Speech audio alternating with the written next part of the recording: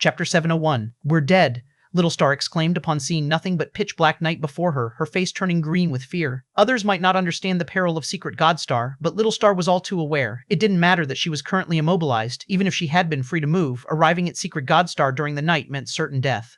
Perhaps it was psychological, but in this darkness where she couldn't see her hand in front of her face, Little Star felt as though countless monsters were gaping with opened maws, ready to swallow her whole at any moment. Suddenly, Little Star saw a white glow illuminate a small area before her. "What's that?" she exclaimed with surprise and delight. The darkness of Secret Godstar couldn't be lit up by just any light. Upon closer inspection, she immediately realized Lin Shen was holding her with one hand and clutching what looked like a rough-hewn bow in the other. The soft white glow was emanating from that bow. Little Star caught a clear view of the bow and was taken aback. How did the sun-shooting bow end up in his hands? No wonder he didn't die in Secret Godstar, but how did he get this bow? Lin Shen discerned his direction and then rapidly made his way towards the Mountain God Temple. He had asked Wei Wufu to wait for him there, and, unless something unforeseen happened, Wei Wufu would surely not leave. Don't just run off. Even with the sun-shooting bow, Secret Godstar is not a place you can just barge into, Little Star cried out. Think hard about how you want to get out. If we can't leave, then you'll have to stay here with us, Lin Shen said, bringing her along to pressure her into revealing another escape route, if there was one. How many times do I have to tell you before you believe me? I only know the way out through the gate of Celestial Court. That's the only way. If you don't believe me, you can look for yourself, Little Star said through gritted teeth. Lin Shen ignored her and continued towards the area where the Mountain God Temple was located, and indeed he saw a cluster of white light from afar. It was Wei Wufu holding the Jade Decree. Wei Wufu, seeing Lin Shen, came forward to meet him. After they met, Wei Wufu looked at Little Star whom Lin Shen was holding and was slightly surprised. Little Star was even more astonished to see Wei Wufu. She had thought that only Lin Shen had survived. Unexpectedly, the other Fu hadn't perished either. As for the Jade Decree in his hand, Little Star couldn't discern its origin. It says there's no other way out except through the gate of Celestial Court, Lin Shen told Wei Wufu. If it really comes down to it, you should undergo nirvana here. After that, we can leave together by ascending the Jade level and exit through the gate of Celestial Court.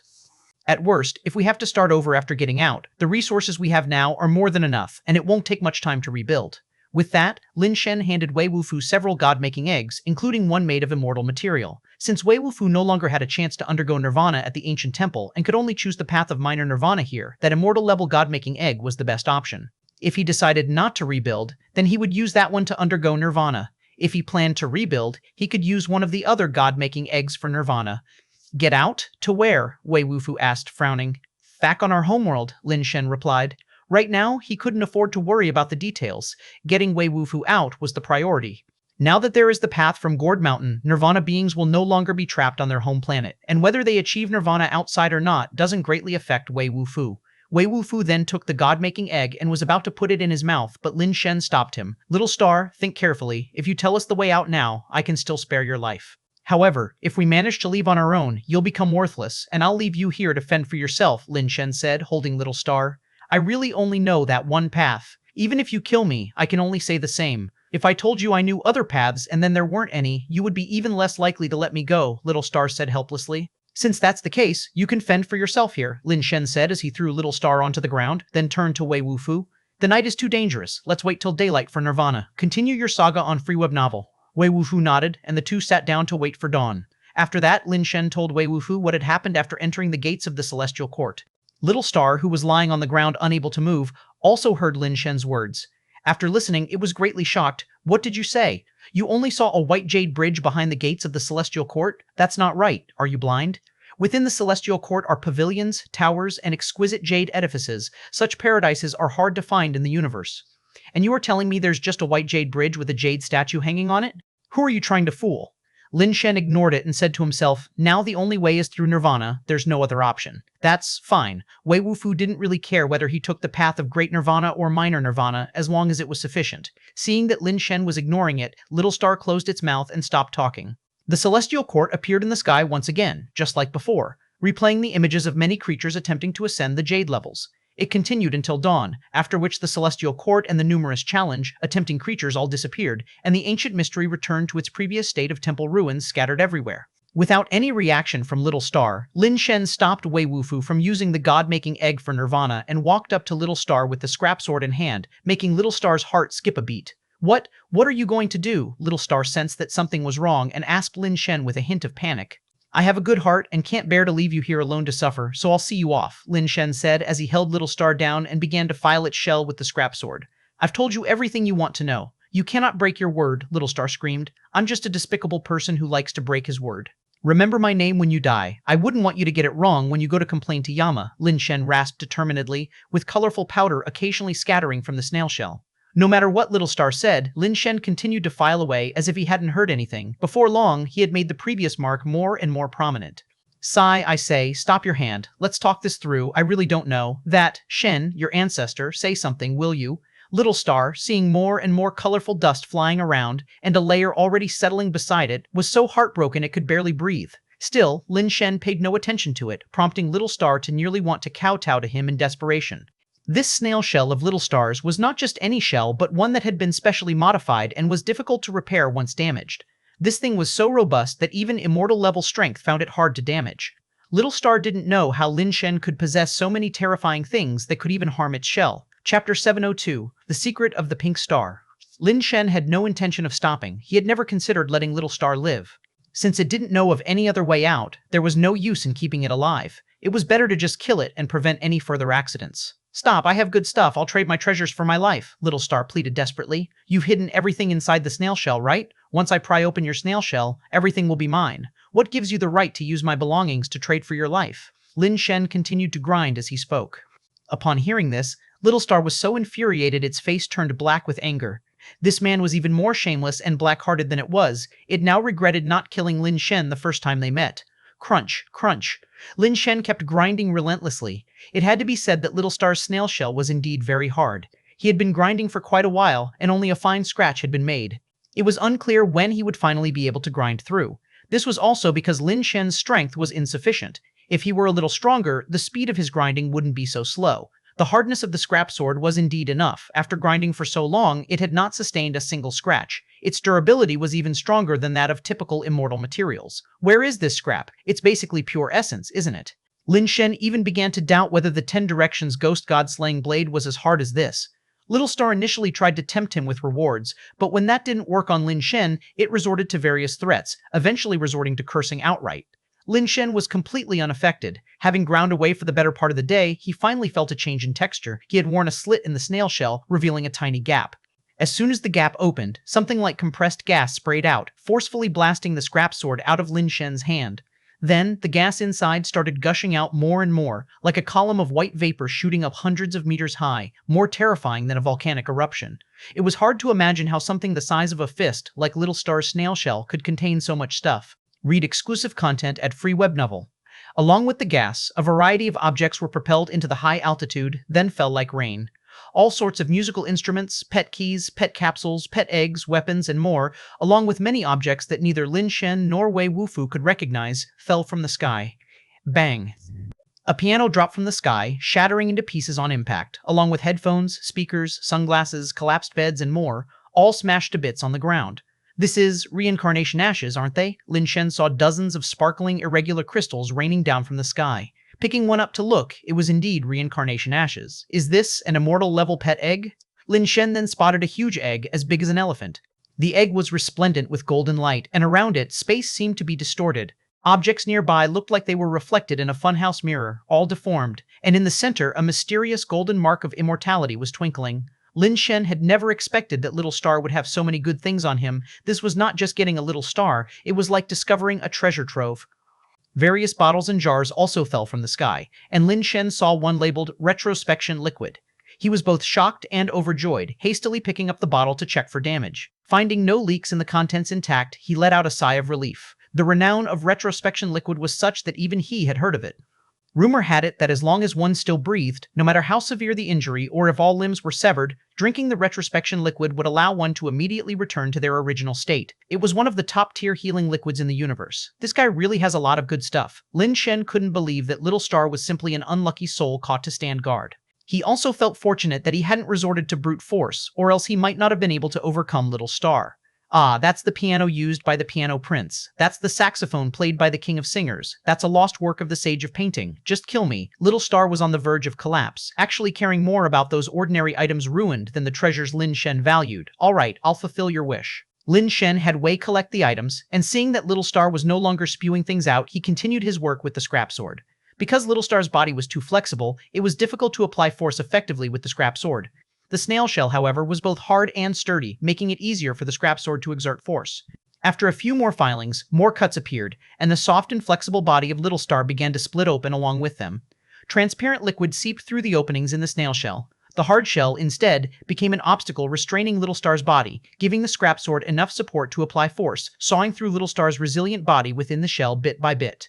"You beast!" Little Star let out an inhuman scream, but to Lin Shen, it was utterly pointless.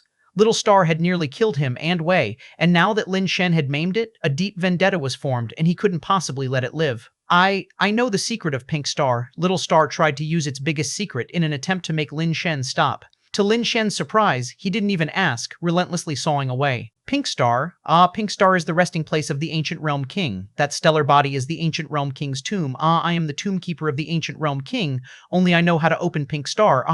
The Ancient Realm King isn't really dead. When he resurrects, he will drain all the vitality from your planet. All living beings on the planet will die." Little Star screamed while revealing a terrifying secret. "Do you think I would believe you? If it were as you say, would someone like the Ancient Realm King leave a living being who knows the secret?" Lin Shen said coldly. He didn't want to leave me alive either, but he had no choice. If I died, Pink Star would lose its effectiveness, unable to nourish his corpse, and he wouldn't be able to resurrect, Little Star hastily explained. "Then it's perfect. Killing you, all problems are solved." No, killing me now won't help. The Ancient Realm King's body has already received enough nourishment. Although it hasn't fully recovered, it's enough for him to resurrect. Little Star quickly explained, "Actually, Pink Star is an immortal-level spirit base named Chaos World. I was originally the spirit of the Chaos World, so if I died, the Chaos World would stop functioning normally. The Ancient Realm King extracted me, created this body for me, imprisoned me, and also placed restrictions within my body, incidentally making me guard his tomb." Chapter 703, Nirvana. Form Lin Shen listened with a mix of belief and skepticism. The secrets Little Star spoke of were shocking, yet they didn't seem like lies. "Only I know how to enter the Chaos World. While the Ancient Realm King has not fully recovered and is still sleeping, I can help you enter the Chaos World and kill him. Otherwise, once he awakens, all life on your planet will be drained of vitality and meet an untimely end," Little Star continued. "Why should I believe you?" Lin Shen stopped what he was doing and stared at Little Star. "You don't have to believe me. Just take me back to the Pink Star, which is above the Chaos World, and I can use my special connection with the Chaos World to prove it to you," Little Star hurriedly replied. "First, clarify things for me," Lin Shen said with a frown. Little Star dared not play any more tricks and clearly explained the whole story. Little Star began with its origin, which was so remarkable that Lin Shen found it hard to believe, suspecting it of lying. But such an obvious lie didn't make sense. Little Star wasn't a fool, so why would it fabricate such an absurd tale? Little Star said it was the spirit base of the Chaos World, and the Chaos World was the life base of a realm king from ancient times. After the realm king's death, his life base separated and became free. However, it was discovered by the Ancient Realm King, who used the Chaos World as his tomb and its power to nourish his corpse, waiting for a chance to resurrect. Because the Chaos World has the ability to shield time and space, within it, no cosmic rules from outside can have any effect. Only there, the Ancient Realm King could evade the Deathlight and have a chance of resurrection. Without the protection of the Chaos World, the Deathlight alone would be enough to completely destroy the Ancient Realm King's corpse. You say the Ancient Realm King uses the Chaos World to fend off the Deathlight, but then you say the Ancient Realm King is dead, and only by relying on the power of the Chaos World can his corpse be nourished back to life. Isn't that contradictory? Does the Deathlight go after a dead person? Lin Shen asked with a frown. Little Star replied with a distressed look. "The Ancient Realm King is indeed dead. When he found me, he was already dead. I could sense no vitality in him. He was clearly a dead man. Moreover, I even saw corpse spots on his body. I don't understand how a dead man can still possess such immense power and attract the Deathlight, but I saw it with my own eyes. Right here on the secret God Star, he survived a bout with the Deathlight using his corpse, breaking the light with just a wave of his hand. That power, it seems, even surpassed that of my original master, the Wutai Realm King, and he himself said he was a dead man." Lin Shen looked at Little Star with a complex expression. Everything it said was just too bizarre. Lin Shen asked Little Star some more questions, but unfortunately, Little Star didn't know when exactly the Ancient Realm King might resurrect. However, Little Star had a special connection with the Chaos World. Although the Ancient Realm King had tried to weaken this connection as much as possible, Little Star could still sense that the power of the Chaos World was nearly depleted. Once the power of the Chaos World is completely exhausted, it will lose the ability to shield time and space. By then, the Ancient Realm King would surely resurrect. Otherwise, the falling Deathlight would be unstoppable by anyone. The ancient realm king has hidden in the chaos world for so long, avoiding many instances of the deathlight that should have struck him. Once the deathlight appears again, it is bound to be terrifying beyond measure. An average immortal would not last even an instant under such deathlight and would immediately dissolve into nothingness. Previously, when Little Star accompanied its original master, the Wutai Realm King, he too had used the Chaos World to escape the deathlight several times. When he faced the deathlight again, its terror was beyond any previous deathlight, causing the Wutai Realm King to suffer great damage, leaving almost irreversible injuries. It was precisely because of this reason that the Wutai Realm King ultimately perished. According to Little Star's explanation, once the ancient Realm King was resurrected and left the Chaos World, he would inevitably be welcomed by an extremely terrifying deathlight. The ancient Realm King, reborn from death, would certainly require a vast amount of life force, and if he absorbed life force from the outside world, the human mother planet would undoubtedly bear the brunt. Lin Shen asked many tricky questions, and Little Star answered him without any hesitation, sounding not like she was making up a story. No matter how well a story is concocted, after all, it isn't real, and even more so for such an outrageous tale, it's impossible that there would be no omissions in details. Yet Little Star's responses matched up in every detail, leaving no room for fault-finding. Lin Shen looked at Wei Wufu, who slightly nodded, seeming unable to detect any flaws in what he heard. Lin Shen temporarily abandoned the idea of killing Little Star and discussed his next move with Wei Wufu. Originally, Lin Shen wanted to take Little Star back to the mother planet first, then go to Pink Star to verify whether Little Star was lying or not. However, Wei Wufu asked Lin Shen to wait for him, as he intended to complete his nirvana with an immortal-level god-making egg, and then follow Lin Shen back via the Jade level. Little Star adamantly refused to disclose the method for leaving the secret god star, suggesting there might truly be no other way out. Lin Shen thought about it and decided that Wei Wufu had no other choice, and that waiting any longer would be a waste of time, so he agreed to his proposal. Under Lin Shen's protection, Wei Wufu swallowed the god-making egg that was made from immortal materials. Right before Lin Shen's eyes, strands of purple light emerged from within Wei Wufu's body, gradually forming into a huge purple light cocoon. Moreover, the light of the purple light cocoon grew stronger, to the point that during the darkness of night, its brilliance continued to intensify, illuminating the nearby area as if it were daylight. What is going on with this man's power of nirvana? Why is it so strong? Even the Wutai Realm King during his nirvana had never possessed such frightening nirvana attributes. Little Star watched the purple light cocoon, glowing like an elliptical purple sun, with a look of shocked uncertainty in her eyes. The originally dark night, under the glow of that light cocoon, allowed the scenery within several hundred miles to be still clearly visible. Suddenly, the purple light cocoon began to twist, gradually transforming into a giant purple light-emitting demon god with purple armor, purple helmet, purple boots, and purple crown, draped in a white robe that too surged with purple light. Read new adventures at Free Web Novel. On his face grew a third eye, and behind him a pair of purple phoenix light wings that covered the sky, as if he had stepped out of the Chaos World, an ancient demon god incarnate. His fleshly body had completely crystallized, no longer showing any characteristic of humanity. Lin Shen knew that Wei had entered his nirvana form, and now Wei was a nirvana creature. If he couldn't withstand the influence of nirvana on his consciousness, he would remain in this state forever, become a nirvana creature, and never return to human form. Wei Wufu, like a demon god, looked coldly at everything around him, without a trace of humanity to be seen. Chapter 704, Purple Fighting Mirror Realm. Lin Shen watched Wei Wufu with tension, knowing that with Wei Wufu's ability combined with Old Tai's secret technique, he should not fall into a subhuman state. However, Wei Wufu had used an immortal-level god-making egg, which indeed presented too high a difficulty for an average ascender to achieve nirvana with. Wei Wufu stood motionless. Hours had passed, and his body maintained the state of a nirvana creature without reverting back to human form. "No way, don't let anything go wrong," Lin Shen murmured anxiously in his heart. Fortunately, Lin Shen's worries were somewhat unnecessary. The reason Wei Wufu remained in the state of a nirvana creature was purely due to the overwhelming energy of the god-making egg. It wasn't until dawn that a purple flame suddenly ignited on Wei Wufu's body. Wherever the flame burned, his crystallized body regained its flesh and blood form. Before long, Wei Wufu returned to his original appearance, and that indifferent gaze gradually cleared. Lin Shen quickly tapped 10 times on an acupoint of Little Star to seal its hearing and speech abilities. Then, with his back to Little Star, asked Wei Wufu, "No problems, right?" "A bit, no problem, mutation, superbase," Wei Wufu pondered as he replied. Upon hearing this, Lin Shen was overjoyed. "All of them? Nirvana attributes? All?" Wei Wufu confirmed. Lin Shen was delighted beyond measure. Wei Wufu's base change talent and life base were both of mutant quality before, yet this time, after undergoing nirvana, they had evolved into super base, marking a tremendous enhancement. However, the material of the immortal-level god-making egg was only mutant. It should not be possible for it to elevate Wei Wufu's nirvana attributes to super base level, let alone turn both his base change talent and life base into super base. Lin Shen thought of a possibility. Wei Wufu had previously allowed Lin Shen to observe his evolution skill. At that time, Lin Shen's evolution theory had even entered Wei Wufu's body and circulated within.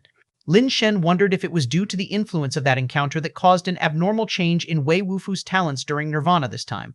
Lin Shen intended to find someone to test this later. If evolution theory truly could affect another's talent quality, it would be utterly insane. Now was not the time to ponder these things. Wei Wufu had successfully achieved Nirvana and tested his power of Nirvana. Wei Wufu's Nirvana attribute was named Purple Fighting Mirror Realm. At the start of the test, Lin Shen found its destructive power to be strong, but not impressively so. But when Lin Shen summoned Death Powder to battle with Wei Wufu, he was taken aback. The Purple Fighting Mirror Realm could actually simulate the power of Nirvana of Death Powder. Although the Deathlight Wei Wufu simulated wasn't as strong as Death Powder's, it clearly possessed the characteristics of Deathlight. Upon close investigation, they found that the Purple Fighting Mirror Realm could mimic an opponent's Nirvana attributes, but it only simulated the characteristics, not the strength, which remained its own. Although Lin Shen had no interest in imitating others, it didn't prevent him from envying Wei Wufu for having such an ability. The only downside was that this simulation required contact with the opponent's Nirvana attributes to be activated, and it wasn't something that could be switched at will. Once switched to another Nirvana attribute, one would have to make contact again to simulate it anew. Such a Nirvana attribute is indeed suitable for Old Wei. If it were mine, it would hardly be of any use. Lin Shen thought to himself that mimicking an opponent's Nirvana attributes seemed pointless for him. His skills were unique, requiring a matching strength to be powerful. He didn't need, nor could he, imitate others. Although Wei Wufu had only undergone Nirvana once because he used an immortal-level god-making egg, his Nirvana attribute was stronger than those of many who had undergone Nirvana multiple times, with the only exception being the intensity of Death Powder. As nighttime fell and the Celestial Court appeared once again, Lin Shen asked Wei Wufu to ascend the Jade Steps first. If anything unexpected occurred, Lin Shen would be able to summon the Guardian Spirit for help in resolving the issue. Wei Wufu, dressed in his white robe and surrounded by a purple aureole, ascended the Jade Steps. A moment later, thunder and fire raged together. Braving the thunder fire, Wei Wufu advanced step by step up the Jade Steps. After his Nirvana, both his attribute and talents had greatly enhanced. On the Jade Steps, his performance was even more formidable than that of the Golden Colossus. To Lin Shen's astonishment, the power of Nirvana within Wei Wufu had transformed into Thunderfire attributes, merging with the surrounding thunder and fire. He ascended the Jade Steps effortlessly, without any mishaps, and made it directly to the doors of the Celestial Court.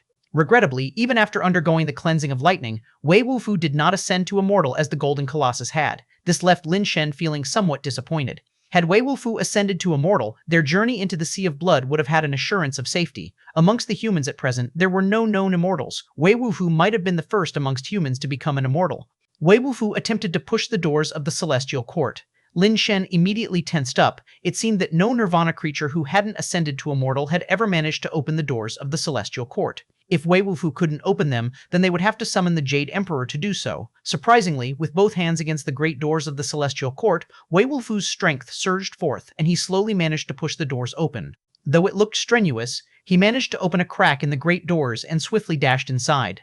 The doors closed with a thunderous boom, but within, there was no sound of a divine title being bestowed.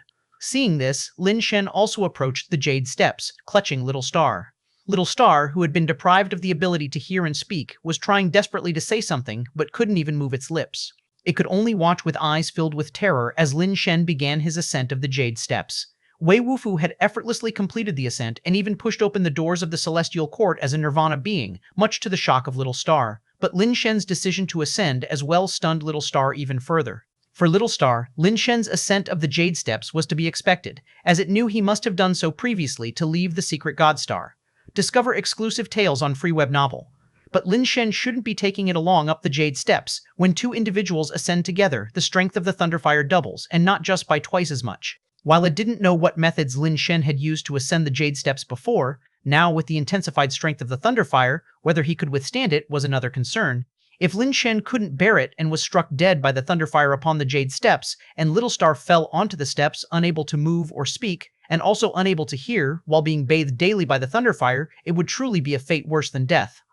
After Lin Shen began his ascent of the Jade Steps, he activated all his skills, intending to endure the baptism of Thunderfire and ascend.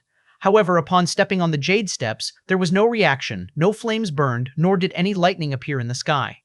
Chapter 705, Special Treatment. Could it be because I've already walked up once before, that the Jade Stairs no longer greet me with a baptism of Thunderfire? Lin Shen speculated. Having less trouble was better, Lin Shen walked straight up, and neither flames nor lightning ever appeared. Discover exclusive tales on free web novel. Little Star's eyes widened in disbelief at what was happening.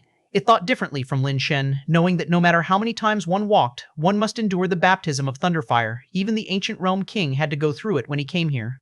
Of course, the baptism of Thunderfire was no different from taking a hot bath for the ancient realm king. But effective or not, the baptism of Thunderfire was inevitable, and the Realm King was no exception. How could it be that Lin Shen walked up the Jade Stairs without encountering the baptism of Thunderfire? Little Star wondered if the Jade Stairs were broken, but Wei Wufu had just passed, so it definitely wasn't an issue. What's the deal with this guy? He's too weird, Little Star thought, puzzled. After racking its brain, it still couldn't figure out how Lin Shen did it. It suspected that Lin Shen had some treasure that allowed him to avoid detection by the Jade Stairs, thus preventing the thunder and lightning. However, when Lin Shen arrived in front of the Celestial Court's gate, Little Star was shocked to discover the Jade Stairs had definitely detected Lin Shen. Because when Lin Shen reached the gate, before he even pushed it open, the doors of the Celestial Court swung wide as if greeting a guest, automatically opening in full. If Little Star could talk now, it would definitely exclaim in surprise. What kind of treatment was this? Not even the Celestial Court's doors had opened automatically for the Ancient Realm King, who had to push them open himself to enter. What on earth is going on with this guy? Is he really human? Little Star was extremely shocked. Even though it had followed 2 Realm Kings and was worldly wise, Little Star had never seen such an odd person. After stepping through the gate, Lin Shen saw Wei Wufu and the White Jade Bridge. Looking back at the automatically closing doors of the Celestial Court, Lin Shen lifted the restrictions on Little Star's hearing and voice. Didn't you say that this place has pavilions, terraces, and open halls, and is like a celestial realm? Lin Shen held Little Star in his palm to give it a clear view of the inside. How can this be? Little Star's eyes widened in astonishment. This celestial court was nothing like it remembered. Seeing that it truly knew nothing, Lin Shen continued to walk forward with Wei Wufu. Little Star kept muttering things like impossible and how could this be to the side, which were totally unhelpful. Lin Shen, annoyed, resealed its voice and hearing. The two flew swiftly, with Wei Wufu's speed already surpassing Lin Shen's. Wei Wufu pulled Lin Shen forward as they flew, saving a lot of time compared to when Lin Shen had been alone on his last visit. After going through the White Jade Tower, they finally returned to the vicinity of Dark Bird Base. Wei Wufu headed back to Tiancheng, while Lin Shen planned to go to Sky Pinnacle Star. This time, he returned to his home planet intending to achieve Nirvana, but now he couldn't and had to find out the root cause. After all, Pink Star had been there for so many years, and even if the Ancient Realm King was really inside, it wasn't urgent at the moment. Nirvana was more important. Because the teleporter of their home planet could not transport beings above the Ascension level, they originally thought they could not take Little Star with them and might have to take the route through the Golden Buddha Temple. Who would have thought that upon trying, they actually managed to teleport Little Star directly? Seeing this, Lin Shen also hurriedly reactivated the teleporter and followed right after. Upon arriving at Giant Ring Star, Lin Shen asked Tian Xun to check his body, wanting to understand exactly what his current situation was. Tian Xun examined for a long time but couldn't discern any problems. This situation is unheard of, and we can only speculate that the strength of the body is too great, leading to the inability to enter the Nirvana state. Tianxun pondered for a moment and said, "You needn't worry, I know someone who should be able to discern the problem. However, that person isn't with the Celestial race, you'll have to make a trip to the Butterfly Clan." Tianxun decided to personally take Lin Shen to the Butterfly Clan, as she had a very good relationship with someone there. In the current ranking of races, the Butterfly Clan was placed very low. In the last ranking battle, the Butterfly Clan had made it into the top 10,000. This time, however, they were almost out of the 100 million ranking. Tianxun told Lin Shen not to underestimate the Butterfly Clan because of their low ranking, as their true strength was far greater than what their ranking suggested. Tianxun even suspected that if the Butterfly Clan seriously contended for ranking, they might have the standard to enter the top 20. The person they were going to seek this time was called Fate, a Star Lord of the Butterfly Clan. Fate was a very famous figure in the universe, and his abilities were of immense use in healing and recovery. Regenerating a lost limb was just the most basic task for Fate, who also excelled at solving various body mutations. For instance, if there were too many Nirvana occurrences, causing the body to develop uncontrollably in a non-human direction, Fate usually had a way to control or cure it, given timely intervention. The fact that Tianzhu had been able to hold on until now was partly due to Fate's efforts. However, Tianzhu's situation was too special, and since he himself did not wish to give up his current Nirvana attributes, there was nothing Fate could do except help control them. The Butterfly Clan's ranking wasn't high, but the planets they actually controlled were enough to rank them among the influential and prestigious families. As a Star Lord, getting Fate to offer assistance wasn't something just anyone could achieve. If it weren't for Tianxun coming along, Lin Shen himself might have found it very difficult to even meet Fate. Even so, when Tianxun arrived, she still brought many gifts of incalculable value. Lin Shen observed that on the planet there were various flowering trees everywhere, with multitudes of small flowers, and individuals from the butterfly clan flapping their wings in pairs, frolicking among the flora. When Lin Shen met Fei, he was slightly surprised. Upon hearing the name Fei, he had thought it would be a male, but Fei turned out to be a beautiful female butterfly clan member. She was dressed in a white gauze attire, tall and slender with pale skin, legs incredibly long, and her back adorned with lacy white transparent butterfly wings which bestowed upon her an air of nobility and elegance, while also radiating a seductive feminine allure. Fei was half a head taller than Lin Shen, and with her wearing silver high-heeled shoes, she stood a full head taller than Lin Shen. Standing before her, he felt like he was being looked down upon by a queen. When Fei saw Tian Xun, she embraced her warmly and then turned to Lin Shen, asking, "Xun, is this your little lover?" "Yes, he's having a bit of trouble with his body and needs your help," Tian Xun said earnestly. Fei smiled faintly. "You're my best friend, and he's your little lover, so naturally I will take good care of him, rest assured." Chapter 706, Bing Leia. While the three of them were talking, Fei's communicator rang. She apologized and then went out. Soon after, when Fei returned, she apologized to Tian Xun. "I'm sorry, my friend, there's a bit of an emergency that I need to deal with. You all rest here for a while, and I'll be back." After saying that, Fei hurried off.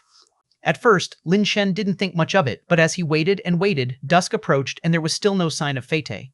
"Darling, your good friend seems very busy," Lin Shen said, feeling somewhat baffled. They had been waiting all day without a single word or message from her. Tian Xun laughed. "Ah, she is probably treating some big shot. Fei is not a complicated person. She just loves money a lot and is very fair. Whomever pays her more, she treats first. There must be someone who offered her more than us. After she's done with those paying more, it will be our turn." "Aren't you two good friends?" Lin Shen was flabbergasted. "It's precisely because we respect one another's principles that we can be friends," Tian Xun said, chuckling. "The things you brought seem very valuable. There shouldn't be many who offered more than us, right? Why hasn't she come back after so long?" Lin Shen mused. Tian Xun shook his head. "You're wrong to think that way. The things we've brought aren't much, really. Most of those who come here for treatment from Fei are suffering from the pain of nirvana, which means most of the visitors are top nirvana cultivators. And, unless they can't control it and are about to turn non-human, nobody would come here. This implies they're seeking Fei to save their lives. When someone's life is hanging by a thread, they tend to be quite generous. The wealth of a top nirvana cultivator can't be compared to these trinkets of mine, so we better continue to wait patiently." "No more waiting, everybody here is wealthy. Send a message to Fei, I want to be seen first," Lin Shen said, taking out a reincarnation ash. "Tell her she gets this as her reward for treating me first." Tian Xun smiled and snapped a photo of the reincarnation ash to send to Fei. It wasn't long before Fei entered with a beaming smile. "Oh, my dear friends, I've kept you waiting, and for that I'm truly sorry. It's been really busy lately, but now I'll treat your little lover. So, what's wrong with him? Too many nirvanas leading to non-human transformation." "It's not that, he hasn't yet." Tian Xun hadn't finished speaking when Fei's communicator rang again. "I'm sorry," Fei excused herself as she answered the call. When she returned, she again apologized with a regretful look. "I'm really sorry, Tian Xun. Please wait a bit longer, I'll be right back." "Wait," Lin Shen said, tossing another reincarnation ash to Fei. He truly didn't want to wait anymore. Life's time couldn't be measured by money. He didn't care one bit about spending freely since all these items were acquired from Little Star. Fei caught the reincarnation ash and, looking at it, her face lit up with joy. "Tian Xun, you have a good eye, finding such a wealthy and generous little lover. I'm starting to envy you." Fei sent a voice message over her communicator and then closed the door, ready to start treating Lin Shen. As Lin Shen was describing his situation to Fei, sudden footsteps sounded outside the door, which was then pushed open, and a person entered. The newcomer's race was indiscernible, cloaked in blue carapace that wrapped around their entire body, concealing any distinctive features and making it impossible to determine their race. However, observing the carapace that seemed akin to blue jade and its intricately detailed gothic armor-like form suggested their evolution skill must be extraordinary. "Fei, no matter how much they offer, I will give you double. I want to start the treatment right now, immediately." The person in the blue armor scanned Lin Shen and Tian Xun, saying coldly. Lin Shen looked at the person in the blue armor, took out his bag containing reincarnation ashes, then poured dozens of reincarnation ashes onto the table, and looked at the blue-armored person asking, "Where's your double? Show it first." The person in the blue armor didn't move, his gaze chillingly fixed on Lin Shen as he said, "Lin Shen, I know who you are, but do you know who I am? I could kill you, and even the celestial race couldn't save your life." "So the double you spoke of earlier doesn't count anymore," Lin Shen said, unfazed. "Fine, you want to die, I'll oblige you. Just don't dirty Fei's place," said the blue-armored person as he turned and started walking outside. Fei stood up to intercept Lin Shen and said, "Don't start a conflict with him. He is Bing Leia. You guys wait here for me." With that, Fei quickly left the room, persuading Bing Leia to go to another room. "Bing Leia is here? Does he also have a problem with his body?" Tian Xun said, somewhat surprised. "Is he very famous?" Lin Shen asked. Very famous. Bing Leia of the Snow Clan is an extremely terrifying top Nirvana cultivator. His Yin Ice Thunder Chi is a very bizarre power of Nirvana. Many top Nirvana cultivators have died at his hands, not even knowing how they died. Tian Shen pondered. We're here to get treatment for our bodies, let's not complicate things unnecessarily. Lin Shen had heard about the Snow Clan quite a few times recently. With their high-ranking species and formidable power, Lin Shen thought there was really no need to get upset with them, so he sat down to wait, effectively conceding. However, just as Lin Shen conceded, there were those who wouldn't let him. As Lin Shen and Tian Xun were waiting in the room for Fei Tei's return, Tian Xun received a message from Fei Tei that Bing Leia was taking her back to the Snow Clan to treat him and would not be back for some time. Is Bing Leia doing this on purpose? Lin Shen's face darkened as he looked at Tian Xun and asked. Tian Xun's expression grew grim as well, and he stood up saying, "Let's go, we need to intercept the people at the teleportation station." Bing Leia was clearly targeting Lin Shen, insisting on taking Fate away so she couldn't treat Lin Shen. While Bing Leia couldn't feasibly keep Fate in the Snow Clan forever, those coming to Fate for treatment undoubtedly had serious issues. If he kept Fate in the Snow Clan for a while, Lin Shen would surely suffer much discomfort. Find your next read at Free Web Novel. However, Bing Leia didn't know whether it was Lin Shen or Tian Xun who was having health problems. That didn't matter to him, as long as he could cause Lin Shen discomfort, that was enough. Just as Bing Leia was about to reach the teleportation station with Fei Tei, they were blocked by two figures descending from the sky. Bing Leia, is there really a need to take things this far? Tian Xun said, looking at Bing Leia. I, Bing Leia, have always been decisive in my actions. Are you only realizing this today? Bing Leia said with cold arrogance.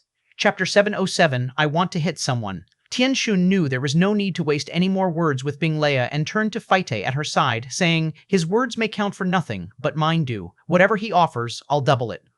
Before Bing Leia could speak, Fei Tei pulled Tian Xun aside and said, Sis, it's not that I don't want to help you. The Snow Clan and our Butterfly Clan have cooperated in developing several planets, and now the clan leader has personally ordered me to go with Bing Leia. I can't refuse.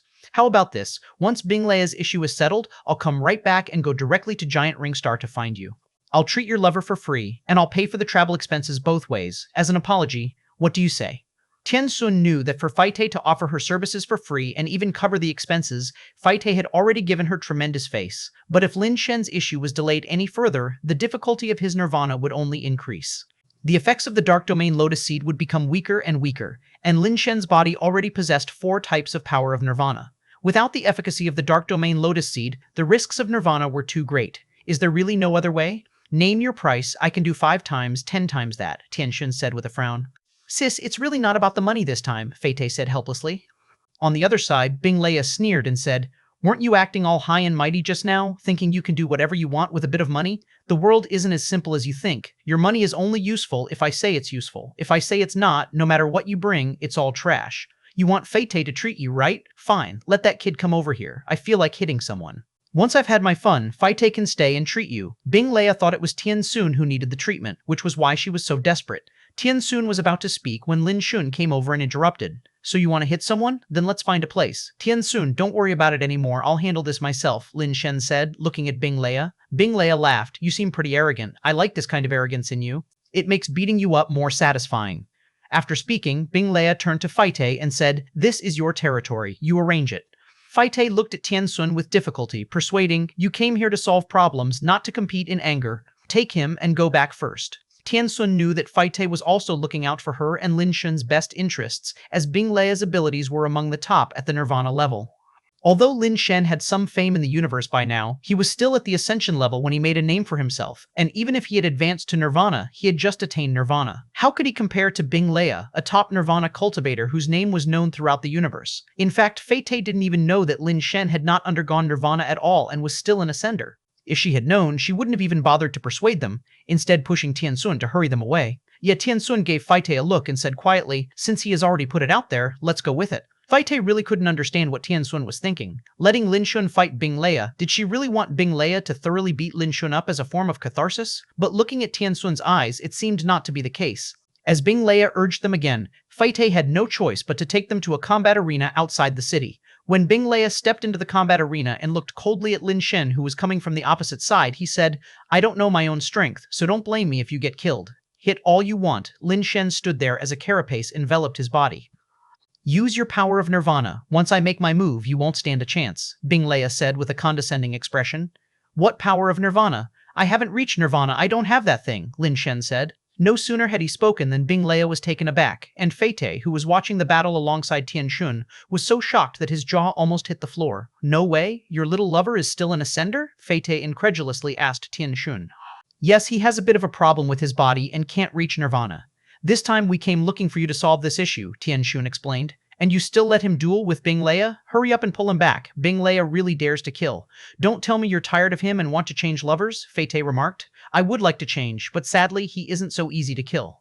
She was aware of Lin Shen's condition. Even 4 kinds of base mutation forces hadn't enabled Lin Shen to reach nirvana, and his body had become incredibly strong. Even if Bing Lea wanted to hurt him, it wouldn't be easy. Experience news stories on free web novel. After being stunned for a moment, Bing Lea actually started to laugh. "Want to play the hero to the rescue? It's not easy being a hero, you might even leave your life behind."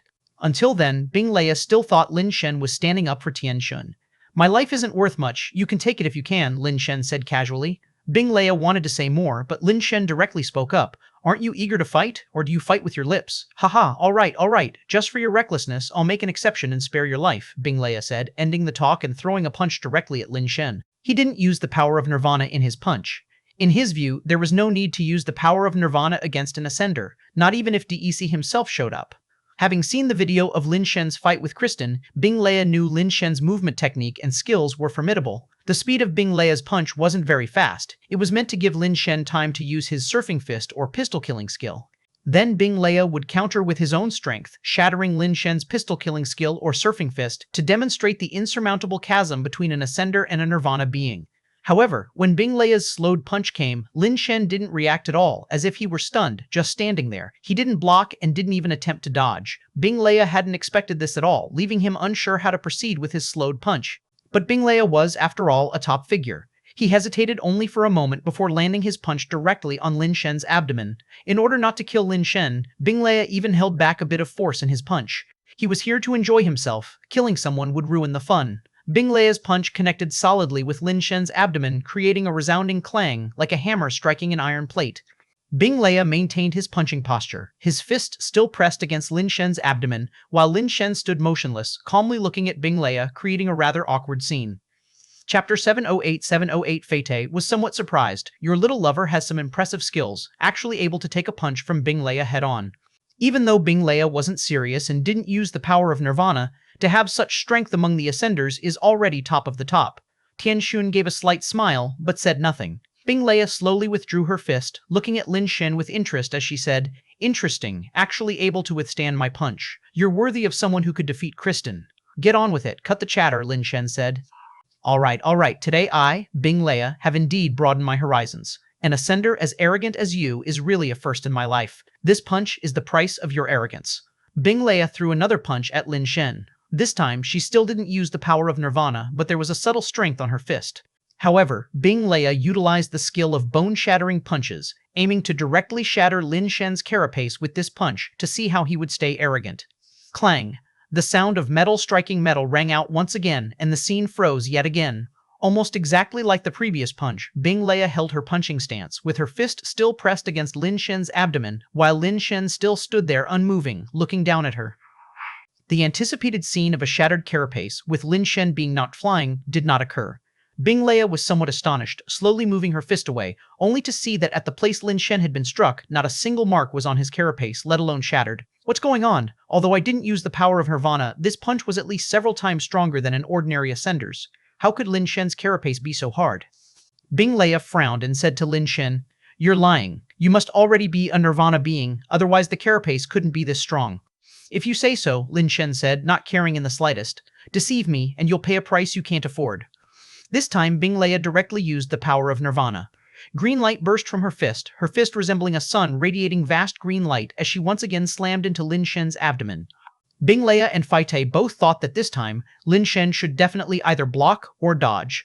Who knew that Lin Shen still stood there without moving an inch, letting Bing Lea's fist, infused with the power of nirvana, pound against his carapace. Bing Lea's power of nirvana was a type of soft force called absolute yin thunderlight.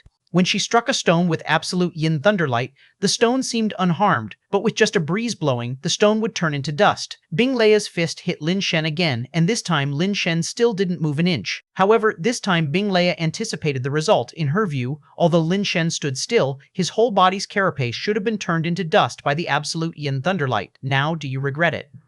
Bing Leia coolly withdrew her fist and stood up straight, flicking Lin Shen's forehead with a swift and graceful movement that was 7 parts casual and 3 parts dashing. In Bing Leia's imagination, this flick would cause Lin Shen's whole body, his carapace already turned to dust, to scatter. Bing Leia stood there waiting for this image to unfold, but after 1 second, 2 seconds, 3 seconds passed, Lin Shen still stood perfectly fine, his carapace showing no signs of turning to ash. Impossible. Bing Leia thought she hadn't put enough force in that flick, so she pointed several times more at Lin Shen's forehead, but the sensation was still hard, not to mention turning to dust. There wasn't even a scratch. Bing Leia's gaze gradually grew colder as he stared at Lin Shen and said, "Very well, it seems your power of nirvana is of the defensive attribute, capable of blocking 1/10 of my absolute yin thunderlight. Among those at nirvana level, you can also be considered a notable figure. However, it's a pity you've encountered me." With that said, Bing Leia held back no longer, as the absolute yin thunderlight explosively erupted and his fists heavily bombarded Lin Shen's body. This time, Bing Leia didn't hold back at all, and both his absolute yin thunderlight and strength had been unleashed to their most formidable state. Yet under this punch, Lin Shen still stood there, without moving an inch. This time, it should shatter, right?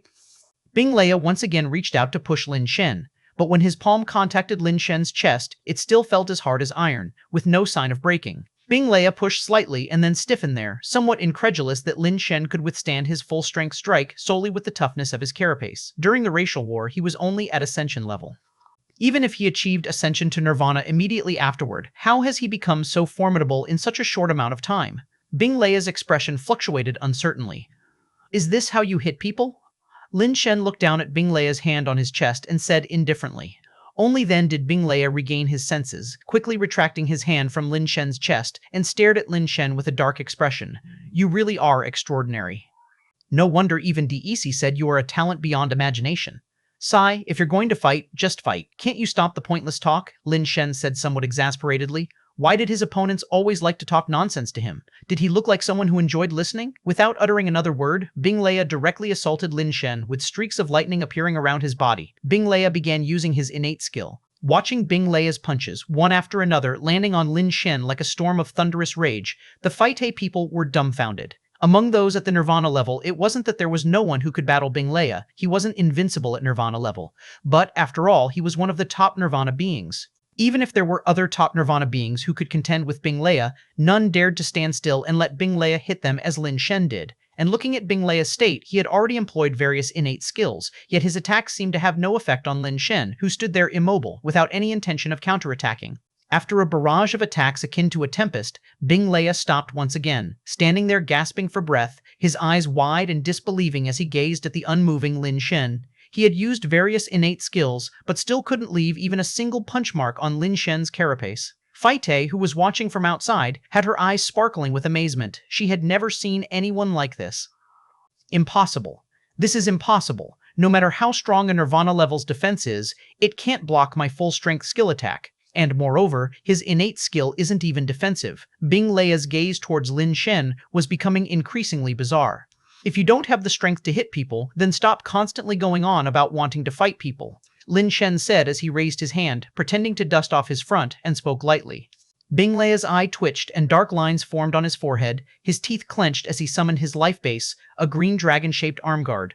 The arm guard enveloped his entire arm, with the fist part forming a dragon head knuckle, while the shoulder piece became a dragon tail shoulder guard, his whole arm covered in green crystal dragon scales.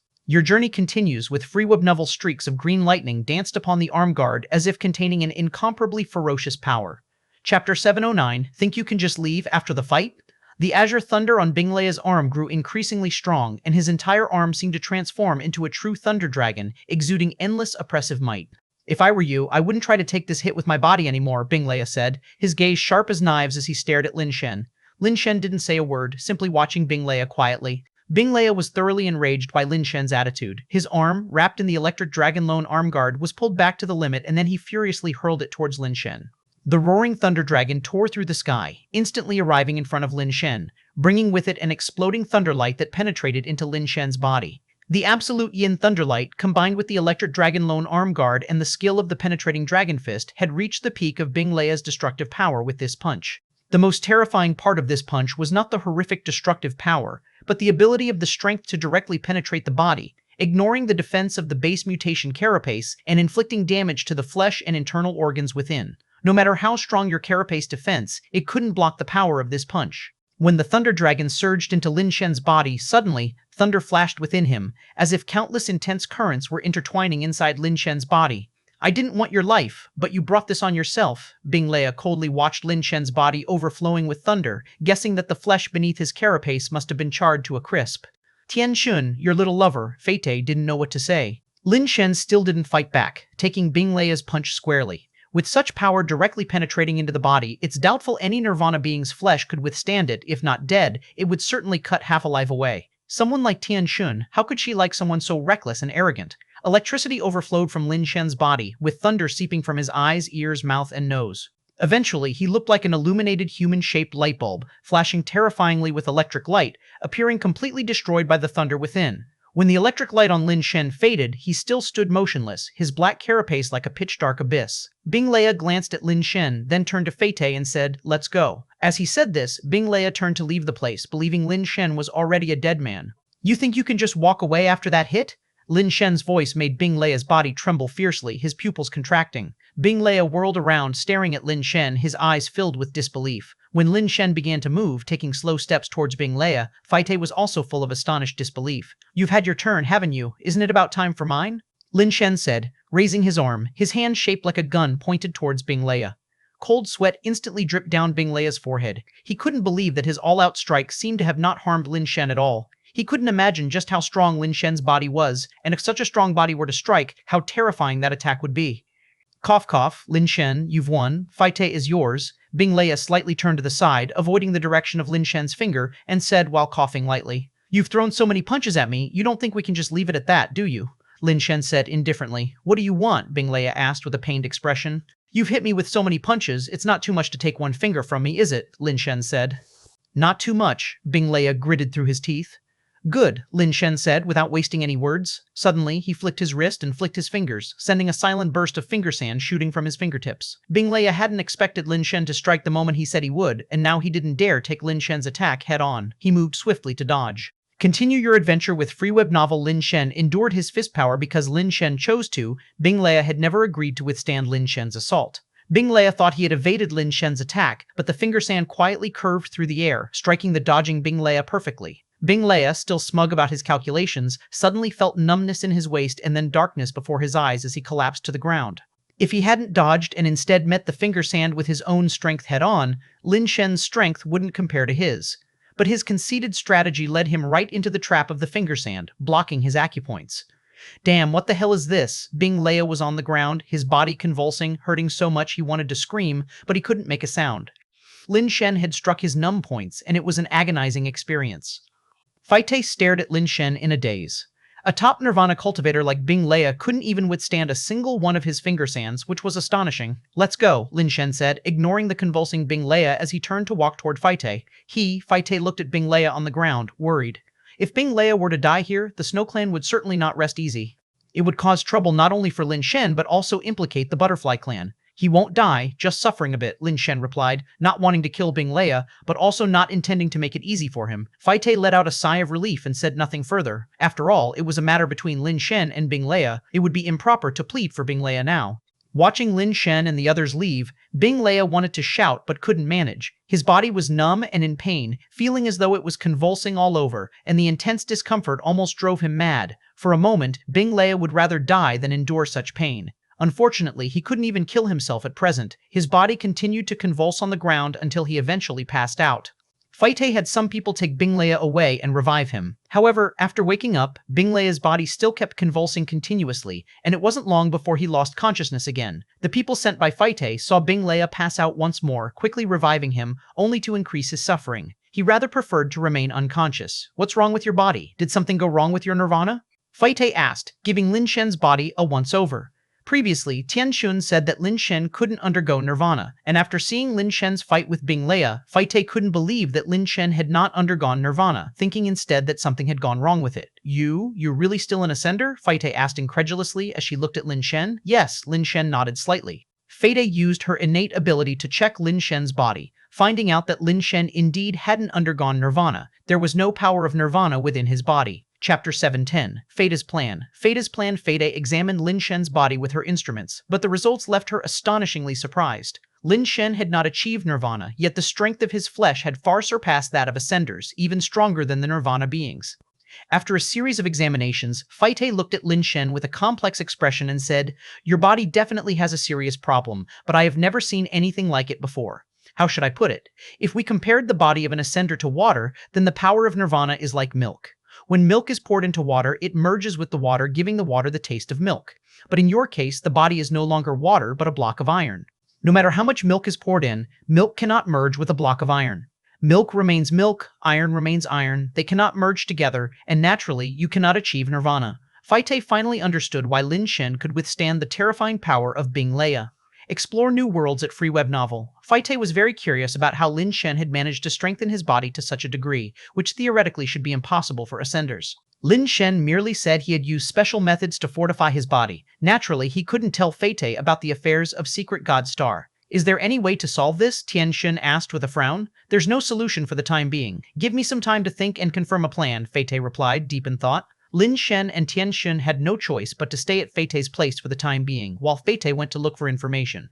When the blockage in Bing Leia's acupoints automatically released, it was already the following day. At this moment, Bing Leia had been tortured beyond human recognition, his eyes vacant, resembling a bullied little wife. After recovery, Bing Leia did not leave immediately. Knowing Lin Shen was still there, he actually sought him out first. "Do you want to continue?" Lin Shen asked, seeing Bing Leia approach again, and he couldn't help but frown slightly. No. Bing Leia shook his head like a rattledrum. "I want to make a deal with you." "I'm not interested," Lin Shen said. "Don't rush to reject it. It won't be too late to decide after you've heard me out," Bing Leia continued on his own. Bing Leia had found a nest of very special mutated nirvana eggs on a planet, but the place was extremely dangerous, and he could not obtain those mutated nirvana eggs by himself.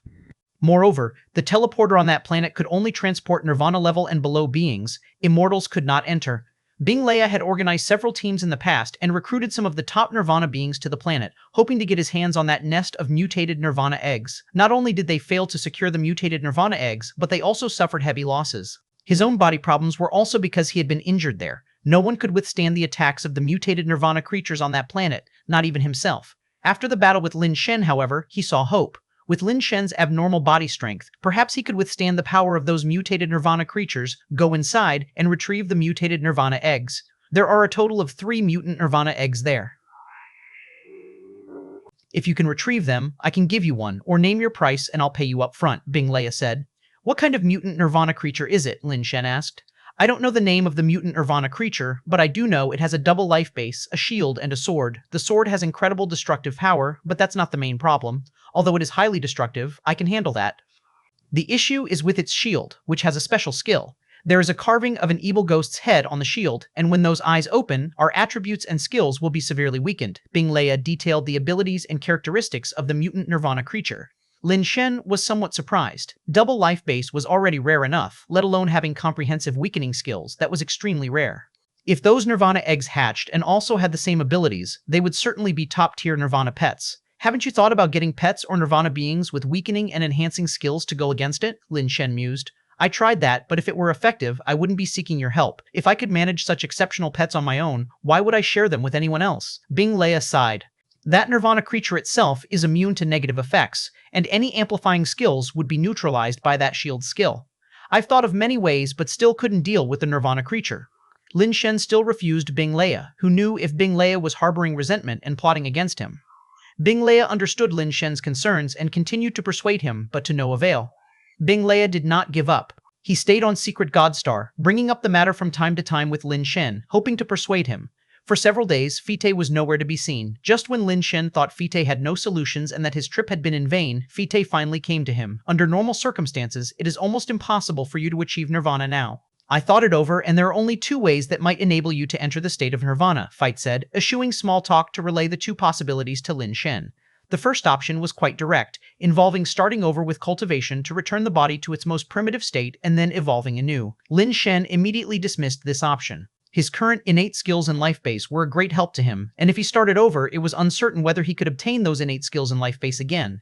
If you don't want to start over, then there's only the second option left. Go to Supreme Academy and find an immortal named Lu Ran. She is a teacher there. Her power of nirvana has a catalytic merging effect. With her power of nirvana, it might catalyze your body and allow your body to merge with the power of nirvana, Fei-Tei suggested. Might? Tianxun frowned slightly. I think this method is feasible, but since it has not been verified, whether it can succeed or not depends on the actual situation, Fei-Tei said. If it works, you can come back and tell me.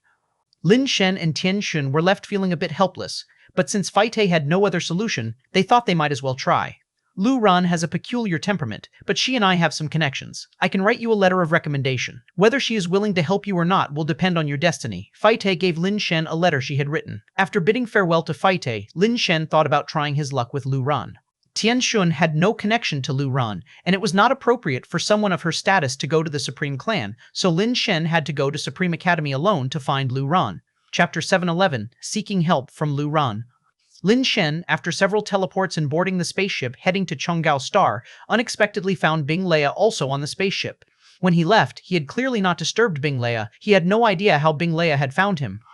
I'm not interested in those nirvana eggs you mentioned. Following me is useless. Lin Shen frowned and said, No rush, no rush. Let's get to know each other first.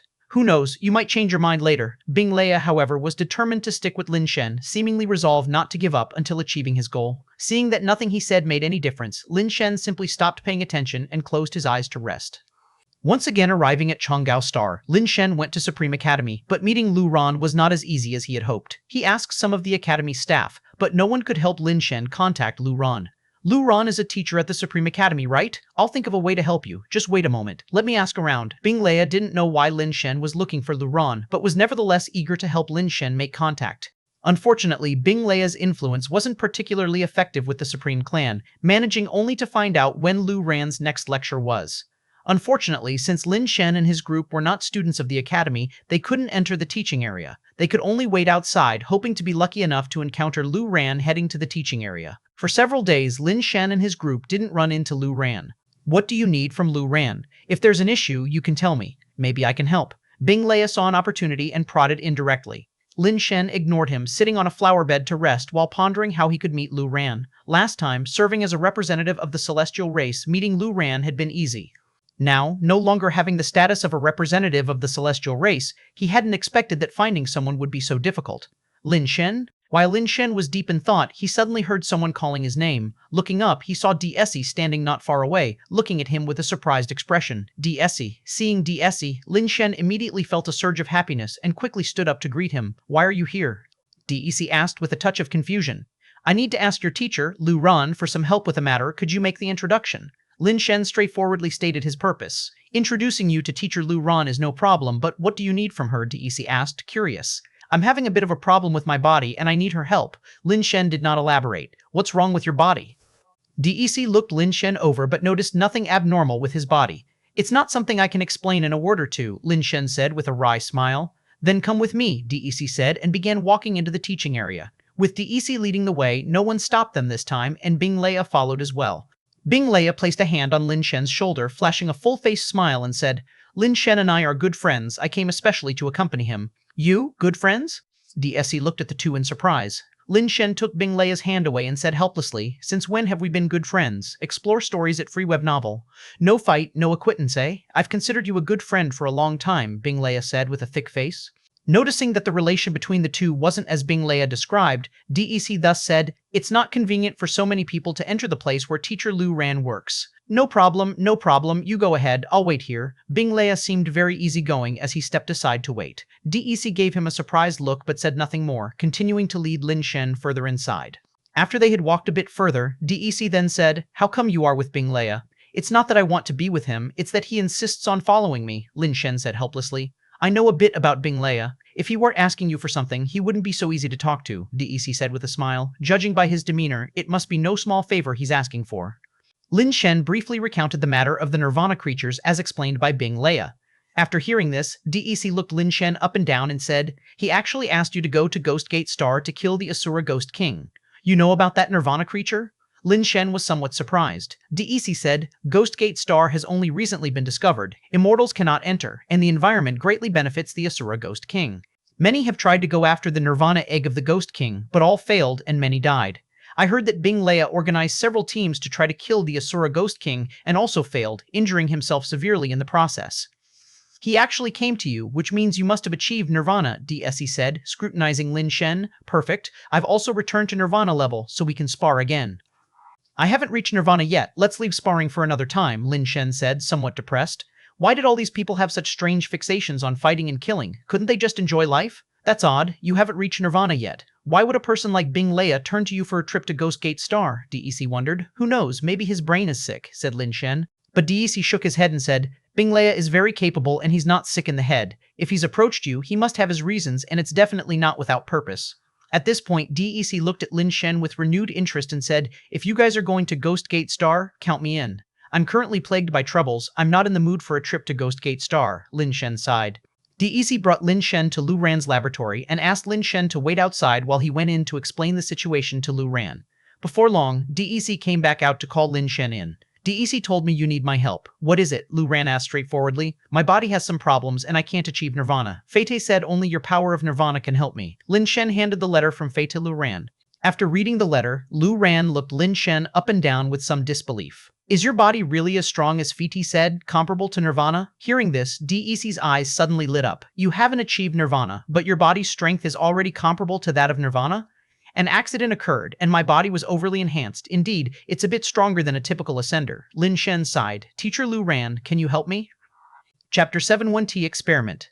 I can help you, but there's a condition, Lu Ran said. Please go ahead. Lin Shen braced himself for a substantial sacrifice, knowing that the conditions of an immortal likely wouldn't be settled with just a bit of money. Find more to read at Free Web Novel. I need you to cooperate with me on an experiment, Lu Ran explained. An experiment? Lin Shen was somewhat surprised. Yes, an experiment.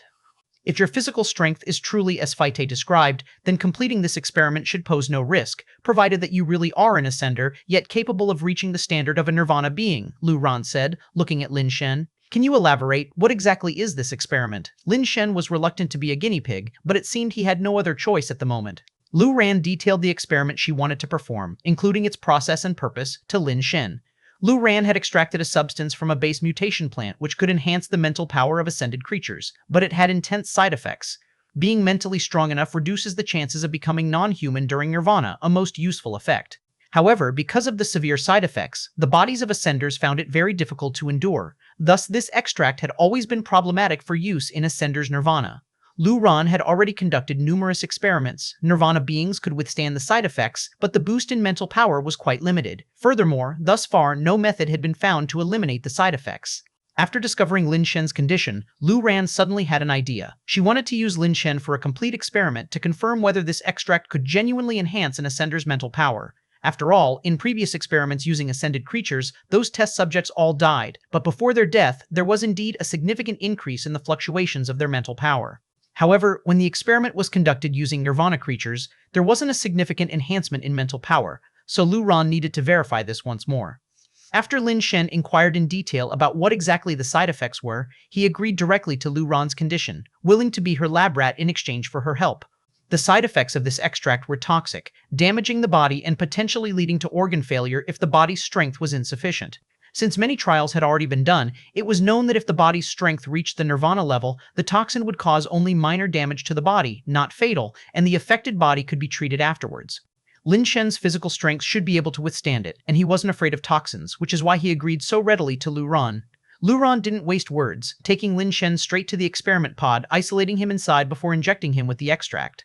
As the extract was injected into his vein, Lin Shen felt a slight chill in his blood vessels, followed by a sharp tug in his brain. It was as if his brain had been pricked by a needle, his mind becoming clearer than ever before. Like a drunk person startled awake, his thinking and memory suddenly became much more lucid. Outside, watching the monitors, Lu Ran saw an obvious increase in the activity of Lin Shen's brain cells on the display. His body showed no apparent side effects, prompting a trace of joy to appear in her eyes. Teacher, you've succeeded, DEC, who had been watching, said with delight after looking at the data on the monitor. Time had passed the critical point for the effectiveness of the extract, and Lin Shen showed no sign of an adverse reaction, while his brain activity remained at a very high level. However, Lu Ran shook her head and said, "It can't be considered a success. We've simply confirmed that the extract can indeed enhance an ascender's mental strength. But Lin Shen's body is too unique to serve as a reference. We can't expect other ascenders to have the same physical strength as Lin Shen." Lu Ran then conducted some simple experiments on Lin Shen, such as memory tests, and found that his memory hadn't significantly improved. Based on her calculations, the level of mental strength enhancement should have substantially increased Lin Shen's memory and other capabilities. Even if he couldn't achieve photographic memory, he should have far exceeded an average person. But Lin Shen's memory was still at a normal level and had not undergone significant change, which made Lu Ran doubt whether the extract had truly been effective. Although Lu Ran said that his memory had not improved and was still at the level of an average person, Lin Shen felt that his memory had gotten stronger than before. He could now remember a string of about 10 digits after hearing them just once. However, Lin Shen felt none of the side effects Lu Ran had mentioned. Aside from a cool sensation at the start of the injection, there were no other reactions. Lu Ran was true to her word. After Lin Shen completed the experiment, she promised to use her power of nirvana to help Lin Shen catalyze and merge with the power of nirvana, allowing him to enter a nirvana state. My nirvana attribute is called Creation Melting Furnace Fire. It has the ability to smelt various attribute powers and can also refine the human body to some extent, decreasing the strength of the body. I have only used this function against enemies. To use it to help someone refine their body and merge with the power of nirvana is a first for me, and I'm not sure if it will succeed. Are you sure you want to try? Lu Ran asked Lin Shen. Let's try it. I have no other path to take, Lin Shen nodded and responded. All right, then let's begin. Lu Ran ignited a small red flame between her fingers, then placed it on Lin Shen's body. Upon contact with Lin Shen's carapace, the flame burned fiercely as if it had found gasoline, engulfing his entire body in a blaze. As time ticked away, Lin Shen felt warmth in his body but completely failed to sense any disturbance in the power of nirvana within him. More than an hour later, the flames on Lin Shen's body extinguished, yet he had not entered a nirvana state. It seems your body is even tougher than I thought. We need to increase the creation melting furnace fire, Lu Ran said as she called forth a blazing fire in her hand and pressed it against Lin Shen. The red inferno enveloped Lin Shen, and this time he felt as though he was immersed in scalding hot water, feeling a slight effect. But as time slowly passed, Lin Shen adapted to the heat, and his body remained unchanged. Lu Ran observed Lin Shen's condition, her brow furrowing slightly as she intensified the creation melting furnace fire once again. Bear with it, this time it should take effect. Lu Ran continuously channeled the creation melting furnace fire into Lin Shen's body, intent on refining it. But no matter how the creation melting furnace fire attempted to refine him, Lin Shen's body showed no change. Feeling that something was amiss, Lu Ran paused and conducted a test with an instrument. She discovered that not only had Lin Shen's body not been refined, its strength seemed to have increased further, leaving Lu Ran stunned.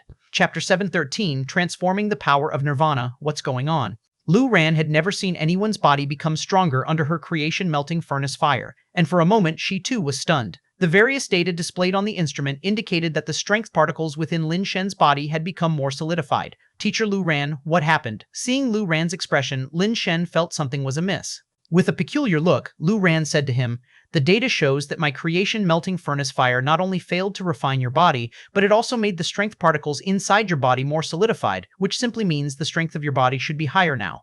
After hearing this, Lin Shen sighed lightly. Not even your power of nirvana is effective, it seems there really is no other way. Indeed, my creation melting furnace fire can't help you, but I do have one more idea that might be useful. Are you willing to give it a try? Lu Ran said with interest, looking at Lin Shen's body. Lin Shen's peculiar body greatly intrigued Lu Ran, which is why she proactively made the suggestion. What idea? Lin Shen was like a drowning man clutching at straws, willing to grasp at anything. If he could not achieve nirvana, his body's strength, no matter how formidable, and his speed would not improve, and without nirvana attributes and immortal laws, his might would still only make him unbeatable amongst his peers, but never a top contender in the universe. The issue with you now is that your body's strength particles are too condensed, preventing nirvana attribute particles from merging with them. Since we can't soften your strength particles, we have to find another way to enhance the permeability of nirvana attribute particles. Theoretically, this should achieve the same result. Lu Ran paused and then continued. However, because you have already absorbed the power of nirvana, we can't perform the operation outside your body. It has to be completed within your body, which makes it more complicated. The operation is much more difficult, but if you trust me, I can help you. If you have any concerns, think of another solution. Teacher Lu Ran, please help me. I want to try it, Lin Shen said, left with no other options and willing to take the chance. This time, Lu Ran was extremely cautious. She even sent DEC out of the laboratory, leaving only herself and Lin Shen in the experiment pod. Take off your clothes, Lu Ran said as she turned off all surveillance and then directed Lin Shen. Why? Lin Shen stared blankly at her, but unfortunately he could only see the mosaic and not her actual expression. To alter some properties of the power of nirvana inside your body, a high degree of control precision over strength is required without any obstacles. During this process, you cannot use your base mutation carapace, nor can you resist my power. Consider me a scientist or a doctor if you will. There is no need to mind anything, Lu Ran said, looking into Lin Shen's eyes as though he were a specimen or a lab rat. Lin Shen reasoned it made sense, and so he stripped off his battlesuit. Lu Ran's professional demeanor did not make Lin Shen feel overly embarrassed. However, when Lu Ran said that Lin Shen must remove even his last piece of underwear, Lin Shen hesitated for a moment. Don't waste time. Lu Ran's indifferent voice made Lin Shen resolve to take off his last line of defense. He lay down on the experiment table as she instructed. Lu Ran stood in front of the experiment table with one palm pressing on Lin Shen's chest, where a peculiar mark of immortality appeared. As the mark of immortality emerged, a sense of distortion rippled through the surrounding space. Lin Shen suddenly felt a strange power take control of his body, making it involuntarily levitate. The immortal law power of Lu Ran invaded Lin Shen's body, seeking the nirvana power within him. Then, using the immortal law power, she transformed the nirvana power to enhance its permeability. This was a task requiring precision and skill, and across the entire universe there were only a handful of immortals capable of achieving such a feat. There might have been other immortals whose strength surpassed Lu Ran's, but none possessed her fine control capabilities. The ability to manipulate the power of immortal law with the precision of a scalpel was indeed rare in the world. At first, things went smoothly. The power of immortal law found the power of nirvana hidden within Lin Shen's body and began to transform it.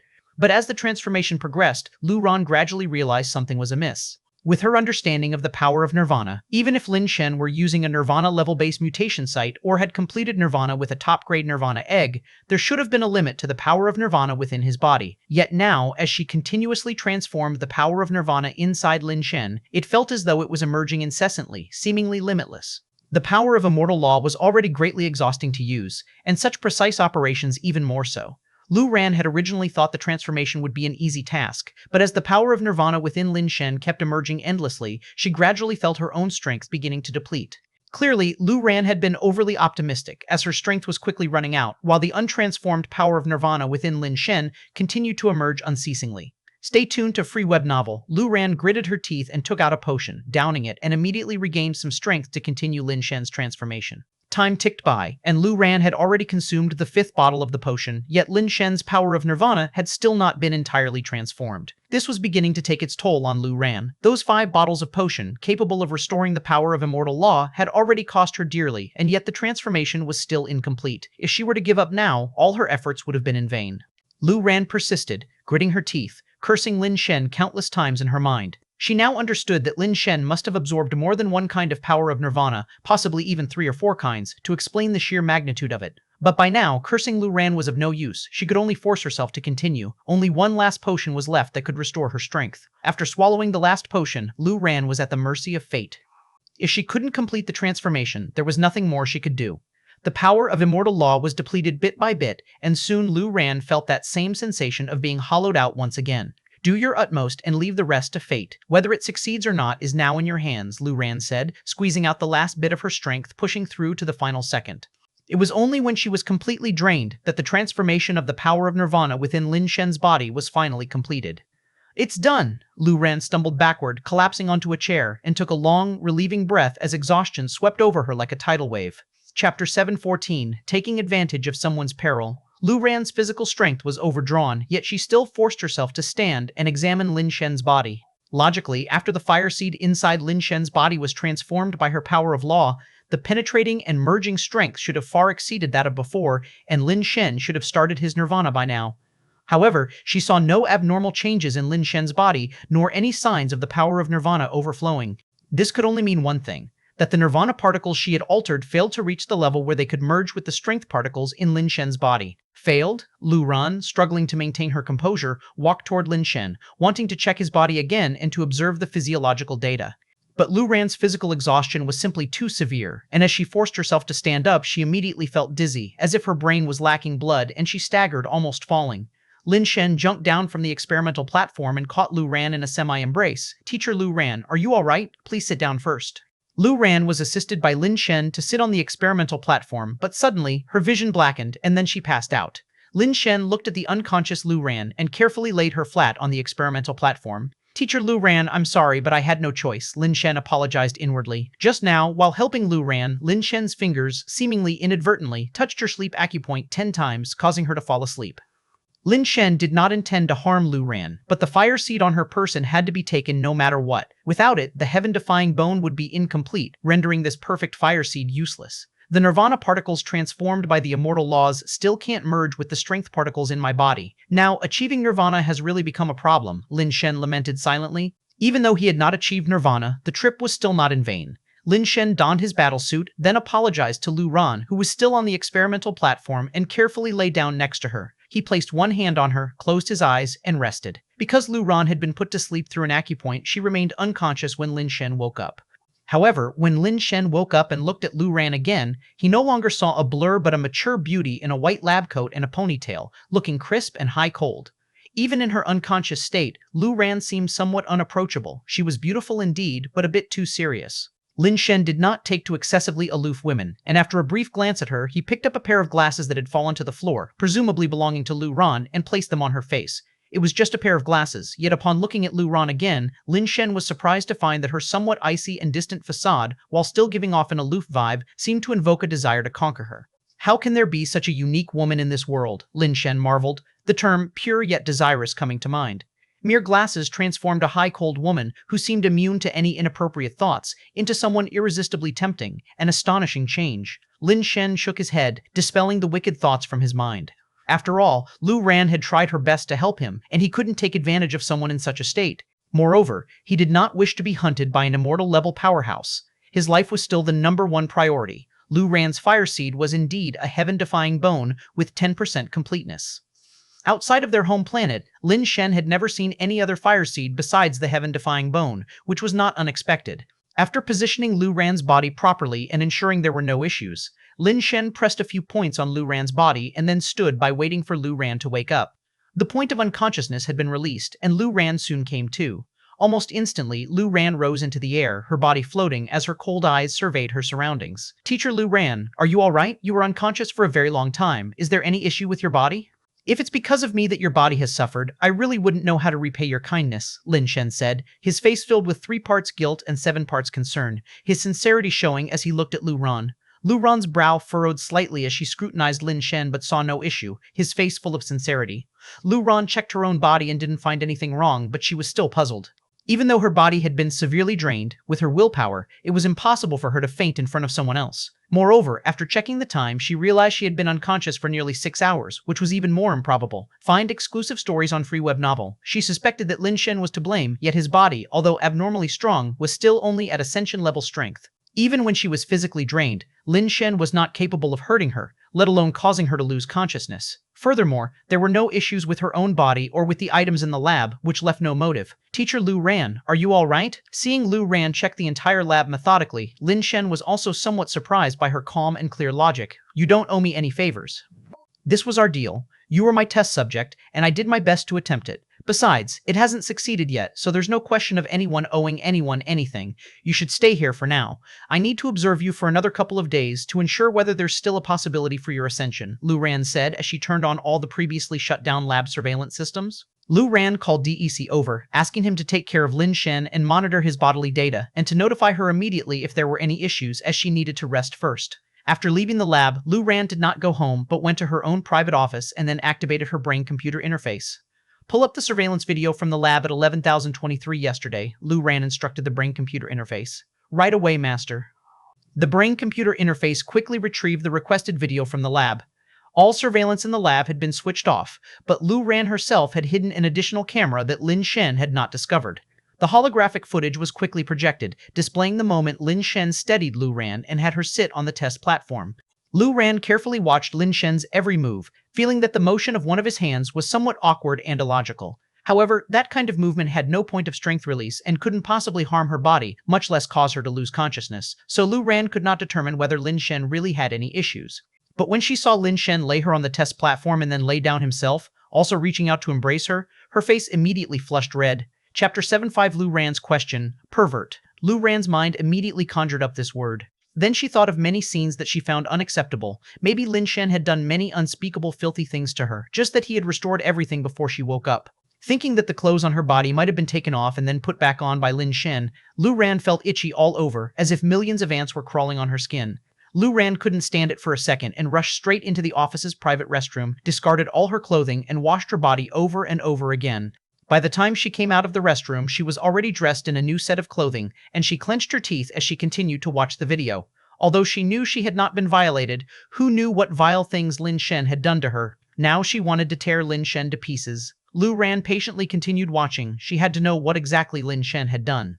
As a researcher, even if the outcome was undesirable, she must clarify it and couldn't remain confused. However, the result surprised Lu Ran. In the video, Lin Shen just held her sideways and then did not move. He didn't do anything. After a while, Lin Shen actually fell asleep. Asleep? Lu Ran had considered countless possibilities but had not anticipated this scenario.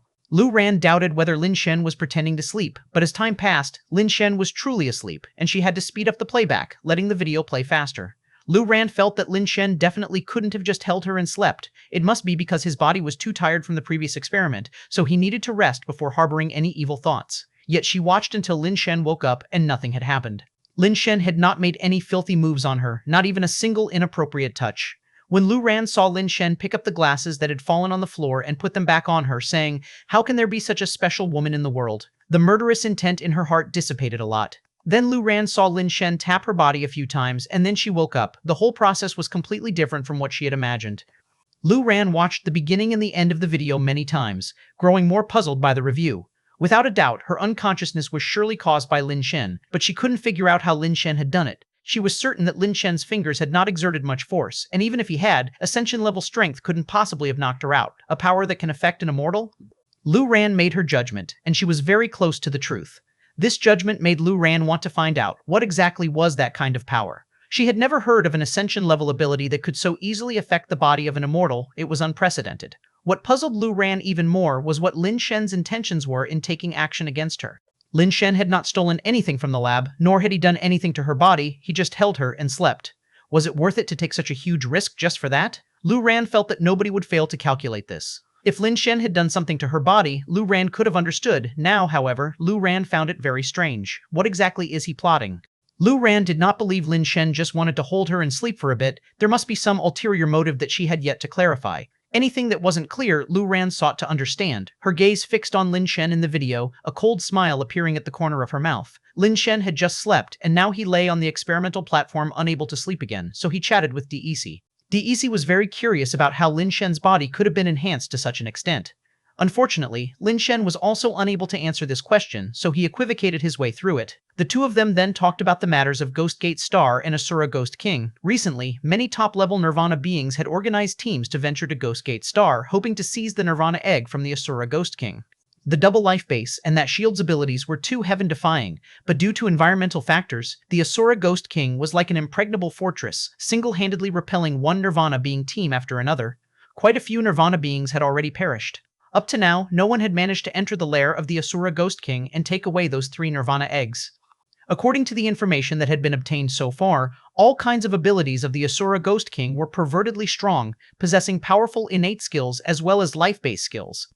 The Asura Ghost King's attribute might not be the strongest, but his skill configuration was definitely top-notch, making everyone envious. Such a pet was worth cultivating to the immortal level. Unfortunately, the environment of Ghost Gate Star was too harsh, and the Asura Ghost King received a considerable boost within that environment, leaving no one able to deal with him so far. Enjoy new chapters from free web novel DEC proposed that they could form a team and give it a try. He could be responsible for dealing with the Asura Ghost King, while Lin Shen, relying on his abnormal body strength, could rush in to retrieve the Nirvana eggs. The Asura Ghost King is indeed too powerful in that environment. For safety, it would be a good choice to bring Bing Leia along. If both of us contain the Asura Ghost King, it would be like an extra layer of insurance, DEC said. That works, Lin Shen said, feeling somewhat tempted. Having such a strong pet would be nice. Now he relied too much on death powder, and although he had plans to cultivate the hunter Jiwis, he never had the time to do it. Having a ready-made, powerful Nirvana-level pet would be much easier than cultivating one from scratch. The only problem was that it would be very difficult for him to achieve Nirvana. As the two were talking, Lu Ran returned from outside. DEC, you can go back first, I'm here, Lu Ran said indifferently. Teacher, I'm not tired, you rest some more, DEC said with concern. As Lu Ran observed the data, he spoke, Go back first, there is an important task for you tomorrow. What task? DEC asked. You'll know when the time comes, Lu Ran replied, dismissing DEC with just a few words. Then, Lu Ran approached the experimental platform, eyeing Lin Shen with a frosty gaze. Now, the nirvana particles within your body have become extremely unstable due to the transformation and yet cannot undergo nirvana. This is a very unstable factor.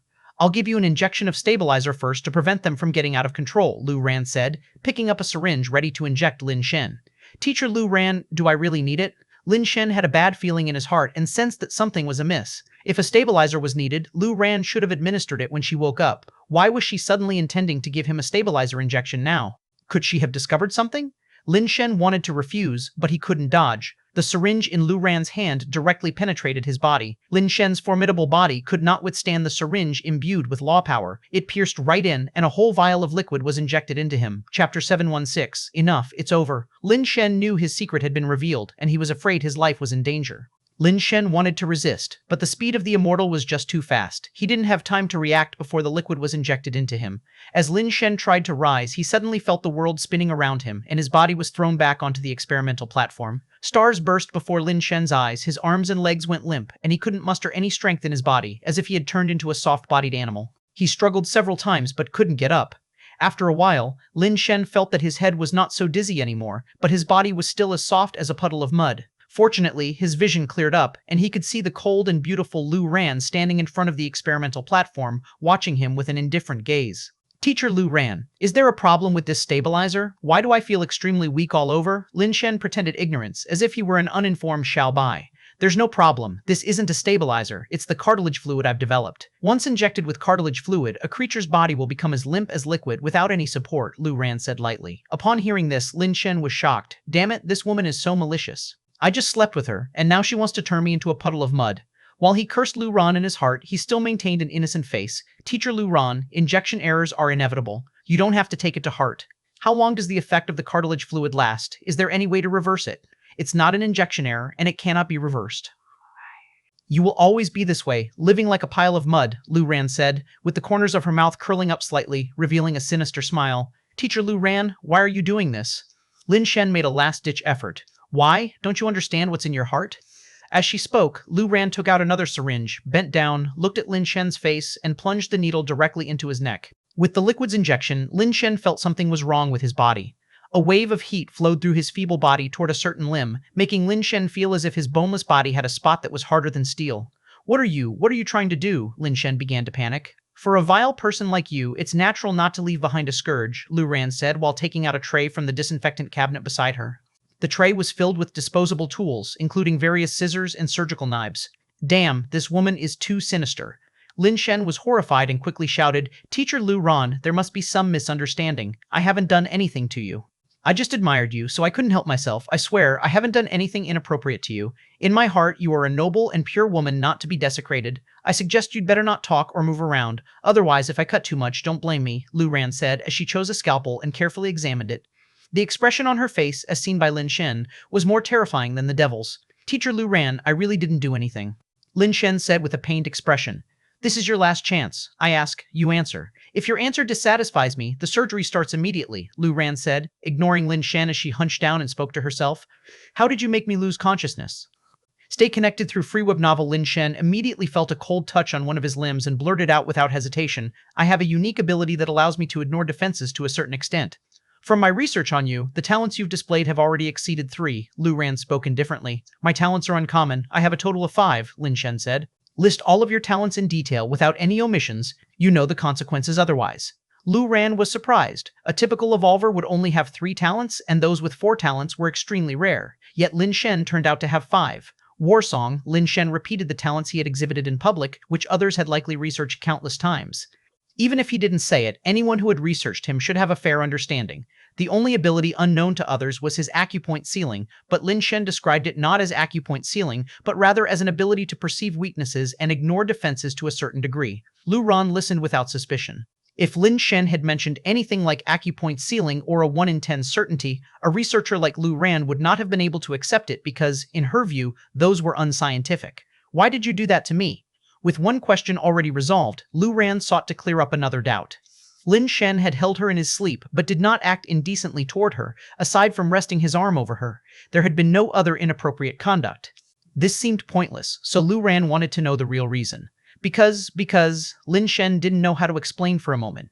Suddenly, Lin Shen felt a chill on one limb and cried out startled, "Because I wanted you." Lin Shen was all in now. He couldn't mention the heaven-defying bone. If Lu Ran found out that he was going to sleep with other women, she would almost certainly see him as a scourge to be eliminated. "Your actions don't match your words." Lu Ran stopped her hand, but did not move the scalpel away, staring at Lin Shen as she questioned him. Lin Shen was now certain. Lu Ran wasn't guessing. She must have seen everything that had happened in the lab. There must be surveillance. With this thought, Lin Shen's heart actually relaxed. If Lu Ran had seen the surveillance, she would know he hadn't done anything. However, Lin Shen couldn't figure out where that surveillance camera was. He had checked before and hadn't found any cameras still operating.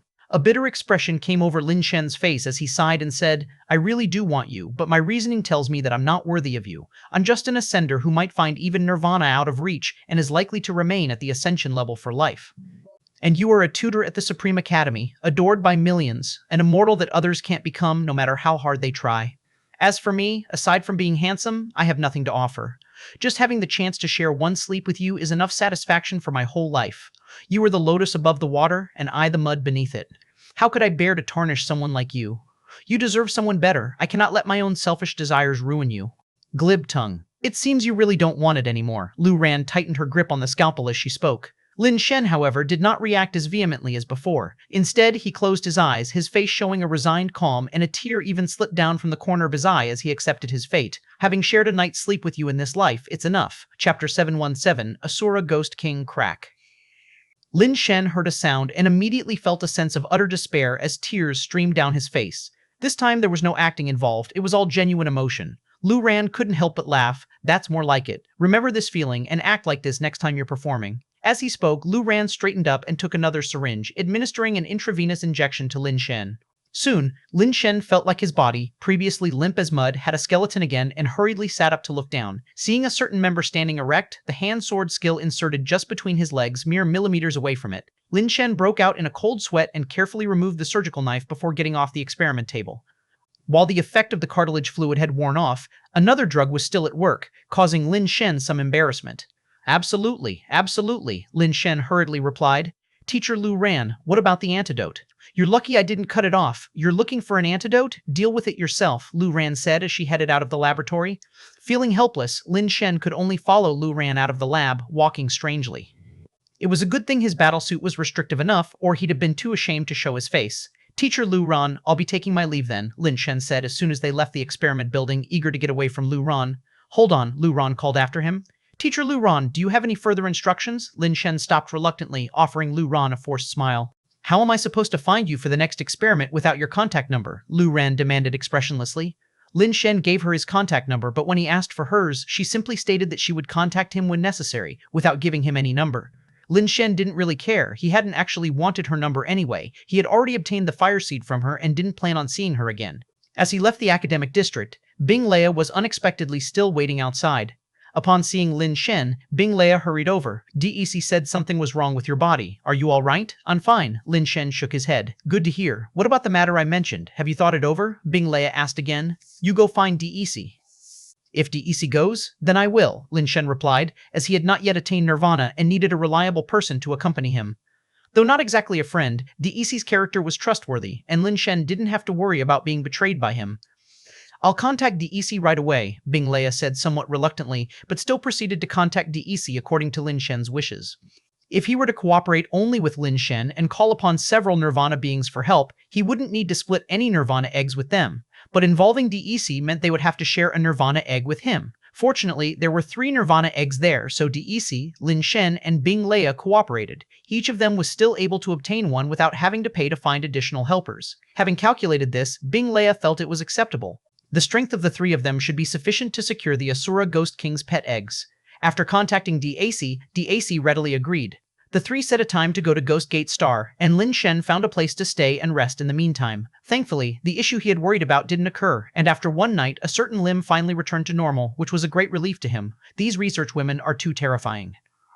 Lin Shen had made up his mind to stay far away from Lu Ran in the future. DEC and Bing Leia came looking for Lin Shen early in the morning, but he was still lying in bed. Although he was awake, he didn't feel like getting up and only reluctantly climbed out of bed when DEC and Bing Leia came to call him. The three headed to Ghost Gate Star together.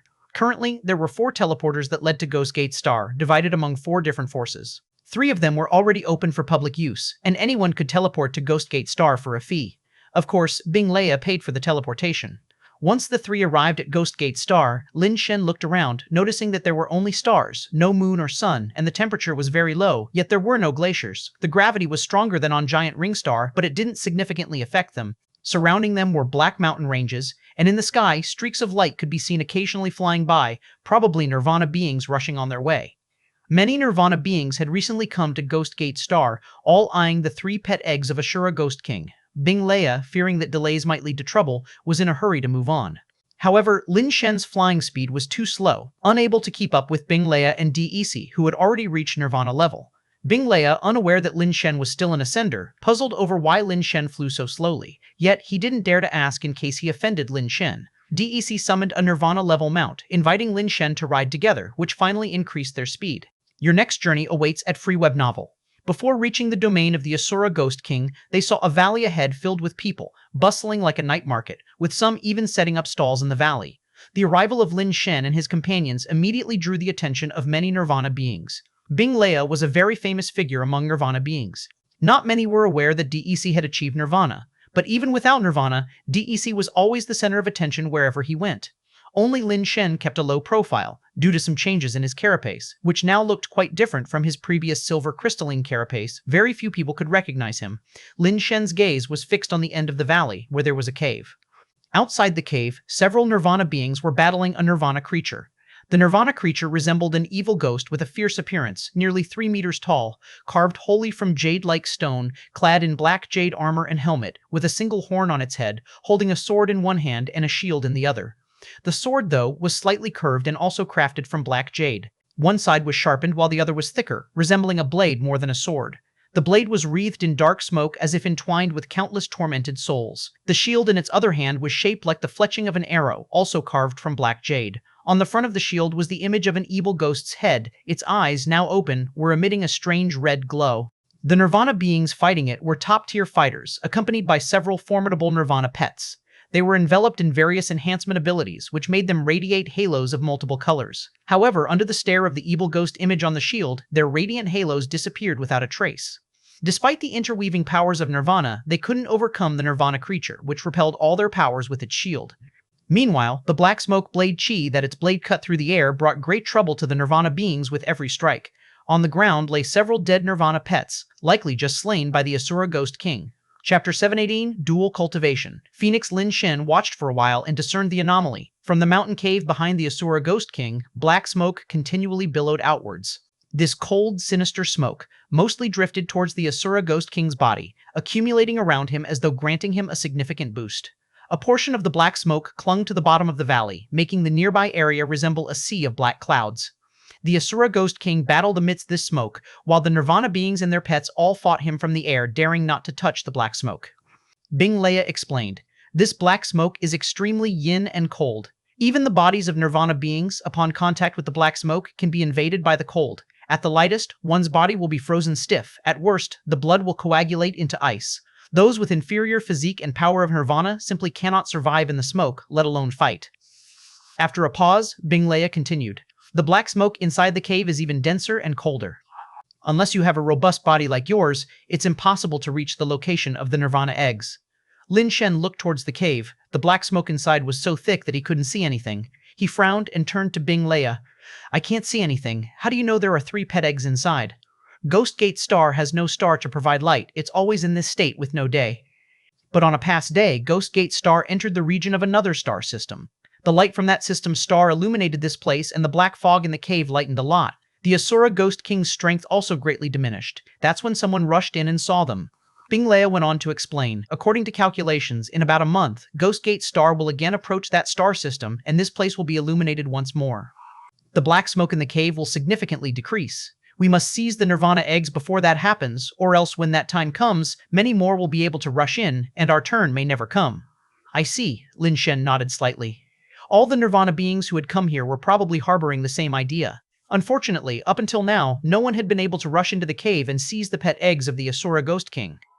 While they were talking, the situation on the battlefield suddenly changed. The Asura Ghost King's ghostly aura surged, and the black blade chi he slashed out bisected a Nirvana pet right in two. That Nirvana pet was the main shield for the Nirvana beings. Its death threw the group into disarray. Experience more tales on Free Web Novel. Seeing the situation turn sour, those Nirvana beings immediately retreated.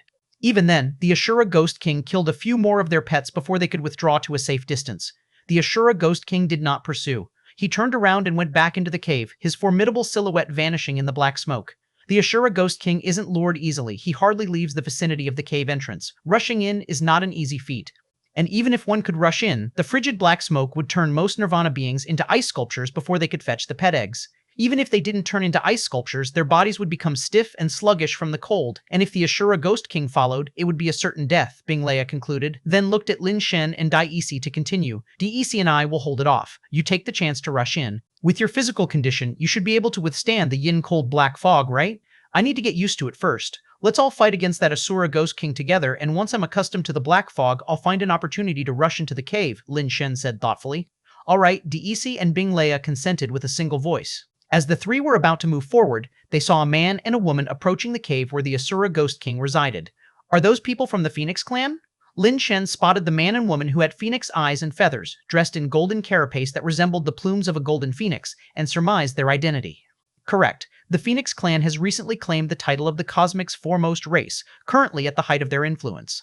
Bing Leia looked at the male and female from the Phoenix clan, furrowing his brow. That man is Feng Feitian, and the woman is Huang Fei Wu, both from the pure-blood Phoenix clan. They are fearsome beings among those of Nirvana level. I did not expect them to be here as well. Members of the pure-blood Phoenix clan generally choose a dual cultivation partner when they are very young.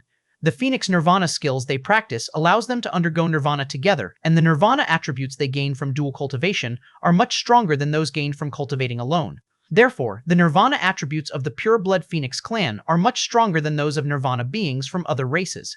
Even after undergoing Nirvana 2 or 3 times, the Nirvana beings of other races can't compare to just one Nirvana of theirs.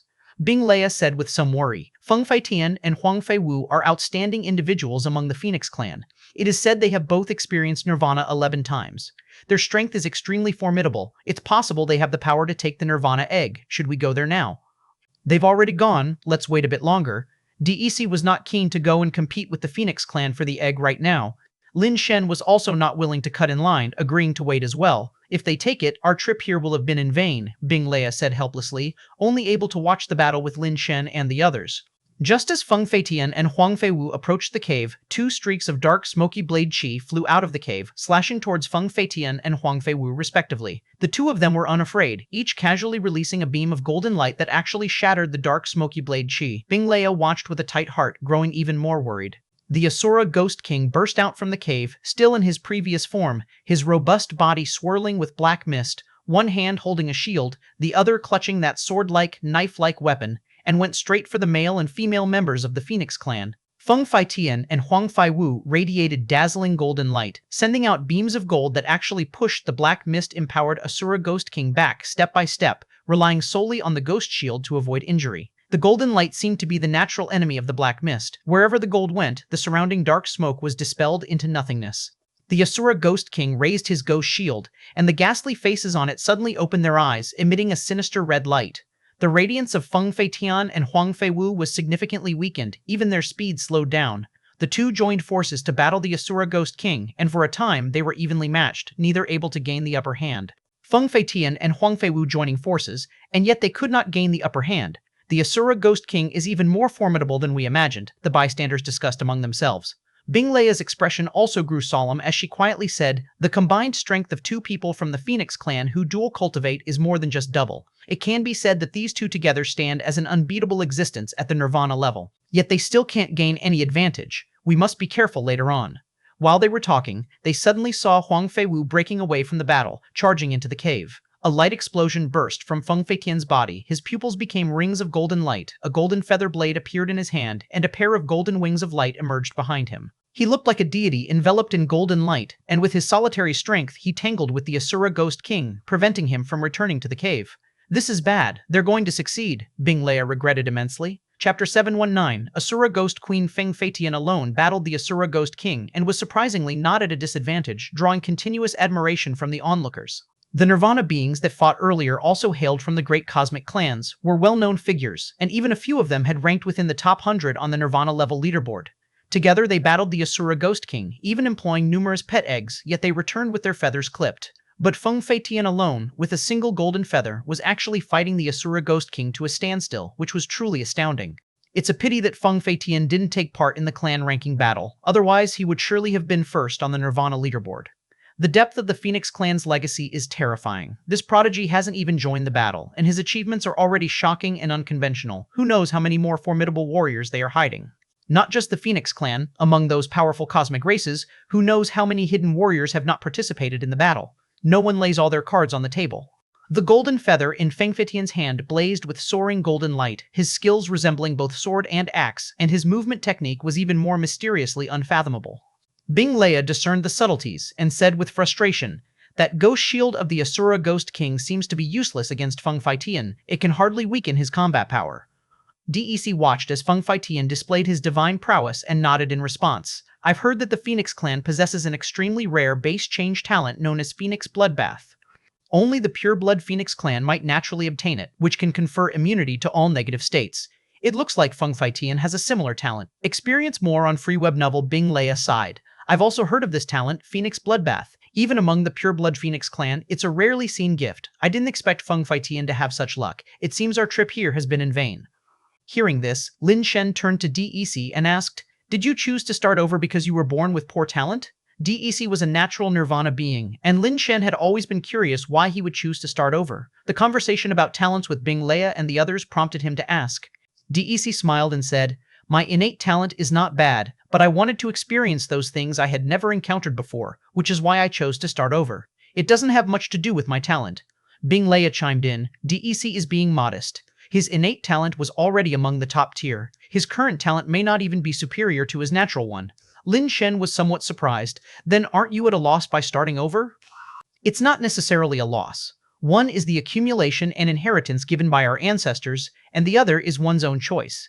It can't be said which is better or worse, it's simply a different choice." DEC imparted some knowledge of the highborn races to Lin Shen. The reason the highborn races are superior is that they themselves have evolved to a higher level, acquiring various strong talents which enables them to evolve to even higher ranks. Therefore, the base change talents they inherit are generally strong, and it's rare for them to inherit poor talents, with many being amongst the top talents in the universe. These are the riches left to them by their ancestors, the result of generations of their family's efforts. For a natural Nirvana being like DEC, it's due to countless generations of the Supreme Clan evolving their top talents continuously, making it almost impossible to pass on poor talents to him. For someone like Lin Shen, beginning from the lowest level and evolving upwards no matter how strong he himself is, his offspring could still only ascend from the lowest level. If Lin Shen's spouse and descendants, as well as their spouses, are all of top-level talent, by the time they can give birth to natural crystal base or ascenders, there's a possibility they could inherit these top-level talents from their ancestors. Just in case the descendants are not up to par, with each generation being weaker than the last and lacking top-level talents, then even if humans evolve to the point where they can give birth to natural crystal-based beings, it would still be hard to obtain top-level talents. Feng Feitian is a positive example. The Phoenix clan has evolved over countless generations to eventually enable infants to be born as top-level ascension bodies, possessing many top-level talents. Feng Feitian himself is exceptional, inheriting the top-level talents and life base. The three who had witnessed the Asura Ghost King unable to make much difference against Feng Feitian all felt that this trip might have really been in vain. While those watching the battle were also marveling at the strength of the Phoenix clan and Feng Feitian, they suddenly saw a figure rush out of the cave. Initially thought to be Huang Feiwu escaping with the pet eggs, a closer look revealed it was indeed Huang Feiwu, but not only did she not have the pet eggs, she appeared to be in a very sorry state. There were multiple wounds on her golden feather armor, but these wounds were not bleeding, they seemed frozen over. However, some of the wounds were very deep, making the bones within visible. Huang Feiwu stumbled out, her body clearly a bit unresponsive and even somewhat shivering. After she burst out, she immediately rushed toward Feng Feitian, who was also stunned and quickly moved to meet her.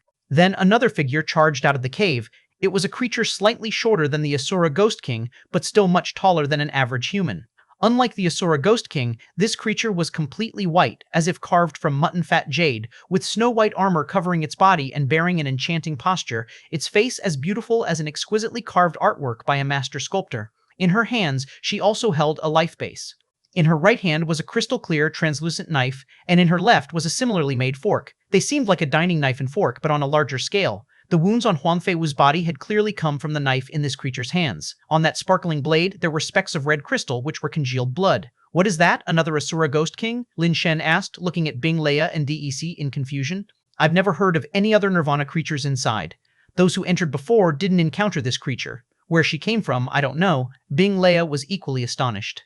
"It's probably also an Asura Ghost King, just of a different gender," said DEC, staring at the creature that had just emerged. "Nirvana creatures have genders?" Lin Shen had always thought that base variant creatures reproduced asexually. "Most base variant creatures reproduce asexually, but there are exceptions," DEC explained. "I've previously encountered two undying creatures, one male and one female, and their method of reproduction was similar to ours. If the male's the Ghost King, then the female must be the Asura Ghost Queen. It seems her abilities differ from the Ghost King's." Lin Shen observed the fight. In the 2-on-2 battle, Huang Feiwu and Feng Feitian were surprisingly at a disadvantage, getting suppressed by the Ghost King and Ghost Queen. Huang Feiwu's injuries were indeed a factor, but a key reason for the disadvantage was the Ghost Queen's abilities, which were completely different from the Ghost King's yet complemented each other, greatly enhancing their combat strength and even surpassing Huang Feiwu and Feng Feitian's coordination in battle. Chapter 720, 3 people joined the battle. The Ghost King's blade actions were wide and sweeping, with astonishing destructive power. The Ghost Queen's blade, however, was silent and invisible. The force of her slashes could not be seen, nor was there any sound of it cutting through the air. By the time you heard a sound and felt the vibration, you would have already been struck.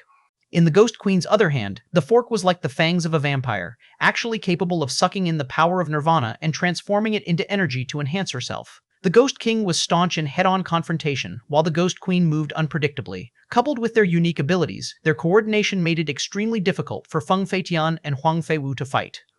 Both the Ghost King and Ghost Queen are very powerful, and they possess combined attack abilities. Huang Feiwu might have had a chance if she weren't injured, but now I'm afraid it's not going to work, DEC said, shaking his head. Sure enough, as expected, it didn't take long for Feng Feitian and Huang Feiwu to retreat from the battle and give up continuing to fight.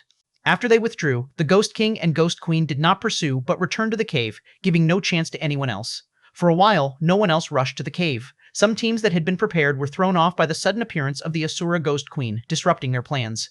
Lin Shen looked at DEC and Bing Leia and asked, "What do you think? Huang Feiwu is no less strong than Feng Feitian. The main reason she got injured was because of the dark energy inside the cave.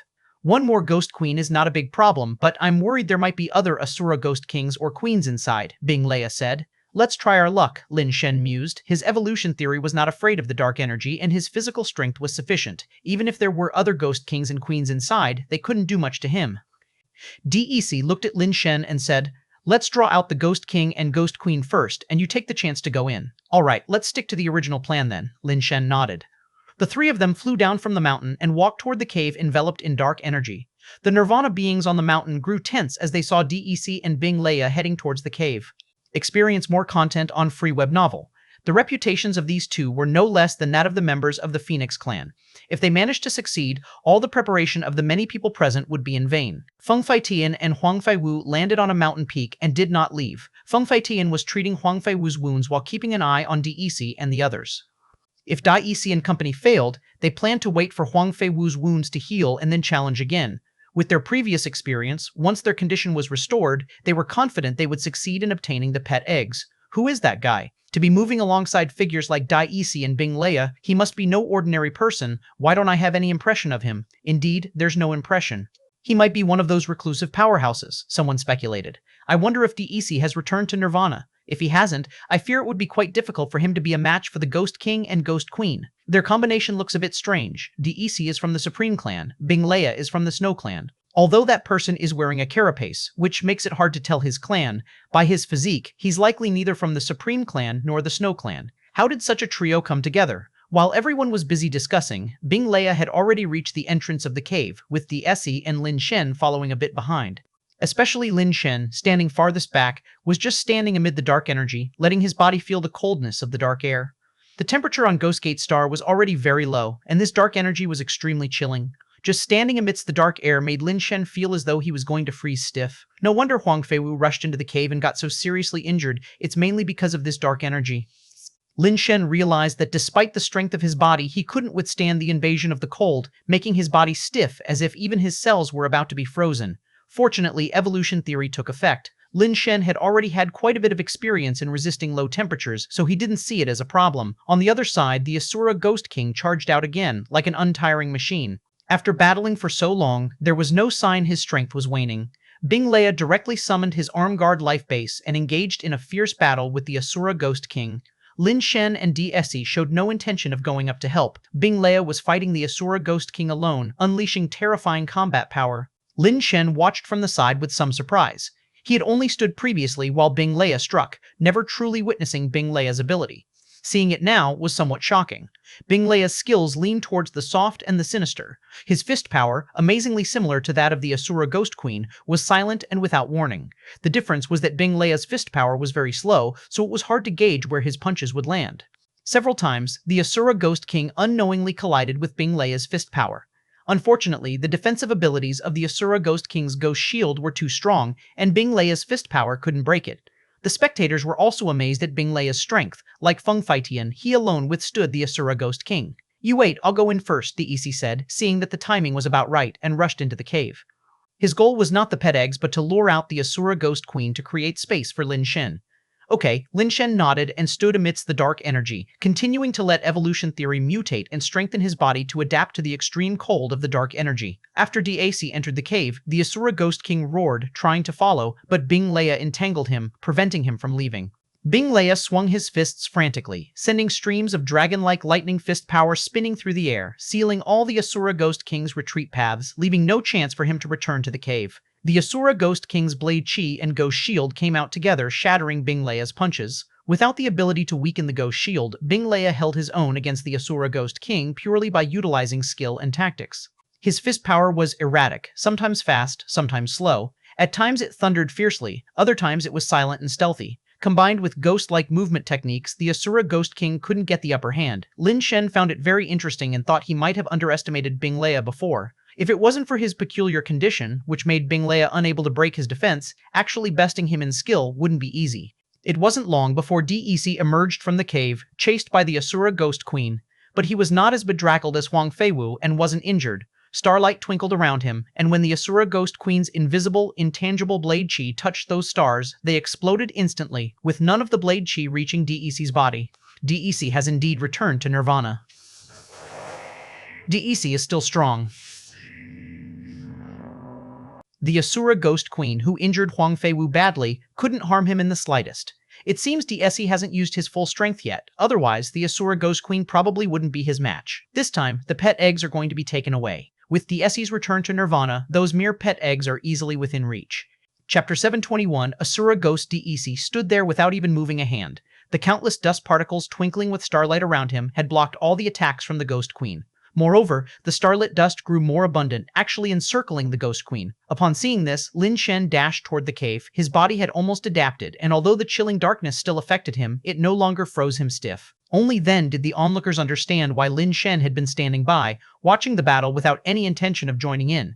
So that person was specifically there to retrieve pet eggs. No wonder. Who exactly is that person? Why would powerhouses like DEC and Bing Leia not go for the eggs themselves and let him do it? The dark aura inside the cave is too cold. Most people can't withstand it.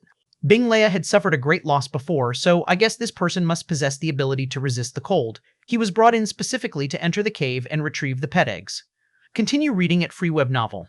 Just as Lin Shen was about to rush into the cave, the Asura Ghost King and Asura Ghost Queen let out shrill ghostly screams. The Ghost Queen thrust her trident into the air, and the surrounding starlit dust converged towards her trident, draining the energy from the dust, which instantly turned into real dust and scattered on the ground. In contrast, a bright white light emanated from the trident, and a white halo appeared all around the Ghost Queen, almost giving off a Buddhist light. On the Ghost King's side, the ghostly faces on the Ghost Shield shone with red light from their eyes, making DEC and Bing Leia feel as though their bodies became heavier, their attributes and skills weakened even further. However, they were mentally prepared and would not let the Ghost King and Ghost Queen rush back into the cave no matter what. They tried their best to seal off all the routes back to the cave, but they were somewhat surprised to find that the Ghost King and Ghost Queen were not charging towards the cave, but at each other instead. DEC and Bing Leia hadn't expected this move and were unprepared. Although they sensed something bad was about to happen, it was too late to stop it. When the Ghost King and Ghost Queen collided, everyone witnessed a bizarre scene. As they charged at each other at high speed and their bodies collided, their speeds remained unaffected. But instead of the anticipated crash, their bodies eerily merged into one, with the Ghost King and Ghost Queen fusing into a single Asura ghost, half black and half white. The Asura ghost had the beautiful face of a woman on one side and the grotesque face of a ghastly man on the other. The body was also half white and half black, one side resembling mutton fat white jade while the other was like ink black jade, reminiscent of a pieced-together black and white enforcer of the underworld. Even more eerie was that while other parts of their bodies had merged, the arms had not fully fused, resulting in a four-armed being, each arm holding a life base. With the small and large swords accompanied by a shield and trident, there was an indescribably strange feeling. The ghostly face on the ghost shield now not only had red eyes, but had turned entirely red, its mouth open as if it were laughing dreadfully. DEC and Bing Leia immediately felt their bodies grow even heavier as they became further weakened. Damn, when this thing merged into one, even the skill effects got stronger. Bing Leia was shocked. The Thunder Dragon fist force he wielded looked nothing like a dragon now, but rather like a little snake or eel, tiny and with no presence of force. DSE's starlight dust had also become faint, flickering like fireflies, no longer the bright starlight of before. Seeing the Asura ghost turning to rush toward the mountain cave, Bing Leia and DSE burst forth with their combined strength. Bing Leia activated his arm guard and power of Nirvana, and with the technique of penetrating Dragon Fist, he mustered all his strength to unleash a green thunder dragon. However, with a mere swing of its giant blade, the Asura ghost decapitated the significantly smaller thunder dragon. A holy radiance ascended from DEC's body, and in an instant, myriad starlight almost lit up the entire valley. Even within the Asura ghost's body, starlight dust appeared. The myriad starlight surged towards the Asura ghost like a galaxy. The Asura ghost thrusted his ghost fang trident into the void, and all the starlight dust converged towards the trident in his hand. In an instant, all the starlight was absorbed onto the trident, forming a ball-like glow skewered on it. Then, with a casual flick, the Asura ghost sent the ball-like glow flying towards DEC at an inconceivable speed. DEC's expression subtly changed, and suddenly his figure dispersed into starlight. The ball-like glow passed through the dispersed starlight and hit a distant mountain peak. The rocks on Ghost Gate Star were incredibly hard, and even the power of Nirvana found it difficult to cause substantial damage to them. A full-force strike from a top Nirvana cultivator could at most shatter a stone as tall as a person. That was almost the limit. Yet that ball-like glow directly blew up the mountain peak. The Nirvana creatures that had been watching from the mountain scattered like startled birds, taking flight in all directions. With the ground shaking and the mountain swaying, under the astonished gazes of many Nirvana beings, the mountain peak collapsed. The blown-off summit crashed into an adjacent mountain, breaking it apart as well. The thunderous noise was ceaseless. Fear gripped everyone's hearts. Such fearsome, destructive power had never been seen in Nirvana creatures before. And this power wasn't even the Asura ghost's own, it was merely a counterattack using DSE's strength. DSE, whose figure had dispersed into starlight, appeared to the left of the cave, while Bing Leia ran to the right. The two, one on each side, unleashed powerful forces aimed at the Asura ghost, who was about to rush into the cave. Thunder dragons roared and dust flowed like a starry river. Terrifying forces from both left and right bombarded the Asura ghost.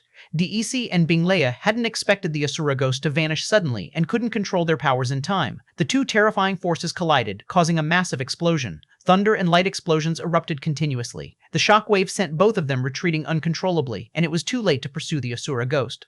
The figure of the Asura ghost, trailing after images, burst into the cave. DEC and Bing Leia's expressions changed as they stabilized themselves and hurriedly charged toward the cave. I never imagined that the Ghost King and Ghost Queen could actually merge. The Asura ghost, after the fusion, is no longer an entity that Nirvana-level beings can match. The one who rushed into the cave is probably doomed, Feng Feitian said. Huang Feiwu nodded and said, "The deeper you go into the cave, the heavier and more chilling the air becomes. It can almost freeze a person solid. Fortunately, I only encountered the Asura Ghost Queen back then. Had I met this merged Asura ghost, I wouldn't have even had the chance to escape." Chapter 722, Lin Shen's Intentional Bad Performance. Lin Shen charged into the cave and immediately felt an intense chill. Evolution theory ran wildly, so the cold had little effect on him. Once he activated Super Base Pattern, Super Base Recast, and Super Base Form, the effect was almost negligible. However, due to the dense black chi, Lin Shen could only grope his way forward. Fortunately, there were no forks within the cave, so there was no need to worry about choosing the wrong path.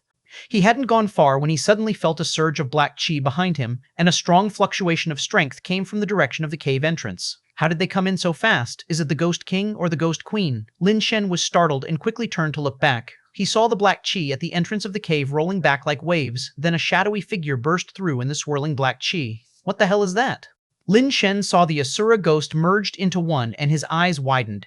Before he could react, he saw his Asura ghost's dual swords move simultaneously, and two streaks of blade chi slashed towards Lin Shen. One blade chi was as black as ink, the other was invisible, but as it passed through the black chi in the cave, it silently sliced through the chi like a paper cutter. Lin Shen instinctively drew his scrap sword, its blade facing the black blade chi, and the scabbard meeting the invisible blade chi. With the sawing effect of the blade chi, it didn't completely saw through, but the blade and the scabbard forcefully cut through the Asura ghost's dual blade chi, causing Lin Shen himself to be pushed back 2 steps by the formidable strength.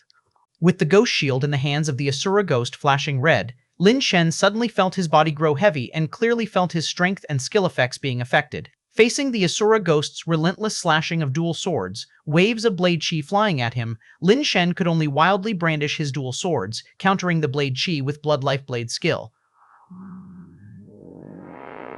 As his strength was weakened, though he cut through the blade chi with his scrap sword, Lin Shen was still pushed back repeatedly, continually forced deeper into the cave. The Asura ghost's sword strikes became faster and faster, the blade chi quicker and quicker, leaving Lin Shen struggling to keep up, having to explosively unleash his skills to bolster his own strength to block all the blade chi coming from the Asura ghost. With each clash, Lin Shen was pushed further back, his hands swinging so fast that they could barely keep up with the Asura ghost's slashing speed. Lin Shen suddenly realized something. Why was he even trying to block the Asura ghost's blade chi? His body's durability was so formidable that it didn't fear the blade chi at all. Why waste the effort? Thinking this, Lin Shen utterly gave up on blocking the Asura ghost's blade chi, letting both the black and the invisible blade chi strike his body. Clang, clang, strikes of blade chi hit him one after the other, continuously slicing him towards the deeper parts of the cave. Lin Shen sheathed his scrap sword and shifted his backpack to the front, and, turning his back to the Asura ghost, he let the Asura ghost's blade chi strike his back, using that powerful force to rush deeper into the cave, then rolling forward. The listless Lin Shen actually moved faster into the deeper part of the cave, with the Asura ghost relentlessly pursuing him, slashing frantically. DEC and Bing Leia charged in against the cold, using the power of Nirvana to forcefully compete with the chill.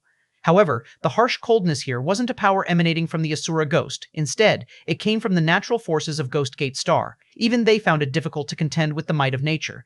Just over 200 meters in, they could already feel their bodies becoming almost frozen stiff. Damn it, why is this chill even worse than the last time I came in? Last time, I made it 400 or 500 meters before feeling like this. Bing Leia shuddered as he charged further in. Yield, we must be catching up. DEC also felt his body trembling, and his power of Nirvana was hardly a match for the icy chill in the cave, feeling like knives were drilling into his bones.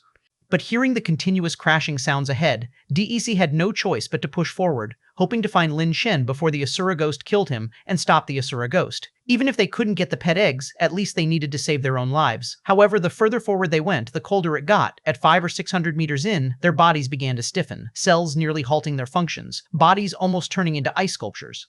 No, can't go on, we need to get out or we'll lose our lives. Bing Leia could no longer hold on, his entire body covered in frost, his carapace and the power of Nirvana unable to withstand the terrifying extreme cold. You go out first, I'll check further inside. DEC, hearing the collision sounds getting more intense, knew Lin Shen wasn't dead yet and continued to force his way inside. I need to get out. I'm really about to die. Bing Leia, who couldn't hold on any longer, turned around and ran towards the cave entrance. When he got out of the cave, he leapt up at once, flying to the mountainside beside, collapsing on the ground, curling up and shivering uncontrollably, his carapace covered in frost. Everyone was greatly shocked, seeing Bing Leia in this state. They feared those inside were more likely dead than alive. DEC charged into the cave despite the cold, his radiance growing increasingly intense, like a powerful spotlight piercing through the dense black smoke. Yet, his pace slowed, and his holy radiance dimmed. The chill from the black smoke was just too intense. Even though DEC gave everything he had, he could only move this fast. Suddenly, the sounds ahead ceased, with no more movement at all. DEC thought Lin Shen was finished and let out a long sigh, turning towards the cave's exit.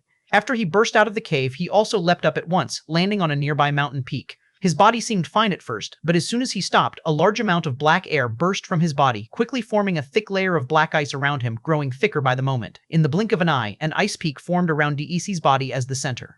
The reason DEC could charge so far in was by forcefully using his talent and various secret techniques. His body had accumulated a large amount of cold, ghostly air. After coming out, he forcefully converted these cold airs, struggling to expel them all in one go. Enjoy exclusive content from free web novel. Feng Fei Tian and Huang Fei Wu looked at each other, glad they hadn't challenged the Asura ghost again. Given the situation, there must have been some new anomaly inside the cave. The terrifying cold had turned Bing Leia and DEC into such states, if they had entered, their fate wouldn't have been any better. Besides, there was still a terribly powerful Asura ghost. It was essentially a situation with little to no chance of survival. DEC and Bing Leia are both out now. Looking at their condition, they probably couldn't stop the Asura ghost. The person who went in earlier is likely dead. Who would have thought not only is there another Asura ghost queen in the cave, but they could also merge. Not even DEC, Bing Leia, or the Phoenix clan's powers could match them. It seems we can only wait for daylight when the black smoke in the cave weakens. By then there might be a chance to charge in and snatch the pet eggs. Chapter 723, Snatching the Egg. Not just the others, even DEC thought that Lin Shen must have already met with disaster. Lin Shen's physical strength was indeed high, but faced with such natural forces, even immortals would probably have a hard time coping. Furthermore, the abilities of the Asura ghost were almost approaching that of an immortal, and the extreme coldness of the dark chi could even enhance the Asura ghost, making it seem like Lin Shen had no way to survive. Lin Shen wasn't as badly off as DEC thought, as evolution theory had made him almost immune to the extreme cold. The dark chi was a reinforcement for the Asura ghost, but it was also a boost for Lin Shen, who possessed the super base pattern. The overwhelming force of the world, drawn into Lin Shen's body, coupled with the super base recast, meant that even after being weakened, the Asura ghost's attacks couldn't really harm Lin Shen. At the end of the cave was a pit, and within it was a black well from which all the dark chi in the cave emanated. At this moment, the black chi from the well still surged out incessantly, making the chill in the space reach its peak. The cave walls were frozen by this dark chi into a crystal-like substance that was both ice and stone, unimaginably hard. Explore stories at Free Web Novel. Above that black well were 3 fist-sized pet eggs bobbing up and down in the black smoke. These 3 pet eggs were peculiar, one pure black, one pure white, and one half black, half white. Currently, they were being held aloft by the black chi spraying out from the well, tumbling within it as if absorbing the coldness from the dark chi. Without any hesitation, Lin Shen rushed to the side of the black well and drew out the 3 pet eggs, grabbing them in his hand. He stuffed 2 into his backpack and kept one in his hand, then drew his scrap sword and held it against the pet egg, his gaze fixed on the Asura ghost that had chased him in. Lin Shen didn't know if the Asura ghost could understand his intention, but he decided to threaten it first anyway. To his surprise, the Asura ghost was quite intelligent. When it saw Lin Shen's action, it immediately stopped, stood opposite him without launching further attacks, and simply glared at Lin Shen fiercely. It was at this time that DEC couldn't hear anything and thought that Lin Shen had already been finished off by the Asura ghost. Lin Shen and the Asura ghost faced off in the cave. Lin Shen was not afraid of the Asura ghost, as it was not easy for the Asura ghost to harm him. However, Lin Shen could also tell that the creature's abilities were probably very close to the immortal level. With his own strength, killing the Asura ghost would be incredibly difficult. Lin Shen didn't want to kill the Asura ghost, as there was no great benefit in doing so. If he was lucky, he might get some reincarnation ashes, and at most, materials from the body of the Asura ghost. For Lin Shen, these items were not essential. He preferred to take the pet eggs and leave. Of course, the main reason was that he lacked the power to kill the Asura ghost. The difference in strength was too great. The Asura ghost naturally wouldn't let Lin Shen go, and, given its high intelligence, it blocked the exit, giving Lin Shen no chance at all.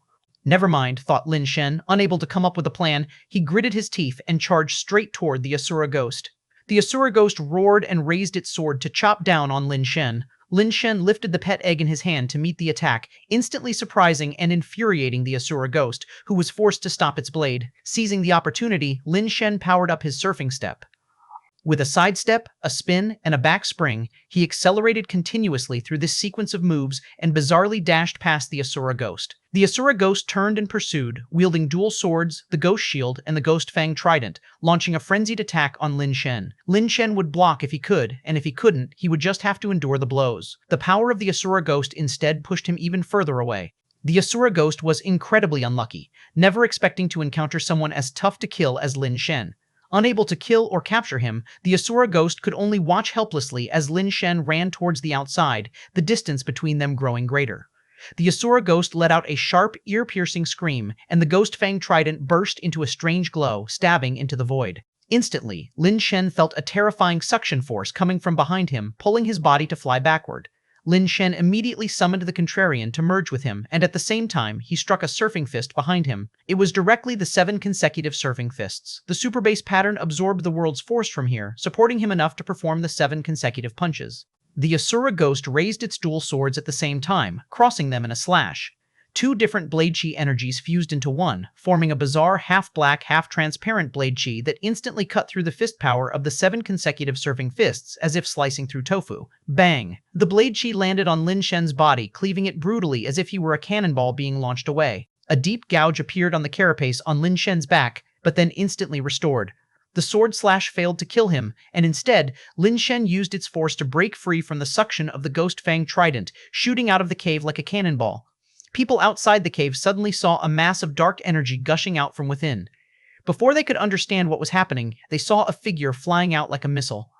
Upon closer inspection, it was the guy who had entered the cave to retrieve pet eggs with Dai Isi and the others.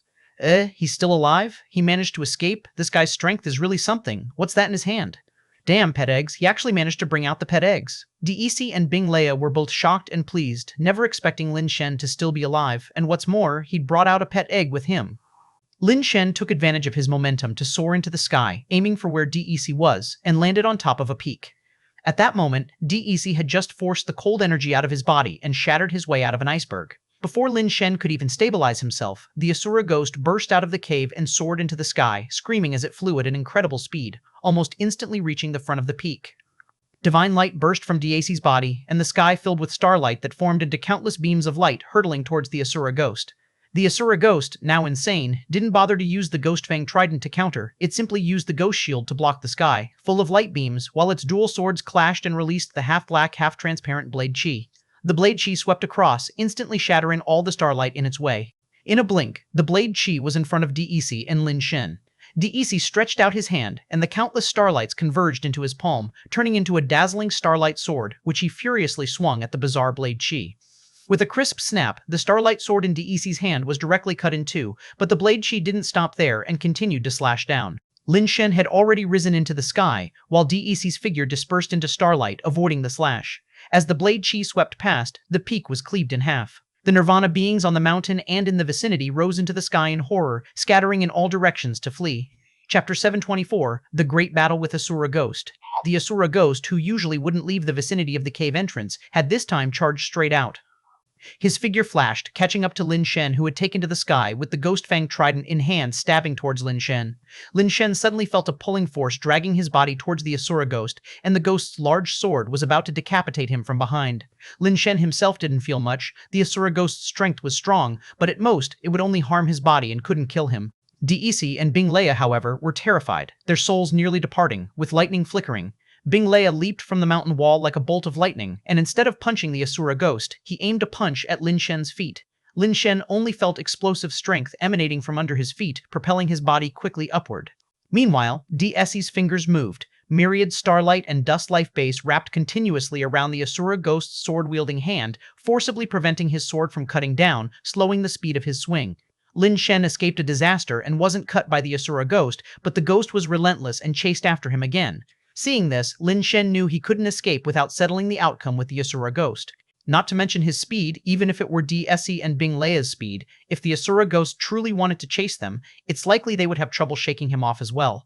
Only by cooperating with Bing Leia and Dec to take it down would they be able to get rid of this guy. Thinking this, Lin Shen had no choice but to give up playing dead, put away the nonsense, took his scrap sword from his waist, drew his sword to face the approaching Asura ghost, and said to Bing Leia and Dec, "I'll hold it off, you guys go all out to kill it."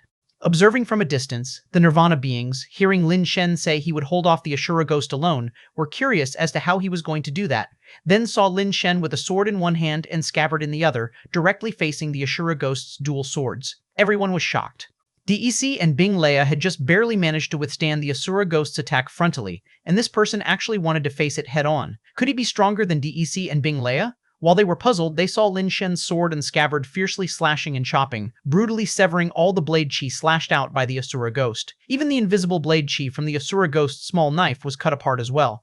Lin Shen himself was an expert at this kind of technique. The Asura ghost's invisible blade chi couldn't deceive him. Man and ghost swung their swords wildly in the sky, with the sound of cleaved blade chi filling the heavens, the clash of weapons unceasing. Damn, this guy is fierce. He actually cut through the Asura ghost's blade chi head-on. Who exactly is he? No wonder he entered the cave to snatch the egg. Turns out he's the most fierce out of the three. What blade technique is that? I've never seen it before. It looks a bit strange. While the distant Nirvana beings were still discussing, the Asura ghost crossed its swords, slashing out a half-black, half-transparent eerie blade chi. They had already witnessed the might of this kind of blade chi, knowing its destructive power was out of this world, and among those of the Nirvana level, there shouldn't be many who could withstand it head-on. Lin Shen should be dodging now. Crack. Lin Shen's figure slid backward in the air, but he managed to sever the Asura Ghost's blade chi. This is too fierce. Who on earth is this guy? Nirvana beings watching from a distance were all staring agape. Lin Shen was tying up the Asura Ghost from the front, while DEC and Bing Leia attacked frantically from the sides. The Asura Ghost swung his shield and trident, blocking the ever-changing assaults from DEC and Bing Leia, while his attacks were also blocked by Lin Shen. The battle had reached a stalemate. DEC has only undergone Nirvana once. His power of Nirvana was not pure nor strong enough. Although his attacks were like tidal waves, they always failed to break through the Asura Ghost's defenses. Bing Leia's power of thunder and lightning was also countered by the Asura Ghost, unable to pose a significant threat to him. The three humans and Ghost fought fiercely in the sky, light scattering, shock waves surging like ocean waves.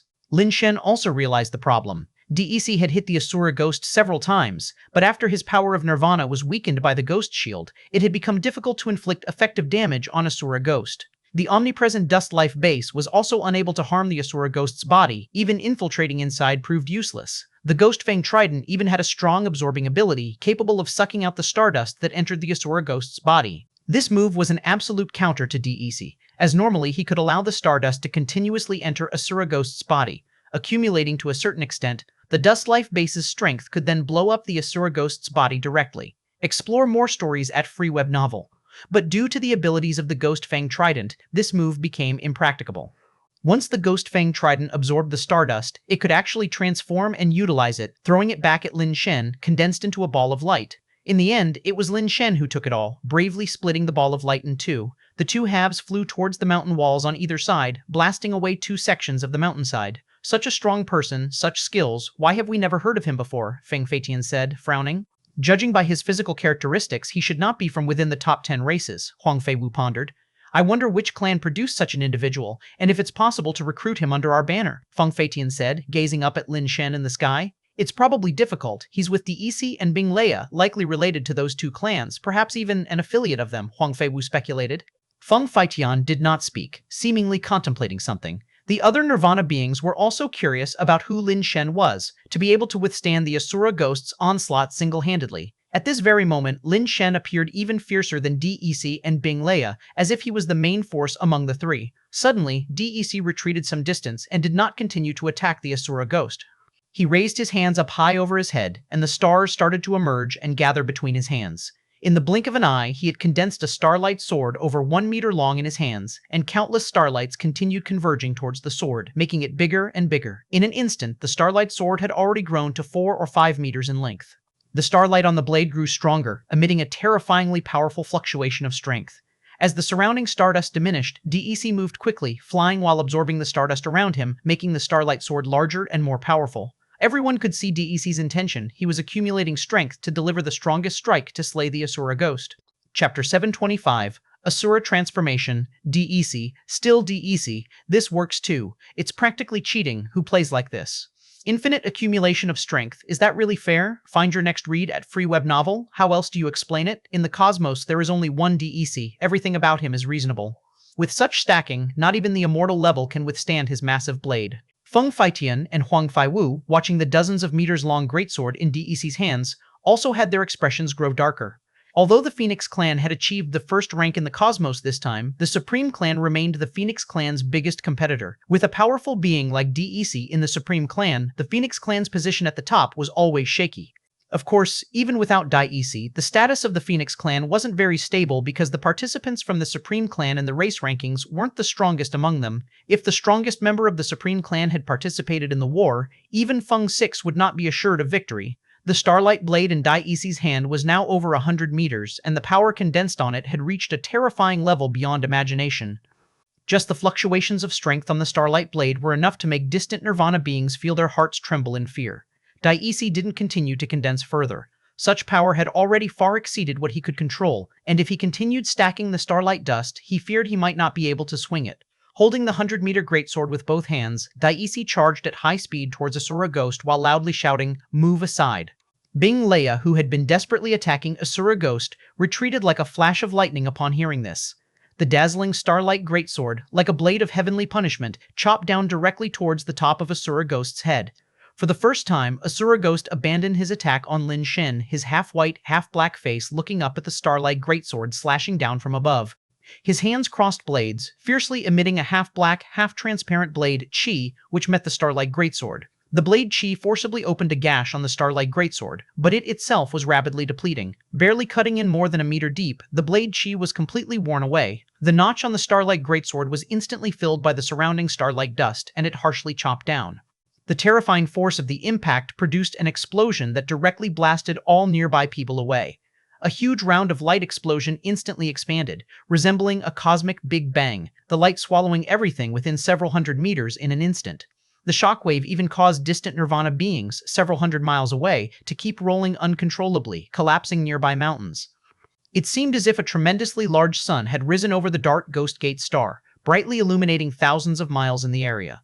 The might of this strike seemed to rival the power of an immortal. Feng Feitian and Huang Feiwu could only continuously retreat to avoid being affected by that terrifying force. DEC is too strong. Watching the giant light explosion in the sky which lingered for a long time, Feng Feitian couldn't help but reveal a bitter smile. Such an attack, he and Huang Feiwu combined couldn't withstand it. DEC remains an invincible presence in his level. Huang Feiwu had to admit, within their level, there was no second person who could unleash such terrifying power. The light explosion lasted for a long time before it gradually dimmed, and Lin Shen, DSC, and Bing Leia watched from afar the center of the light explosion. They themselves were pushed out several hundred miles before they could stabilize their forms. But when the light dissipated, everyone's pupils shrank and their faces revealed a look of terror. No one believed that the Asura Ghost, who had endured such a horrific strike, could still be alive, but at the center of the light explosion, a robust figure still stood erect in the void. However, this figure was somewhat different from the Asura Ghost just now, to the extent that it was hard for a while to determine whether it was really the Asura Ghost. The Asura Ghost, originally a Jadestone being, had somehow transformed into a flesh and blood creature. The Asura Ghost floated naked in the air, his whole skin bright white like snow, his long hair flowing, and a pair of black horns growing on his head. Although he lacked the half-black, half-white color, that face still maintained half the delicateness of a woman and half the robustness of a man, seeming out of place yet strangely harmonious. The original 4 arms had reduced to the normal 2, making him look indistinguishable from many of the human race in the cosmos. As everyone watched him with suspicion and uncertainty, the Asura Ghost opened his eyes and a pair of crimson pupils flashed as if harboring a sea of blood. As his eyes opened, black particles spilled from his body, turning into the black jade carapace that wrapped around his form. A being nearly 3 meters tall, yet with a narrow waist and long legs, and a broad chest like an inverted triangle, hovered upside down in the air, his gaze coldly fixing on what lay before him. The pitch-black carapace completely enveloped the Asura Ghost's body. On his chest and back, blood-red evil ghost face patterns emerged. The Asura Ghost's hands opened, and white particles gathered in his hands, quickly forming 2 white weapons, a narrow, slightly curved white jade blade, and a bizarre white jade fork. The blade was narrow and slightly curved, 4 feet long, resembling a shallow crescent moon with what seemed like the swirling smoke of aggrieved souls upon it. The fork was 3 feet long, split into 2 prongs, somewhat resembling the front fork of a bicycle, with twin blades only as wide as a thumb, forming a triangular shape.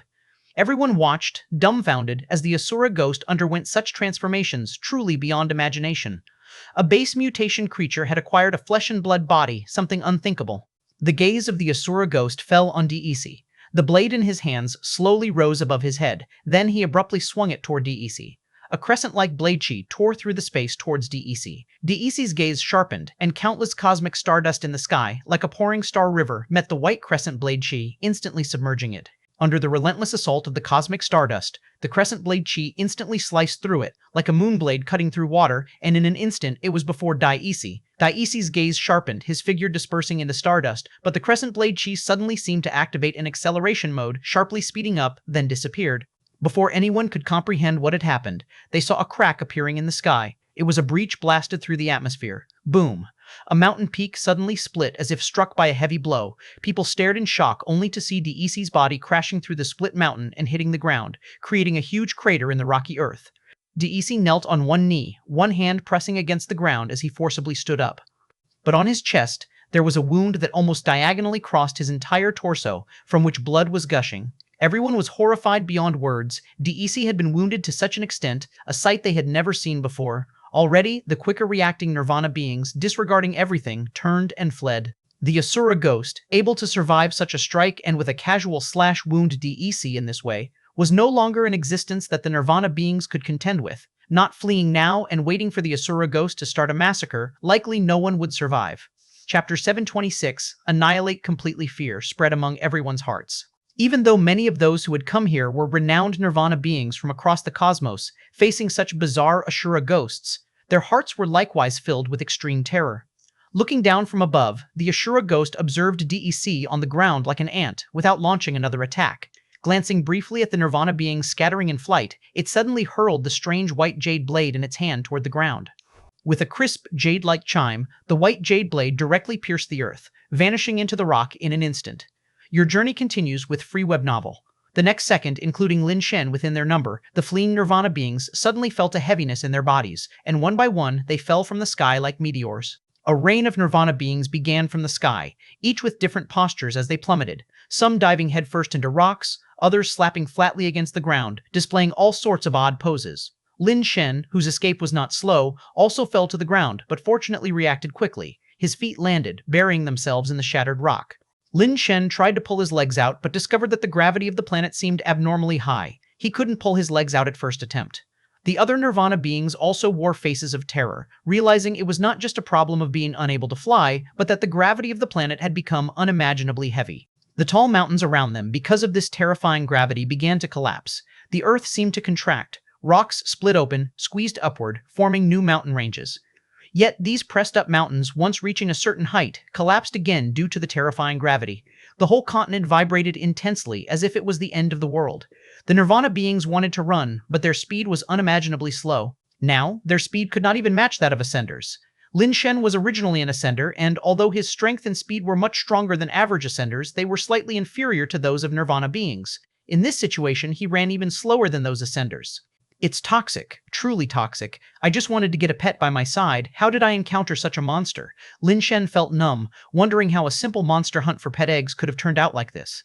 Bing Leia also ran, slightly faster than Lin Shen, but still limitedly so. To run to the teleporter at this speed would surely take hours. Stop running. We can't possibly outrun the Asura ghost. If we unite and fight, perhaps there is still a glimmer of hope, Feng Faitian roared, his body surging with golden light, holding the phoenix feather. But hardly anyone listened to him. Those who were running still ran desperately, already frightened by the Asura ghost, not daring to engage in battle with it. Many harbored a glimmer of hope, thinking perhaps the Asura ghost only wanted to kill those who had stolen the pet eggs and would not pursue them. Hearing this, Lin Shen gritted his teeth and ran towards Feng Feitian and Huang Feiwu. He also wanted to flee, but as one of those who had stolen the pet eggs, he was the first one the Asura ghost would want to kill. He was definitely the one who couldn't escape. Some other nirvana beings, whether or not they took Feng Feitian's words to heart, also started moving towards his location. Bing Leia was among them, sharing similar thoughts to Lin Shen. After fighting the Asura ghost for so long, he figured that once the Asura ghost had killed Lin Shen and Dai Isi, he would likely be next. Rather than being chased later, he might as well stick together now for warmth. What the hell is this thing? Did he just become immortal? Bing Leia met up with Lin Shen and spoke dejectedly. There is no immortality. This isn't the immortal laws. It must be some kind of innate ability. He is still a nirvana creature, but not an ordinary nirvana creature. Feng Faitian stared at the Asura ghost in the sky and said, "He is not an ordinary nirvana creature. Then, what kind of nirvana creature is he?" Bing Leia also knew that the Asura ghost was not just any nirvana creature. It was plain to see. I don't know. Feng Faitian stared at the Asura ghost, his expression grave as he spoke.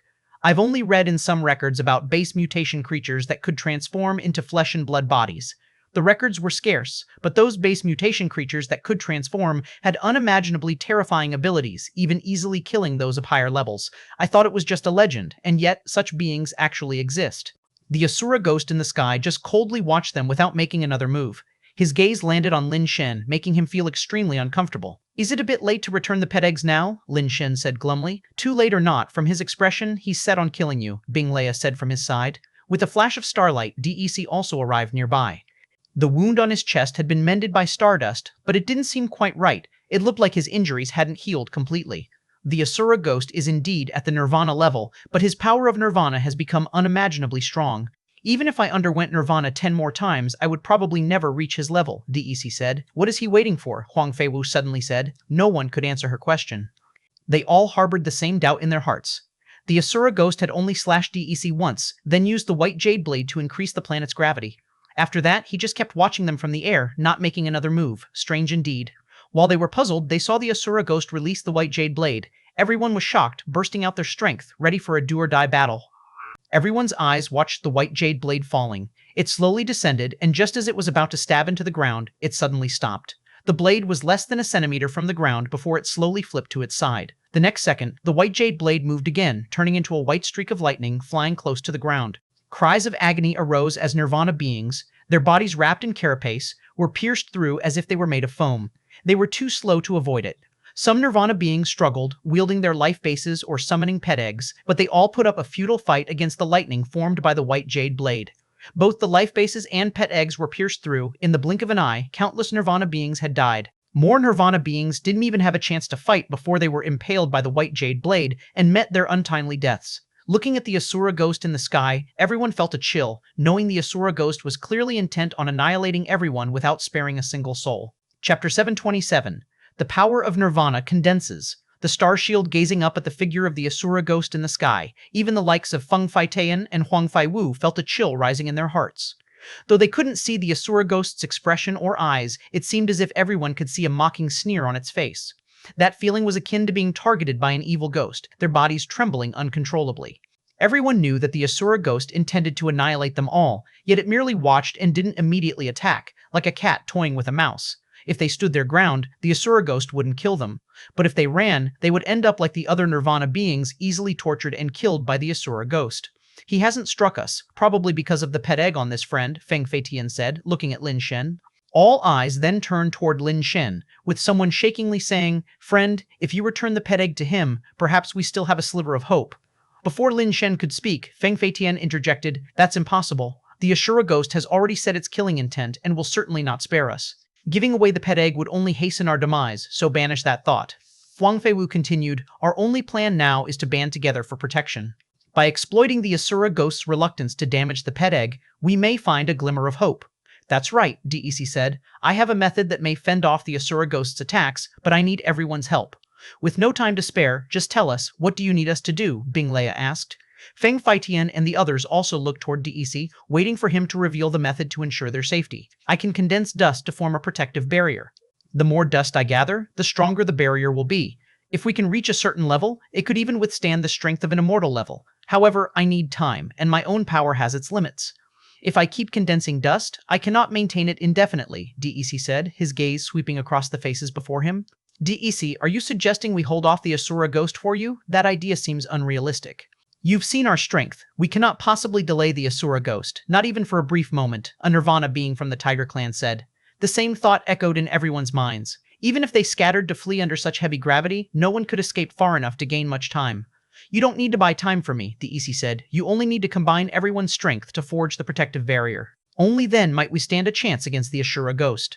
"How can we help you?" Feng Feitian asked directly. Hearing they wouldn't need to delay the Asura ghost, a glimmer of hope rose in everyone's hearts, and they all fixed their gaze on DEC. "Relying on my power alone to condense ordinary dust, I can't quickly create a barrier that can withstand the Asura ghost. But if we use your Nirvana particles instead of normal dust, we can directly forge a Nirvana barrier in a short amount of time. Combining the strength of all of us, we might withstand the Asura ghost's assaults and maintain the barrier for an extended period. As long as your power of Nirvana doesn't fade, the barrier can be sustained," DEC said with intense eyes, looking up at the Asura ghost in the sky. "Thus, I need you to release your Nirvana attributes and hand over complete control to me." To release the power of Nirvana and let DEC control it meant entrusting their lives and fortunes to him. If DEC harbored killing intent toward anyone, he could send them to their death at any moment. Under normal circumstances, no one would be willing to take such a risk, but in this dire moment, Feng Feitian promptly said, "DEC, we trust you. Proceed as you wish." "Damn it, I'm all in. Tell me what to do," Bing Leia also said. A group of Nirvana beings from various races rarely cooperated. Under the command of DEC, everyone began to release their power of Nirvana, simply letting the Nirvana particles exude from their bodies without control. Their bodies were aglow, the light extending and flickering like flames. Holy light burst forth from DEC, and everyone felt as if their power of Nirvana was suddenly being pulled by some force and began to soar. All around, multicolored light ascended, and countless imperceptible particles shot in all directions, arranging themselves in an orderly fashion around them. In an instant, the numerous particles formed a colorful protective shield, enveloping them all within. The strength of this shield was the combined power of over a dozen Nirvana beings. As the power of Nirvana continued to emanate without end from them, the shield became thicker and its brilliance more intense. "Why aren't you releasing the power of Nirvana?" Huang Feiwu noticed Lin Shen standing by her side with no Nirvana particles being released from him. Those who had been on high alert all turned their heads towards Lin Shen, indeed finding that he alone bore no ascending glow. Lin Shen immediately felt frustrated. He wanted to help, but he wasn't a nirvana being and had no power of nirvana. There was simply no way for him to release his own energy particles. He's an ascender, and he hasn't achieved nirvana, lacking the ability to externalize energy particles, DSE explained for Lin Shen. The crowd found this somewhat unbelievable. Even Bing Leia was surprised. He's an ascender? Huang Feiwu looked at Lin Shen incredulously. It wasn't just her who found it hard to believe. Everyone had trouble accepting that the person who had directly confronted an Asura ghost in battle, blocking every one of its attacks, was merely an ascender. If these words hadn't come from DEC, even if Lin Shen himself said it, no one would have believed him. No wonder they were incredulous. Even those from the powerful cosmic races had never seen an ascender with such combat prowess. Perhaps even DEC hadn't possessed such terrifying combat strength when he was at the ascension level. Bing Leia then remembered that Lin Shen had told her before that he was just an ascender, but she had not believed him until now and finally accepted that Lin Shen truly was an ascender. At such a critical moment, if Lin Shen were a nirvana being, it would make no sense for him not to help. Let's go, DEC's voice snapped everyone out of their daze. Now wasn't the time to scrutinize whether Lin Shen was an ascender or a nirvana being. They had to escape first. Under DEC's control, everyone wearing the dazzling protective shield headed toward the teleportation array. All eyes were fixed on the Asura ghost in the sky. Sure enough, as they thought about escaping, the Asura ghost made its move, slowly lifting the white jade blade in its hand. Find Adventures on Free Web Novel. A white crescent blade light descended from the sky, directly striking the multicolored protective shield. Chapter 728, Each Accepts Their Fate Clang. Everyone watched helplessly as the crescent blade light struck the colorful protective shield. The blade light collided fiercely with the protective shield, which immediately began to sway and twist like a soap bubble, scattering colorful flowing lights at the point of impact, as if the shield could shatter at any moment. Boom! The protective shield was struck by the crescent blade light and sent rolling like a colorful glass globe across the ground. The people inside tumbled together, constantly colliding within the sphere. Excitingly, though it looked messy, the protective shield had blocked the Asura ghost's crescent blade light.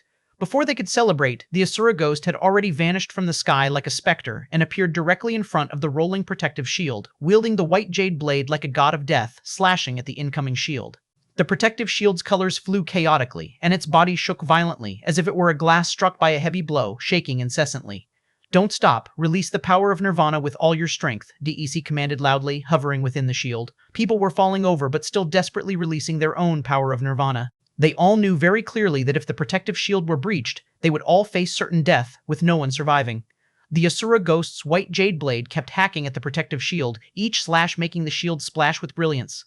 People desperately resisted the pressure, releasing their own power of Nirvana to lend to DSE to combat the Asura ghost. Only Lin Shen couldn't help, clutching an Asura ghost pet egg in his hand, wondering whether to warn the Asura ghost not to mess around, or else he would be finished. Regrettably, the current Asura ghost wasn't even looking at him, coldly moving constantly, his blade chopping at the protective shield formed by the condensed power of Nirvana, the brilliance shooting chaotically and Nirvana particles bursting apart. Watching the violently shaking, flickering protective shield, everyone's hearts twisted and turned just like the shield, all contorted. The Asura ghost flipped the tip of his blade, and surprisingly, he flipped the protective shield into midair. He appeared beside it in an instant, continuing to slash at it. The protective shield had not flown far when the Asura ghost's figure appeared again on the other side, with the white jade blade striking the protective shield once more.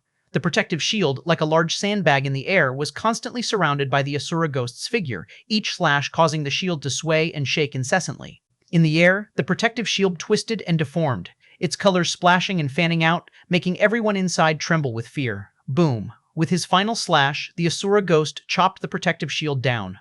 The protective shield crashed heavily onto the ground, creating a massive round pit. Even so, the protective shield was still not cut through. The Asura ghost ceased his attacks, gazing at the protective shield from the sky. Everyone was overjoyed. The protective shield had endured such a brutal attack and still held up. The Asura ghost had not been able to break through, and they all saw a glimmer of hope for life. Hold on, guys, we can do this. The Asura ghost is finished. He can't break our shield, a Gallic person Nirvana being shouted excitedly. Everyone felt a glimmer of hope and clenched their teeth and persevered, as if it had become much easier to release the power of Nirvana within them. Lin Shen looked at the Asura ghost in the sky, but felt that things were probably not as simple as they seemed. Since just a moment ago, the Asura ghost had given him a very bad feeling. It looked like a fierce storm in its offensive, but for some reason, Lin Shen felt it was more like the Asura ghost was playing. Perhaps, being someone who also liked to play, that's why he felt this way. DEC was fully controlling the Nirvana particles of the crowd, stabilizing the protective shield, wanting to keep moving toward the region where the teleporter was located. stay connected through free web novel, but suddenly, the Asura ghost reached out into the void and grabbed something.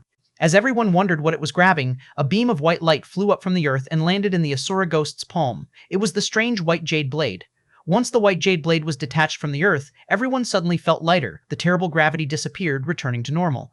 But before they could even rise up, the Asura ghost, holding the white jade blade, teleported above the protective shield. Seeing the Asura ghost's pitch-black carapace and its extremely cold figure, everyone's heart sank, an ominous premonition arising. Crack.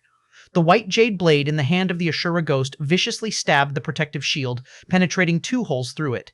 Even more eerie was when the Nirvana particles that formed the protective shield forcibly detached from DEC's control and were drawn to the white jade blade.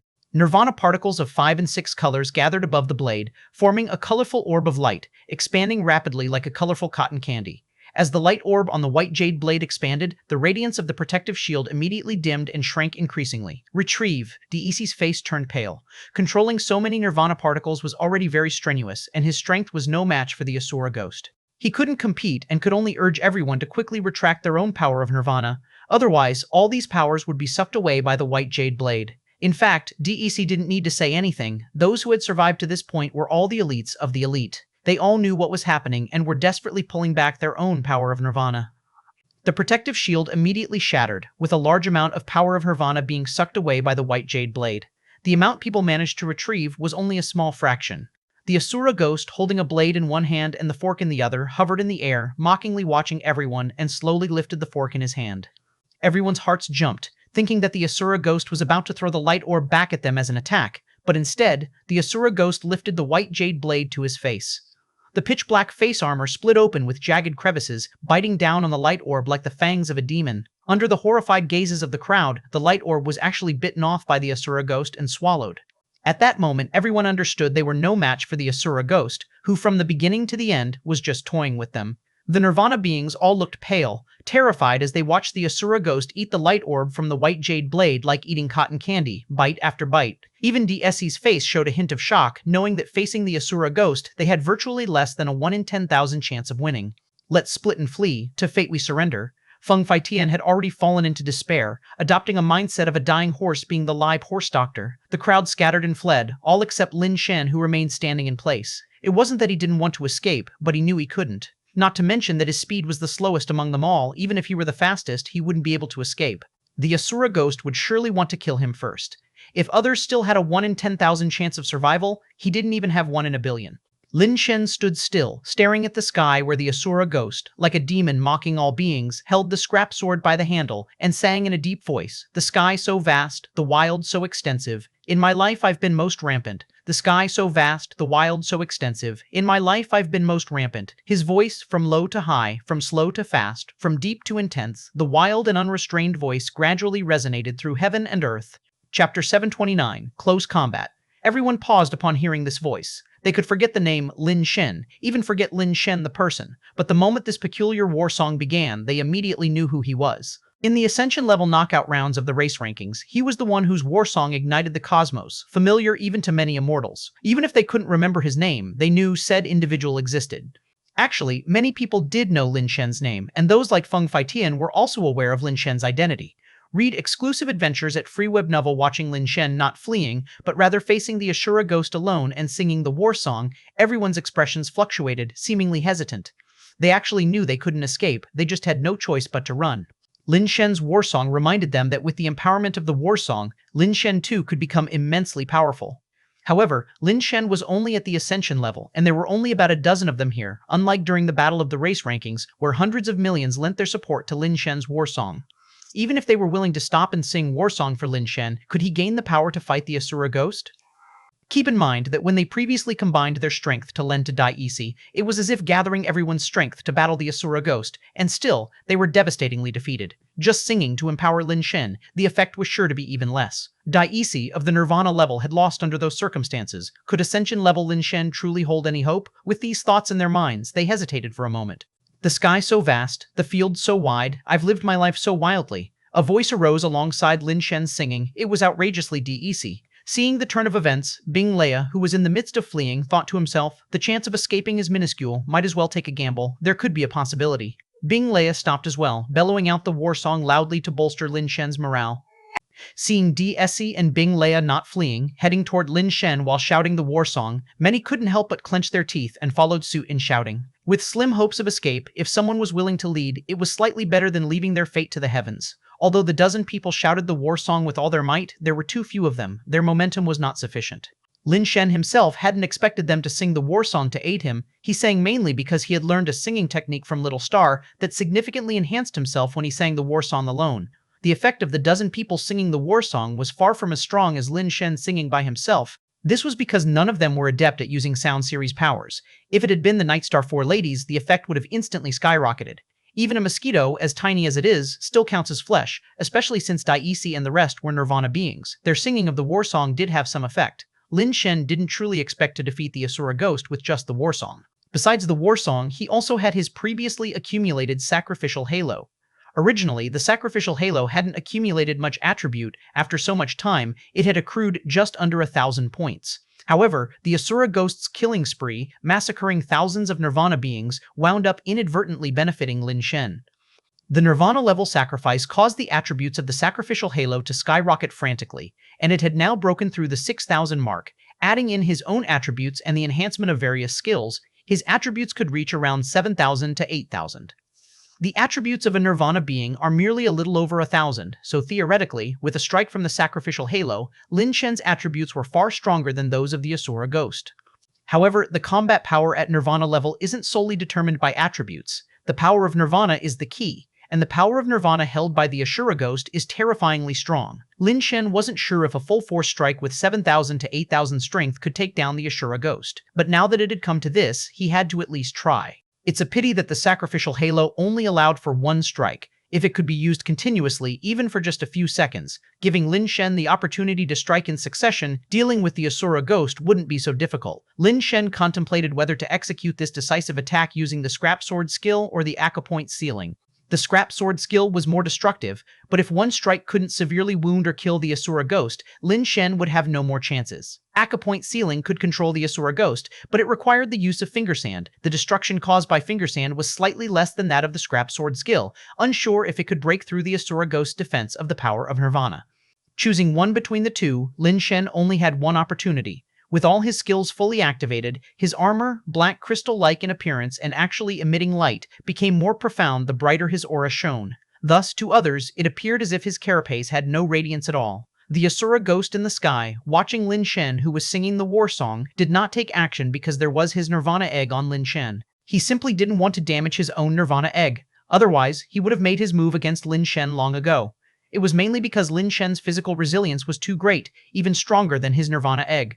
If he wanted to kill Lin Shen, he'd have to use extremely powerful destructive force, and that force would likely damage his Nirvana egg first. Lin Shen well understood the Asura Ghost's reluctance, which was exactly his advantage. With a thought racing like lightning, Lin Shen suddenly leaped up, charging toward the Asura Ghost in the sky, intending to strike preemptively. But even under the enhancement of the war song, his speed was only comparable to that of an average Nirvana being, not appearing particularly dominant. The Asura Ghost watched him coldly as he ascended, and a sharp glint flashed in his eyes. The white jade blade in his hand came slashing directly downwards. This strike, however, did not emit crescent blade lights. It was a direct chop with the blade's body. The moonlight blade was hard to control after being unleashed, so the Asura Ghost, worried about damaging his Nirvana egg, was therefore being so cautious. Even so, the speed of the Asura Ghost was too fast. The slash was almost like teleportation and reached in front of Lin Shen in an instant. Without hesitation, Lin Shen drew his weapon to face the Asura Ghost's white jade blade, but what he drew wasn't the scrap sword, it was death powder coiled around his body. The red tendon-like death powder pulled out from his sleeve came welcoming the white jade blade. When the two collided, there was no earth-shattering boom, not even a whisper of sound.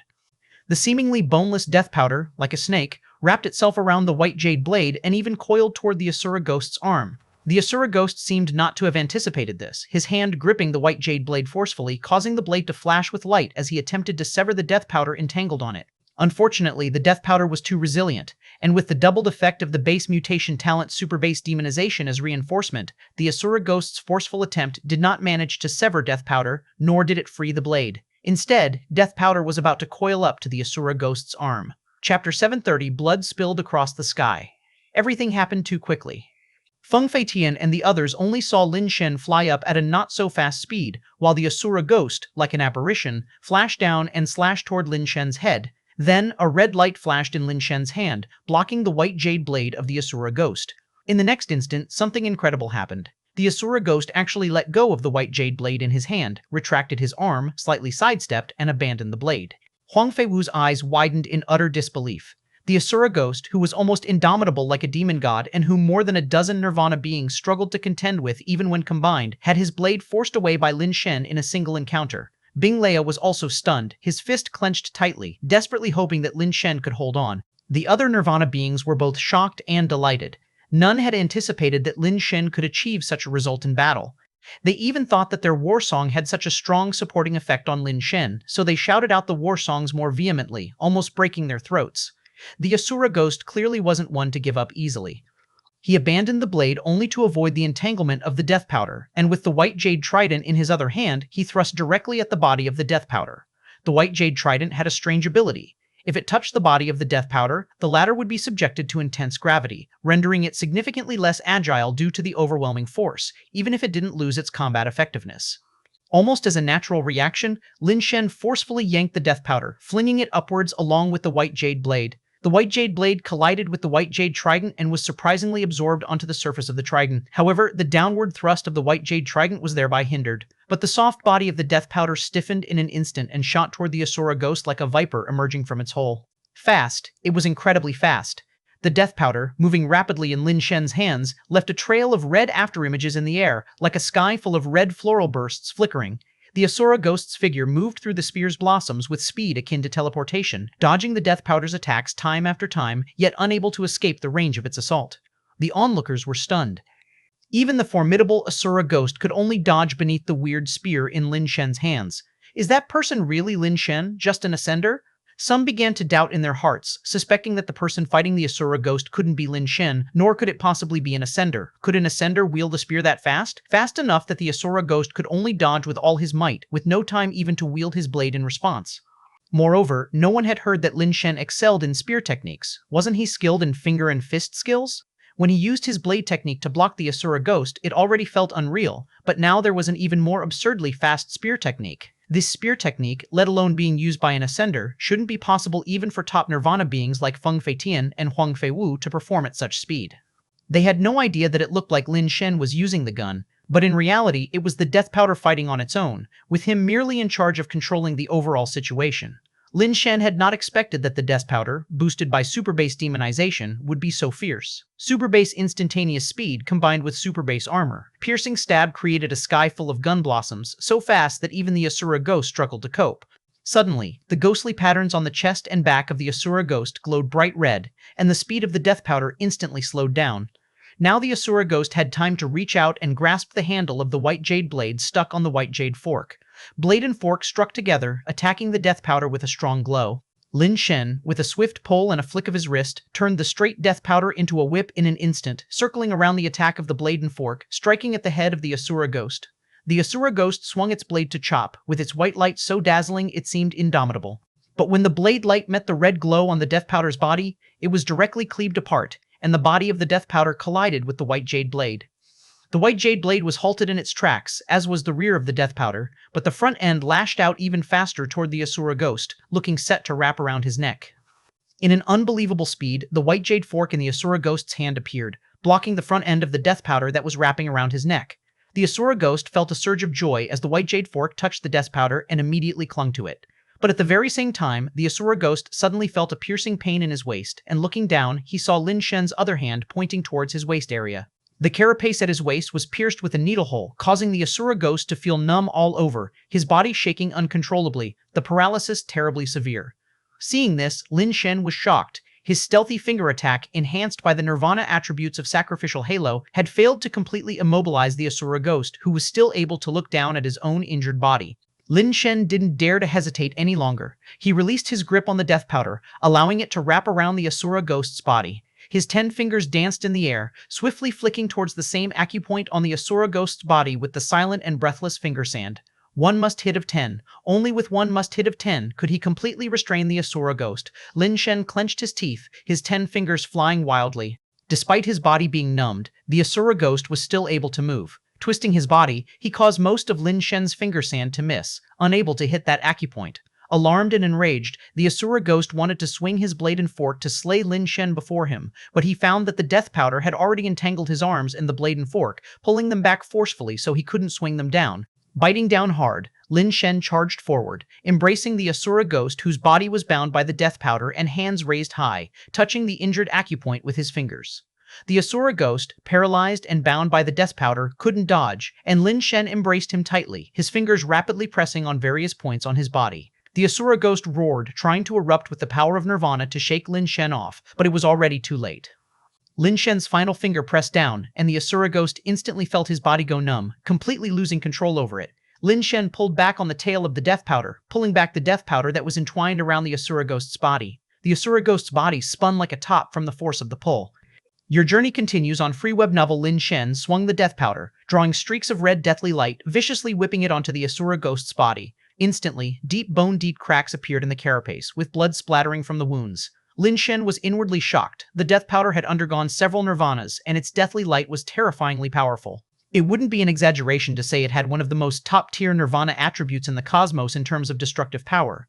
But the deathly light strikes on the Asura ghost only cracked its carapace and failed to sever his body directly. Feng Feitian and the others only saw Lin Shen whipping the Asura ghost, cracking its carapace, with blood spraying scattering from the sky. Chapter 731, Olive Branch. Discover more stories at Free Web Novel. Watching Lin Shen crazily whipping the Asura ghost in the sky, Bing Leia muttered under his breath, "This guy is just ridiculously over the top." Feng Feitian and Huang Feiwu, among others, shared deep sentiments. This was the Asura ghost that even their combined strength of more than a dozen people couldn't conquer, yet there was Lin Shen handling it on his own. It was absurdity opening the door to more absurdity, taking it all the way home. Everyone gave each other weird looks as they watched Lin Shen furiously thrash the Asura ghost in midair, unsure whether to just watch or go up and help. They even forgot to chant the war song. They had forgotten, but Lin Shen hadn't and was busy. He was chanting the war song while striking the Asura ghost. The sky so vast, smack. The field so broad, smack. I, the father, smack. All my life, smack. Most wild, smack smack. Most wild, smack smack. Lin Shen realized he was having fun hitting, but the Asura ghost's wounded body was healing at a rapid pace. The injuries caused by death powder weren't much faster than its self-healing rate. This won't do, thought Lin Shen, and he flung the death powder away. The body of the death powder expanded rapidly in the air, instantly turning into a giant creature, opened a mouth like the Ruby Crusher, and swallowed the Asura ghost's body in one gulp. Then there was the sound of crackling and crunching from the mouth of the death powder, making everyone's teeth feel sour. That was when people realized the strange, flexible yet stiff weapon in Lin Shen's hands was actually a pet. Many people wondered with confusion. Feng Feitian and Huang Feiwu were also full of questions, puzzled how Lin Shen, if he truly was an ascender, could use a Nirvana-level pet. What kind of pet is that? How is it so powerful? Bing Leia stared at the giant-sized death powder, his eyes filled with envy. Regardless, everyone now heaved a sigh of relief. With the Asura ghost down, their lives were finally safe. Lin Shen watched as the death powder crushed and swallowed the body of the Asura ghost, and a weight was lifted off his heart. He hadn't even reached out to recall death powder when it flew towards him on its own, its body continuously shrinking during the flight and finally turned into a pet capsule landing in his palm. He's nirvanized again. Lin Shen, holding the pet capsule, just knew it had undergone nirvana again. Lin Shen found himself increasingly relying on death powder. Almost every time he faced a formidable foe, it was death powder that played a significant role and turned defeat into victory. This time, having obtained the egg of the Asura ghost, once hatched, I won't have to rely so much on death powder anymore, Lin Shen thought to himself. DEC and Bing Leia came over to join Lin Shen. Bing Leia gave Lin Shen a thumbs up. Shen, it's still you. The person is strong, and the pet is even stronger. In Bing Leia's eyes, Lin Shen defeating the Asura ghost was mostly thanks to death powder. It wasn't just Bing Leia who thought so. Feng Feitian and the others also felt the same way. Such a powerful pet, even the pride of their mighty clans would struggle to obtain. Indeed, that was the case. Death powder truly played a major role, but whether it could have killed the Asura ghost on its own was still a question mark. The sacrificial halo and acupoint sealing were equally key to the victory, it's just that others couldn't quite grasp the fire seed abilities. Lin Shen, if one day you no longer enjoy being in the celestial race, the Phoenix clan will always welcome you. Feng Feitian and Huang Feiwu approached and uttered such a sentence. If Lin Shen wants to switch sides, given our relationship, he would join my Snow clan. When would it be your turn? Bing Leia bluntly said. Feng Feitian ignored Bing Leia and simply asked Lin Shen for his contact number. Knowing that there were many people around and it was noisy, Feng Feitian didn't say much. After getting the contact number, he secretly sent a message to Lin Shen. If you want to sell those Asura ghost pet eggs you have, contact me anytime and you can name your price. The pet eggs belong to the three of us. I don't have the right to handle them right now, Lin Shen replied with a message. No worries. Whenever you want to sell them, just contact me, and I guarantee you'll be satisfied with the price. Also, if you want to sell that pet you just used, the price will be unlimited. Feng Feitian sent another message.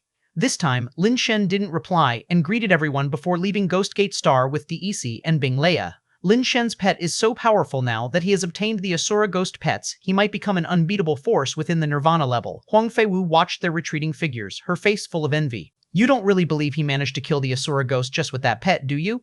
Feng Feitian squinted and asked. Isn't that the case? Huang Feiwu paused, surprised, and looked at Feng Feitian in confusion. At least not entirely. Feng Feitian smiled and said, if I had to choose between him and that pet, I would choose him. Huang Feiwu was even more astonished. It's not just high regard, it's extremely high regard, Feng Feitian stated seriously.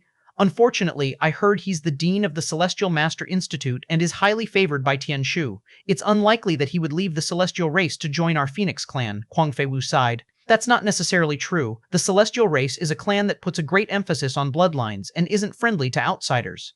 The better Lin Shen performs, the tougher his situation in the celestial race might become.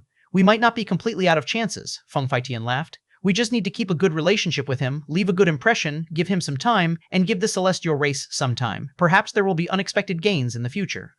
After leaving Ghost Gate Star, Lin Shen and his companions found a secluded place where Lin Shen took out everything he had acquired. It was simply 3 pet eggs. The Asura Ghost, along with its life base, had been devoured by the death powder, leaving not even a hair behind. According to our agreement earlier, each of us gets 1 pet egg, Lin Shen said. I wasn't of much help this time, as you turned the tide alone. I'll forgo my share of the pet eggs. DEC shook his head. Bing Leia quickly added, DEC is right. Without us, with your and your pet's capabilities, you'd still have secured the pet eggs. They should rightfully be yours. As for what Feng Feitian suggested earlier, you might consider it. If you're not happy in the celestial race, both I and the Snow Clan welcome you. We guarantee that your status with us will be higher than in the celestial race, and the benefits definitely better than there, more comfortable than over there. Lin Shen didn't respond but picked up the black and white pet egg and turned to leave. According to our earlier agreement, I'll pick first. Whether the two of you still want yours, you can decide for yourselves. DEC and Bing Leia wanted to stop Lin Shen, but he had already flown off into the sky and disappeared in an instant. Such a person is wasted in a xenophobic place like the celestial race. He should really join my Snow Clan, don't you think? Bing Leia said regretfully. I think he would be a better fit for the Supreme Clan, DEC said lightly, picking up a pet egg and standing to leave, leaving Bing Leia alone, stunned in place.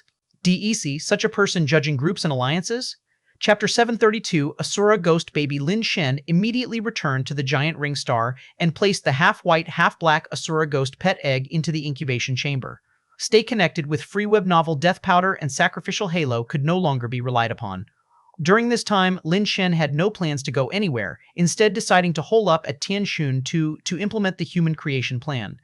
Lin Shen had a private chat with Lin Miao, who didn't mind if the Lin family had a few mixed blood babies. As long as they were of Lin family blood, she would accept them. Unfortunately, there had been no movement from Tianshun yet, but the half-white, half-black Asura Ghost pet egg was the first to crack open. When Lin Shen saw the cracks appearing on the surface of the pet egg, he stayed by the incubation chamber, waiting for more than a day until he witnessed the cracks on the egg fully open. It was indeed strange. Once the cracks appeared, they increased continuously, almost covering the entire egg like splintering tempered glass, until, with a loud crash, it completely shattered. A tiny figure emerged from the fragments, causing Lin Shen, who had been watching intently, to be slightly startled. Lin Shen had originally thought that the creature hatching from this Asura Ghost pet egg would be a half-white, half-black entity, a combination of the Asura Ghost King and the Asura Ghost Queen. But now, sitting among the fragments, was a mini-baby. Body tender and white as snow, with a pair of pitch-black horns and long black hair, holding a mini dining knife in one hand and a mini fork in the other, sitting cross-legged like Buddha himself. The Asura Ghost Baby, only the size of a fist with a dignified appearance, had a cherubic face that oddly reflected the visage of an ancient Buddha. Lin Shen watched him, and the Asura Ghost Baby with those stark black and white eyes also watched Lin Shen. Having realized what was happening, Lin Shen was overjoyed. He had personally experienced how powerful this form of Asura Ghost was, and now having one hatch directly was just too good. Lin Shen was about to prevent the Asura Ghost Baby from eating the eggshell fragments, but the baby didn't move, just sitting there watching Lin Shen. The Asura Ghost Baby didn't behave as expected. As Lin Shen was wondering what to do, the baby opened his mouth and spat out a jade pet key interwoven with black and white. The pet key directly flew toward Lin Shen, who was somewhat caught off guard, but thankfully his reflexes were quick enough to catch it. After spitting out the key, the Asura ghost baby ignored Lin Shen, pierced a piece of eggshell with the mini fork, and brought it to its little mouth. Then it began to chew slowly and methodically, exhibiting a level of elegance not even affected adults could achieve. Lin Shen watched the Asura ghost baby eat the eggshell fragments one by one, with grace and composure. For some of the larger fragments that the baby couldn't eat in one bite, it actually used the mini knife in the other hand to cut them into pieces just the right size to fit into its little mouth before using the fork to bring them to its mouth. As the eggshell fragments were steadily consumed, the Asura ghost baby's body started to grow. After eating all of the shell pieces, the baby had grown to the size of a 3 or 4-year-old child, and its body was gradually enveloped in a black substance that seeped from within, forming a black carapace. "What are you waiting for?" asked the Asura ghost baby after it had finished eating and stood up, the knife and fork in its hands turning into particles that merged into its body and disappeared as it looked up at Lin Shen. Already somewhat dazed, Lin Shen was taken aback by the Asura ghost baby's words and gaped with astonishment, struggling to collect his thoughts. "This guy can talk?"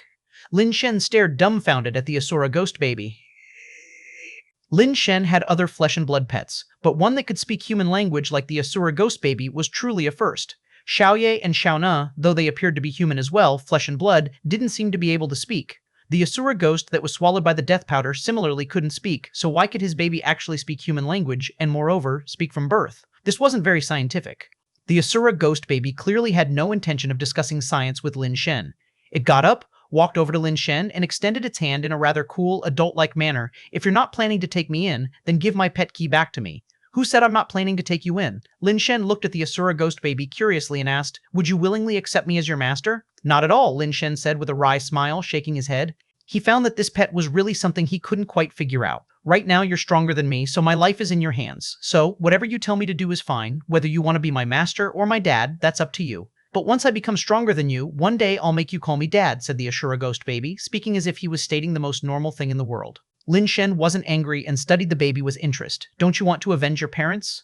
"First, we Asura ghosts don't have the concept of parents, we only have inheritors. Second, why should I avenge them? If they weren't strong enough and got killed, it's because they were too weak. Third, even though I find you very unpleasant to look at, since you're not planning to kill me, I won't kill you either. Fourth, you want me to accept you as the master, but when I'm stronger than you, I want you to accept me as the master."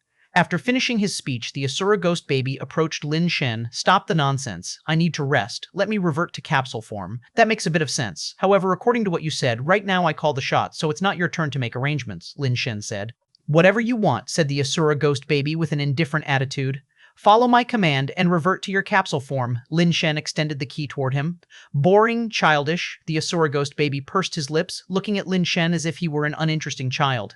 After turning the Asura ghost baby into a capsule, Lin Shen checked its attributes. Asura ghost, juvenile form, super base nirvana creature, evolvable, strength 2430. Speed 2430. Hardness 2430, toughness 2430, base mutation talent, super base Asura Jade body, super base Ghost body, super base Deity, life base, super base Asura Blade, super base Asura Fork, Nirvana attributes, Asura Ghost domain. Indeed, a double life base with freakishly overpowered attributes. Lin Shen's attributes would only be like this after his own Nirvana. Its innate skill, life base, and Nirvana attributes were all top of the top quality, truly worthy of a super base pet. Chapter 733 Your Name. The super base Asura Jade body skill enhances all attributes and has a powerful self-healing effect. The super base Ghost body is the debuff skill of the Ghost Shield, a group debuff skill. The super base Deity is even more abnormal, granting attribute immunity. Of course, it's not 100% immune, but it's already incredibly powerful. Any type of attribute damage is greatly weakened against the Asura Ghost. The Asura Blade and Asura Fork in the double life base are also double life base talents. The Asura Blade is a dual offensive talent, while the Asura Fork has two talents. One is the Ghost Gate, and the other is the Nahi Bridge. The Ghost Gate's effect is like that of increasing gravity, but it's not that simple. The Nahi Bridge talent is the kind that can attract and transform strength, which is also quite complex. The Nirvana attributes Asura Ghost domain is also considered a top-tier power of Nirvana, just slightly weaker than the Death Powder's power of Nirvana. However, Lin Shen has not yet seen any Nirvana attributes stronger than Death Powder in this world. If not comparing with Death Powder, Asura Ghost domain is indeed top tier among Nirvana attributes. Although the Asura Ghost skills aren't as numerous as Death Powder's and don't have as wide a range of uses, in terms of pure combat, they are probably not inferior to Death Powder. With Asura Ghost, I don't have to worry so much when Death Powder is not around. This guy's combat ability is no less than Death Powder's, and in some aspects, it's even stronger. It's just that he's too smart. I hope he won't betray me in the heat of the moment. Oh no, I'm still just at ascension level. I might not be able to summon him. Lin Shen then remembered this issue and quickly took out the pet key, attempting to activate Asura Ghost. Fortunately, the thing Lin Shen was worried about didn't happen. He actually managed to activate the Nirvana-level Asura Ghost with the key. Fussy, hesitating, indecisive, can't you be more resolute? Said Asura Ghost sternly as it came out and began to lecture Lin Shen. I just forgot to ask you, do you have a name? Lin Shen was not willing to admit that he had forgotten that he couldn't summon Nirvana pets, so he made an excuse. You're an ascender, and you're afraid of not being able to summon me, Ashura Ghost bluntly exposed Lin Shen, then said, I am Ashura Ghost, do I need any other name? Lin Shen, unfazed by thickness of his skin, as if he hadn't heard, smiled and said, Asura Ghost should be the name of your race. We're going to be together for a long time, so to make it easier to address you, can I give you a name? Read exclusive content at Free Web Novel, whatever you want. A name is just a handle, you can call me anything. Asura Ghost had an air of someone who had seen through life despite its small size. Let me think, how about calling you Kiddo? Lin Shen said after pondering for a while. Asura Ghost's face instantly fell, clearly very dissatisfied with the name Lin Shen had chosen, yet retorted defiantly, whatever you want to call me. Given your level of culture, coming up with such a name must have been difficult for you already. In that case, let's go with Kiddo, said Lin Shen, smiling as he looked at the Asura Ghost.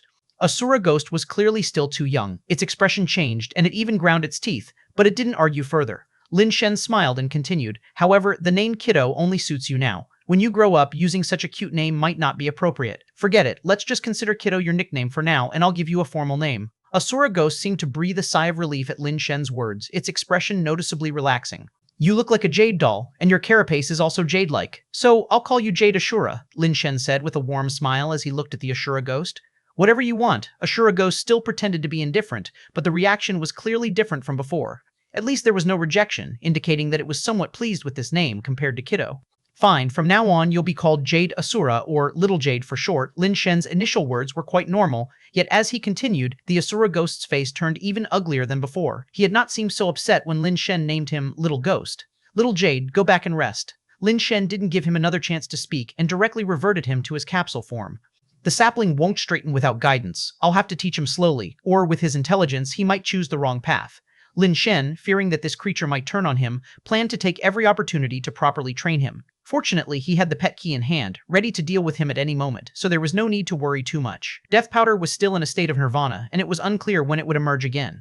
For the time being, any burdensome tasks would have to be handled by Little Jade. In the Ultra Burn Tribe Council Chamber, all the high-ranking members were wearing expressions of extreme excitement. General Bale, please give the order. I wish to be the vanguard to flatten the human race's home planet, Austin called out ecstatically.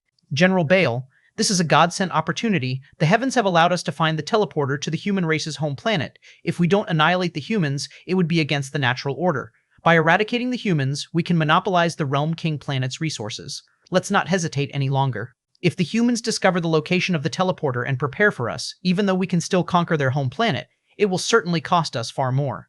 General Bale, give the order. The crowd was enthusiastic. Ever since the teleportation array to the human race's home planet was discovered, the Ultra Burn tribe had been plotting to attack it.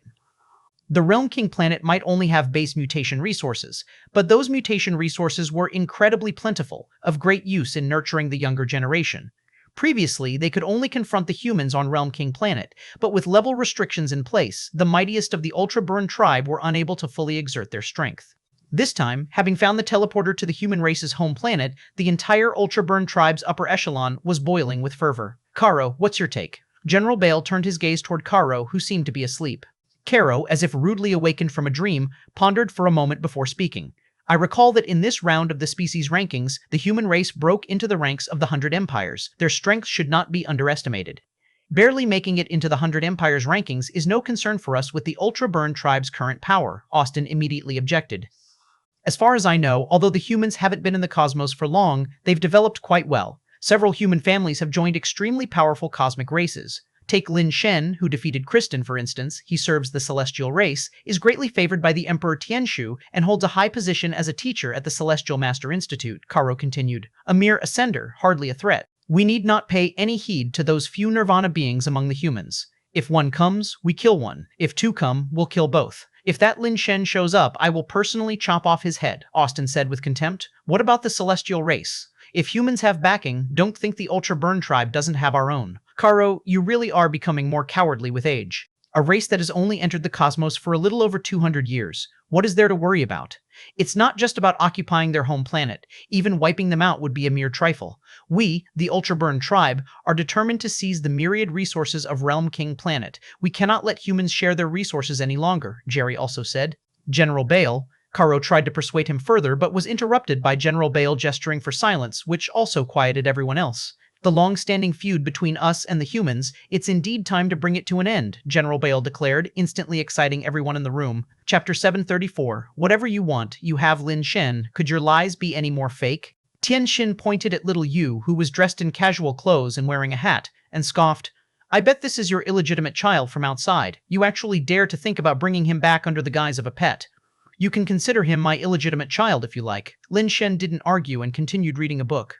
Little Yu was quite useful actually. Even when there was no need to fight, he could still be used for fetching tea, cleaning, and doing other chores. Aside from his mouth, he was just like a normal person. When there was no one else around, he could also keep Lin Shen company, chatting and relieving boredom, although what he said wasn't very pleasant to hear. Lin Shen hoped to find a method for attaining nirvana from the books. The effects of the Dark Domain Lotus Seed lasted at most a year, and in fact, after 6 months, the effects would seriously diminish. It was best to find the method for nirvana quickly. Tian Xin sized up little Yu and twisted her mouth, asking, Kid, what's your name? Tell me the truth. Is he your dad? Sitting on the sofa, little Yu turned to look at Tian Xin, sized him up and down, then turned away, neither speaking nor paying him any attention. He never taught me that, only taught me not to talk to those with IQ problems, as it would reduce my intelligence, little Yu said indifferently. You brat, Tian Xin was furious and turned to Lin Shen. He must be your real son, as annoying as you, I can't be wrong. Let me tell you, Lin Shen, I don't care how you mess around outside, but if you dare bring someone back to bother my niece and make her unhappy, I'll kill you. Barking dogs don't bite, and the louder they bark, the less likely they are to bite, little Yu chimed in from the side. Lin Shen, are you going to control your kid or not? If you do not, then I will, Tian Xin glared at Lin Shen. Go ahead, I can't control him, Lin Shen kept reading. Fine, you said it yourself. Don't blame me for bullying your son. I don't believe this evil. I can't deal with you, but I can't handle your kid? Tian Xin said as his figure suddenly flashed over to little Yu, reaching out to grab his collar and lift him up. His hand shot out fast but retracted even faster, accompanied by a scream. Little Yu raised his hand, and a white jade fruit fork appeared in front of Tian Xin's palm. Tian Xin's hand, swift as lightning, couldn't retract in time and smashed into the little fork, piercing into his flesh, causing Tian Xin to scream in pain and recoil as if electrocuted. FK, you little bastard, enraged. Tian Xin raised his hand to slap little Yu, but he froze with his hand in the air. Tian Xin incredulously looked at little Yu, unable to believe that this was just a human child. But how could a human child have such speed and strength to drive a fruit fork from who knows where through his palm? Continue reading at Free Web Novel. You should know that he was already a nirvana being. A child's strength should not be able to hurt him. Tell me honestly, what kind of partner have you found to have such a deadly child? Could your partner be of the Supreme Clan, and the child born is already at Ascension level? Tian Xin still couldn't believe this was just a pet. He just thought Lin Shen had climbed another high branch and found a higher lineage woman to bear such a child. Is your brain filled with water? Lin Shen was somewhat speechless, not understanding what Tian Xin was getting at. Angry out of embarrassment, I must have hit the nail on the head, right? Tian Xin immediately assumed he had guessed correctly. His brain isn't waterlogged, it's just originally small. Little Yu manipulated the small fork in his hand. You brat, I haven't gone all out on you because of my kind heart, and you really think I can't handle you? It seems today I must teach you a lesson so you know how high the sky is and how thick the earth is. Tian Xin was so furious he didn't waste more words, and like lightning reached for little Yu's head. He was known for his speed, and his attack was truly as fast as lightning. Even an ascender could hardly react in time to avoid being grabbed by the head. Little Yu was not an ascender, so he reacted, and the small fork again appeared on the must-pass path of Tian Xin's palm. If Tian Xin continued this move, the fork would again pierce through. Tian Xin's palm shifted, dodging the small fork like a lightning bend, reaching from another direction toward little Yu's head. Tian Xin was still holding back, but with this strike, he found the small fork appearing again in front of his palm.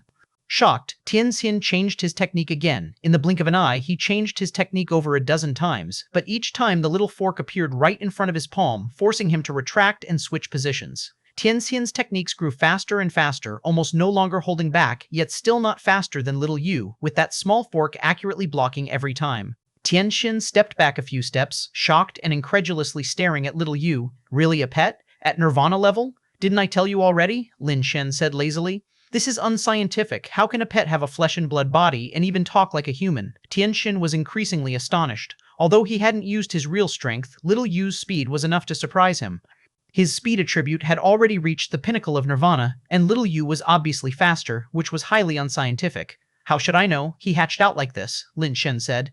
Tian Xin, amazed, circled little Yu, marveling more and more at this peculiar pet. What ability is he good at? Good at killing. Little Yu didn't wait for Lin Shen to speak, but said it himself. Has personality? I like it.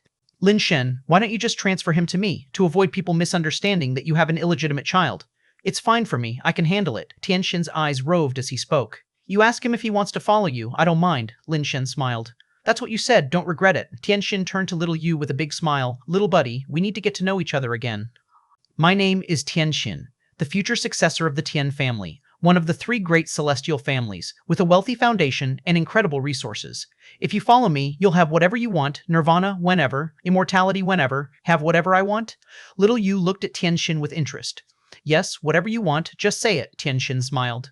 Then, can you get some shame? Little Yu slowly said. Chapter 735, Constellation. Class Warship, at the General Bell's mansion on the ultra-burning star. General, you really need to think thrice before attacking the human homeworld, Carl urged earnestly as he followed General Bell. The decision has been made, General Bell said indifferently as he walked. Although humans have been a part of the cosmic community for only a short time, ever since the Realm King planet encountered humanity, I have studied the current state of humans in the cosmos. Many human families are now affiliated with major alien species, including some nirvana beings. Their strength is truly not as weak as we imagined, Caro explained. Since you've studied for so long, you should know that the teleporters discovered on the human side do not support nirvana beings' transport, right? Human nirvana beings in the cosmos can't return to their homeworld, General Bell replied as he pushed open the door to his study, sat down in the chair behind the desk, and casually took a teacup and pot. Caro walked over, took the tea set seamlessly, and while preparing tea for General Bell, he continued, the human homeworld isn't the key issue. There's no problem in us taking the human homeworld, but the issue lies in the aftermath. Those humans in the cosmos would become our sworn enemies after we conquer their homeworld. For the sake of a planet that has little practical use and the resources of the Realm King planet, it's simply not worth it, a loss outweighing the gain. There's a Constellation-class warship on the human homeworld, General Bell suddenly revealed. Caro's pupils shrank upon hearing this, and an expression of disbelief crossed his face. How is that possible? With such a low-level civilization so new to the cosmos, how could they possibly have a Constellation-class warship? General, where did you get this information? Could there be a mistake? It's just not possible for humans to possess a warship of that caliber. Even those humans affiliated with the major powerful tribes couldn't possibly obtain a Constellation-class warship.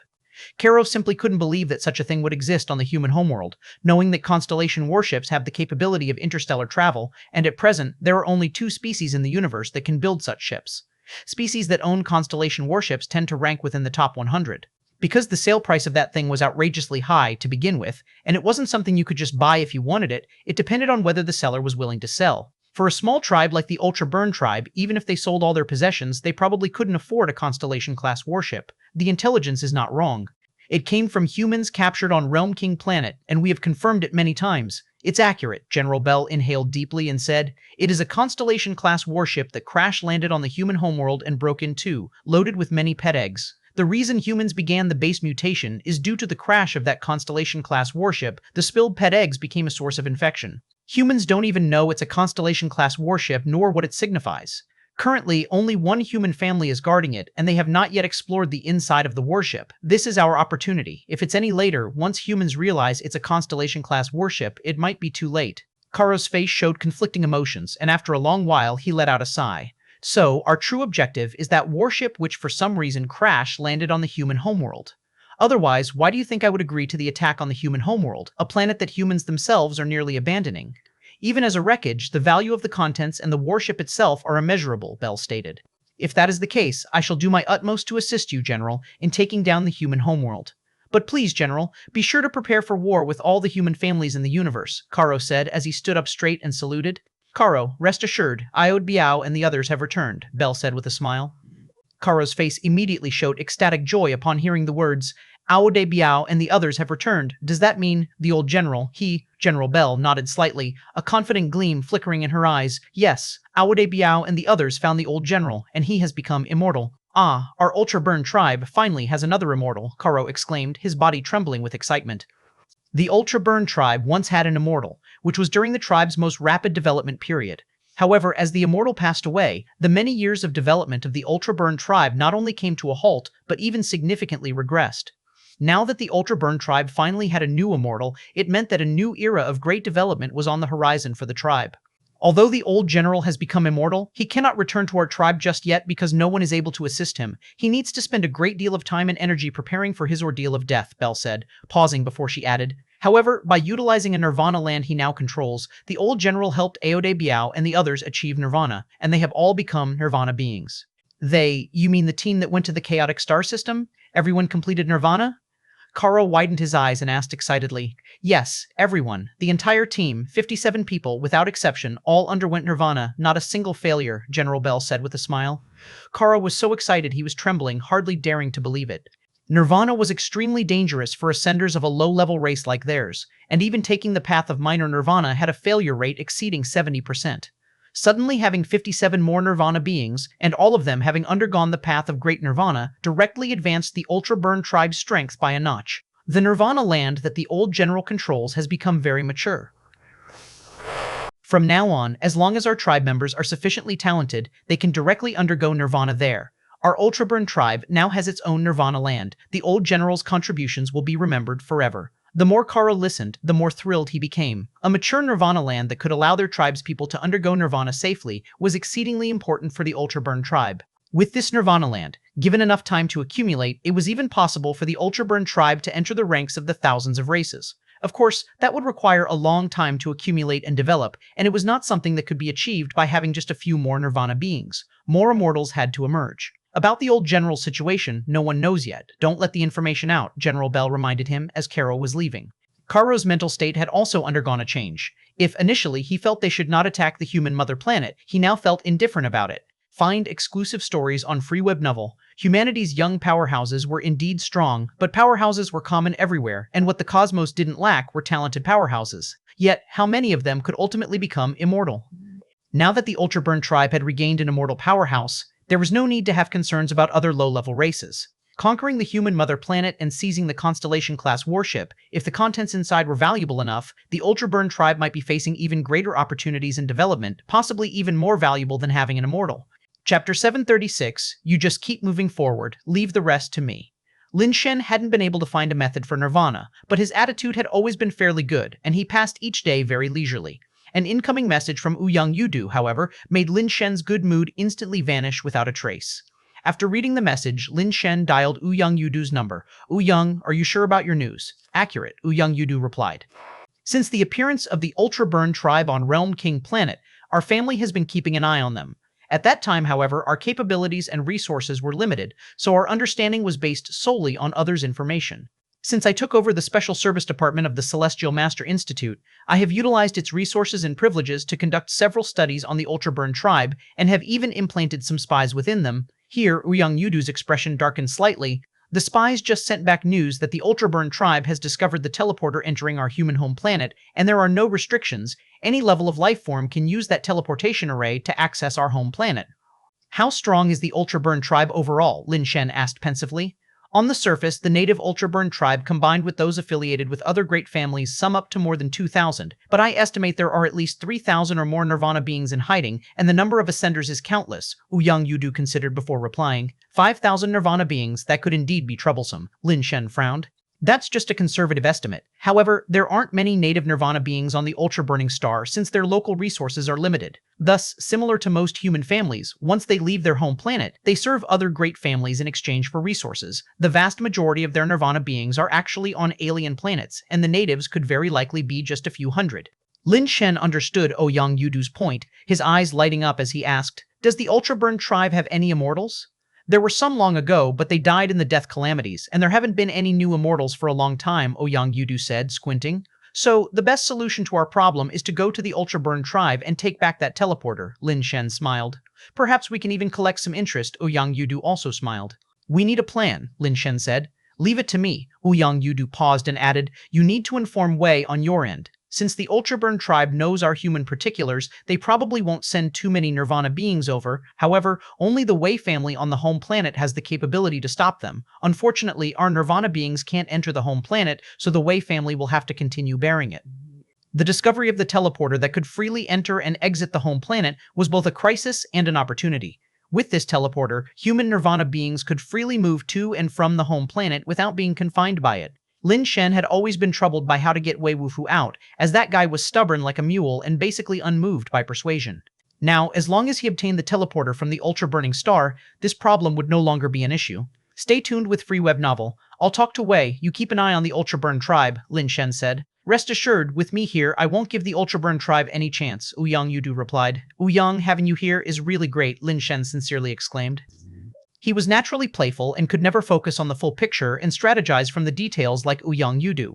Without Ouyang Yudu, they probably would still be unaware of what was happening, and their homeland might very well have been stolen by the Ultraburn tribe.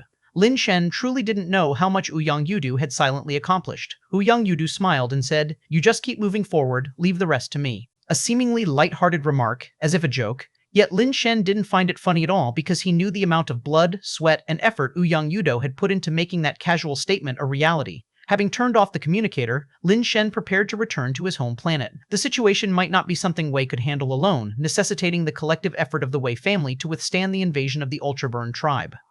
Lin Shen couldn't return to help them, as he had to go to the Ultraburn tribe's home planet, take advantage of the Nirvana being's absence, and snatch back the teleporter from the Ultraburn tribe's lair. That was even more perilous than guarding the home planet, so only he could personally undertake the mission. Lin Shen teleported to Seacorn Base once again. Recently, the staff there had become quite familiar with him, greeting him with smiles as he arrived.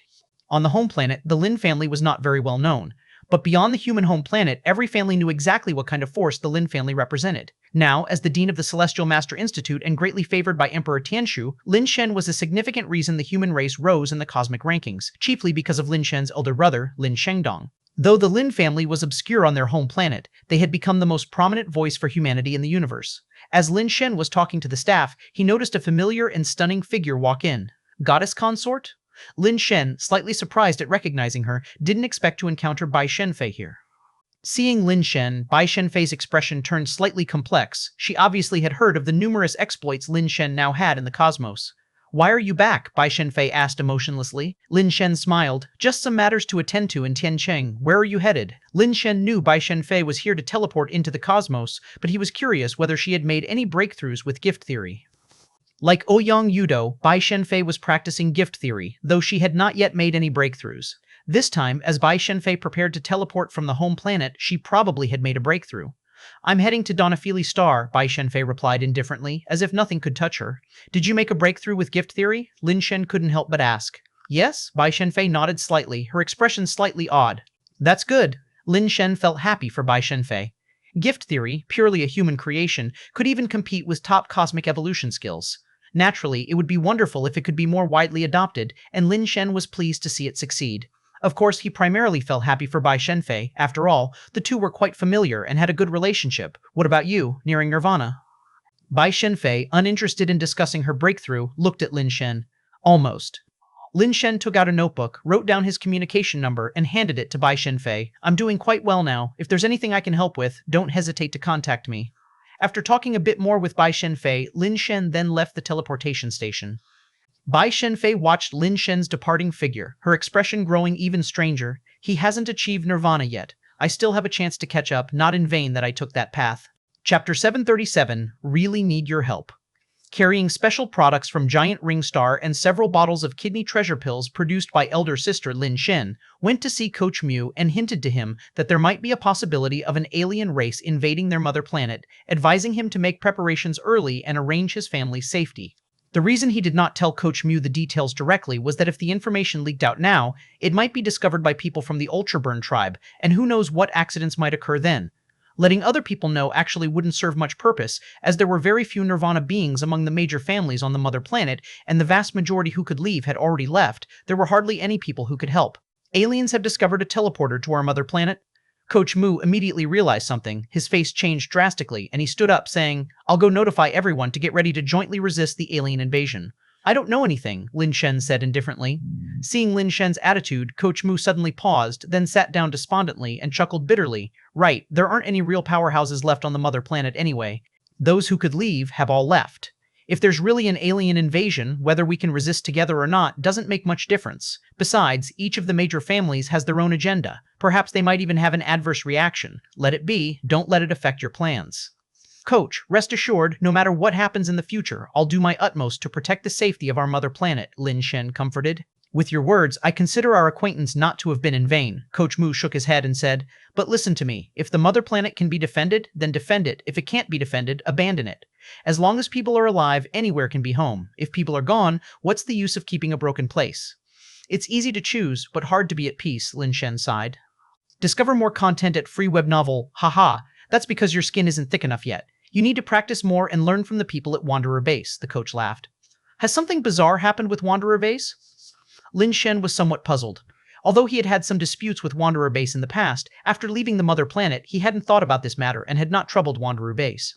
It wasn't that he was magnanimous, but rather that the universe was too vast and Wanderer Base too insignificant, so minor that he had no way of knowing in which corner of the universe Wanderer Base was. It was as negligible as dust, barely noticeable. The people from Wanderer Base have all moved away from the mother planet and have joined the Ch701 clan, Coach Mu said. Joining another race is quite common, but why did they all move away from the mother planet? Lin Shen was puzzled. What I meant by joining is that they abandoned their own identities, will live on as members of the Ch701 clan, with no more ties to us humans, Coach Mu said with some disdain. Lin Shen listened and was stunned. I haven't heard of any Ch701 clan. What's their situation? How could they let an external race join their clan? Isn't that deceiving themselves? Humans are humans, even if you change the name. Doesn't the different body still make them human?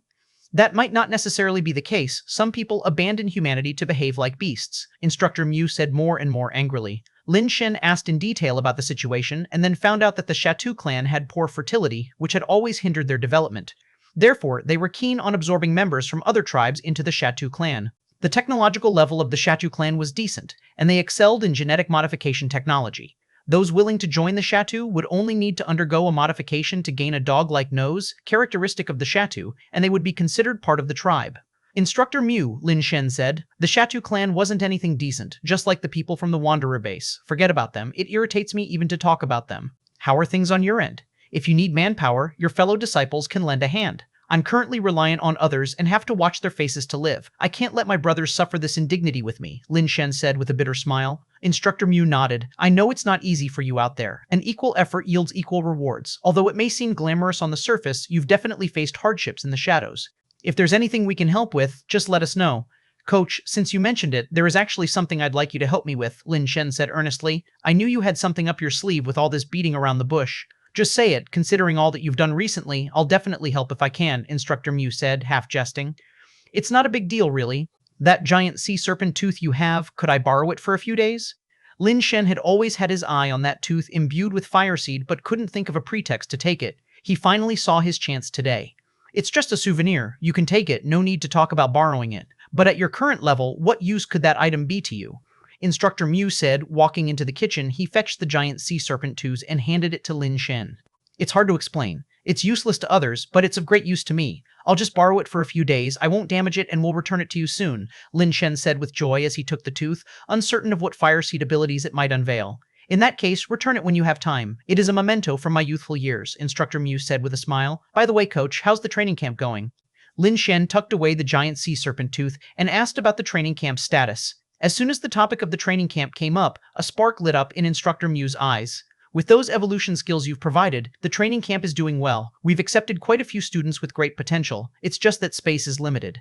We had to politely decline a lot of students who wanted to enroll. At this point, Instructor Mu hesitated a bit, looking somewhat embarrassed. There's something I need to apologize for. One of the evolution skills you left behind, I made it public. This allowed children who couldn't come to the training camp to practice at home. It wasn't the inheritance evolution skill, was it? Lin Shen was taken aback. That's exactly the one, inheritance evolution skill. After testing it with the students for a while, we found it's the easiest to learn and quickest to show results, and it has strong applicability. Other evolution skills might require specific high-grade pet eggs to achieve an ideal base mutation talent. The inheritance evolution skill, matched with ordinary pet eggs, can also achieve quite respectable base mutation talent, which is ideal for the children of ordinary families.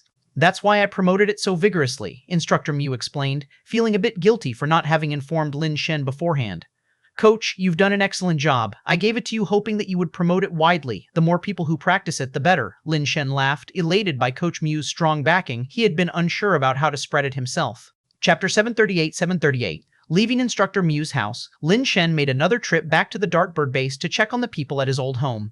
As he walked through the base, which felt both familiar and a little unfamiliar, he experienced a somewhat different feeling. Lin Shen, it's been a long time since I've seen you, an old man greeted Lin Shen from afar. Uncle Lu, you seem to be growing stronger and stronger. I've been out taking care of some business recently and rarely came back, Lin Shen said with a smile.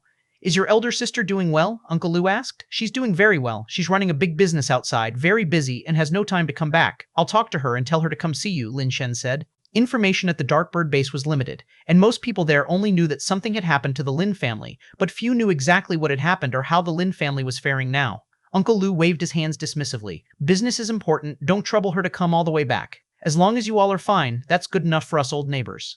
It's just that young people from the Ch and Wang families are infuriating, always saying that the Lin family is no longer capable, that you've gotten into big trouble outside and can't return. But I always say, the Lin family members are so kind-hearted, heaven will surely bless you. Don't worry, Uncle Lu, our family is all well. On his way back, many of the old neighbors and those who had previously worked for the Lin family were surprised and greeted Lin Shen warmly. It wasn't until Lin Shen reached his claw machine shop that Zhao Li saw him and her eyes immediately reddened. Lin, where have you been? Why are you only coming back now? I've been looking after the shop. It's been open as usual. Not a single day missed. We were short on stock before. I brought in goods a few times. The accounts are all here. Zhao Li, with tearful eyes, pulled out the ledger from the drawer and handed it to Lin Shen. Lin Shen didn't take the ledger, but instead put his hand on Zhao Li's head and shook it gently. Don't cry. Here I am, back now. Bastard, let go of your filthy hands. Don't touch my Zhao Li. The fatty rushed in wielding a stool, looking like he was ready to fight Lin Shen to the death. Fatty, what are you doing? Zhao Li quickly stopped Qi Tianfu, grabbing the stool from him and tossing it on the ground. The usually fierce and domineering Qi Tianfu acted like a little mouse in front of Zhao Li. Lin Shen almost couldn't continue watching. He was both afraid of Zhao Li and wanted to show fierceness towards Lin Shen, but with just one glare from Zhao Li, he seemed to shrink away with his tail between his legs. You two, Lin Shen watched their actions and expressions, which seemed somewhat out of the ordinary. Zhao Li is already my wife now. You'd better mind your manners from now on. Don't go touching her. If you mess around again, I'll cripple you, Qi Tianfu, with one arm around Zhao Li's waist, declared his ownership, then said, and this crappy shop of yours, hurry up and find someone to take over. My wife doesn't have time to help run your crappy shop anymore. Shut your mouth. As soon as Zhao Li spoke up, Qi Tianfu instantly cowered, not daring to speak further. Lin, we got married. We wanted to invite you, but we couldn't get a hold of you and no one knew where you were, said Zhao Li with a blush on her cheeks. She glanced at the fatty and then continued to Lin Shen. Lin, go ahead and do what you need to do. I'll look after the shop for you. I don't like sitting at home all day. It's nice to have something to do. I didn't expect you two could really end up together. Congratulations. Lin Shen thought for a moment and then said, I couldn't attend your wedding, so here's what we'll do. Zhao Li, I'm giving this shop to you. Everything except for the stuff in my room will be yours from now on. I can't accept that. Zhao Li immediately shook her head in refusal. Discover more stories at Free Web Novel. Lin Shen interrupted Zhao Li, smiling as he said, We grew up together and I have always thought of you as my younger sister. What's wrong with giving my sister some dowry when she gets married? Zhao Li wanted to say something more, but Lin Shen stopped her. I will find it very difficult to come back in the future. If you don't take over the shop, no one else will be able to. I think it's good in your hands, Lin Shen said. Lin, rest assured, as long as I'm here, the shop will always be here. Zhao Li was about to continue when suddenly a group of people arrived from outside. Qi Tianfu saw the people arriving and his face instantly changed. He hurriedly said to Lin Shen, You should leave through the back door. Lin Shen looked outside and saw the Qi and Wang family's people arriving, led by the familiar faces of Qi Shuheng and Wang Tianer, along with other notable members of the Qi and Wang families. Qi Tianfu thought that they had come to give Lin Shen trouble, and Zhao Li reached out to push Lin Shen toward the back door. But Lin Shen didn't move and signaled for them to be at ease. Qi Shuheng and Wang Tianer, followed by the higher-ups of both the Qi and Wang families, arrived at the entrance and, looking at Lin Shen inside, didn't appear as ferocious as Qi Tianfu and Zhao Li had imagined. Suddenly, Qi Shuheng and Wang Tianer knelt down outside the door with a thud, and those who followed suit from the Qi and Wang families also knelt down behind them, creating a large group of people kneeling outside. The onlookers outside and Qi Tianfu and Zhao Li inside were taken aback, not understanding what was happening. Qi Tianfu was even more at a loss, as among those Qi family members kneeling outside was his own father, which left him not knowing what to do. Lin Shen, I was wrong before. If you want to hit or kill me, just say the word. Please don't dirty your hands, Mr. Lin Shen. I will end it myself. I only ask that for the sake of being neighbors for over 100 years. You don't hold a grudge against our families, Wang Tianer said as he tore open his clothes, baring his chest and with both hands held a knife above his head, continuing, If you still feel it's not enough, feel free to do it yourself. I would accept even 1,000 cuts. Mr. Lin Shen, however you wish to vent your anger, just say so, Qi Shuheng said, his face full of bitterness. The ordinary people of the Darkbird base didn't know the current situation of the Lin family, but they had heard some news about Lin Shen from outside. Every piece of news they gathered made their blood pressure soar and their veins nearly burst from the pressure. Who would have imagined that after the Lin family members fled in a sorry state, they would rise to such prominence in such a short period of time? They had heard Lin Shen had become an official of the great cosmic clans, the kind who could wipe out planets with just a word. Ever since they started inquiring about Lin Shen's whereabouts, they had become more and more sleepless, even to the point of lying awake at night. Thinking of what they had done to Lin Shen before, his return made them fear to the very marrow of their bones. Even those human families who held a certain position in the universe after venturing out were petrified at the mention of Lin Shen. They were genuinely scared that Lin Shen had returned to annihilate their entire clans. One person's ascension could raise all those around them, and old grudges could lead to the extermination of whole families. Such things happened all too often, and they couldn't help but feel terrified. If they had anywhere else to go, they would have moved long ago. But with Lin Shen's current influence, if he simply expressed a desire for their lives, countless people would scramble to behead them and present their heads to Lin Shen. So where could they flee? Looking at the Qi and Wang family's higher-ups who were kneeling outside the shop, the old neighbors suddenly realized something. This Mr. Lin Shen of the Lin family seemed quite different from the Lin Shen they had watched grow up. Chapter 739, Solo Infiltration of Ultra-Burning Star. Upon leaving Darkbird Base, Lin Shen went directly to Tiancheng. The situation in Tiancheng had improved a lot recently because Cheng Hendongli had been eliminated, and Wei Wufu had successfully achieved nirvana. This relieved much of the Wei family's pressure in guarding the underground space. However, for some unknown reason, that type of blue mushroom-headed nirvana creatures would still sporadically emerge from the underground space, and it remained a mystery where exactly they were coming from. Clearly, the Sea of Blood couldn't breed such nirvana creatures. The Wei family had been exploring the underground space for some time, trying to locate the origin of these creatures, but so far, they had made no new discoveries. When Lin Shen informed the Wei family about the impending invasion of the mother planet by the Ultraburn tribe, Wei Chongqing and others did not show the surprise he had anticipated. With the presence of this spaceship, we had already anticipated that such a day might come. This day has arrived much later than we expected, giving humanity more than 200 years to develop. Heaven has been quite generous to humankind, Wei Chongqing said calmly. Searching, based on the intelligence we've gathered so far, the Ultraburn tribe might not have immortals, but their number of nirvana beings likely far exceeds ours. For a permanent solution, we plan to take advantage of the Ultraburn tribe's attack on the mother planet by heading to their home planet and taking back the teleporter. This could prevent other races from teleporting to our mother planet in the future, and it would also resolve the issue of human nirvana beings becoming stranded there. Lin Shen relayed his and Ouyang Yudu's plan to everyone. What do you need us to do? Wei Chongqing asked in a serious tone. Hold off the invading ultra-burning core until we succeed, Lin Shen paused and said.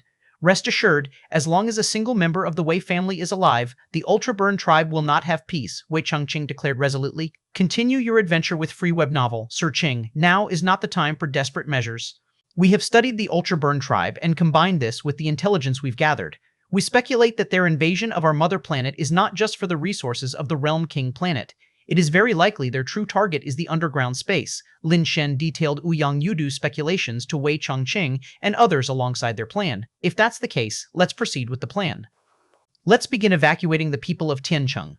Wei Chongqing trusted Lin Shen unconditionally and, following the plan, started relocating the people of Tiancheng to Darkbird Base. The reason Lin Shen had to visit Darkbird Base first was because of this matter. Tiancheng would inevitably become the main battlefield, and the vulnerable population of Tiancheng needed to be moved. So many people in Tiancheng required a temporary place to live, and Darkbird Base was a good choice. Both humans and the Ultraburn tribe were making preparations. The great battle was imminent. April 1st was a very special holiday in human history, but in this era, no one celebrated it anymore. On this night, there were many stars, and the moon was bright. Although it was not full, the cold moonlight illuminated the night clearly. Suddenly, the sky seemed to darken as countless black dots appeared on the moon. These dots became more numerous and larger, quickly covering the entire moon and casting darkness over the night. What is that?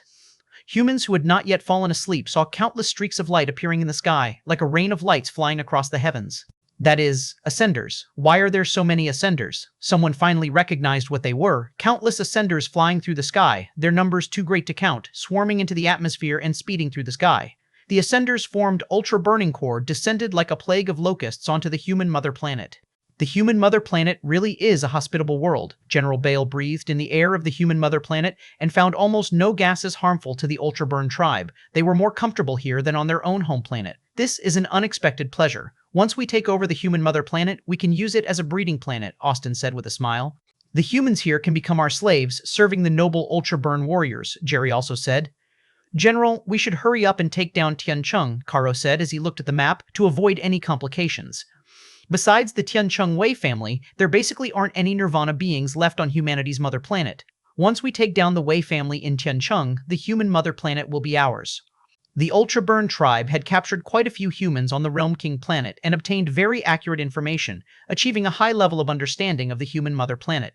Under the leadership of General Bael, the Ultra-Burning Corps, like gods and divine warriors of the heavens, streaked across the sky heading towards Tiancheng. The Ultraburn tribe. How can there be so many Ultraburn warriors, ascenders, so many ascenders? The Ultraburn tribe has found the teleporter to our human mother planet. The sight of the passing Ultra-Burning Corps filled the people with extreme terror. The humans on Earth had never seen so many ascenders. As they passed by some human bases, a few hits from the Ultraburn tribe's Nirvana beings were enough to inflict devastating damage on the human facilities. Humanity is so easily crushed. Seeing the humans screaming in agony amid the ruins, the Ultraburn warriors laughed heartily. Don't waste time in a place like this. Take down Tiancheng, General Bael called out with a light shout, urging them to hasten their journey to Tiancheng. Almost at the same time, the Ultra-Burning Corps teleported to the moon. A figure also used the teleporter and arrived at the Ultra-Burning Star. The Ultraburn warrior in charge of guarding the teleporter stopped him as he saw the newcomer clad in a black carapace, indistinguishable from any known tribe, pass. The Ultraburn warrior extended his hand towards the man. Boom. Lin Shen threw a punch that blasted the Ultraburn warrior in front of him to smithereens, exploding into fragments. This scene stupefied the staff in the teleportation station, and the security Ultraburn warrior stationed there immediately rushed over. Among them were ascenders. Their life bases turned into streaks of light and smashed towards Lin Shen. Lin Shen swung his fists, one step, one punch, his fist power like towering waves, directly blasting those life bases to pieces.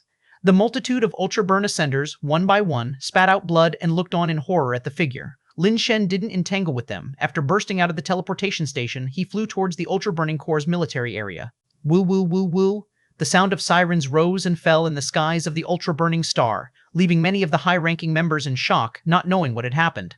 An invasion, there's an intruder. The staff at the teleportation station continuously transmitted messages to the outside.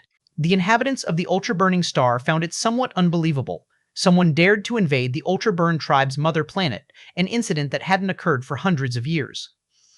Inside the Torch Building, a landmark structure of the Ultra-Burning Star, the members of the Elders' Council were gathered in the hall, watching the projections on the wall. A human, that is, a human. Just one human dares to break into our mother planet and even killed our people. Unforgivable. Watching Lin Shen flying swiftly in the sky, the Ultraburn Elders roared in fury. Chapter 740, Annihilating the Ultra-Burning Corps. It seems that the human is heading for the Ultra-Burning Corps' base, where the teleporter to the human race's mother star is located. It must be a message leak.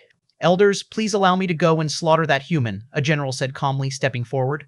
Who let the message leak? An elder asked furiously. It doesn't matter who leaked the message. There are no Nirvana beings guarding that spot now. We need to kill the invading human first. The teleporter must be secured. The previous general continued.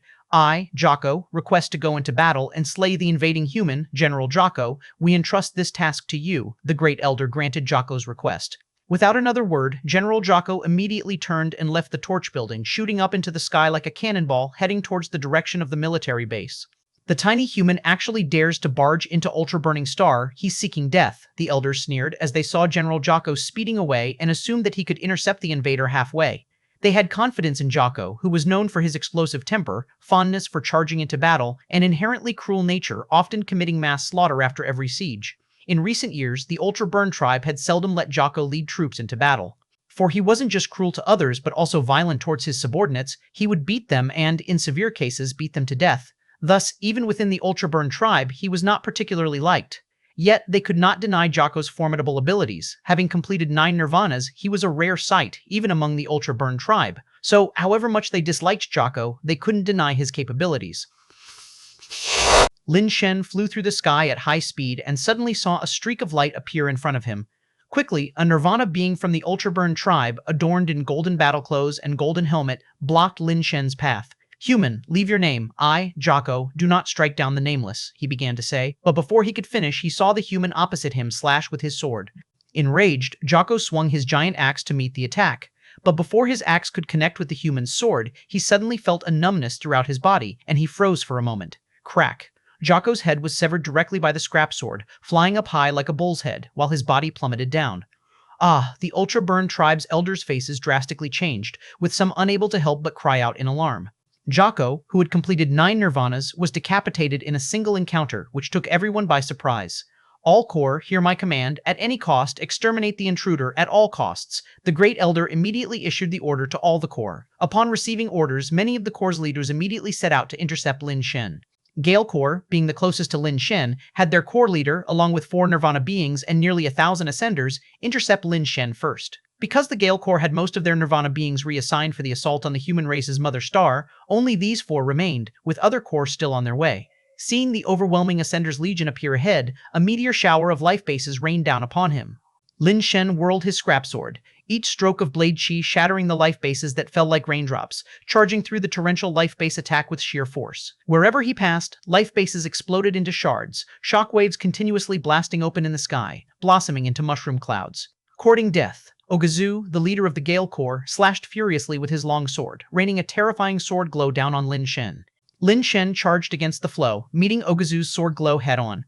When the scrap sword collided with the sword glow, the brilliant light was severed mid-air. Like the claws of a demon, the scrap sword split Ogazu's body in 2. The Gale Corps were both shocked and enraged. They couldn't fathom how a Nirvana being like Ogazu could fall without blocking even a single blow. In fact, it wasn't that Ogazu wasn't strong enough, but he had been silently struck by finger sand and was unable to move his body. He didn't even have the chance to resist, and Lin Shen cleaved him in 2. The strength of the Nirvana beings of the Ultra Burn tribe was not lacking, and their abilities were formidable. Yet when compared to the Nirvana beings of the great races, their experience and abilities still fell short. Lin Shen swung the scrap sword in one hand, while covertly releasing finger sand with the other. In the chaos of the battle, his enemies were utterly unprepared for his attacks. As he charged into the midst of the Corps, his blade chi raged in all directions. In an instant, the Ascenders of the Ultra Burn tribe were thrown into disarray, drenched in a spray of blood, with severed limbs scattering like rain. Thousands of Ascenders and several Nirvana beings could not withstand Lin Shen's onslaught. They scattered like sand upon impact, falling apart with a single charge. Just as Lin Shen was about to break through the encirclement of the Corps, another dense mass of the Ultra Burning Corps appeared in the distance. Discover stories at Free Web Novel. Don't panic, brothers of the Gale Corps, we're here to reinforce you, bellowed the commander of the 9 Festivals Corps, issuing orders as he shouted. One after another, life bases soared into the sky, and copper bells suspended in the air began to resonate, vibrating intensely. Amidst the trembling of the bells, every Ultra Burn warrior was enveloped in a red halo, as if a furious aura had been imbued upon them, dramatically boosting their combat prowess. Dong! Lin Shen's sword came crashing down but failed to slay the opposing Nirvana being. The Nirvana being of the Ultra Burn tribe parried with his life-base axe, glowing sinisterly in red, blocking Lin Shen's full-force scrap sword skill. We blocked it. The elders rejoiced with great elation. No matter how strong one man is, he cannot contend with a Corps, the great elder said, his gaze icy to the extreme. A human dared to assault the home star of the Ultra Burn tribe. It was as if they didn't see them as worth consideration.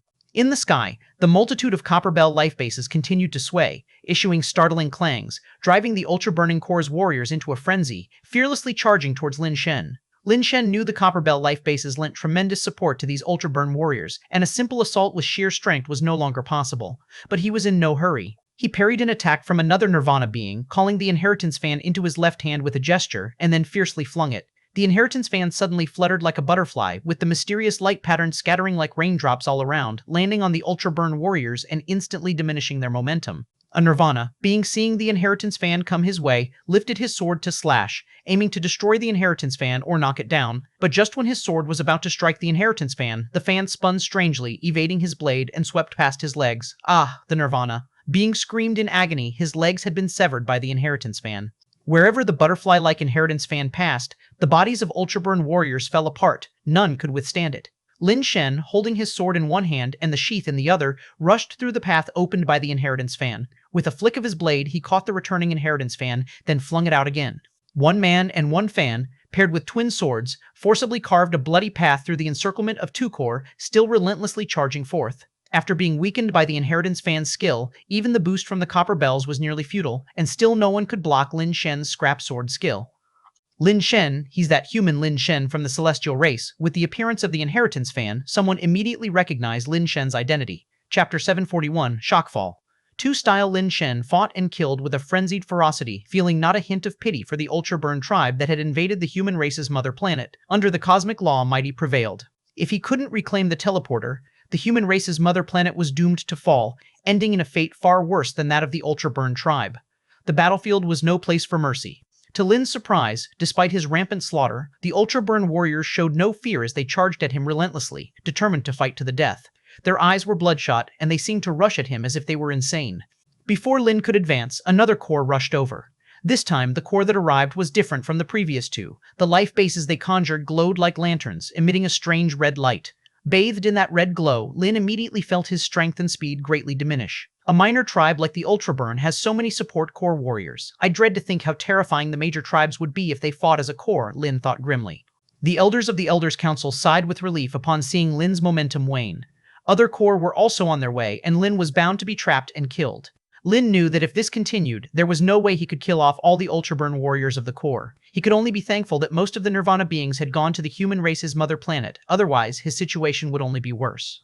Choosing not to continue the battle, Lin sheathed his scrap sword at his waist and grabbed the returning inheritance fan, fiercely fanning it towards the enemy before him.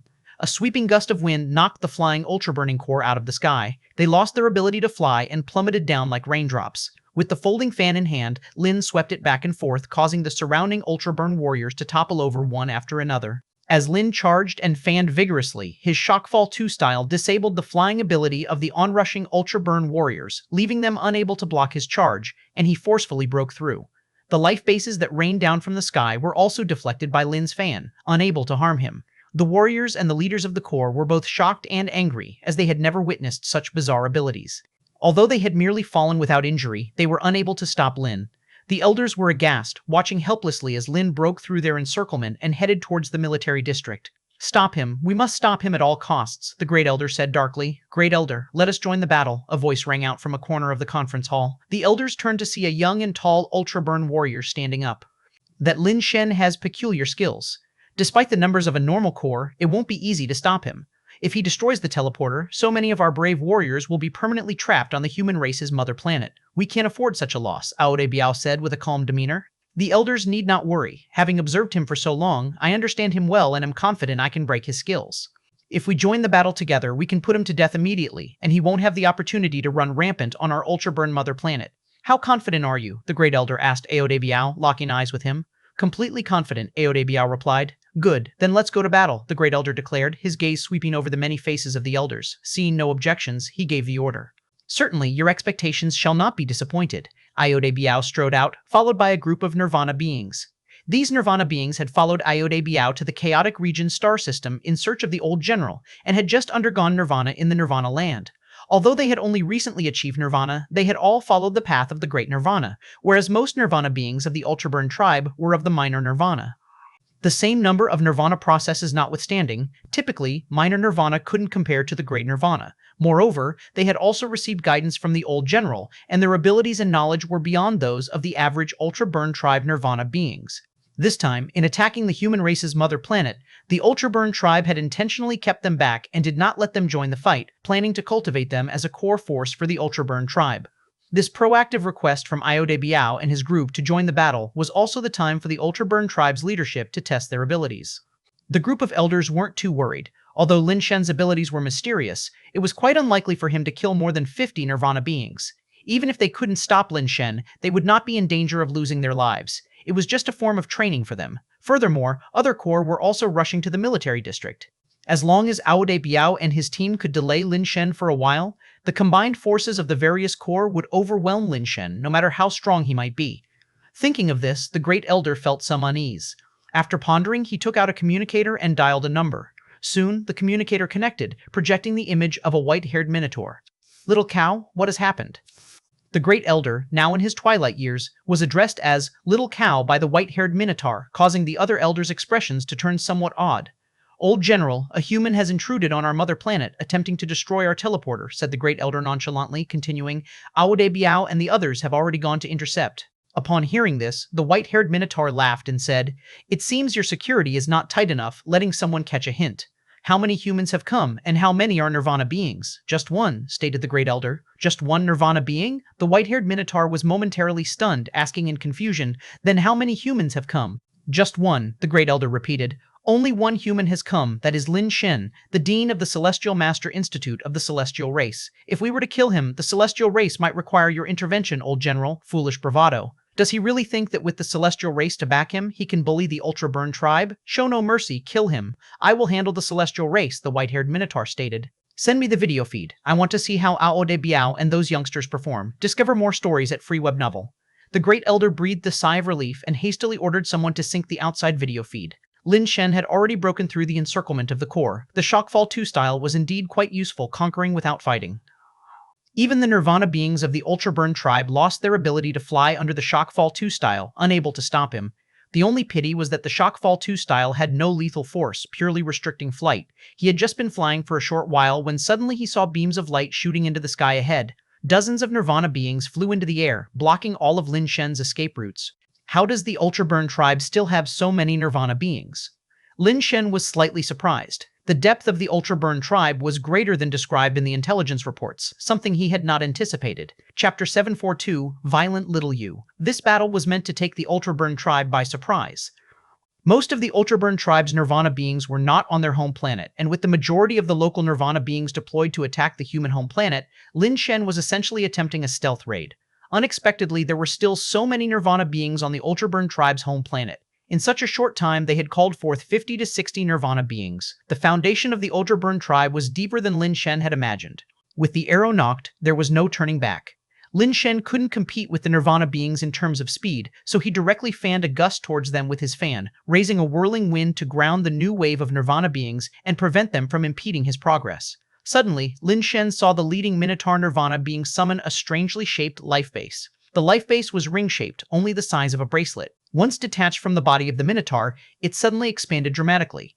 The shocking wind hurtling towards them seemed to be drawn by some force, heading straight for the ring-shaped life base. As it passed through the center of the ring, it simply vanished, failing to have any grounding effect.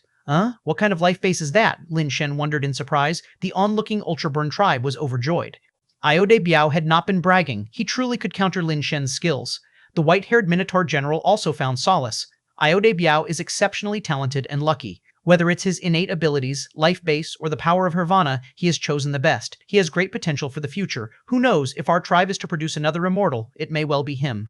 It is all thanks to your excellent tutelage, Elder, the Great Elder replied, his heart full of joy. If another immortal could emerge, the Ultra Burn tribe's status in the cosmos would be even more secure. Seeing that the shocking form was ineffective, Lin Shen quickly switched to the Luo style. The shocking form raised the wind, while the Luo style left no trace. The ring-shaped life base might counter the wind, but it might not be able to withstand this Luo style. However, Lin Shen's efforts seemed to have no effect, as the ring emanated splendor in the sky, showing no signs of being affected. Continue your adventure at Free Web Novel Ao de Biao, and the other Nirvana beings laughed uproariously as they saw Lin Shen futilely waving his fan again and again. Lin Shen, there's no use in wasting your strength, Ao de Biao said coldly.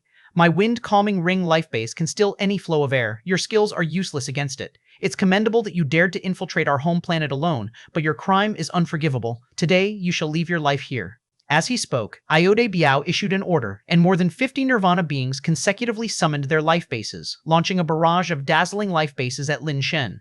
The Ultra Burn tribe citizens watching in the city below saw the divine lights filling the sky, suffusing them with renewed vigor and believing that Lin Shen was certainly doomed this time.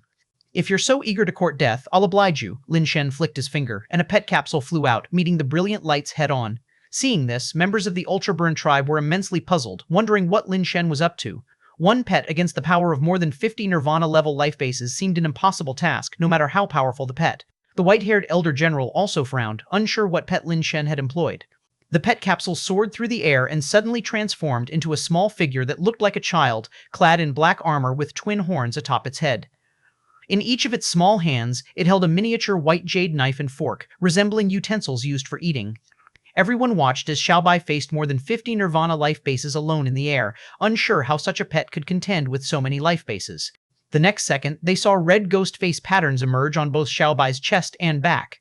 Once this pattern appeared, not only did the life base's imposing presence suddenly diminish, but even Ao de Biao and his men felt their bodies sink, feeling extremely weak as if they had been hollowed out.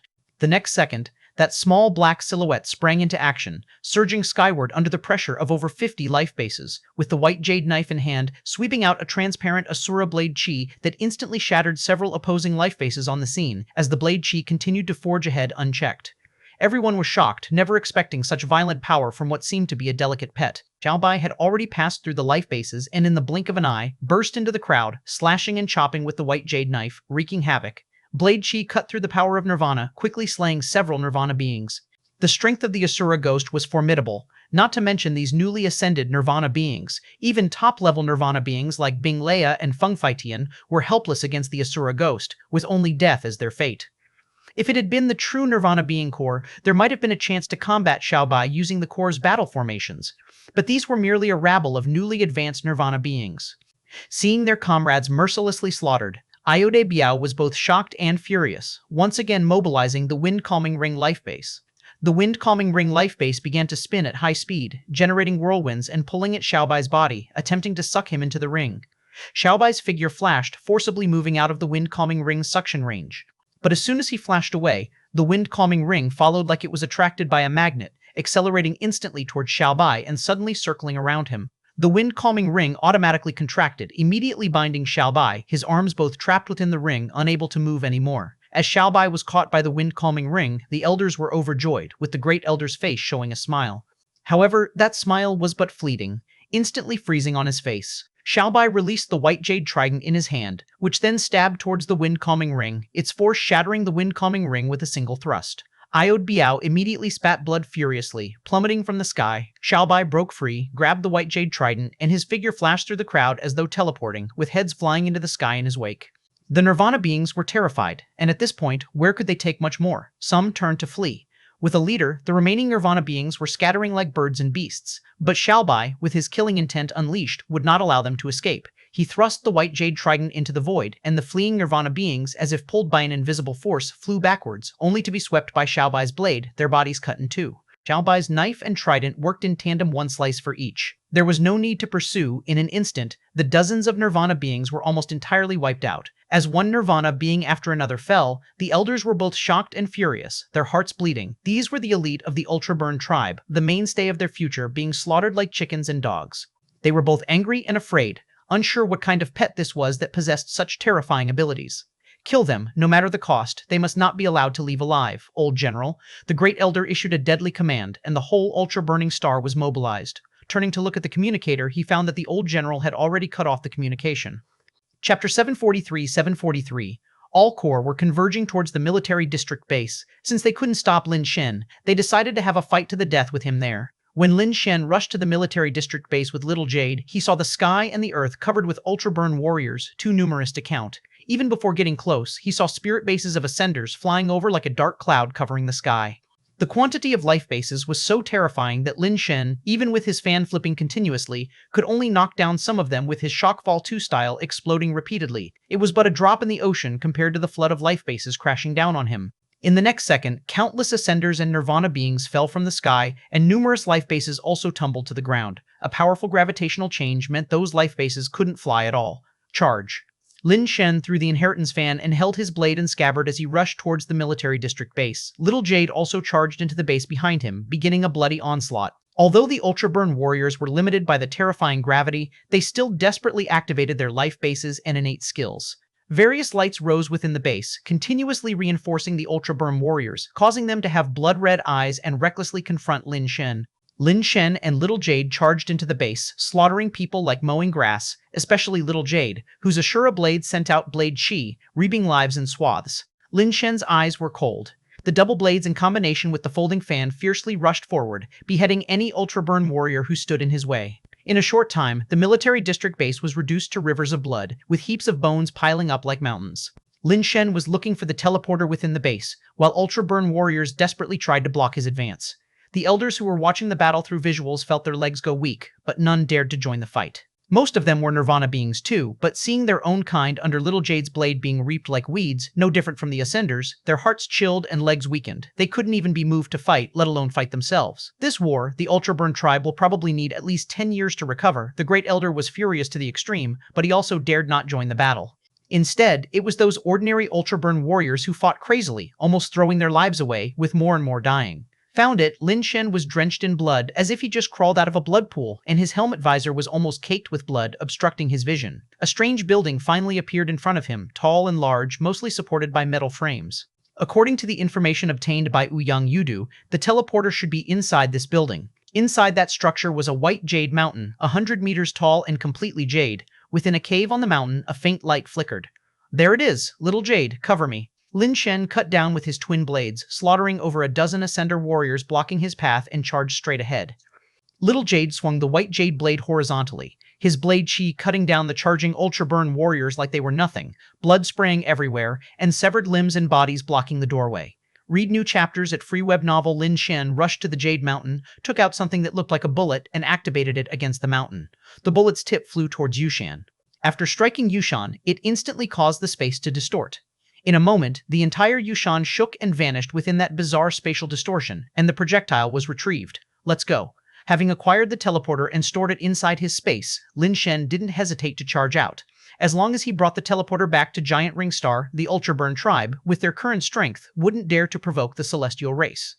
Once he returned to Giant Ring Star, Lin Shen could use the teleporter to go directly back to the human mother planet, coordinating from within and without to completely annihilate the Ultraburn tribe that invaded the human mother planet. There was no time to deal with the Ultraburning core now. After Lin Shen escaped with Xiao Yu, they shot up into the sky and headed towards the teleportation station they came from. The warriors of the Ultraburning core, seeing Lin Shen flying away, were enraged and wanted to pursue, but the terrifying gravity made it difficult for them to take off. They couldn't even run fast. Xiao Yu, suspended in the air, reached out towards the ground, and the white jade fork that had burrowed beneath the earth burst forth, soaring into the sky and landing in Xiao Yu's hand. Suddenly, gravity returned to normal, but it was already too late for them to catch up to Lin Shen and Xiao Yu. That pet is too terrifying. The elders felt a chill in their hearts, their eyes filled with fear and reverence as they watched Xiao Yu. They had never seen such a terrifying Nirvana creature. It seemed almost like an immortal being, easily slaughtering Nirvana beings. The Great Elder's complexion was ashen. With the teleporter stolen by Lin Shen, those Ultraburn warriors who had been transported to the human mother planet could no longer return. Such a massive loss might take the Ultraburn tribe decades to recover from. He now felt regret. They had underestimated humans too much and had not anticipated that Lin Shen alone could turn the Ultraburn tribe upside down. The Ultraburn people could only watch helplessly as Lin Shen and Xiao Yu streaked across the sky. Even if they could somehow catch up, who could stop them from leaving? Catching up would just mean more deaths. Suddenly, a figure as dazzling as the sun broke through the air, blocking Lin Shen and Xiao Yu's path to the teleportation station. Lin Shen narrowed his eyes as he evaluated him. The person in the sky was a white-haired minotaur, radiating brightness like the sun's fierce blaze, and Lin Shen's heart skipped a beat, but Xiao Yu didn't care about that. With one slash of the blade, Xiao Yu attacked the white-haired minotaur. The earth-shattering Ashura blade chi tore through space, carrying the force of cleaving mountains and splitting boulders, arriving in front of the white-haired minotaur. Seeing the Ashura blade chi about to strike the white-haired minotaur's face, the minotaur neither moved nor used his life base, nor even unleashed the power of Nirvana. Humph. The white-haired minotaur stood with his hands behind his back, suspended in the sky, and snorted coldly. The breath from his nostrils surprisingly shattered the Asura blade chi. This white-haired minotaur couldn't be an immortal, could he? The Ultraburn tribe actually has an immortal. Lin Shen realized something was amiss. Xiao Yu's expression also turned solemn, staring intently at the white-haired minotaur, her little hand clutching the fork tightly. The old general is back. The great elder was overjoyed, and the other elders seemed to regain their confidence, each puffing out their chests and roaring in anger. Old general, kill that human. The crowd of the Ultraburn tribe became incensed. It was as if they had only now come to their senses, realizing that the Ultraburn warriors that Lin Shen had killed were their kinsmen, their blood relatives. They were filled with sorrow and rage, wishing they could rush forward and devour Lin Shen's flesh. Chapter 744, Adoptive Father Above and Immortal? Lin Shen sized up the white-haired minotaur, halting his forward charge. He didn't want to stop, but sadly, he lacked the ability to kill an immortal. The white-haired minotaur did not answer Lin Shen, only looked at him with an indifferent expression and said, "On my ultra-burning mother star, slaughtering my people from the Ultraburn tribe, 100 deaths would not suffice to atone for your sins." Atone for sins? Why should I atone? Wasn't it your Ultraburn tribe that first invaded our human race's mother planet? Lin Shen said indifferently. The white-haired minotaur, with a righteous air, said, "My tribe did not invade. We were helping you primitive races to integrate into the interstellar civilization era faster. Now it seems we were too kind-hearted, and you even dared to come to our land and wreak havoc. A blood debt must be paid with blood. Let your life pay for the lives of my tribe's warriors." Lin Shen almost burst into laughter out of anger. He had seen shameless people, but none as shameless as this. Clearly a bandit, yet insisted on portraying themselves as saviors. He had only encountered such boring people in history textbooks before. You are an immortal, you are stronger than me, whatever you say goes. I just don't know if your kind of logic would be accepted by the celestial race, Lin Shen said, expressionless. Upon hearing this, the white-haired minotaur chuckled coldly. Some dogs live with humans for so long, they start believing they are human. But they fail to understand that no matter how long they live with humans, they will always be dogs and can never become human. No one would start a life and death fight over the death of a dog. As he spoke, the white-haired minotaur emitted a strange strength, and the space around seemed to twist slightly. Lin Shen frowned slightly. He knew the white-haired minotaur was determined to kill him now and would not consider his status among the celestial race. Xiao Yu, Lin Shen was preparing to fight desperately with Xiao Yu's help. Who would have thought, in the blink of an eye, Xiao Yu had already charged toward the white-haired minotaur.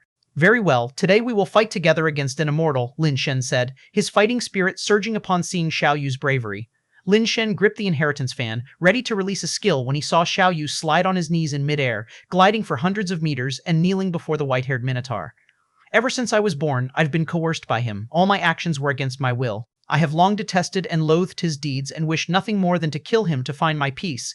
But being no match for him, I have been enduring and living in misery to this day. I thought I would never see the light again, yet today I've finally seen your august face. Noble and benevolent sir, I beg you to save me from this agony.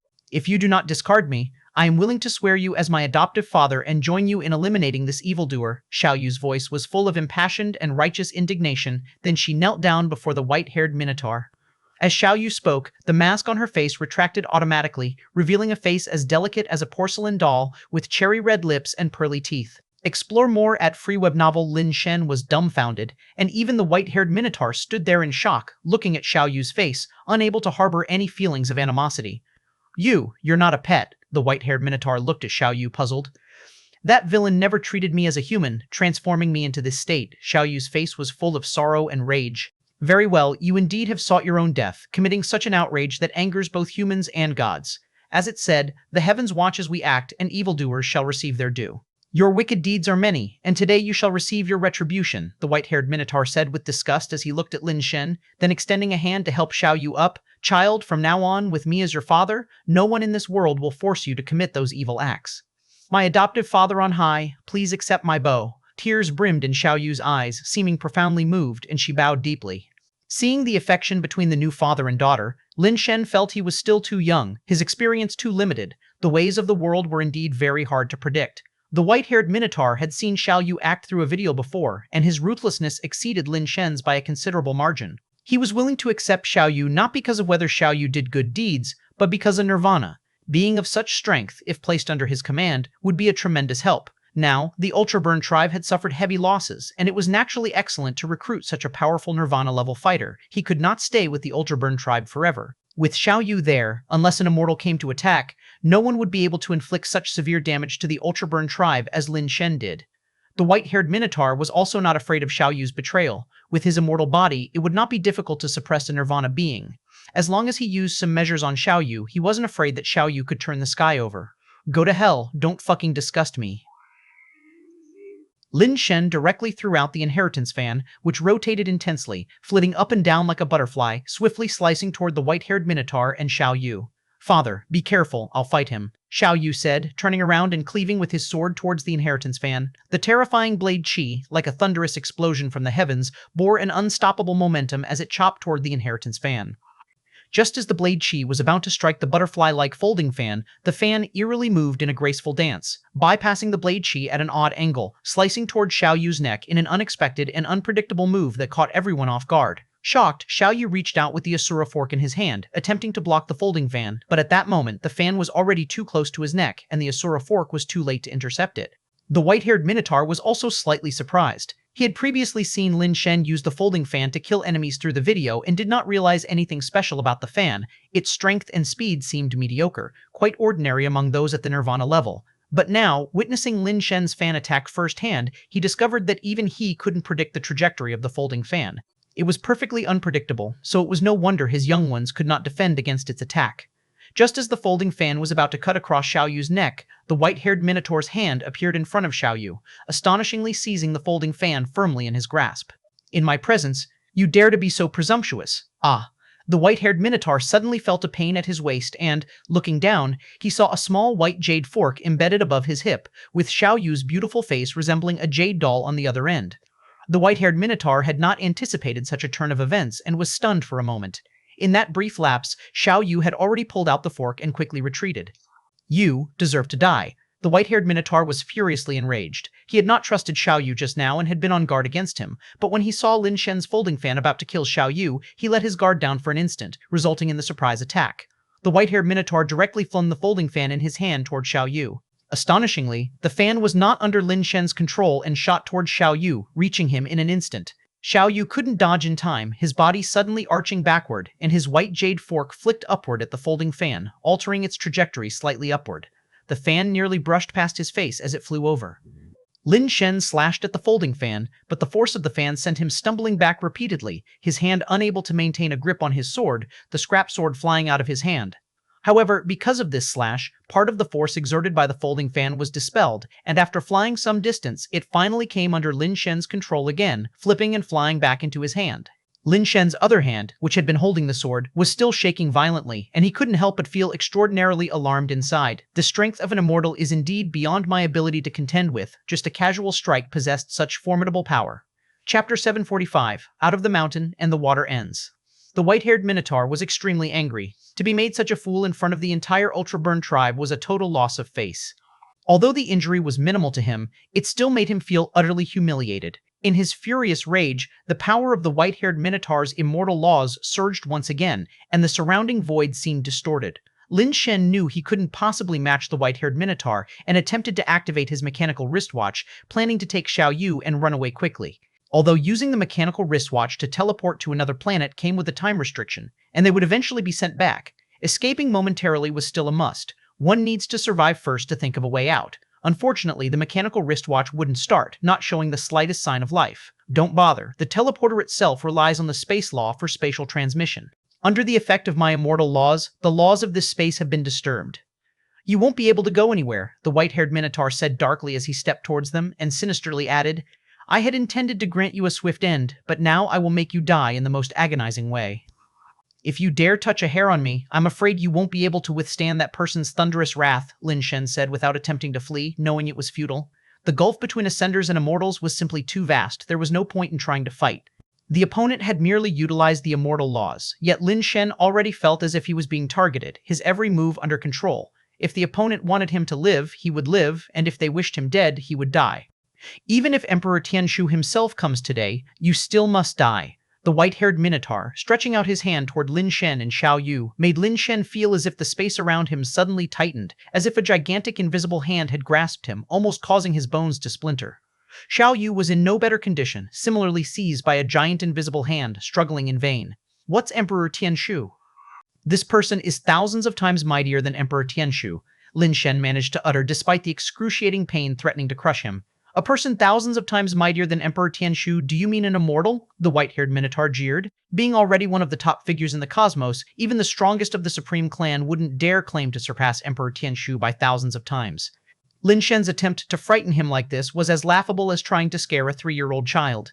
Haha, then pray for your immortal to come save you, mocked the white-haired minotaur with contemptuous laughter. Fine, Haoshan, Golden Imperial, Supreme Sovereign, Nature's Marvel, Profound Genuine Jade Emperor, come to my aid, Lin Shen called out loudly. He was truly out of options, calling out the revered name of that prominent figure, using up his one chance at immortal spirit protection. The white-haired minotaur, seeing Lin Shen actually invoking a strange name, thought Lin Shen had an ambush laid out and cautiously surveyed the surroundings. Read new chapters at Free Web Novel, but no discovery was made and no one was nearby, he sneered, so you're genuinely appealing to immortals. Cry out louder then. Let's see if the immortals dare come here to save you. With that, the white-haired minotaur tightened his grip, intending to crush both Lin Shen and Xiao Yu's carapace and bones completely. Without the Jade Emperor's appearance, Lin Shen was almost stupefied. Fuck, is the Jade Emperor playing me? Black energy rose from Xiao Yu's body, and the fork and knife in his hands flickered with white light. Suddenly crossing them, he slashed forcefully and astonishingly cleaved the invisible constraining force apart as if it were tangible, his eyes coldly fixed on the white-haired minotaur. The white-haired minotaur paused, surprised that little Yu could so easily break free from the influence of the immortal laws. The power of immortal laws could disrupt the order of other laws and enhance the prominence of certain law orders. Merely under the influence of the immortal law's power, typical nirvana beings found it difficult to move. This was only the ancillary impact, not the true might of the immortal laws. But even this level of impact was likely enough to incapacitate more than 90% of nirvana beings. Those who could force themselves free from this influence were rare within the nirvana level. You are already finished. You won't escape death today. Give me the keys. Save as many as you can. Maybe if I'm in a good mood later, I'll help avenge you, said little Yu, not charging at the white-haired Minotaur, but instead talking to Lin Shen beside him. Okay, I'll give them to you, Lin Shen said, fighting against the influence of the immortal laws. He slowly stretched his hand toward his backpack and fumbled inside to take something out.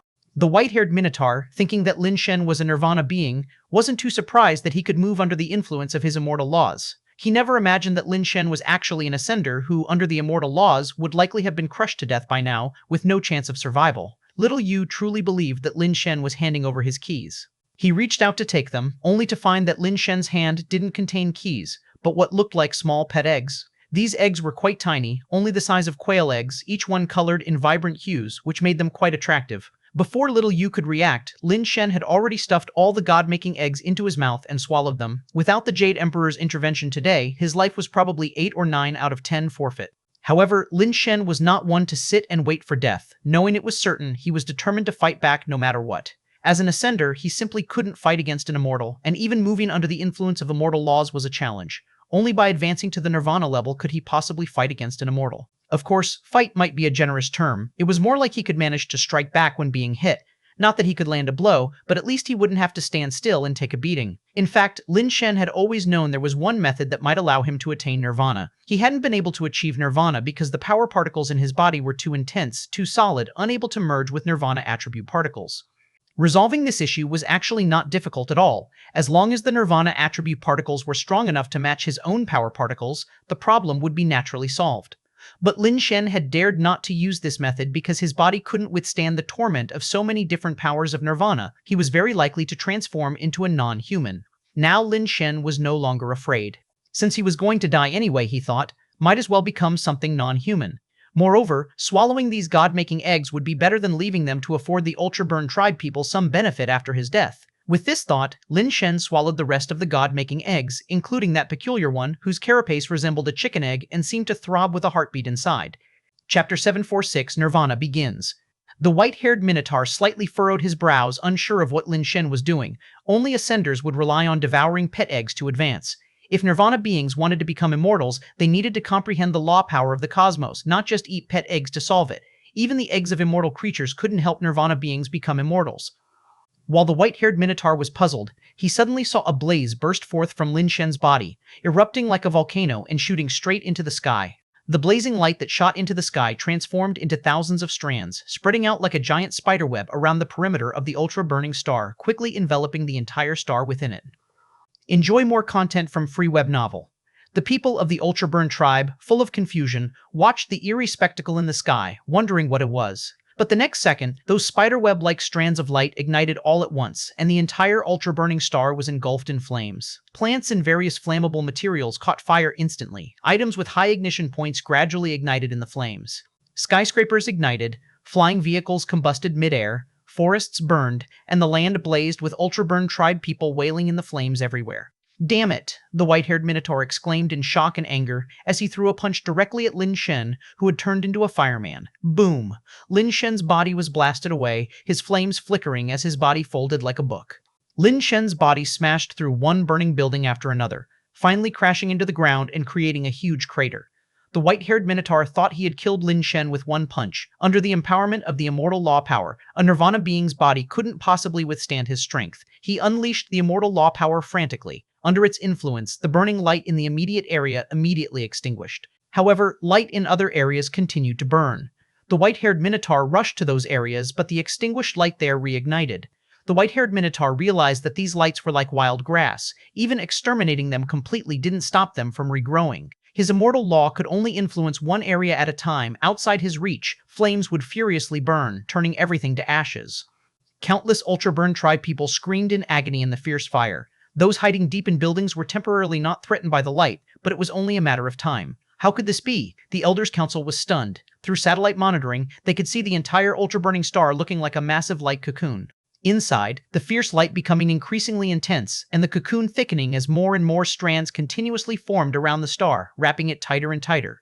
Imaging devices worldwide were damaged one by one. The scenes visible on the large screens grew fewer, but even without seeing it, they knew that the entire ultra-burning star was aflame. In just this brief time, countless ultra-burn tribe people had already been burned to death. The ultra-burn warriors of the core outside were also trapped in the flames, screaming and wailing continuously in the sea of fire. Many ultra-burn warriors in the sea of fire moved like headless flies, desperately seeking shelter or a way to break out of the fiery hell. Some at the Nirvana level tried to break into space, but when they reached the edge of the light cocoon, they were blocked by a resilient force. It was as if an unterrible shield enveloped the entire planet, preventing any escape no matter how furiously they attacked. The white-haired Minotaur had already realized the problem and instantly appeared where Lin Shen had fallen into a large pit. Sure enough, he saw that Lin Shen had somehow stood up. His previously bent body showed no signs of damage. Under the white-haired Minotaur's immortal law, the surrounding flames had extinguished, leaving only the flames flickering on Lin Shen's body. Lin Shen's body seemed like it had been heated red-hot by the flames, glowing intensely as if molten iron might drip from him at any moment. Nirvana, he's undergoing nirvana. How is this possible? Wasn't he already a nirvana being? The white-haired Minotaur discerned the truth but could hardly believe it. Lin Shen was undergoing nirvana, but the white-haired Minotaur had never seen such a phenomenon where the nirvana cocoon enveloped the entire ultra-burning star. Usually, when ascenders undergo nirvana, only their own bodies get enveloped by the nirvana cocoon. Wrapping the entire planet was unheard of and unseen by the white-haired Minotaur. This meant that everyone on the ultra-burning star was undergoing Lin Shen's nirvana. But the ordinary members of the ultra-burn tribe could hardly withstand such fearsome power of nirvana, turning to ashes in an instant. Even the ascenders and nirvana beings struggled to withstand this fierce power of nirvana. Their bodies would eventually be reduced to ash as well. Such a terrifying power of nirvana was beyond the wildest dreams of the white-haired Minotaur. Now the white-haired Minotaur regretted not killing Lin Shen immediately. Even letting Lin Shen go would have been better than the current catastrophe. At least the ultra-burning star wouldn't have fallen into this dreadful state. In just a short time, the ultra-burning star had barely any survivors left. The entire planet had turned into a hell, with buildings collapsed and everything incinerated in blazing light. With no time to ponder further, the white-haired Minotaur knew he had to kill Lin Shen as quickly as possible. Only by killing Lin Shen could the nirvana be stopped and some of the surviving kin of the ultra-burn tribe be saved, as many as possible. The immortal law known to the white-haired Minotaur was called eternal force. Within the law of eternal force, his power was everlasting, never depleting or fading, eternally existing. Even the strongest substances in the world could scarcely endure the erosion of his eternal power. A water droplet can wear away a stone, much less the power of an immortal.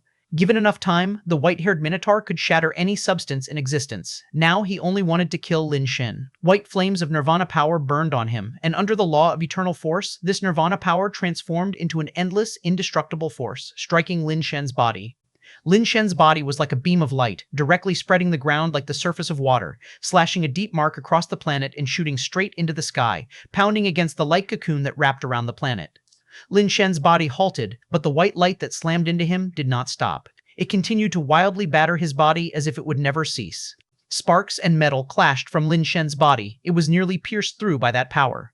Chapter 747, Breaking the Cocoon. Lin Shen swallowed many god-making eggs, and the power of nirvana inside his body erupted like a volcano. The power of nirvana from the numerous god-making eggs merged with the original power of nirvana in his body, where various attribute particles should have repelled or collided with each other.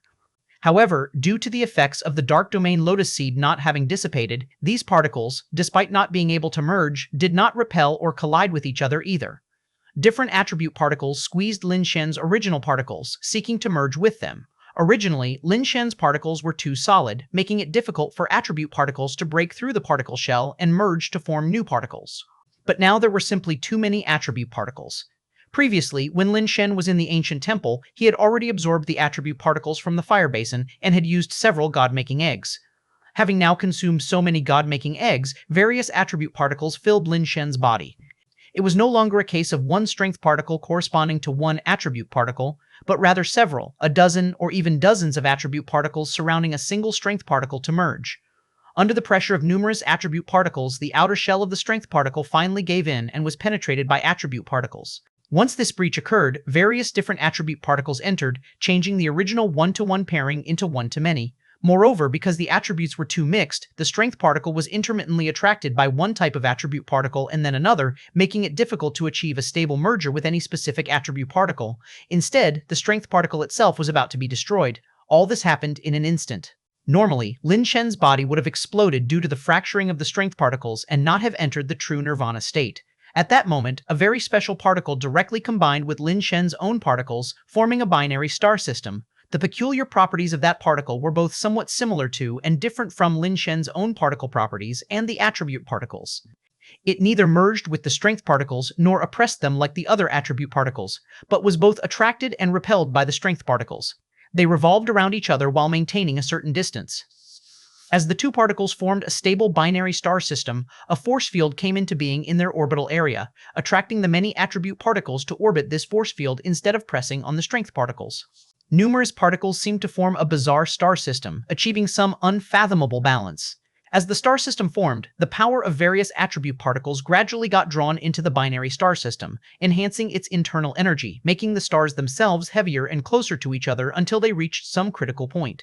The binary star system collided, releasing a terrifying energy. In an instant, Lin Shen felt as if his body no longer belonged to him, as the terrifying energy broke free from the confines of his body. At that time, Lin Shen had completely lost control over himself and entered the nirvana state. Because the power of nirvana inside him was so terrifying, the forming nirvana light cocoon enveloped the entire planet.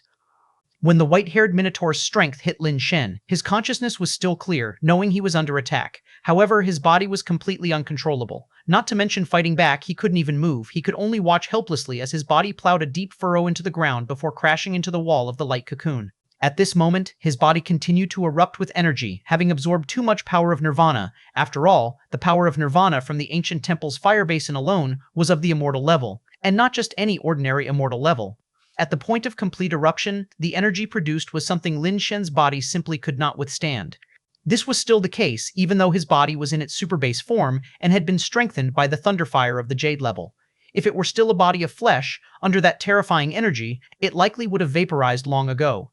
Even so, his body still could not withstand such terrifying power of nirvana. Fortunately, the nirvana light cocoon enveloped the entire ultra-burning star, so most of the power of nirvana wasn't used for his bodily nirvana, but was instead burning the entire planet. Continue your adventure at free web novel. Lin Shen himself only bore a tiny fraction of the power of nirvana, but that didn't mean his nirvana would be completed so easily. In fact, when the entire planet was incinerated and dissolved by the force of nirvana, ultimately all the power of nirvana would still surge towards Lin Shen's body, a process every nirvana being had to undergo. Lin Shen's process was just one more step than others, but the final outcome was the same. If the light cocoon really refined the entire planet, then the power of nirvana would only become more terrifying. By then, when all the power of nirvana converged within Lin Shen, he probably wouldn't even have the chance to transform into a non-human. His body would just burst open.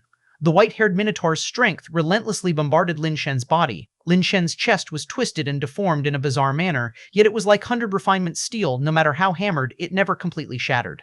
The white-haired Minotaur frenziedly bombarded Lin Shen's body. Blows infused with the law of eternal force struck Lin Shen, pinning his body to the inner wall of the light cocoon like iron stakes. These forces were endless, incessant, continuously hammering Lin Shen's body. One punch after another, the latter punches hitting on top of the former, like a massive hammer striking a chisel, deforming Lin Shen's body again and again until it was like a warped and distorted sheet of iron plastered against the light cocoon, the wall of the cocoon itself even deforming. The white-haired Minotaur watched, his heart pounding. Lin Shen's body had been bombarded beyond recognition, like a twisted sheet clinging to the wall of the light cocoon, yet even so, Lin Shen's body still didn't break apart and maintained its wholeness.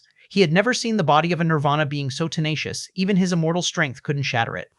The power of nirvana surged from the white-haired Minotaur's body, pushing the power of the immortal laws to the limit. A blow nearly strong enough to burst a planet heavily struck on the ongoing forces hammering Lin Shen's body. With a loud bang, the nirvana light cocoon that enveloped the entire planet was ruptured by this terrifying force. Lin Shen's body flew out from the torn opening of the light cocoon and rushed into the pitch-black space, like a comet ablaze with flames slicing through the night. Chapter 748, Broken. The white-haired Minotaur heaved a long sigh of relief. Lin Shen, the nirvana being, had been blasted out of the nirvana light cocoon, and the cocoon itself had been shattered. Whether Lin Shen was dead or not, theoretically, nirvana should have ended. Yet the next second, the white-haired Minotaur discovered, to his horror, that the nirvana light cocoon enveloping the ultra-burning star had not disappeared. The breach he had created in the cocoon was instantly mended by threads of light conjured by the flames, and the inferno within the planet continued to rage uncontrollably. How can this be? The Nirvana being is gone. Why does Nirvana still persist? The face of the white-haired Minotaur contorted with utter disdain. The elders of the Elders' Council and the ultra-burning nobility hidden within various advanced structures gradually became overwhelmed with panic and helplessness. How can this be? It's impossible. The great elder's eyes were wide with disbelief, as if he'd seen a ghost. He'd never heard of Nirvana persisting without the presence of the Nirvana being in his entire life. The other elders, too, stared in terror. If Nirvana continued indefinitely, the entire ultra-burning star would likely melt away, leaving no living creature except for immortals like the white-haired Minotaur. Suddenly, as if struck by a thought, the white-haired Minotaur soared into the sky, rushing towards the recently formed breach in the cocoon. He punched the wall of the light cocoon with all his might, but this time his fist didn't break through. Instead, it only caused the cocoon wall to bulge out like a deformed balloon, creating a massive tent-like protrusion. This cocoon, it's tougher than before. The white-haired Minotaur's face was a mask of displeasure, yet his hands did not cease their work. With a gesture, a single-horned copper lance materialized in his hand. He thrust the lance into the cocoon, bolstered directly by the immortal laws, and burst through, rushing out. As soon as he breached the cocoon, the hole mended itself once again, and Nirvana continued unabated. The people of the Ultraburn tribe watched the white-haired Minotaur break out and couldn't help but feel the grip of despair. Continue your journey with free web novel. Is there no hope left? Even the old general is fleeing for his life. Naturally, the white-haired Minotaur wasn't trying to escape. He suspected that Lin Shen hadn't died, which was why Nirvana hadn't ceased. He intended to kill Lin Shen completely to see if that would halt Nirvana. The white-haired Minotaur had thought that Lin Shen had been blasted far away by his eternal force, but as soon as he exited the cocoon, he saw in space a point of light twinkling like a star. The white-haired Minotaur pursued rapidly and, as he drew close to the light, the sight before him made him pause. Lin Shen's body had returned to normal, no longer flattened like before from the attack. The strength endowed with the eternal force law, however, had vanished from his body. Lin Shen was suspended in the pitch-black vacuum, still enshrouded in burning flames, but now the flames were not as dense as before. They shimmered around him transparently, like ripples on water. What puzzled the white-haired Minotaur was that Lin Shen's body had already become a base mutation body, and the entire entity looked as though it were a red-hot iron block. Otherwise, he wouldn't have been flattened like a thin sheet, yet still alive. But now, Lin Shen's body had reverted to flesh and blood, and even the carapace that had enclosed him had vanished. The white-haired Minotaur didn't understand what was happening with Lin Shen. By normal standards, Lin Shen's Nirvana should have been a failure. If it had been successful, Lin Shen should have transformed into a base mutation creature, completing Nirvana in that form. Moreover, with such terrifying power of Nirvana, even if Lin Shen had accomplished Nirvana, it would be very difficult for him to revert to human form. He might have to live on forever in the form of a base mutation creature, in a non-human state. Lin Shen had finally reverted back into human form, yet the power of Nirvana had not dissipated from his body, indicating only one possibility: Nirvana had failed. Could it be that my attack knocked him out of the Nirvana-like cocoon, causing his Nirvana to fail? The white-haired Minotaur wondered. Whether this was the cause or not was something he no longer wished to investigate. All that mattered now was killing Lin Shen, nothing else was of importance. The white-haired Minotaur swung his single-horned copper lance at Lin Shen, its speed and strength off the charts, as if the very void was being torn asunder by the lance. However, contrary to expectations, Lin Shen's head did not explode like a watermelon. The white-haired Minotaur's eyes bulged, revealing an expression of disbelief and horror. His single-horned copper lance had truly struck Lin Shen's head, yet it was not Lin Shen's head that split open, but the lance in his hands. This immortal-level life base shattered upon contact with Lin Shen, the tip disintegrating into countless particles, scattering like sand. The white-haired Minotaur could not accept this outcome. He raised his lance once more and furiously smashed the remaining part towards Lin Shen's body. Thud, thud. The single-horned copper lance, an immortal life base, struck Lin Shen from different angles. Yet Lin Shen stood there unmoved, as if nothing had happened. Meanwhile, the lance continued to disintegrate, as though it was not an indestructible life base, but rather a piece of tempered glass that had already been shattered to bits, only to break upon contact with Lin Shen. Initially several meters long, the single-horned copper lance shattered piece by piece under the white-haired Minotaur's frantic blows, quickly reducing to a mere foot-long segment in his hand as he now stood before Lin Shen. Facing Lin Shen, who stood motionless with no expression as if he were a robot, the white-haired Minotaur felt an inexplicable fear rising within him. The white-haired Minotaur stood staring dumbly at Lin Shen, who was arm's reach away, feeling fear towards this newly reborn human, a newborn Nirvana being. But was this really a normal Nirvana being? He wielded an immortal-level life base, a divine weapon infused with immortal, indestructible, eternal force. Such a divine weapon shattered against the defenseless flesh of Lin Shen instead of the other way around. The white-haired Minotaur could not understand, nor could he accept it. This defied centuries of understanding and nearly upended his entire worldview. Lin Shen stood right before him. All he needed to do was raise his hand to strike Lin Shen in the face, possibly shattering Lin Shen's skull along with his face. Yet he hesitated, afraid to launch another attack on Lin Shen. He feared his hand might crumble to dust just like the single-horned bronze man's lance. The two stood face to face in silence, each unmoving, creating a strangely quiet and eerie atmosphere. Clenching his teeth, the white-haired Minotaur knew he could not wait any longer. He had to kill Lin Shen, or else the home planet of the Ultraburn tribe would be doomed. The immortal laws and the power of Nirvana erupted simultaneously, the white-haired Minotaur's hair whipping wildly, his horns flashing with terrifying brilliance. His eyes emitted a red glow as dreadful power surged within him, the space around bending with his escalating force. With a roar, the white-haired Minotaur, clutching the last remnant of the single-horned copper lance, lunged at the chest of Lin Shen, who was mere inches away. The glow from within the life base burst forth brilliantly, like the sun, radiating an eternal and dazzling divine light. Chapter 749, Melting Planet. The final section of the single-horned copper lance stabbed onto Lin Shen's chest, but it couldn't pierce his skin. The life base, thick as a baby's arm, crumbled to dust upon touching Lin Shen's body. The broken life base ultimately left only a small part in the hands of the white-haired Minotaur. The white-haired Minotaur roared and hurled the last segment of life base at Lin Shen, disregarding the backlash of destroying his own life base, and swung the fist towards Lin Shen's cheek. The life base smashed onto Lin Shen's face, instantly bursting into fine ash. The fist of the white-haired Minotaur landed on Lin Shen's face. The carapace wrapped around it instantly turned into ash, scattering like smoke. However, the flesh and bone fist of the white-haired Minotaur, unlike the life base and carapace, did not explode upon hitting Lin Shen's face. Boom! Lin Shen's face distorted, and his head tilted to the side. The white-haired Minotaur was suddenly overwhelmed with unexpected joy. He didn't understand why his fist, which was weaker than the stronger life base and carapace that crumbled upon meeting Lin Shen, or even his power of Nirvana and immortal laws, could not leave a single mark on Lin Shen, yet his own flesh could actually injure him. Even the presumably unbreakable eternal force should shatter upon contact with Lin Shen, yet its force merely dispersed. The force didn't vanish, but dispersed. At that moment, he could no longer consider too much, furiously raining punch after punch on Lin Shen. His fists fell like raindrops on Lin Shen's body, knocking him about, contorting and deforming him. This was a pure power attack, the strength of an immortal 10 times that of a Nirvana. Being and infinitely terrifying, theoretically should have exploded Lin Shen's body into a mist of blood, leaving no remnants. Yet despite Lin Shen's body being continuously bombarded and seemingly twisted out of shape, it never shattered. Terrifying explosions of force continuously burst in the air, sending shockwaves spreading out like rings of light. The attacks of the white-haired Minotaur slowed from their initial frenzy, gradually losing strength from ferocity. Eventually, the white-haired Minotaur was so exhausted he could barely swing his fists and still hadn't managed to blast Lin Shen's body apart. The white-haired Minotaur, gasping for breath, looked at Lin Shen with eyes full of disbelief and fear. As his attack ceased, Lin Shen's twisted body returned to normal. Not a single scar remained. His head, once tilted, slowly twisted back. His previously unfocused eyes gradually regained their brilliance. Watching Lin Shen's head slowly turning back, the facial expression of the white-haired Minotaur twisted, showing uncontainable panic and fear. It's impossible. How could such a person exist? A Nirvana being? Why? The white-haired Minotaur roared as if mad, mustering his last bit of strength and swinging his fist towards Lin Shen's cheek again.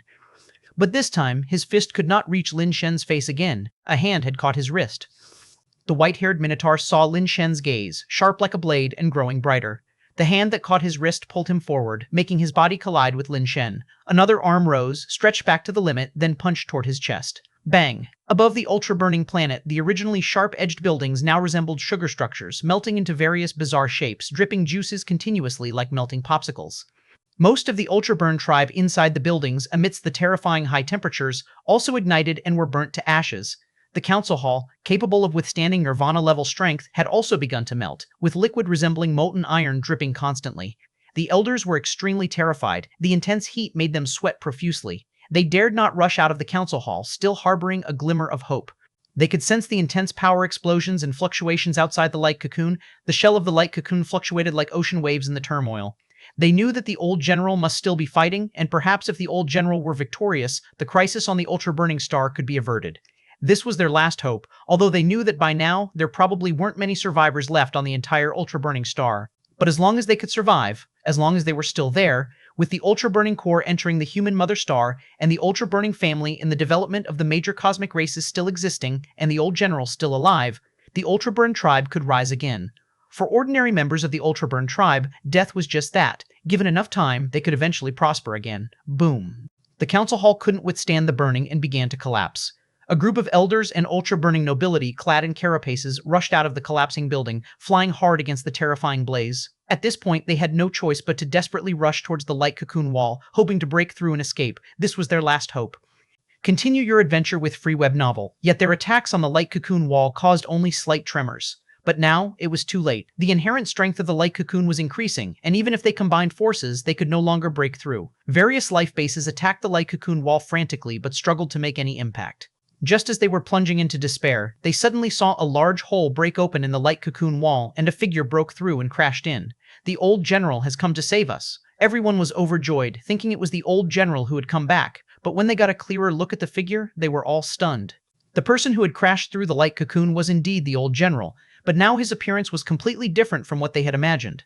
The carapace on the old general's chest was shattered, revealing a caved-in chest. His entire body was bent like a shrimp, appearing to have crashed down like a meteorite, striking the magma-melted ground and splashing magma several meters high.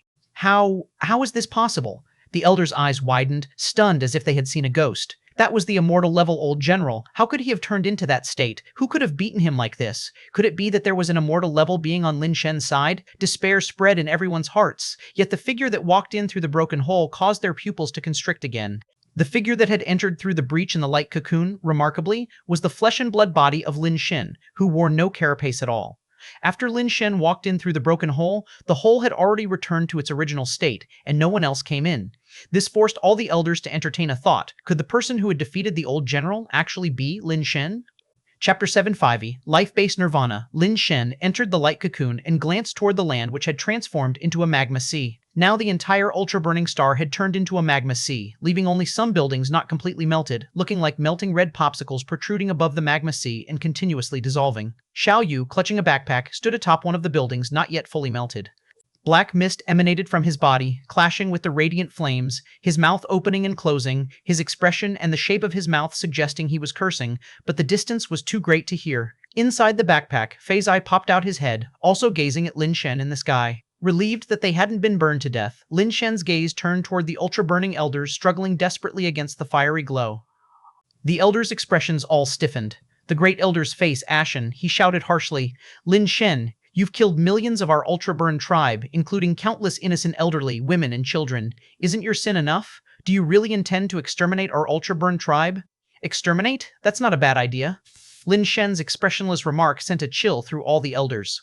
It wasn't that Lin Shen was heartlessly cruel. Destroying the entire ultra-burning star wasn't his intention, and he hadn't anticipated things evolving to this point. If he had a choice, he wouldn't want to kill those innocents. However, this couldn't justify sparing them, as they were the very instigators of the war. Who was right and wrong was no longer important. Since things had escalated to this point, it was a matter of survival. Either you die or I do. Lin Shen moved abruptly, his speed unimaginable, like a phantom charging at the elders. The elders, shocked and enraged, summoned their life bases, attempting to block Lin Shen's assault. But Lin Shen ignored those life bases completely, crashing directly into them. Each life base hit him but disintegrated without causing any harm, dispersing into smoke and dust. With a spurt, the elders spat out blood, their faces filled with horror, and before they could react, Lin Shen had already reached them. Finger flechettes flew wildly through the air following the flicks of Lin Shen's fingers, piercing through the armor and heads of various ultra-burning elders and nobles. Their bodies plummeted from the sky, sinking into the magma sea. Lin Shen, do you really intend to annihilate us? The warriors of our ultra-burn tribe will not let you go, an elder roared furiously, as if Lin Shen were a demon detested by gods and men. The moment you invaded the human mother star, it was destined that only one of our races would survive in the universe. A choice made by yourselves, Lin Shen replied, his finger sand piercing through the elder's head. It was a massacre, a unilateral slaughter. With his own strength, Lin Shen slaughtered this group of Nirvana-level elders and ultra-burning nobility. No one could withstand his finger sand, and within moments all the elders and nobility were decapitated. With a blast, a white-haired minotaur, his body marred by broken carapace and oozing with magma, burst out from the magma sea. His chest was caved in, and his broken bones had not healed. You, exterminate my race, I will die along with you. The white-haired minotaur, looking at the ultra-burning star now a magma hell, was visibly deranged. Lin Shen could understand him. If the human homeworld had turned into this, he feared he would be crazier than the white-haired minotaur. But even if he transformed into a demon, he could not let the human homeworld and his loved ones fall into the same dire straits. The white-haired Minotaur desperately unleashed the power of Nirvana and the law of eternal force, charging toward Lin Shen in the sky like a white-maned lion that had twisted space itself. Enjoy new chapters from free web novel. Lin Shen's fist power struck the white-haired Minotaur, punch after punch, an endless barrage of Surfing Fist hammering down. Lin Shen had no idea how many times he had launched Surfing Fist, as it was no longer necessary to worry about such things. Endless brilliance merged into his body, rendering his strength infinite, inexhaustible. No matter how many Surfing Fist he threw, the energy rushing from outside instantly replenished his body. The power of each Surfing Fist hammered down on the white-haired Minotaur, whose power of Nirvana, carrying the law of eternal force, pierced through the layers of fist-driven waves. Yet the waves seemed endless, cascading like a vast ocean, with no sight of the shore. Such exhilaration was truly immense, Lin Shen realized. Contained within the Nirvana light cocoon, his energy was boundless. All the energy could only circulate within the Nirvana light cocoon. Hence, no matter how he utilized these energies, they remained within the Nirvana light cocoon at his disposal as if part of his own body, freely maneuverable. The Nirvana light cocoon refined the energy of the entire planet, along with the power of Nirvana emitted by Lin Shen's body and even the strength emanating from the white-haired Minotaur, all became part of the Nirvana light cocoon. Such tremendous power, even an immortal would find difficult to match. The white-haired Minotaur struggled through the ocean like waves of punches. His strength was immense, and the immortal laws were formidable. However, his power was limited to a certain range, whereas Lin Shen, drawing on the entire Nirvana light cocoon's power, was limitless. The planet's brilliance, stirred by Lin Shen's fist power, turned into layers of huge waves crashing onto the white-haired Minotaur, depleting his strength. The power within the white-haired Minotaur grew weaker as he was just one person, not an omnipotent god, and his power also had its moments of exhaustion. Bang! When the power of immortal laws could no longer sustain, the body of the white-haired Minotaur was once again smashed into the magma sea. Lin Shen was about to pursue, but suddenly felt the energy of the brilliance flood into his body like a tsunami. Lin Shen's expression instantly changed, and he hastily relocated the Contrarian and the Inheritance fan out of his body. Lifebase was supposed to achieve Nirvana together with its host, but Lin Shen's path to Nirvana had taken a wrong turn, and Lifebase had not managed to undergo Nirvana with his body. Thus, although Lin Shen had successfully reached Nirvana, the Contrarian and the Inheritance fan had not, hence Nirvana had not ceased.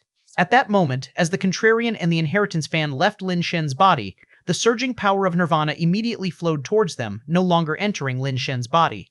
With the ingress of the power of Nirvana, the Contrarian and the Inheritance fan radiated dazzlingly and transformed into strands of light within the Nirvana cocoon, converging to form a Nirvana light cocoon. Lin Shen looked at the transformed Contrarian and Inheritance fan, which had now turned into a light cocoon, with an odd expression. He had never heard of Lifebase being able to undergo Nirvana independently. However, Lin Shen was unconcerned. His path to Nirvana had already deviated. Veering a bit more was of no consequence anyway. Chapter 751, Lifebase emerges. From Cocoon, Lin Shen ignored the Contrarian and the Inheritance fan amidst Nirvana, diving straight into the magma sea. The terrifying impact generated by his descent sent the white-haired Minotaur tumbling back down into the magma. Both of them sunk into the magma sea, stirring up towering waves. The overwhelming power of Nirvana continually surged into the two light cocoons, making them shine brighter and brighter, their energy becoming more frightening by the second. They hung above the magma sea like two suns radiating light and warmth. The infinite power of Nirvana, like a tornado, stormed into them, intensifying the light and heat of the two suns. Damn it! What on earth is with this guy's power of Nirvana? Xiao Yu was shocked to discover that due to the excessively strong power of Nirvana, the light cocoon seemed on the verge of not being able to contain it and exploding. Suddenly, Fei's eye burst out from the backpack. Find more to read at free web novel. Xiao Yu reached out to grab it but failed to catch hold. Flapping its wings, Fei's eye soared up, breaking free from Xiao Yu's Nirvana power range and diving into the blaze. Swallowing in a way reminiscent of a whale engulfing a tornado, the flames were sucked into its mouth, instantaneously causing its body to burst into intense radiance. The light grew stronger, transforming into beams that became feather-like, layering over its body, gradually taking the form of a white phoenix silhouette. As the phoenix silhouette soared through the skies, more and more Nirvana power was absorbed into its body, increasingly amplifying the silhouette's brilliance and size, until it resembled a cloud that eclipsed the heavens. A phoenix's cry pierced the heavens, and from the silhouette, strands of light extended, wrapping it within and astonishingly turning into a colossal Nirvana light cocoon. The Nirvana light cocoon that encompassed the ultra-burning star divided the Nirvana power into three, separately channeling it into the three cocoons. Xiao Yu stood there dumbfounded. What are all these things? This works too?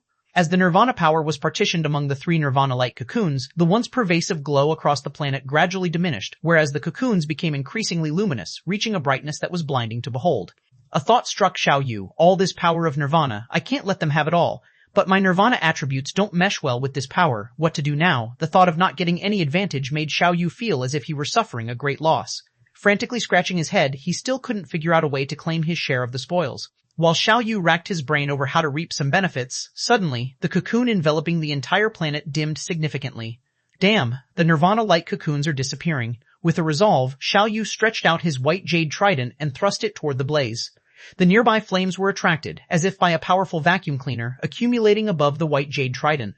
Through the absorption by the white jade trident, the blaze transferred into Xiaoyu's body. Xiaoyu's body instantly crackled, as the power from the flames could not merge with the power within his body, exploding violently and frightening Xiaoyu into hastily stopping his absorption of the flames, forcibly expelling them from his body. What the hell? Why can that fat bird absorb it and I can't? Xiaoyu was immensely frustrated, yet there was nothing he could do but watch helplessly as the power of nirvana continued to deplete, divided among the three light cocoons. Finally, all of the power of nirvana was sucked into the light cocoons. The flames on the ultra-burning star's surface had ceased burning, and the cocoon that wrapped around the planet gradually faded into nothingness, eventually disappearing from sight. Boom!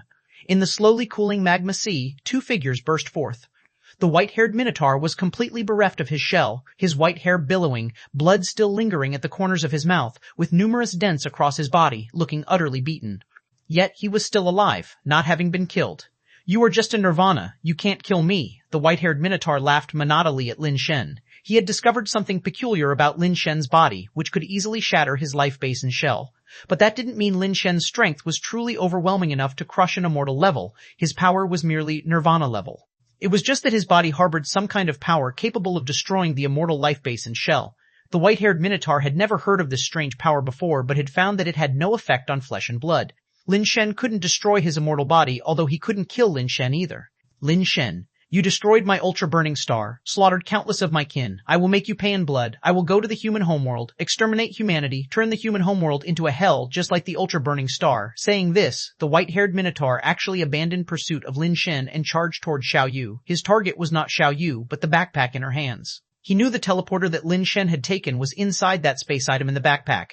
As long as he got the teleporter, he could immediately transport himself to the human homeworld and begin a massacre. He wanted Lin Shen to regret everything he had done to the ultra-burning star. If he couldn't kill Lin Shen, then he would make the human homeworld a companion in death for the ultra-burning star. Xiaoyu was startled. Her speed and strength were no match for the immortal, and without hesitation, she threw the backpack far away and fled full speed in another direction. The immortal didn't chase after Xiaoyu, but lunged for the backpack, tearing it open, and all the contents scattered out. He completely ignored everything else, grabbing a bullet-like spatial device. Lin Shen had charged towards him, but couldn't match the immortal's speed. It was already too late. Watching the white-haired minotaur activate the spatial device as he flew at high speed, dumping out all its contents, including the mountain-sized teleporter. The white-haired minotaur, cradling the mountain in his hand, flew toward space, his speed so fast that Lin Shen couldn't catch up. Anxiety filled Lin Shen's heart. Unable to think of any solution, he could only watch helplessly as the white-haired minotaur activated the teleporter. I will use the blood of humans to dye the human homeworld red, to mourn the warriors of my race, not letting any human live, not a single one. The white-haired minotaur's voice came through gritted teeth, as if he was about to crush them. Boom. Two beams of light rained down from the sky like thunder, striking Lin Shen's body, and strange particles surged into him, congealing into bizarre material, covering his body with a new shell. Life base. The cocoon broke. Chapter 752, Curse Me in Hell. As the pillar of light turned into particles and fused into Lin Shen's body, the sky's nirvana light cocoon, belonging to the contrarian and the inheritance fan, also disappeared without a trace. A white base with black patterns, akin to an ink painting, enveloped Lin Shen's body, and a folding fan of black bone with white light appeared simultaneously in his hand. Lin Shen's armor was exceedingly bizarre. It had neither the translucency of jade nor the sheen of metal, but rather resembled white paper folded into armor. Pure white, not quite smooth, and with a skin-like texture that faintly glowed under the light. Black hieroglyphs, as if soaked in ink, adorned the paper armor, making it look like a scroll of inkwash painting. Black and white, two inherently opposing colors, merged into one on the armor in a freehand manner. With a gentle flick of his hand holding the folding fan, Lin Shen opened it with a snap. The black fan bones were clear as jewels, each rib as though it were hollowed out, adorned with rows of white luminescent script. Upon closer inspection, you would realize that the script wasn't hollowed out, but rather a colorless transparent crystal melded with the black, emitting a shimmering white light, creating the illusion of being carved out. Lin Shen, clutching the folding fan, fanned towards the white-haired minotaur soaring into space. A sky full of lustrous glory spread across the heavens, branding the white-haired Minotaur's body. Suddenly, the Minotaur felt his body grow heavier, plummeting down to the planet like a meteor. The white-haired Minotaur was shocked and found that no matter how hard he exerted himself, he could not maintain flight, nor was there any leverage to be found. Boom! The white-haired Minotaur's body crashed onto the planet while the small mountain-sized teleporter continued to drift in space. You won't be going anywhere. Today, only one of us will leave here alive, Lin Shen said, lightly shaking the folding fan in his hand as countless light-shaded characters flew towards the white-haired Minotaur. Experience tales at Free Web Novel. The Minotaur's power of nirvana erupted like a volcano, and the law of the eternal force ensured its everlasting presence, forming an undying shield around him. However, the light shadow script passed through his shield like intangible ghosts, branding his body and causing the Minotaur's attributes to drastically decrease, along with the strength of his skills. The white-haired Minotaur leaped up, his goal not Lin Shen but the teleporter in space. His intent was to destroy the teleporter, preventing Lin Shen from using it to travel to the human mother planet.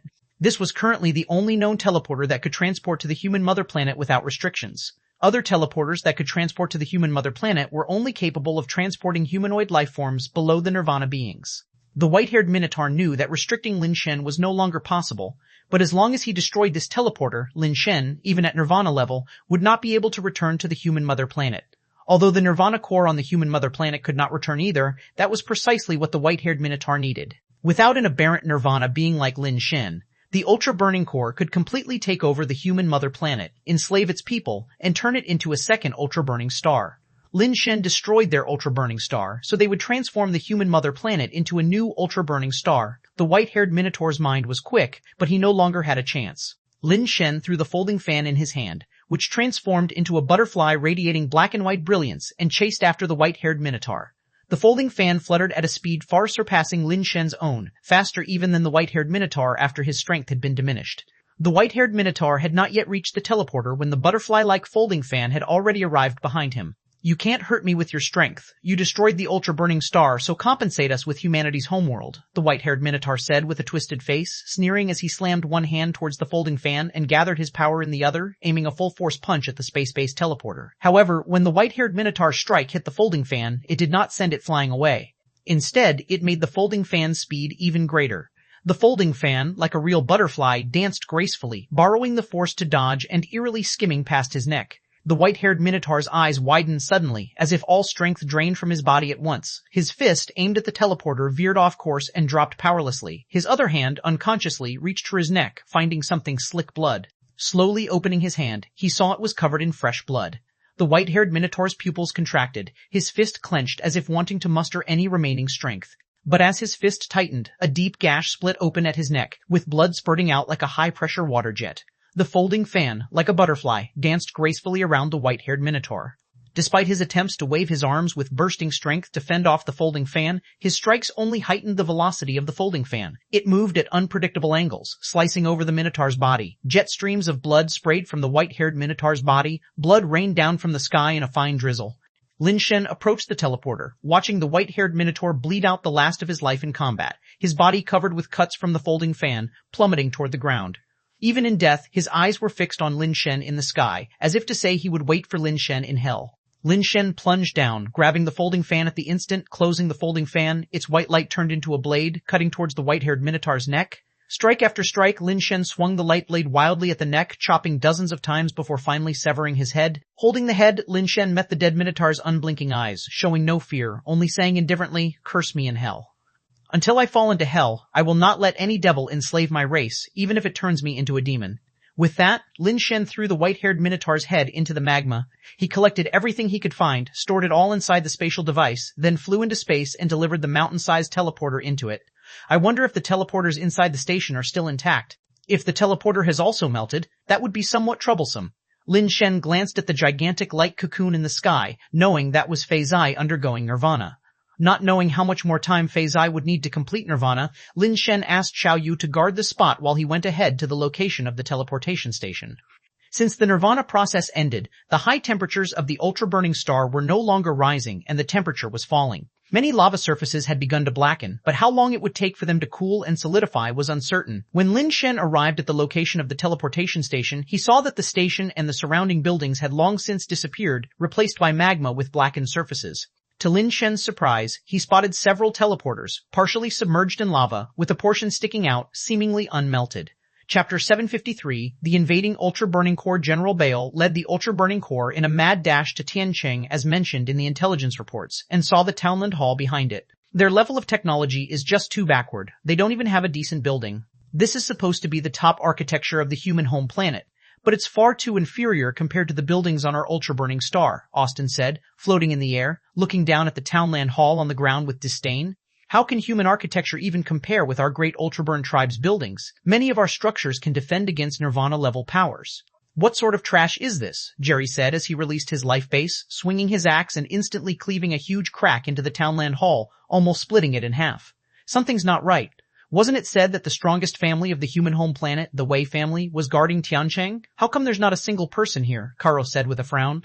They're just a small family with a few Nirvana beings, nothing but farts on our ultra-burning star. They probably ran away long ago after hearing we were coming, Jerry said with scorn. You make sense. Humans are indeed too weak. Along the way, all the human bases we've encountered are pure garbage. This so-called Wei family is just slightly better garbage, Austin laughed as well. On their way here, Austin's casual attacks had nearly destroyed all the bases they encountered, killing who knows how many people, with absolutely no human being able to resist their offhand strikes. Among humans on their home planet, Nirvana beings are basically invincible. But according to what those humans said, the Wei family has been guarding the underground space for more than 200 years. None of them retreated, even though only a dozen or so remained alive. How could they just flee without a fight? Karo still felt something was amiss. That's because they know we are the real powerhouses. If they stayed here, they would be annihilated. Not one would survive, Jerry said with a sneer. General Bale interrupted them and commanded, have the Vanguard troops go down and check, show no mercy to any human encountered. Head to the underground space as quickly as possible. We cannot afford to lose the spaceship. There's no need for such trouble.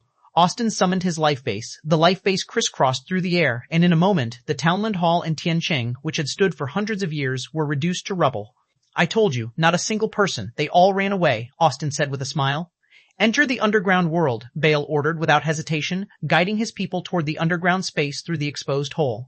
They had already known that flying was forbidden in the underground space and brought ropes. The Vanguard troops descended into the underground space along the ropes. All this intelligence had been obtained from the mouths of humans who had previously stationed in Tiancheng, for which they had made all the necessary preparations.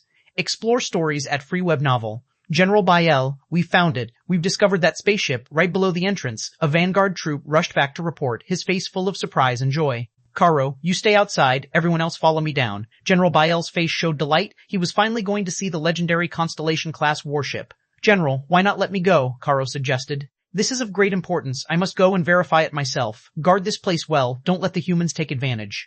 General Bael patted Karo's shoulder and then led his men into the underground space. Ropes descended from the sky, and when Bell and his companions slid down into the underground space, they were immediately shocked by the scene before them. Humanity's home planet is so small, yet it has such a huge underground space, which is quite peculiar. Isn't this planet just an empty shell? Austin couldn't help but exclaim. Warship, it truly is, a Constellation-class warship. Bell, however, had no interest in the underground space. His gaze scanned around and landed on the spacecraft severed in two in the river. The warship wasn't particularly large. It was even much smaller than the average civilian planet-class spaceship. But the class of a warship was not determined by its size.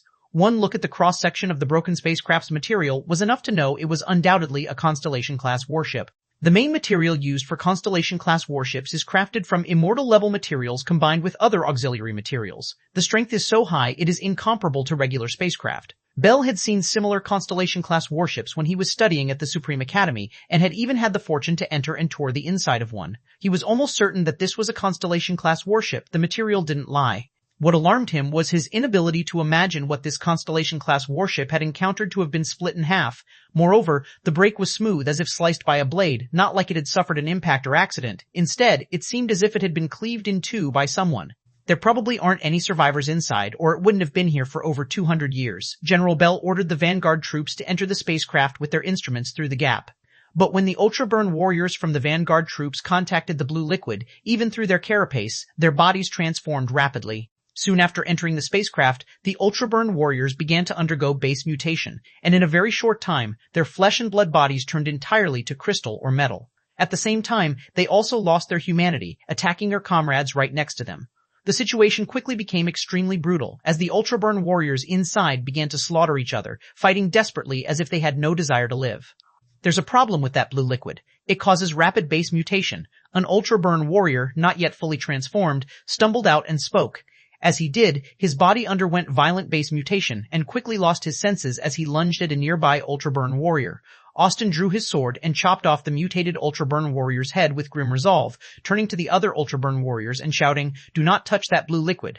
"Set up camp by the river," Bell said, his expression also grim. He turned to leave. "It seems we can't fully explore the warship quickly. Let's deal with the humans first, and capture some to send them in to scout the way." Just as the group was preparing to climb out using the ropes, they saw a series of purple blade chi slash across the sky, severing the ropes. The Ultra Burning Corps members' expressions changed slightly as they turned to look. Not far away, atop a huge pillar, several humans leapt down, the leader tall and robust, donning heavy purple armor but draped in a white robe. The white robe fluttered in the air, and the purple aura around the man surged like volcanic eruption, unimaginably majestic. Behind him, 12 Nirvana beings in full purple armor, wielding long swords layered with purple chi, leapt down from the air and unleashed waves of purple phoenix blade chi towards the Ultra Burning Corps. Chapter 754, Human Wei Family, Kill Them All, because the sudden appearance of Wei Wufu and others caused a slight panic within the Ultra Burning Corps, but under the order of General Bile, the Ultra Burning Corps immediately went into battle mode.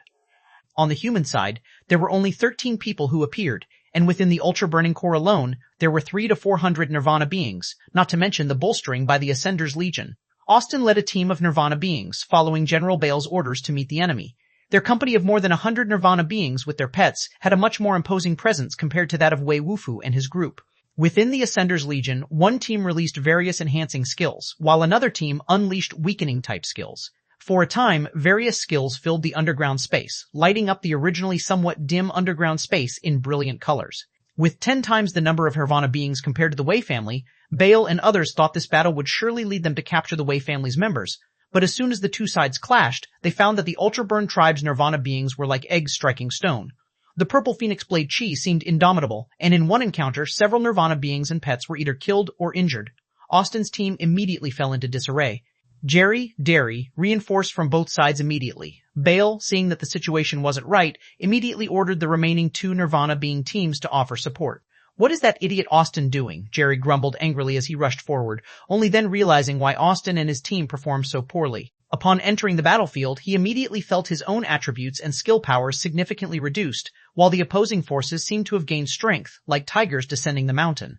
Even with numerical superiority, they simply couldn't hold back the 13 Nirvana beings on the opposing side. Especially one old man handling dual blades dominantly, the Phoenix Blade Chi was thunderous and furious, godlike and demonic, instantly killing several Nirvana-level pets, causing great alarm among the Ultra Burn tribe.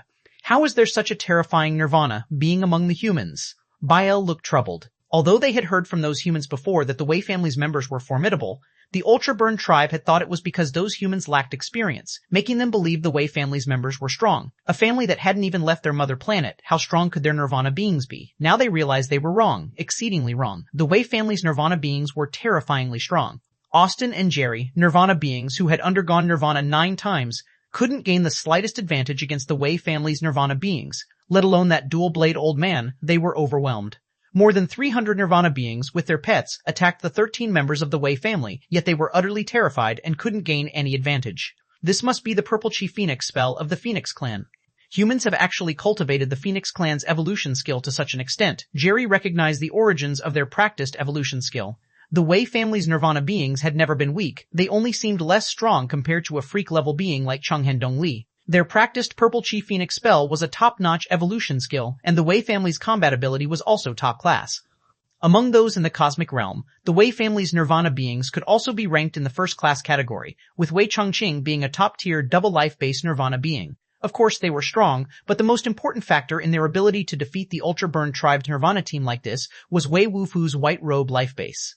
The White Robe life base greatly weakened the strength of the Ultra Burn tribe's Nirvana beings, while at the same time enhancing Wei Chongqing and the others.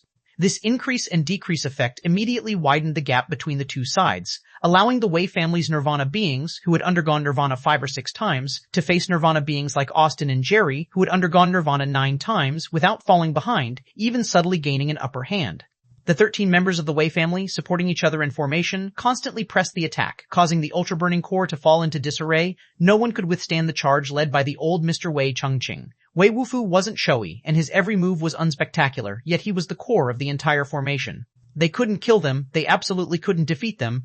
In a fierce roar, Austin, grasping the giant axe life base, swung his axe towards Wei Shousheng at the back of the Wei family's formation. Wei Shousheng met the attack head-on with his Yanling knife. Blade and axe collided, and purple aura and red light exploded instantly. Austin was knocked back, and Wei Shousheng too stumbled backwards. Your next read is at Free Web Novel. A hand pressed against Wei Shousheng's back, dissipating the force on him. It was Wei Wufu, clad in a white robe. With his other hand, Wei Wufu threw a punch at the staggering Austin who, unable to dodge, could only raise his fist in desperation to block the incoming purple punchlight. When they made contact, there was no explosion. Instead, Austin just felt a surge of vigor force penetrate his arm, causing it to explode instantly.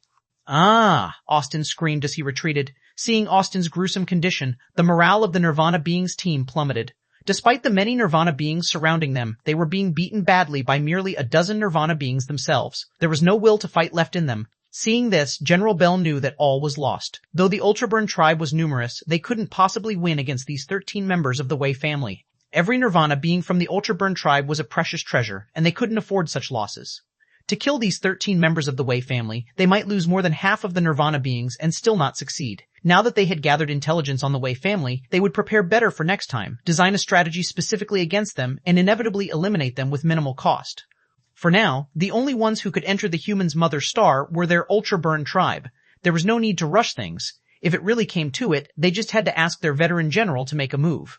An immortal descending here could crush these humans to dust with ease. Under General Bell's command, the Corps methodically evacuated the underground space. Caro, standing guard outside, was surprised to see General Bell and the others retreating and promptly went up to ask, "General Bell, what happened?" "The people from the Wei family were hiding below and ambushed us. We will temporarily retreat today." General Bell ordered an immediate retreat. Caro glanced downwards and caught sight of Wei Chongqing wildly dancing with twin blades, splitting a Nirvana pet in two. The human mother star to have such powerful Nirvana beings, Caro was shocked and hurriedly directed the troops to retreat. The Wei family chased after the retreating troops of the Ultraburn tribe, but mostly they only managed to kill pets. Chapter 755, The End. The Ultraburning Corps retreated to the far side of the moon, settling within a ring-shaped crater that housed a massive cavern. Members of the Ascender's Legion leaped into the cavern one by one, vanishing in the blink of an eye. After the Ascender's Legion had all teleported away, Bell and the others finally began the retreat of the Nirvana Being Corps. "Human, when I return, it will be the time of your extinction. I will make sure you have no ground upon which to be buried." Austin, clutching his wounded arm, glared bitterly at Wei Wufu before turning and disappearing into the cavern. The Nirvana Being Corps fought as they fell back in an orderly fashion, jumping into the cavern. With the last of the Ultraburn tribe's Nirvana beings jumping into the cavern, the pets that were holding Wei Wufu and the others at bay were almost completely slaughtered. Wei Wufu and his companions also reached the cavern and found below them a series of shimmering rings, their true nature obscured from view. So the teleporter on this side was on the moon's surface. "No wonder no one had found it before," Wei Shousheng exclaimed in amazement. "Quite a few people have visited the surface of the moon in the past, but seeing nothing here, nobody thought to dig." "I didn't expect the teleporter to be beneath this spot," Wei Chongqing said. "I wonder how Lin Shen is doing over there. If we can't get the teleporter from the Ultraburn tribe's side, we'll have to figure something out, see if we can destroy this teleporter." Stay tuned with Free Web Novel. Austin and his people were teleported back to the ultra-burning star, but the scene before them left them all speechless. Where have we teleported to? Austin stared blankly at the scene before him, believing it was a mistake. This couldn't possibly be their ultra-burning star. Not just Austin. All of the ultra-burn tribe felt the same, convinced that this place could not be their ultra-burning star. The barren planet emanated a stinging odor with heat continuously emanating from its surface. The irregular black ground resembled burnt plastic, and in many areas magma could be seen bubbling up. This was a desolate, primeval planet incapable of sustaining life. There was not a trace of civilization. It certainly wasn't the advanced ultra-burning star. "General, can the teleporter make errors?" Jerry asked, dumbfounded. "What is that?" Suddenly, someone screamed as if they had seen a ghost, pointing at a spot on the ground. Everyone's gaze shifted, and there, on the blackened surface, lay a severed head, a minotaur's head. As they made out the features of the head, Bell and the others felt their minds reel. The old general, that's the old general. He was an immortal level being. How could this? It's impossible. This cannot be. Caro, thinking of an even more terrifying possibility, frantically scanned the surroundings, an extreme unease growing within him. This is our ultra-burning star. His words triggered a mental breakdown among all of the ultra-burn tribe. "What the hell are you talking about?" "How could this possibly be our ultra-burning star?" Jerry shouted, grabbing Caro's collar, unable to accept that this place was the ultra-burning star, let alone the reality of it. The others stood in a daze, feeling as though reality had suddenly taken on an illusory quality. They had only taken a trip to the human home planet, spending less than 12 hours in total, only to feel as though they had awoken from a vast dream to a world unrecognizable to them. Bell felt a chill throughout his body. He would rather it all be a dream, but the old general's head was right there before him, the familiar star shining in the sky above. He prayed this wasn't the ultra-burning star, but every indication seemed to signal that this indeed was the ultra-burning star. This is your ultra-burning star. A stranger's voice came, and all members of the ultra-burn tribe instinctively looked toward the source of the voice. Standing on top of the mountain-like teleporter was a figure. Once Bell and the others made out the appearance of the silhouette, their pupils contracted and their faces showed utter disbelief. Lin Shen, Bell's voice trembled, and these two syllables weighed upon him like 1,000 pounds, almost exhausting all his strength. Lin Shen's appearance here meant that everything was real. The old general of immortal level had been beheaded, and ultra-burning star had turned into this hellish landscape. Lin Shen had originally planned to teleport away. The teleporter at the teleportation station was still usable, not destroyed by the lava, and had not been damaged by the high temperature. But since Fei Zai had not yet completed nirvana, Lin Shen could only wait for it here. To prevent any problems from occurring on the human mother planet, Lin Shen had to take out the teleporter, planning to teleport back to the human mother planet himself to deal with the invading ultra-burning core. But before he could teleport, the ultra-burning core had transported back first. Seeing that no members of the ultra-burn tribe were teleporting in anymore, Lin Shen directly retracted the teleporter into his spatial storage to prevent them from teleporting away again. Watching the mountain-like teleporter disappear before their eyes, Bell and the others' expressions became even more unsightly. What have you done to ultra-burning star? Carol looked at Lin Shen, his voice trembling as he asked. Destroyed it, Lin Shen replied calmly. The people? Karo still harbored the last bit of fantasy, as did everyone else. All destroyed. Lin Shen's words shattered their last illusions. Struck like by lightning, Karo stood there numbly. You're a butcher, to have laid hands on women and children, Jerry roared angrily, rushing towards Lin Shen without a second thought. When you invaded the human mother planet, did you consider that there were also women and children there? Lin Shen flicked his wrist, and the folding fan flew gracefully from his hand. As the folding fan returned to Lin Shen's hand, Jerry's head had also separated from his body. Wrong, all wrong, everything is wrong. Seeing Lin Shen dispatch Jerry with a casual stroke, Bell knew that the ultra-burn tribe could not escape their fate today.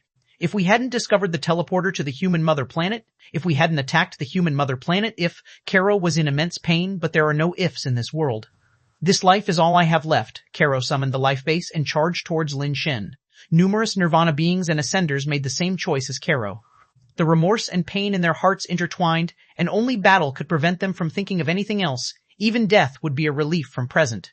Lin Shen threw out a pet capsule, and Xiao Yu appeared in front of him. Seeing the charging ultra-burning core, a sly smile appeared on her lips as she raised her knife and fork. If we hadn't invaded the human mother planet, would the outcome still be the same? Bell experienced a nightmare like none he had ever known in his lifetime. When he closed his eyes, the nightmare finally ended. But the bodies scattered everywhere, and the blood that stained the earth would not disappear with the nightmare. It's over. Lin Shen looked up at Fei Zai, still in the midst of nirvana, and at that moment, his own heart was indescribable. Chapter 756, Lin Shen's Nirvana Attributes User, Superbase Nirvana Creature.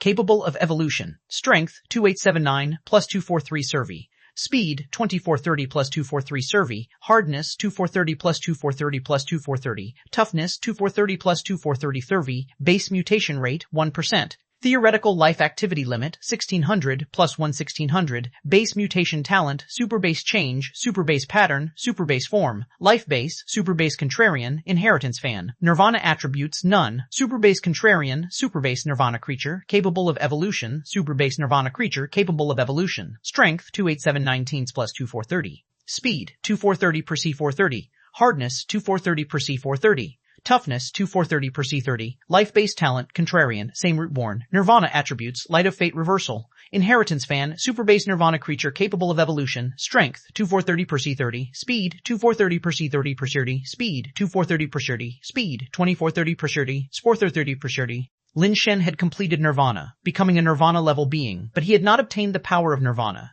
His strength remained the same as when he was at the Ascension level, difficult to externalize, and he could feel that his body had become more solid. His entire body had completed Nirvana, and though it appeared to be merely flesh and blood, every cell in Lin Shen's body had transformed into a completely different state than before.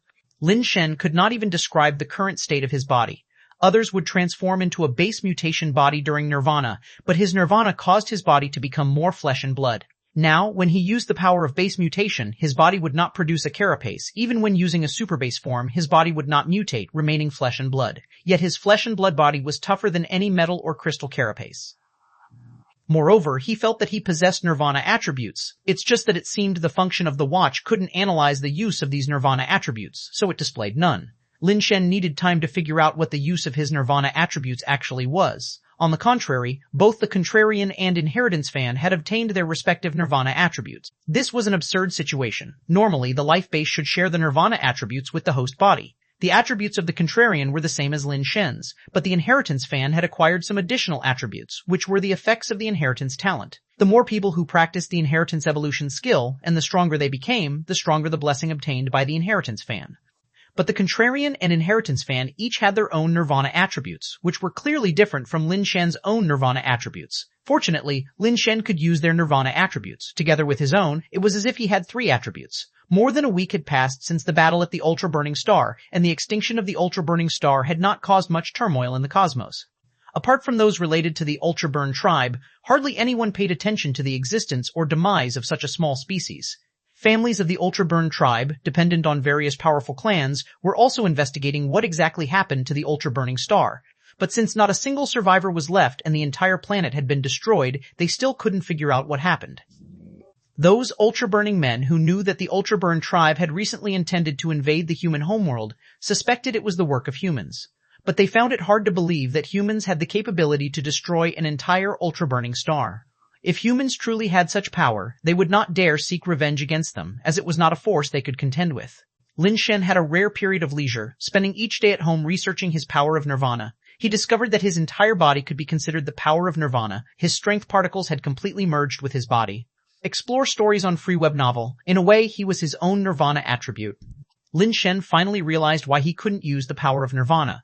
A nirvana being's externalized power of nirvana was a fusion of nirvana particles and strength particles.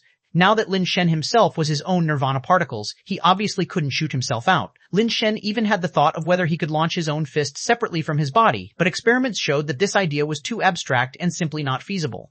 Thankfully, he still had techniques like surfing fist and finger sand.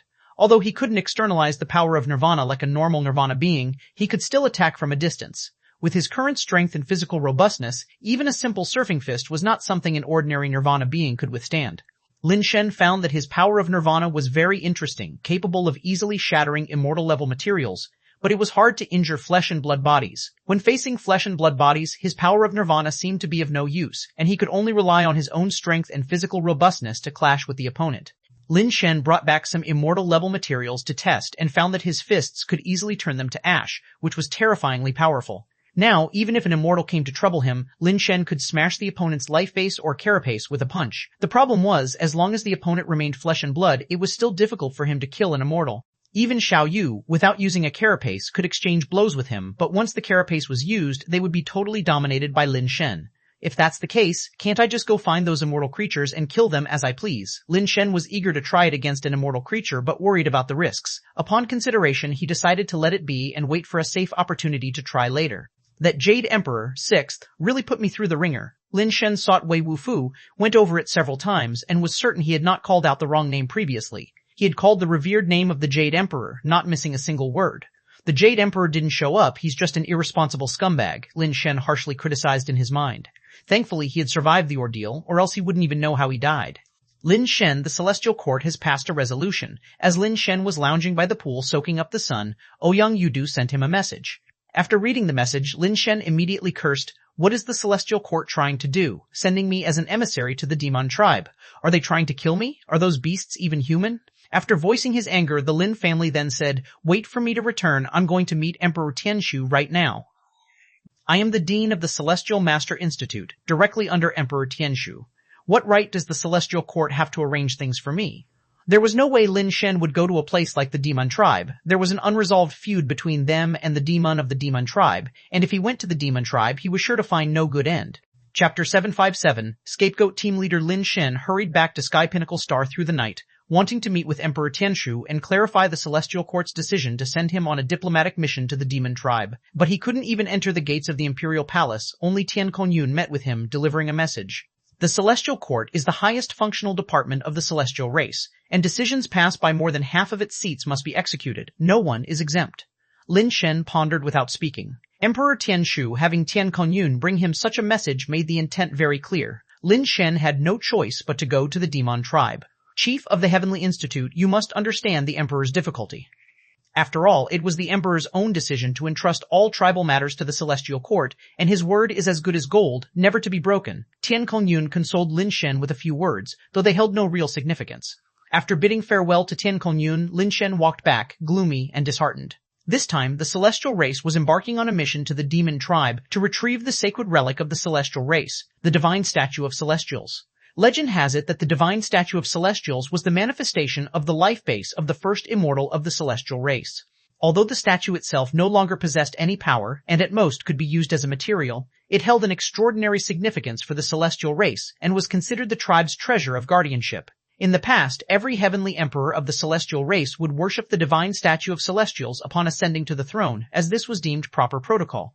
Find more chapters on Free Web Novel. However, during a civil strife within the celestial race hundreds of thousands of years ago, the divine statue of celestials was lost amid the chaos of war. Just a few years ago, the demon tribe claimed to have discovered the lost divine statue of celestials. At that time, the celestial race themselves even believed that the demon tribe's divine statue was fake, so they didn't make much of it. It was only recent that the Diamond Tribe invited several great tribal authentication masters, including one from the celestial race, to jointly authenticate the statue. The final assessment suggested that the divine statue they had was very likely the one missing from the celestial race. Suddenly, the celestial race could no longer sit idle. They began negotiations with the Diamond Tribe, hoping they would return the divine statue. Unfortunately, given the relationship between the demon tribe and the celestial race, how could the statue be returned to them so easily? After more than half a year of negotiations, the two sides still hadn't reached an agreement. The demon tribe didn't outright refuse to return it. It's just that the conditions they proposed were impossible for the celestial race to accept. Lin Shen's main mission this time to the demon tribe was to re-authenticate the true identity of the divine statue and to renegotiate with the demon tribe in hopes of getting them to compromise and agree on a price acceptable to both sides. Of course, although Lin Shen was nominally the head of the delegation, in reality, the delegation had a professional authentication team and professional negotiation experts, none of which required Lin Shen's presence. Lin Shen, the nominal leader of the group, was, in fact, not very useful. The reason the Celestial Court sent Lin Shen to the Diamond Tribe was likely because they knew of his feud with Catherine of the Diamond Tribe, perhaps to have him suffer there. Moreover, if the negotiations fell through, him being the leader would inevitably bear the brunt of the blame. Should anyone in the delegation cause further trouble, Lin Shen would have an even more difficult time. In any case, this trip to the Demon Tribe meant no good fortune for him and assuredly a share in carrying the blame. If Catherine plotted against him in secret, he might not even make it back alive. Although the envoy team had immortal guards, Lin Shen seriously doubted whether those guards would care about his safety. You can't harbor thoughts of harming others, but must always guard against others. Lin Shen even suspected those immortal guards might have been sent by An Yi to target him. Even if he managed to come back alive from the Demon Tribe, the guards might kill him on their way back and just blame it on the Demon Tribe. But then again, An Yi probably wasn't that despicable. To really want him dead, there was no need for such trouble. He could simply bust through the doors of the Celestial Master Institute and capture and kill him. That being said, he still had to be cautious. Fortunately, he had already achieved nirvana, and when facing ordinary immortals, he wasn't entirely without the power to fight back. I wonder what Feizai's Fatty's strength is like now after nirvana. Lin Shen glanced at Fatty in his backpack, still sound asleep and snoring. Ever since his nirvana on Ultra Burning Star, Fatty had returned to his old routine of eat, sleep, eat, and looked just like an overweight pigeon, no different from before. It was unclear how strong he really had become. The new backpack was still Heaven brand, but from the highest end series of Heaven brand. It was woven from immortal materials, impervious to water and fire, resistant to knives and swords, and was highly breathable while still preventing liquids from penetrating. Wearing it could also fend off some damage. A good product, and with a matching price tag. To buy this backpack, Lin Shen had sold off a bunch of spirit bases. These spirit bases were all obtained from the ultra-burning core. Lin Shen felt no heartache using them. While walking, he suddenly noticed a familiar figure at the base of the wall ahead. A shaggy old celestial huddled up against the wall, still wearing that tattered padded jacket, arms tucked inside the sleeves, sitting on a small stool with a chessboard set in front of him. Little brother, long time no see, want to play a game? The shaggy old celestial also spotted Lin Shen, greeting him with a beaming smile. Boss, why aren't you setting up your stall at the market and instead are here? Lin Shen walked over to the shaggy old celestial, looked down at the chessboard and said, I know a bit of Chinese chess, but go, I really can't play at all. What I'm playing here isn't Go, it's 5 in a row, the shaggy old celestial said with a smile still on his face. See those prizes over there? All good stuff. If you win a game, you can enter a drawing. You might win any one of those prizes, and if you can win 10 times in a row, you don't even need to draw, you can pick anything you want from up there. Lin Shen followed the shaggy old celestial's pointed finger and saw a dilapidated wooden shelf against the wall next to him, holding several items, and at the bottom there was a simple lottery box. Lin Shen took a closer look and realized that under those prizes, there were also names and brief descriptions of the items. Nirvana-level pet capsule, Celestial 5 declines technique, a dagger once used by the Heavenly Emperor, 5 thunderbombs, Sky Fist manual. Lin Shen read through and almost laughed out loud.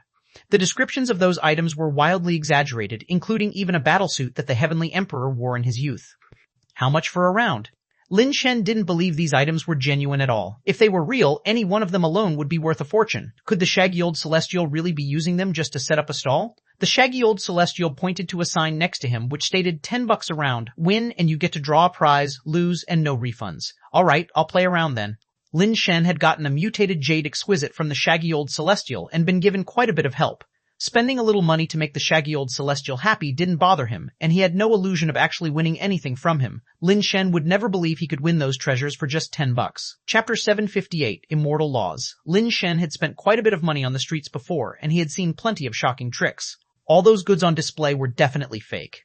Lin Shen hadn't set his mind on winning because he didn't understand Go, and he was also bad at Gomoku. If the shaggy old celestial was out there setting up a stall, he must have some tricks up his sleeve. So Lin Shen was basically just handing over his money without any intention of winning. When he was a child, no one played Gomoku on the streets, and it was only later that Lin Shen even learned such a game existed. He wasn't very familiar with it, and he'd never studied it. Lin Shen handed over $10 to the shaggy old celestial, then took a seat opposite him and started playing by the book. Emperor Tianshu squinted his eyes as he played chess with Lin Shen, but in his heart he was feeling quite moved. Kid, I've gone to great lengths for you. To deliver this gift to you, I've even gone to the trouble of staging this whole scene. As long as you can win one game, you can pick anything later and you'll be able to draw the Celestial 5 declines technique, which will help you save your little life when you are sent to the demon tribe.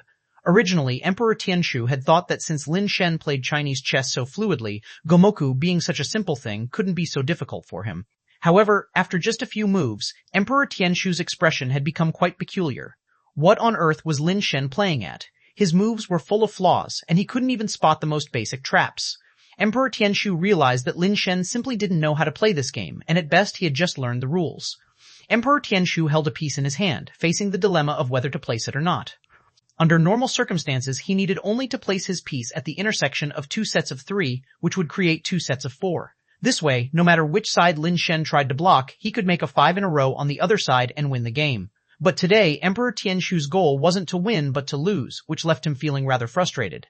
Luckily, Emperor Tianshu was someone who had been through many storms. This little matter was nothing to him. He discreetly placed his piece to the side, pretending to miss the opportunity to win. Emperor Tianshu gave Lin Shen the chance to win, but Lin Shen failed to seize it. After a few more moves, the corner of Emperor Tianshu's eye began to twitch uncontrollably. He had given Lin Shen several chances already. If Lin Shen still didn't win, even a blind person would suspect something was wrong.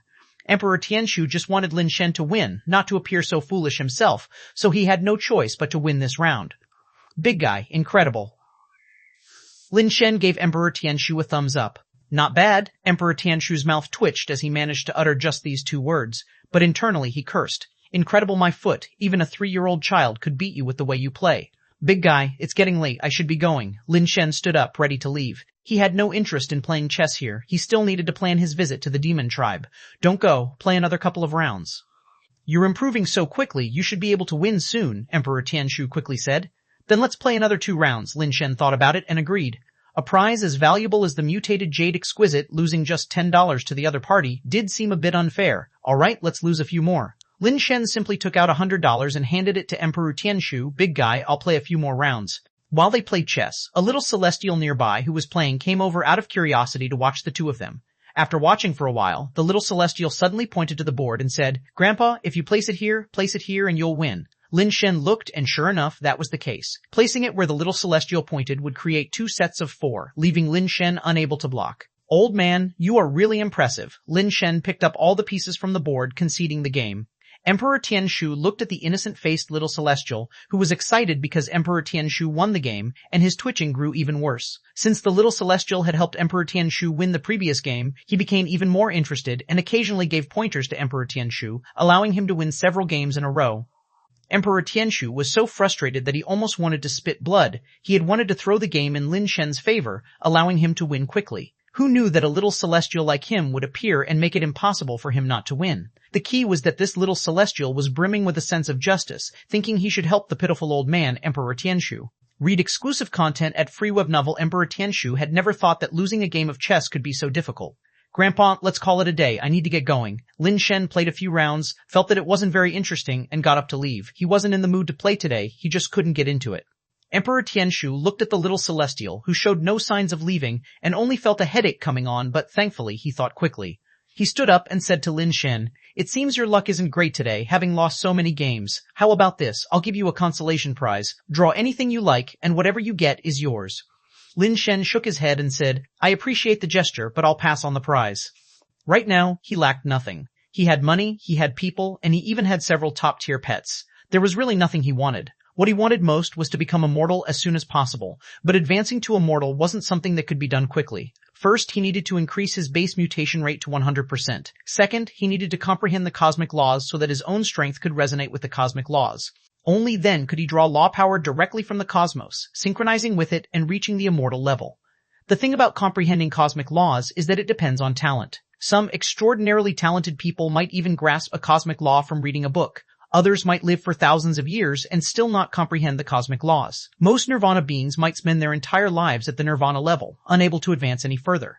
Lately, with nothing much to do, Lin Shen had been reading some works on the experience of comprehending immortal laws. In summary, it all came down to one point: you need to have talent.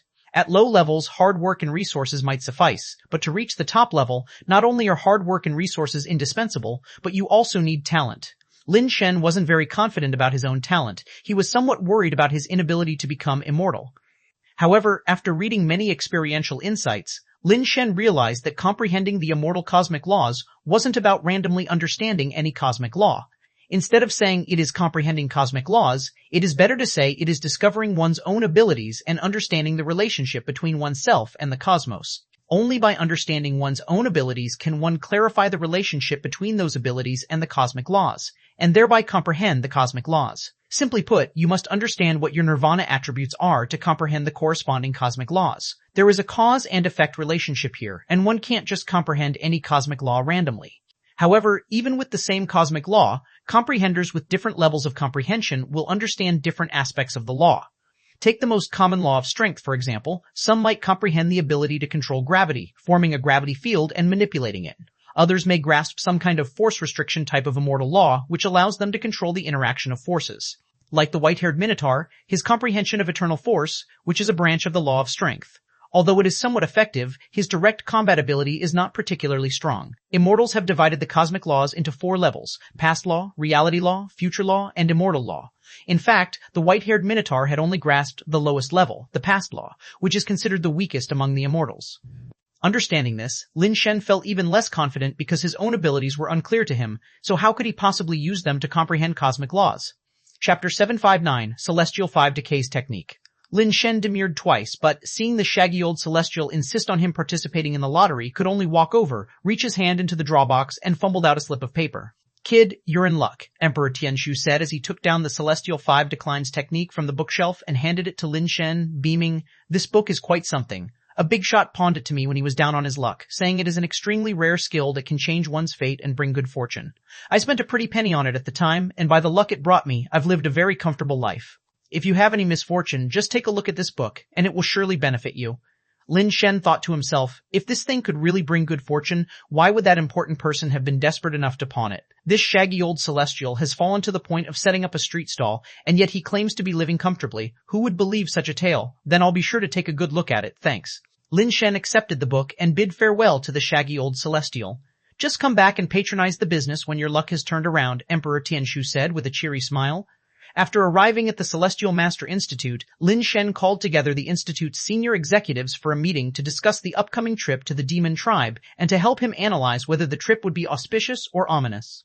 "Dean, I think you should seek out the Lord Heavenly Emperor. The Celestial Master Institute's official duties are busy as is. We hardly have time to assist the Celestial Court with a diplomatic mission to the demon tribe, the logistics director said.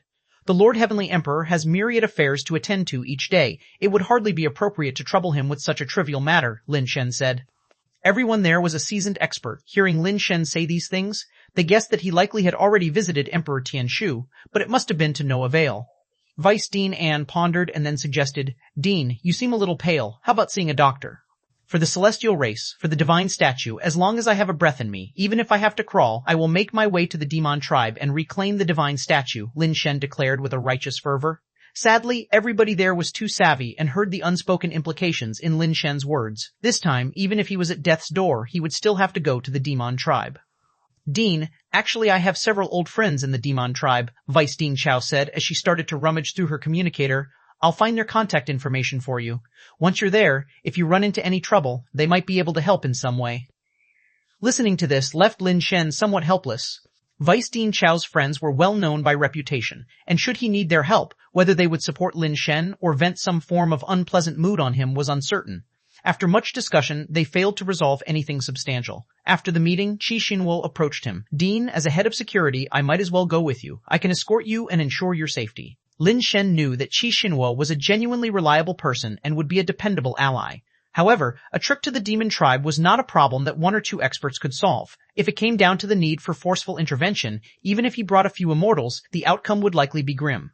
In the end, Lin Shen kindly refused Ch701's offer and set off for the demon tribe with only Ouyang Yudu and a few Nirvana beings from Ouyang Yudu's team.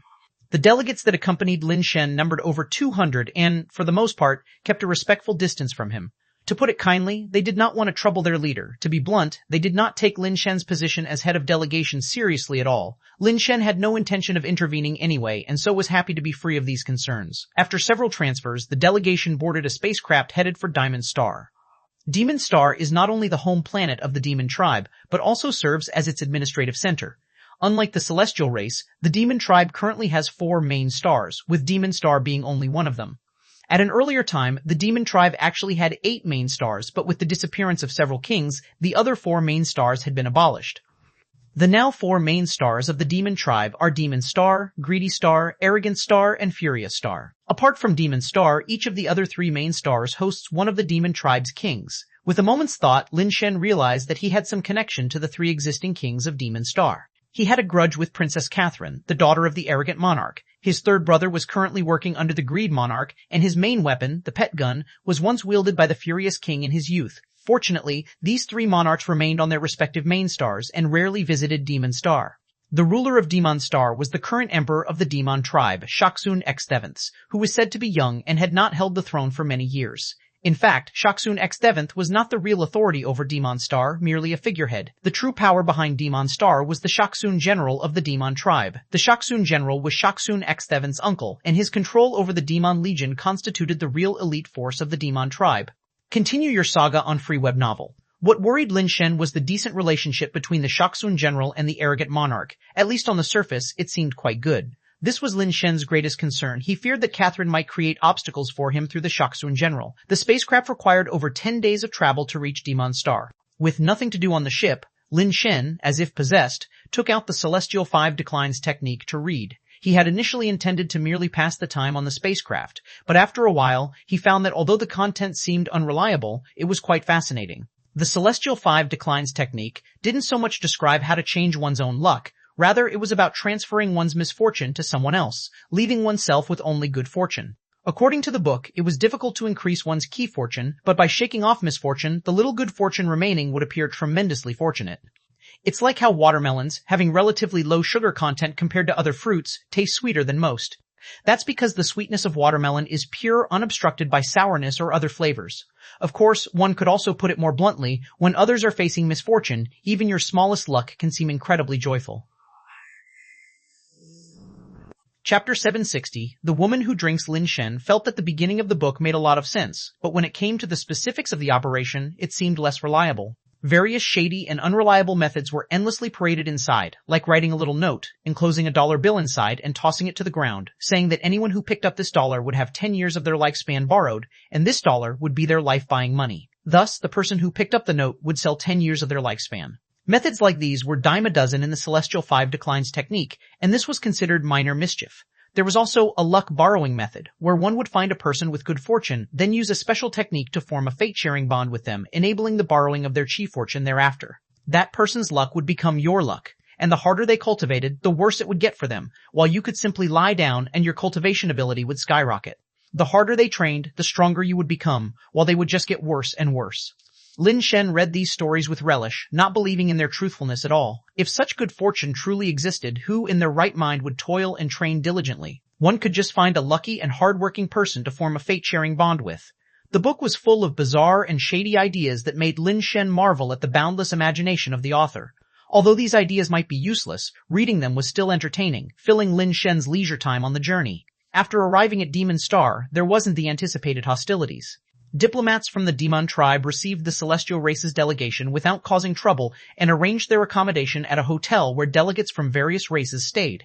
Not only the Celestial Race's delegates were there, but many other races' delegations as well. With the Demon tribe sitting high at third place in the racial rankings, many races wished to befriend them. Their Ministry of Foreign Affairs was extremely busy. After arranging accommodations for Lin Shen and his group, the ministry officials departed, leaving only 2 staff members to coordinate the subsequent schedules. Lin Shen was not involved in these things, as the delegation had someone in charge. Lin Shen and Ouyang Yudu proceeded directly to the hotel's restaurant to grab something to eat first.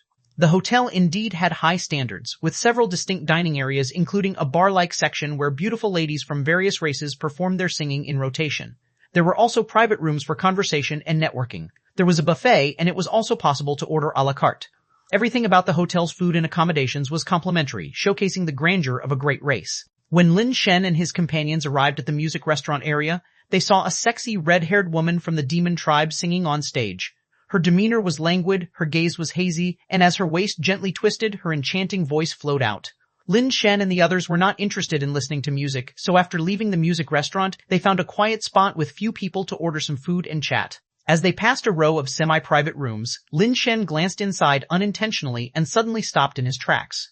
Inside one of those rooms, Lin Shen spotted what appeared to be a humanoid mosaic. There's actually a fire seat here. Lin Shen was overjoyed and decided to first ascertain who the person was so he could approach her later. You guys go ahead, I'll be right there. Lin Shen told Ouyang Yudu and the others to go ahead and find an unoccupied room to order some food, while he headed towards the semi-open private room. Approaching the entrance of the private room, Lin Shen knocked at the edge since there was no door to draw the occupant's attention. Hello, may I disturb you for 2 minutes? Lin Shen tried to appear as harmless as possible, his face lit with a sunny and benign smile. I can't. A woman's voice reached Lin Shen's ears, and with the mosaic blurred silhouette, she was undoubtedly a beauty. Explore more adventures at Free Web Novel. Lin Shen had anticipated this, after all. Women who possessed the heaven-defying bonefire seed never seemed ugly. Rejected by the woman, Lin Shen had no choice but to turn and leave. People usually hit on him, so he lacked the experience of hitting on others. Being refused so straightforwardly by a woman, Lin Shen could only slink away, planning to find a waiter and pay for information about this mysterious lady's background. I'm lacking a drinking buddy here. If you want a drink, come on in, said the woman inside, just as Lin Shen was about to walk away. Overjoyed, Lin Shen thought, Tian Shen, that kid, although unreliable, sometimes speaks sense. He said when a woman says no, she means yes. I didn't believe it before, but it turns out to be true. Hello, I am. As Lin Shen approached the woman who was half reclining on the sofa with a wine glass in hand, intending to introduce himself, she cut him off. Are you here to drink? If so, drink up first. The woman pointed to the bottle and glass on the coffee table. Lin Shen had no choice but to pick up the bottle and pour himself a glass. He raised his glass to the woman, said nothing, and downed it in one gulp. He wasn't afraid that the woman might have tampered with the drink or poisoned it. Such tricks were useless against him. Besides, it was a spur-of-the-moment decision for him. The woman couldn't have foreseen his arrival and planned anything against him. After emptying the glass, Lin Shen poured another full one and raised it to the woman, asking, How may I address you? You want my name? 1 drink isn't enough, the woman said with interest, looking at Lin Shen. Then how many drinks do you think are appropriate? Lin Shen retorted. That depends on how much you value my name, the woman effortlessly lobbed the question back to Lin Shen. Let's just drink slowly then, or we'll never finish all this liquor in our lifetime. Lin Shen sat down, no longer inquiring about the woman's name. The woman laughed. I didn't expect the dean of the Celestial Master Institute to be not only skilled in martial arts but also sharp-witted. You know who I am, but I don't know you. Isn't that a bit unfair? Lin Shen remarked. If you want fairness, then let's drink. Once I'm drunk, any kind of fairness is possible, the woman said as she raised her glass to Lin Shen. When will you get drunk? Lin Shen clinked glasses with her. Seeing the woman down her drink in one go, he resigned himself to do the same. When I get drunk depends on who I'm drinking with. With some, I might be drunk after one glass. With others, I might never get drunk no matter how much I drink, said the woman as she casually opened another bottle, poured herself a glass, and then filled Lin Shen's glass too.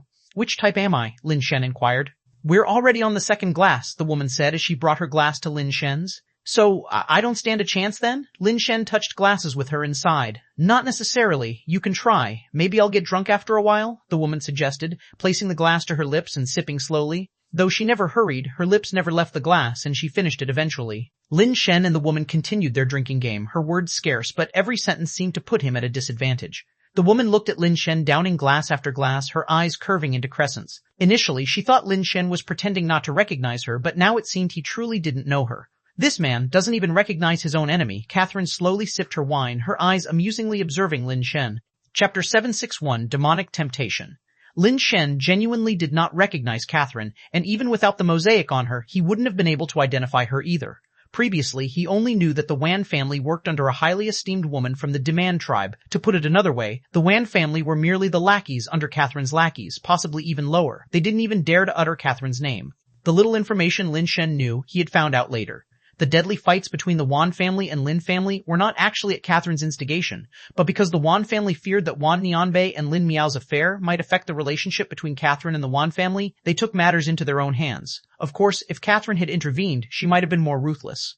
Catherine initially didn't know about Lin Shen either, until Lin Shen later became famous in the cosmos, and only then did she realize there was this grudge between them. For Catherine, Wan Nianbei was merely an amusing toy, unworthy of any real concern. This time her visit to Demon Star wasn't specifically for Lin Shen, but she knew he was coming to the Demon Star, and indeed had some thoughts about it. Yet, she had not anticipated meeting Lin Shen under such circumstances. Explore stories on Free Web Novel. If he knew I was the Catherine who almost drove him and his sister to death, what would his expression look like? Catherine looked at Lin Shen, revealing a meaningful smile, her gaze like that of a girl who had just received a new toy. Catherine thought things could get even more interesting. If Lin Shen fell hopelessly in love with me, and then discovered I was the Catherine who had hurt Wan, what was it who almost killed him and his sister? That intertwining of love and hate, it would certainly be interesting. Lin Shen was unaware of the many dramas playing in Catherine's mind. Looking at her, all he saw was the mosaic, unaware of her expressions, not knowing whether after drinking for so long, he had developed any feelings or could know her name. There's no more wine. Shall we switch places and continue drinking? Catherine suggested. You're not suggesting we go drink in your room, are you? Lin Shen asked. What if I am? Catherine said, narrowing her eyes. Today I'll risk my life to accompany a noble, even if it means entering a dragon's den or a tiger's lair, Lin Shen declared generously. If it's too much trouble, then we might as well forget it, Catherine said, rising to leave. It's not too much trouble. Lin Shen quickly grabbed Catherine's wrist. If it truly was a visit to Catherine's room, he would beg for it if he had to. How could it be too much trouble? Catherine took Lin Shen with her, but they didn't head to her room. Instead, they took what seemed like an elevator in a track form, arriving at a separate large building within a manor-like hotel. The track machine, similar to an elevator, didn't just move straight up and down, but spread in all directions, connecting many places. As the track machine doors opened, Lin Shen saw only darkness. This building had no lights on. But as Catherine stepped out of the track machine, the building suddenly lit up. Lin Shen saw rows of battlesuits, all styles of battlesuits dazzling to his eyes. The key thing is that these battlesuit styles are simply too novel. Some battlesuits seem to consist of just a few pieces of fabric, just like a bikini. Other designs are more like princess dresses or evening gowns. None of them look like traditional battlesuits. Lin Shen was highly doubtful about how much defensive capability these battlesuits actually had. I have a banquet tomorrow. Help me pick out a dress, Catherine said as she walked towards a row of racks. All right. Lin Shen followed behind Catherine, and before he could offer any opinion, Catherine had taken a silver backless gown from the rack. Do you want to watch me change? Catherine turned towards Lin Shen, her fingers slowly pulling the zipper at her chest. It was only then that Lin Shen realized Catherine had reached the dressing room. He smiled and stepped back, watching the dressing room door close. Thinking that changing clothes would take some time, Lin Shen sat down on a bench nearby. He admired the other battlesuits around him and could not help but exclaim, the Demon tribe is really generous, preparing so many battlesuits to be used as dresses. Lin Shen even thought this place, which resembled a convenience store, might be part of the hotel's complimentary service. However, in just a blink of an eye, the dressing room door opened and Catherine walked out. How does this dress look? In her tight silver backless evening gown, she displayed her exaggerated curves perfectly. Her exposed back was smooth as the moon. It was a difficult area to showcase beauty, yet it captivated him to the point of being unable to look away. Catherine purposely stood diagonally to Lin Shen, her beautiful fair shoulders evoking endless fantasies. Turning her head, she smiled, revealing an array of charms. Her smile was meticulously crafted. The heavenly demon heart bewitchment technique seemed completely natural, blending into her every smile and frown, making it imperceptible that she was using any technique, yet she stirred up emotions and disordered one's mind with ease. Of course, Catherine had no illusions about having Lin Shen fall desperately in love with her, as she held no unrealistic fantasies about the fickle nature of men. To make a man fall hopelessly in love with a woman was harder than winning the lottery. In contrast, the heavenly demon heart bewitchment technique was much more reliable. This skill didn't make Lin Shen lose his mind, it just made him subconsciously grow deeper feelings for her as Catherine wished. Or rather, it made Lin Shen more likely to notice her beauty, more easily moved by her, and allowed those feelings to last longer without fading quickly. Executed at Catherine's level, the heavenly demon heart bewitchment technique could easily ensnare even immortals and nirvana beings, unaware, because it didn't actually affect the mind, but rather played on emotions, making the subject indulge without realizing, even becoming addicted. Catherine was brimming with confidence, yet Lin Shen remained utterly indifferent. If Lin Shen could see Catherine's appearance right now, perhaps he would not be able to resist such a temptation. But the problem was that Lin Shen couldn't see Catherine's appearance no matter how seductively she behaved or postured. It had no effect on him. "It's really beautiful," Lin Shen exclaimed with an exaggerated expression. Lin Shen tried hard to imagine Catherine's beauty, but facing a mosaic he was earnest yet powerless. Out of sight, how can one describe? Catherine detected the perfunctoriness in Lin Shen's voice and felt slightly surprised inwardly. This guy's resilience is formidable. He remains unmoved. Chapter 762, Successor of the Thousand Men's Pointer. Catherine wasn't in a hurry. The heavenly demon heart bewitchment technique was, after all, a skill meant for slowly stirring emotions. She had absolute confidence in herself, convinced that Lin Shen would gradually succumb to it. So Catherine wasn't anxious at all, simply showing off her beauty and uniqueness in every gesture and movement. One by one, she changed into various gowns, effortlessly mastering every style and displaying different kinds of beauty. There was the sexy enchantress, the pure intellectual, the fiery red lips, the noble and distant ice queen. With so many charms, there was bound to be one that men would adore. But gradually, Catherine started to feel astonished. She had used the heavenly demon heart bewitchment technique to its limits, and, coupled with her own beauty and temperament, even a monk devoted to ascetic cultivation should have felt some stirring in his heart.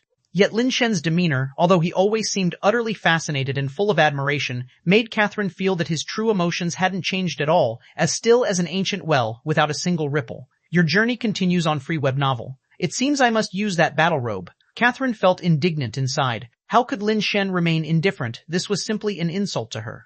When Catherine, wearing her most prized battle robe, stood in front of Lin Shen, her mood shifted from initial confidence to discomfort, then to unease, and finally she felt almost a need to flee. She hastily returned to the dressing room and changed out of the robe that had given her the greatest satisfaction. Damn humans, he must be pretending not to recognize me, actually knowing full well that I am his enemy. Who knows how much he detests me in his heart? Otherwise, how could he show no reaction at all? Catherine had not sensed even the slightest change in Lin Shen's heartbeat earlier. She refused to believe Lin Shen's disposition could be so resilient. Clearly, it was a charm that would make even a saint's heart skip. How could Lin Shen's heart be purer than that of a saint? Lin Shen's heart was, of course, not that pure. If he could have seen, he might have had a nosebleed by now.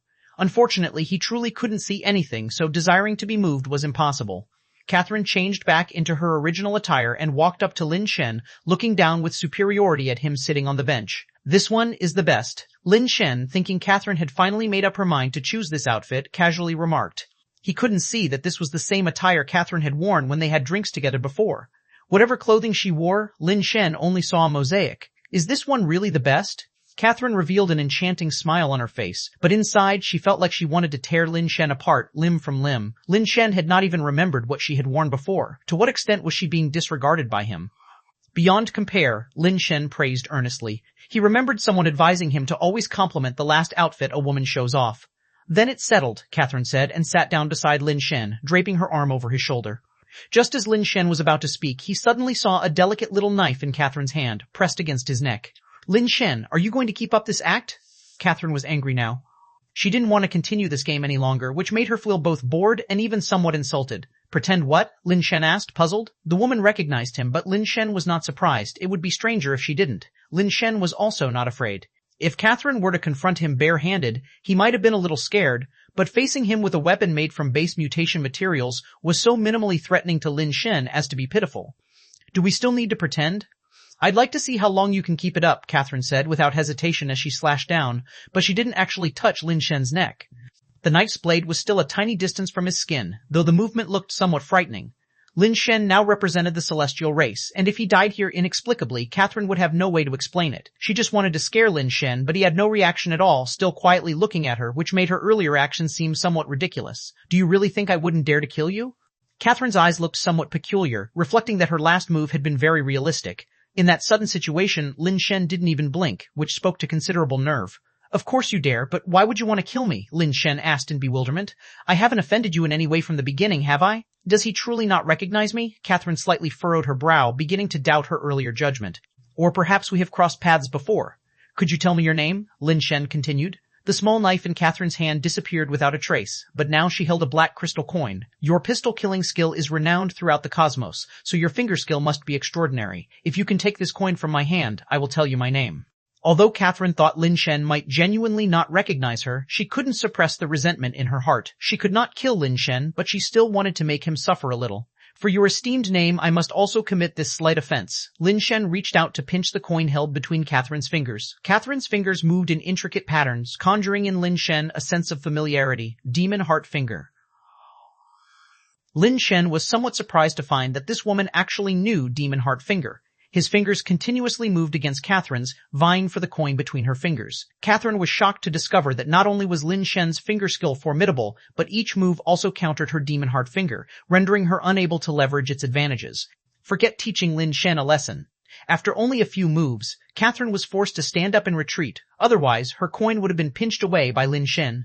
What is this finger skill? Catherine asked, her brow furrowed as she stared at Lin Shen. Lin Shen's finger skill reminded her of Demon Heart Finger, but it was not the same and could counter Demon Heart Finger, seemingly the nemesis of Demon Heart Finger. Just some finger skill I practiced casually, hardly worth mentioning. Lin Shen knew she was deliberately preventing him from taking the coin and was starting to play dirty. Continuing would only make both parties uncomfortable, so better to leave now and maintain some dignity. Perhaps there would be a chance to make amends next time. If they really came to blows, there would likely be no opportunity left in the future. Catherine watched Lin Shen stand up and leave, but she didn't stop him. Instead, she stared at his retreating figure and said, "Is your finger skill called Thousand Men's Pointer? You know of this finger skill?" Lin Shen paused in his steps and turned to look at Catherine. He had always wanted to understand the origin of Thousand Men's Pointer and the ancient city, but despite asking many people, no one seemed to know this skill. As for Demon Heart Finger, quite a few knew of it. It's really Thousand Men's Pointer? Are you a descendant of Zhong Buheng? Catherine's expression became oddly serious. Chapter 763, Catherine's Compromise. This finger skill was indeed created by someone called Zhong Buheng, Lin Shen said, but I wouldn't consider myself his heir. I just happened to learn a bit of his finger skill by chance. Being able to learn his Thousand Men's Pointer and still not being considered his heir, then what am I, who have only learned the Demon Heart Finger? Catherine said mockingly. After speaking, she didn't wait for Lin Shen to say anything, but gazed intently at him and said, "Would you be willing to give up the Thousand Men's Pointer? You can name your price, or we could trade. You can have any evolution skill, pet, or equipment you want, or I could use a base mutation planet to exchange for your Thousand Men's Pointer." Lin Shen was slightly surprised. He hadn't expected the Thousand Men's Pointer to be so valuable. A base mutation planet was, after all, immeasurably valuable. This woman was actually willing to trade it for a finger skill. Lin Shen couldn't fathom how the Thousand Men's Pointer could possibly be worth so much. It was just a somewhat more powerful finger skill after all. When things seemed abnormal, there must be a demon at work. Lin Shen felt it was necessary to find out why the Thousand Men's Pointer was valued so highly. He didn't mind trading the Thousand Men's Pointer since the version he practiced had already diverged greatly from the original. If it was just about studying the original, figuring out his finger skill would be impossible. But even if he were to sell the Thousand Men's Pointer, he still needed to clarify its value. When Zhong Buheng passed on the Thousand Men's Pointer, his words were bold, claiming that mastering it would allow one to traverse the cosmos unchallenged. Having mastered the Thousand Men's Pointer, Lin Shen did not feel that the finger skill was that strong. It could only be considered a top-tier skill, but not strong enough to traverse the cosmos unchallenged. Do you have any relation to Zhong Buheng? Lin Shen looked at Catherine and asked. Zhong Buheng is an ancestor of my lineage, Catherine said indifferently. It seems you don't know much about Zhong Buheng. You must have heard of the Great Demon King's name, right? Zhong Buheng is the Great Demon King? Lin Shen had a somewhat strange expression. The name of the Great Demon King was first mentioned to him by Yeya. Later, due to the Demon Heart Finger, he also made a point of looking up information on the Great Demon King. As the era was too remote, Lin Shen only found out that the Great Demon King made a name for himself in the demon tribe, but there was a theory suggesting that the Great Demon King was not from the demon tribe. In any case, the Great Demon King in his time was indeed an individual who had once been invincible in the cosmos, his most famous skill being the Demon Heart Finger. Lin Shen was unable to find more detailed information. Considering so much time had passed, it was extraordinary that even this much had survived. Information persists only for such powerful beings as the Great Demon King, who had been invincible for an era. Very few names from the same period survived. In fact, for people of this generation, the era of the Great Demon King was almost akin to myth. Is it because of the blood relation that you want the Thousand Men's pointer? Lin Shen had previously guessed that this woman might be Red Heart A, possibly Catherine, or even that the two might be the same person, but hearing her claim to be a descendant of the Great Demon King raised more doubts. Catherine was the daughter of the arrogant monarch, and the arrogant monarch was not a descendant of the Great Demon King. Otherwise, with such a distinguished lineage, it's unlikely the arrogant monarch would never mention it. Bloodlines, such ethereal things, who cares? Catherine spoke dismissively. The reason I want the Thousand Men's pointer is that it is an upgraded version of the Demon Heart Finger. Without the Thousand Men's pointer, the Demon Heart Finger has reached its limit. To be outperformed at my own family's heirloom skill by an outsider, wouldn't that be laughed at? Lin Shen suspected that Catherine wasn't revealing the true reason, but it wasn't essential for him to know. He had already decided on what to exchange with Catherine. Regardless of what the Thousand Men's pointer was worth, he only needed to exchange for that one thing. I can impart the Thousand Men's pointer to you, but under one condition, Lin Shen said, looking at Catherine. Speak, Catherine responded directly. I want to sleep holding you for one night, Lin Shen blurted out his condition, no longer caring about niceties. He had drunk so much wine and flattered her extensively, yet he didn't even know her name, let alone get close to obtaining the fire seed from her. It was just too difficult. Since there was such a shortcut available, why not take it? Repeat that, Catherine said, her gaze neither cold nor indifferent as she spoke word for word to Lin Shen. Just holding you for one night, fully clothed, nothing else, Lin Shen clarified. Do you think I would believe you?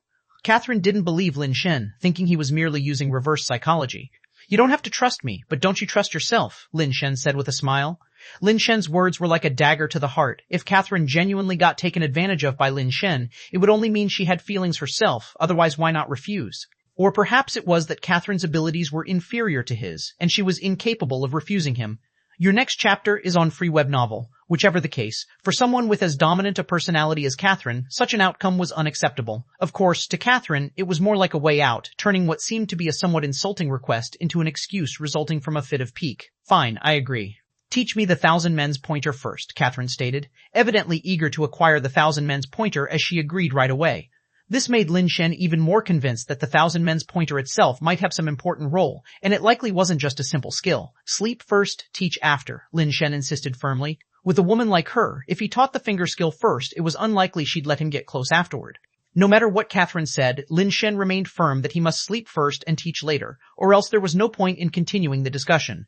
Lin Shen had the Thousand Men's pointer in hand. This woman would have to seek him out sooner or later. The one in a hurry now was not him. If you don't teach me the Thousand Men's pointer afterwards, or if you teach it wrongly, I assure you, you will definitely not leave Demon Star alive, Catherine stated coldly, staring at Lin Shen. She was very assertive, but it was clear that she had conceded. What exactly is the function of the Thousand Men's pointer? How can it make a woman who trades planets so casually concede to this extent? Lin Shen grew increasingly curious, but right now, obtaining the fire seed was more important, and he could not care less about the rest. Come with me. Catherine walked towards the orbit machine with an expressionless face. Lin Shen quickly followed suit, secretly pleased with himself. Another step closer to the complete heaven-defying bone. I wonder what effects it will have when it's complete. Chapter 764, Disgusting Plan. Wan Xinlong had been waiting outside the gate for more than 2 hours, and finally, it was his turn to be summoned.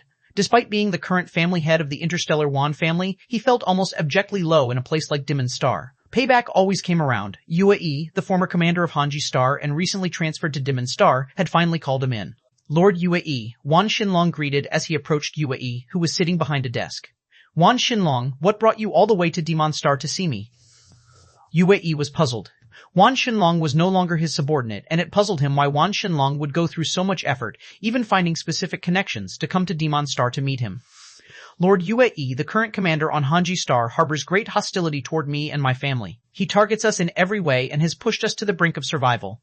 Please, for old time's sake, show us a way to survive. As he spoke, Wan Xinlong presented a small box in front of Yue Yi. Yue Yi casually opened the box, looked at its contents, and a smile appeared on his face. The current commander on Hanji Star is Fu Lin, right? Yes, Lord, Wan Xinlong replied, slightly relieved seeing Yue Yi's mood lighten. Fu Lin has no personal vendetta against your family, nor is he an extreme racist. It's not that he has issues with your family, but rather it's probably due to that prior incident. You did not handle it well, and Fu Lin, fearing the consequences from Princess Catherine, naturally wouldn't show favor to your family. Yue was fully aware of the details of this issue, as it was tied to his ascent from deputy commander on Hanji Star to his continuous rise in rank. If not for that incident, he would have remained just the deputy commander on Hanji Star and never would have been transferred to Demon Star. Lord, as you know, that person now holds a significant status. Our Wan family wishes to serve Princess Catherine diligently, but, Wan Xinlong said with a bitter face. Yue nodded. It's truly not your fault. Now that person holds a special identity, and even if you wanted to take action against him, there wouldn't be any opportunity. He's now thriving in the celestial race, and I hear he has become a pet official of the celestial emperor. Being of the same human race, how come after so many years you have shown no progress? Wan Xinlong felt bitter inside. How was he supposed to know that Lin Shen would rise so quickly to the position of a pet official of the great cosmic clan's celestial emperor in such a short time in the cosmos?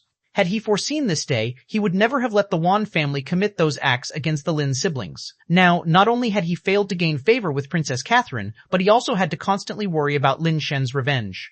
Fortunately, the demon tribe and the celestial race were sworn enemies, making it not so easy for the celestial race to reach into demon territory. Otherwise, the Wan family would be living in constant fear.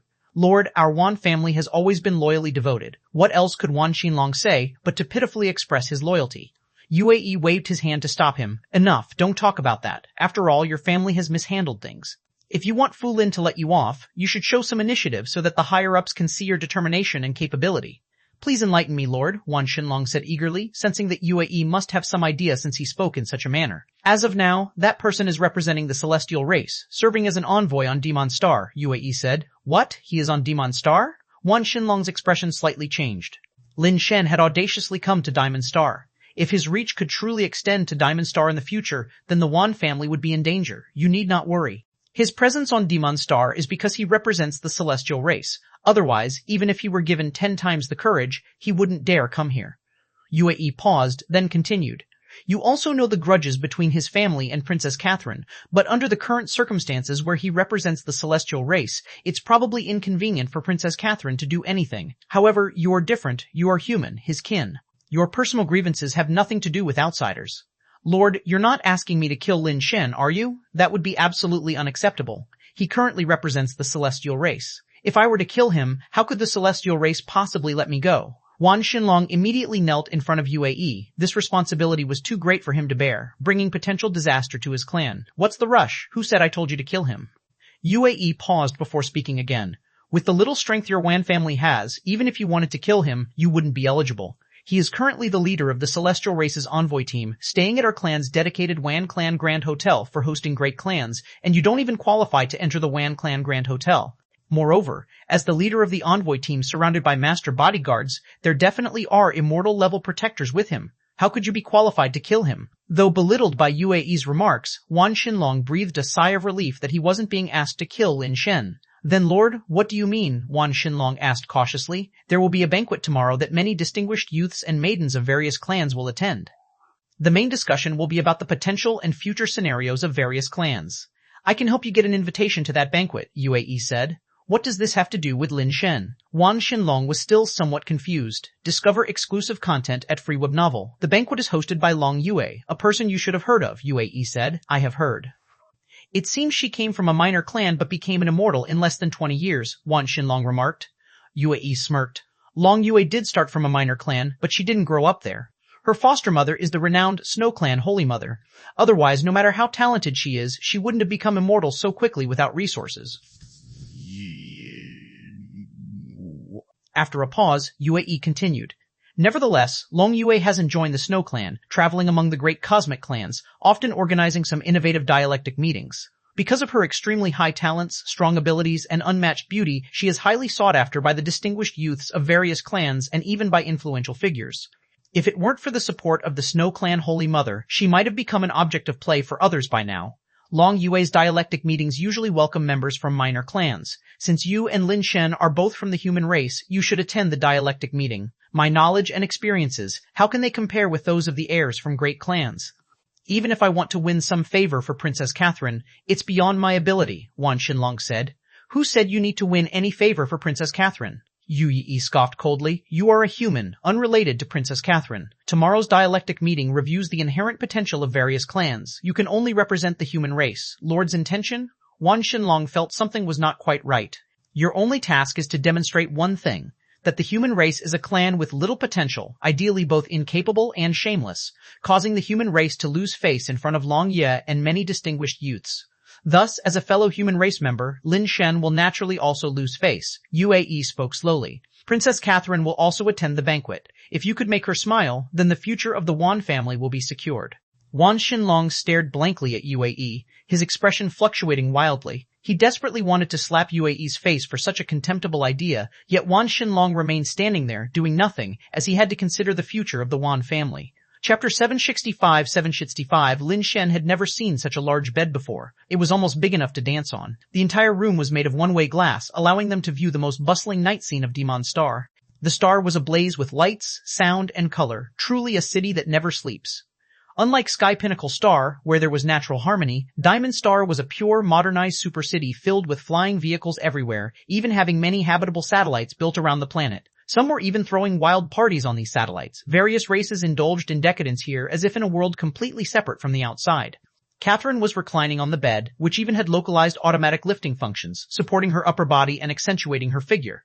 Unfortunately, Lin Shen wasn't able to appreciate such beauty. Devoid of any romantic sentiment, he got onto the bed and went over to Catherine's side. "Can we do it now? Remember what you said?" Catherine coldly stated. "What did I say?" Lin Shen genuinely didn't know which of his many words Catherine was referring to. Catherine just huffed but didn't say anything, turning instead to gaze out at the night view of Diamond Star. Lin Shen, sensing the situation, cozied up behind her and wrapped his arms around Catherine. Catherine's expression flickered, yet she remained still and casually asked, "Where did you learn your 1,000 men's pointer?" "In a room," Lin Shen replied. "What room?" Catherine rolled her eyes, feeling Lin Shen was speaking nonsense. "A room in a city," Lin Shen replied. Though he couldn't see her, he could feel Catherine's waist was slender, her figure both lush and resilient. "Which city?" Catherine didn't wait for Lin Shen to speak and continued, "A city on a planet, right? You're really smart. You've learned to preempt now," Lin Shen said with a laugh. "You probably don't know. Teasing me might actually get someone killed," Catherine said with an icy expression. "Then I might as well shut up and sleep," Lin Shen declared and, embracing Catherine, truly fell asleep. Catherine initially thought Lin Shen would try something nefarious at midnight, and she had already decided to teach him an unforgettable lesson. But surprisingly, Lin Shen didn't move at all throughout the night. He truly was just sleeping. Catherine even began to doubt whether Lin Shen had a disease or some unmentionable addiction. Otherwise, why wouldn't he show any interest in her, the flower of demon? Any man should react unless he was impotent. Catherine definitively categorized Lin Shen as impotent and then managed to relax enough to sleep for a while. When she woke up, it was already morning on Demon Star, with two suns rising from different directions. The star system in which Demon Star was located was a binary star system. Hence, it was possible to see two suns from Demon Star. However, Demon Star was quite far from both suns, so the suns of Demon Star appeared much smaller, almost like the size of a fist, looking very miniature. Although the suns were smaller, Catherine found a very spectacular tent, which made her cheeks flush and overturned her judgment from yesterday about Lin Shen being inadequate. What is he really after? He could have traded the 1,000 men's pointer for a planet, but he just held me and slept. Is this man foolish? Catherine, seeing that Lin Shen hadn't woken up yet, stared at his face, unable to comprehend what was going through Lin Shen's mind. If it were someone wanted her person, she could understand, for men wanting both a woman and her wealth were all too common.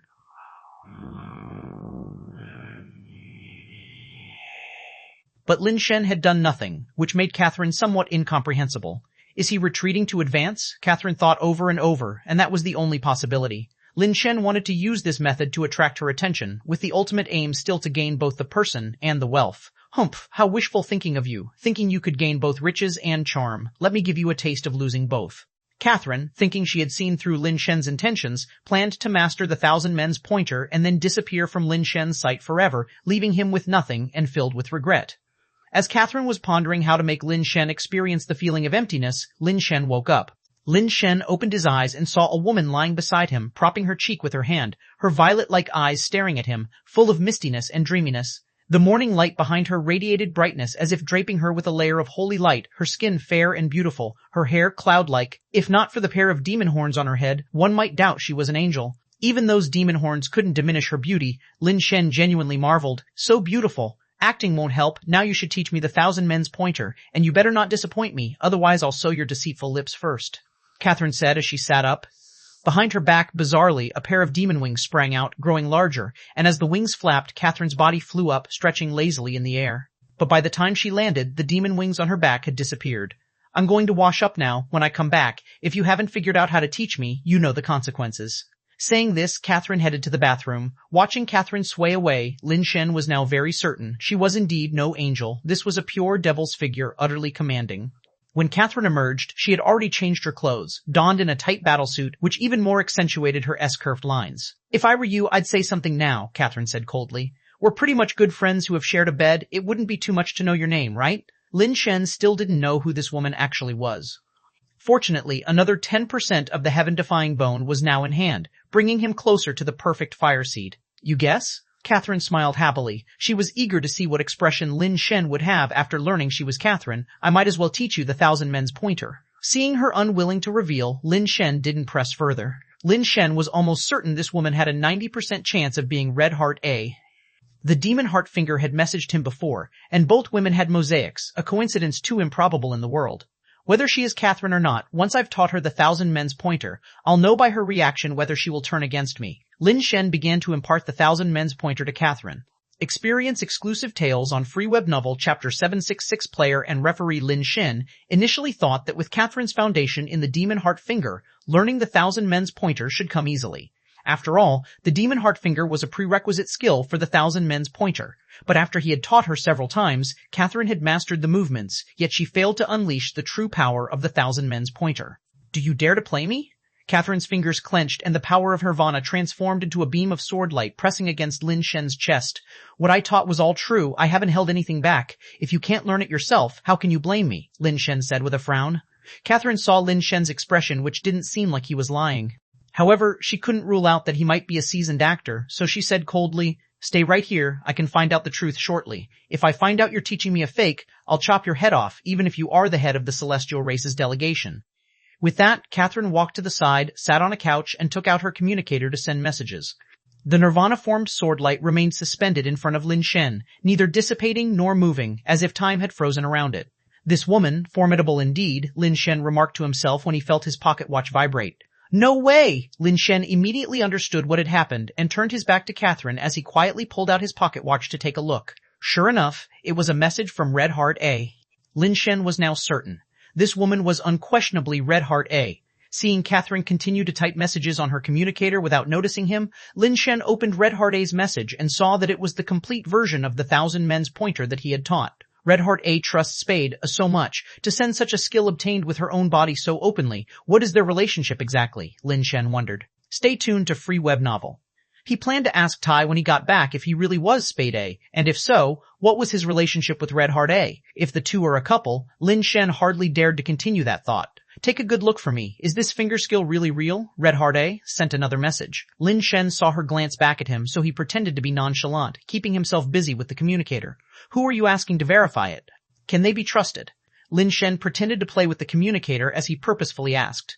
"Definitely more reliable than you," Catherine said coldly. "If he says you're fake, then you are definitely fake and you must die. If he says it's real, you may live, so you better pray hard." "Is he that good? Maybe you should invite him here to verify it in person. Judging by the message alone, could there be a mistake?" Lin Shen suggested. "He won't make a mistake," Catherine replied with full confidence, as if the man were an infallible presence. Lin Shen thought to himself, "Well, if you trust him that much, then this matter is as good as settled." Lin Shen deliberately took some time before quietly replying to Red Heart A's message with a single word, real. Now Lin Shen had some regrets. Had he known she would ask Spade A to verify the skill's authenticity, he would have taught her a fake version directly. After all, being both a forger and verifier, what was real or fake was all up to him to decide. Catherine, upon seeing Spade A's reply, was slightly surprised. She had thought the Thousand Men's pointer Lin Shen had taught would surely be flawed. But since Spade A affirmed it as real, then there absolutely was no issue. Catherine didn't understand why she hadn't been able to master it. With her foundation in the Demon Heart Finger, it should have been easy. Yet, since the skill wasn't fake, her failure to master it must be due to the skill's difficulty and the need for time to succeed. "You can leave now." Catherine stood up and paid no further attention to Lin Shen, ready to leave the place. Lin Shen, now in possession of the fire seed, felt quite content and had no desire to involve himself with this woman any further. He planned to return to the delegation. Unfortunately, there was only one orbital car available, so Lin Shen had to join Catherine inside the same orbital vehicle. Catherine, upon seeing Lin Shen follow inside, frowned slightly, but then, remembering her earlier plans, she smiled and said, "There's a banquet tonight, organized by Long Yue. Are you interested in joining? Long Yue?" "Which Long Yue?" Lin Shen asked, surprised, as he had done some research before arriving. He had a bit of understanding of the well-known and named elites of the Demon tribe, but he had never heard of the name Long Yue, Among the famous elites and their children of the demon tribe, it seemed no one bore that name. You don't know about Long Yue, such a talented and beautiful woman? Catherine thought Lin Shen was pretending. How could any man in the cosmos not know Long Yue? She was a woman many noble families desired to include in their own. Lin Shen took out his communicator to search and immediately found numerous details surrounding Long Yue.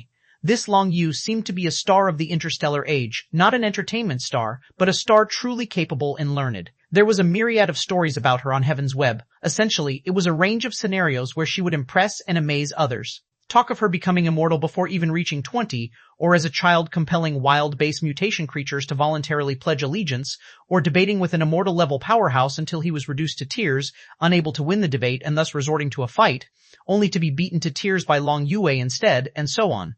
In short, just one word described this woman, both skilled in battle and eloquent in speech. If DEC was considered the most famous man of recent years, then Long Yue was his female counterpart, only without as prestigious a background.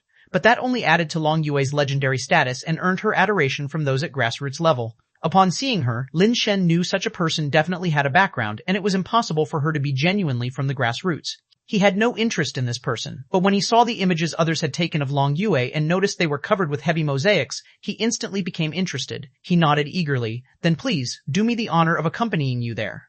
Catherine, seeing Lin Shen's eagerness after searching, felt slightly uncomfortable, but she understood that the man likely did not know Long Yue before. This guy, a close minister of Emperor Tianshu, how could he be so uninformed? At that moment, Catherine truly believed Lin Shen didn't recognize her. With this thought, a cunning glint appeared in Catherine's eyes, as if she had conceived of some new scheme. Chapter 767, Codename Zilong. Catherine had given Lin Shen just an invitation card, a time, and an address before sending him on his way. After seeing off Lin Shen, Catherine went alone to the Weishan mansion. The Weishan mansion was where Long Yu was hosting the debate event. When Catherine arrived, Long Yu was busy arranging the venue. Catherine, you're here early. Are you here to help me with the venue setup? Long Yue asked with a smile. She and Catherine were very familiar with each other. As very capable women, they had exchanged views several times and held considerable mutual appreciation. During this visit to Demon Star, Catherine had also interacted with Long Yue quite frequently. Is there something wrong with the people I invited? Long Yue looked at Catherine with some confusion. The people you invited are fine, but the method of invitation is a bit problematic, Catherine said without waiting for Long Yue to ask further. Think about it. The celebrities and young masters you've invited are all influential people with their own races and families behind them. When they gather together, their network of relationships is a tangled mess, even more complicated than a spiderweb. Rather than participating in your topics of discussion, it's more like a grand event of social courtesies. Every word they say, every viewpoint they express, is mixed with other considerations and may not necessarily represent their true thoughts. You're absolutely right, Catherine. I've also tried to seek some notable individuals from smaller races to join the debate, but their insights and capabilities are indeed somewhat unsatisfactory, sighed Long Yue. Actually, it doesn't need to be so complicated. To get people to speak the truth without the influence of vested interests is quite simple, said Catherine with a sly grin. Long Yue's eyes brightened immediately. Do you have a solution? Quite simple. Just a few suits of battle armor that can conceal physical characteristics and change voice tones. Have all the participants at the debate wear the battlesuits and masks. That way, no one can see their true faces or hear their true voices. Then, they will naturally speak freely without reservations. It's a good plan, but the battlesuits that can change people's appearances may not be prepared in time. And there might be some problems with changing into the battlesuits. I'm afraid there might be repercussions afterward. Long Yue still had some concerns. I'll handle the issue of the battlesuits. Changing into them is even simpler. Just direct the guests attending the banquet to different dressing rooms and randomly assign them battlesuits. When the debate begins, lead them to the venue. After it ends, have the staff take them to change back before leaving. Catherine shared her carefully thought-out plan with Long Yue. Long Yue nodded in agreement repeatedly. Catherine expressed that she could also assist Long Yue with the battlesuits and manpower, relieving her of any worries. Ultimately, Long Yue decided to turn the debate into a masked event. Catherine directly handed over the battlesuits and personnel she brought to Long Yue, allowing Long Yue to handle it herself. This also dispelled the last bit of Long Yue's hesitation. Catherine hadn't intended to use Long Yue for anything, she just didn't want Lin Shen to know her identity. When Lin Shen arrived at the Weishan mansion with the invitation, Catherine, who had been waiting for him, came out and personally took Lin Shen to the dressing room. Find more adventures on free web novel. Do we need to change clothes for a debate event? Lin Shen asked, puzzled as he looked at Catherine. Who can understand the thoughts of a unique woman like Long Yue? She has her own reasons. As guests, we naturally follow the host's wishes, urged Catherine, hastening Lin Shen to change into the battlesuit.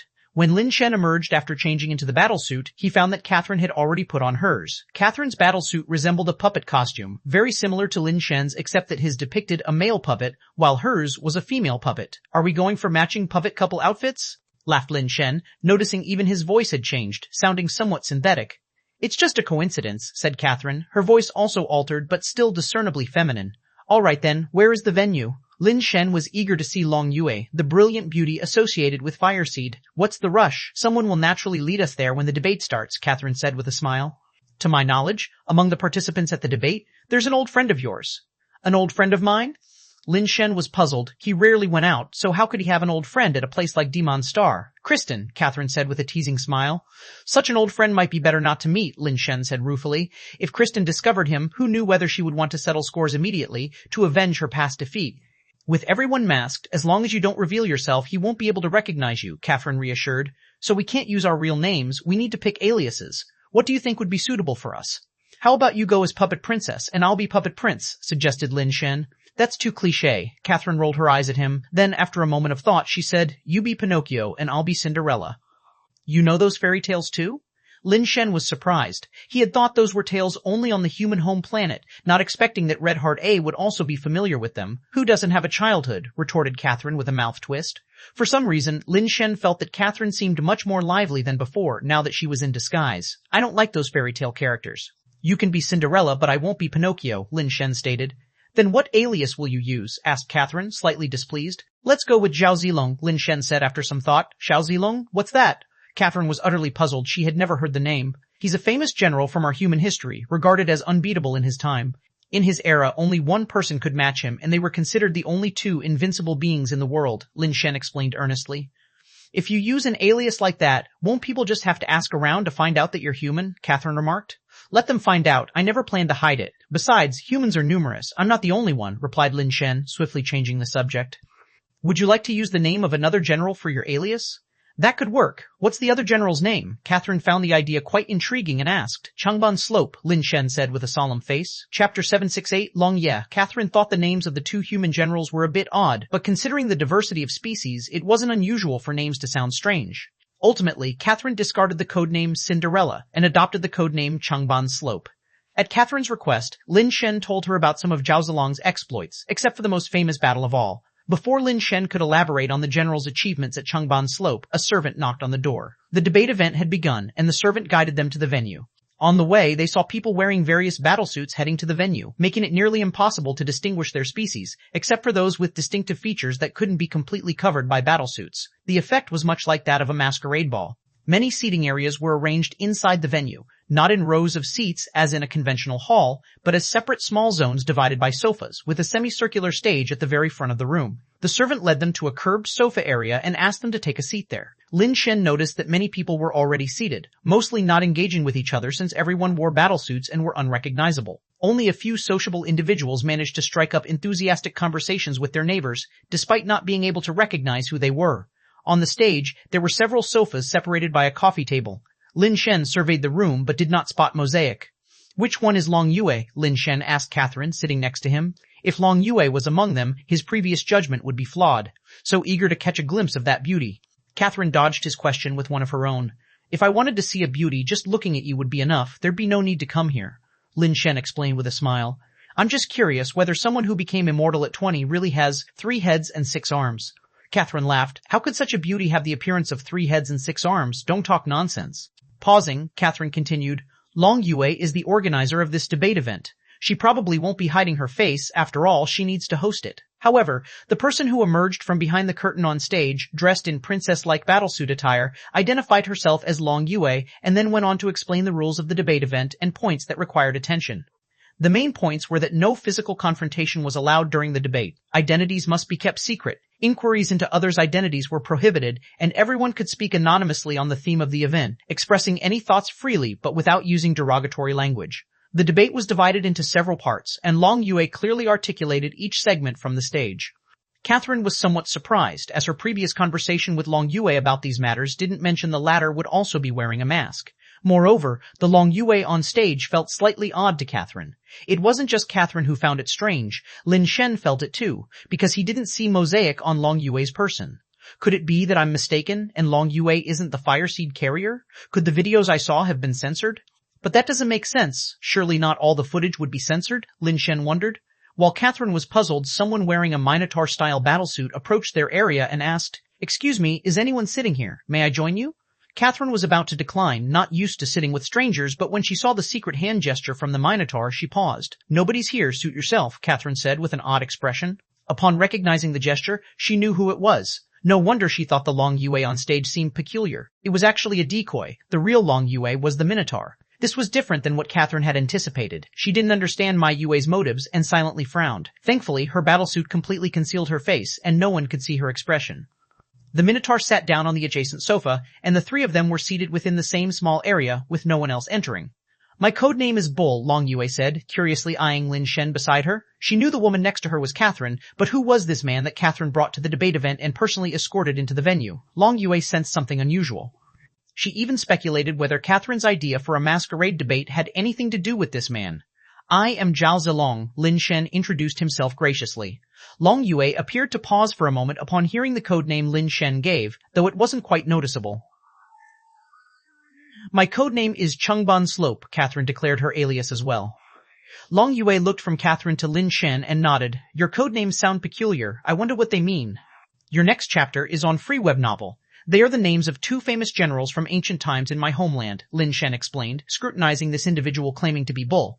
He realized that this Bull was indeed not a bull at all, but the real organizer of this debate event, Long Yue. No wonder he thought there was something off about not seeing mosaic on Long Yue earlier. The real Long Yue was not on stage, he mused, intrigued by why she would present herself as a regular participant here. "I see," Bull replied without further inquiry and turned to Catherine. "Chungban.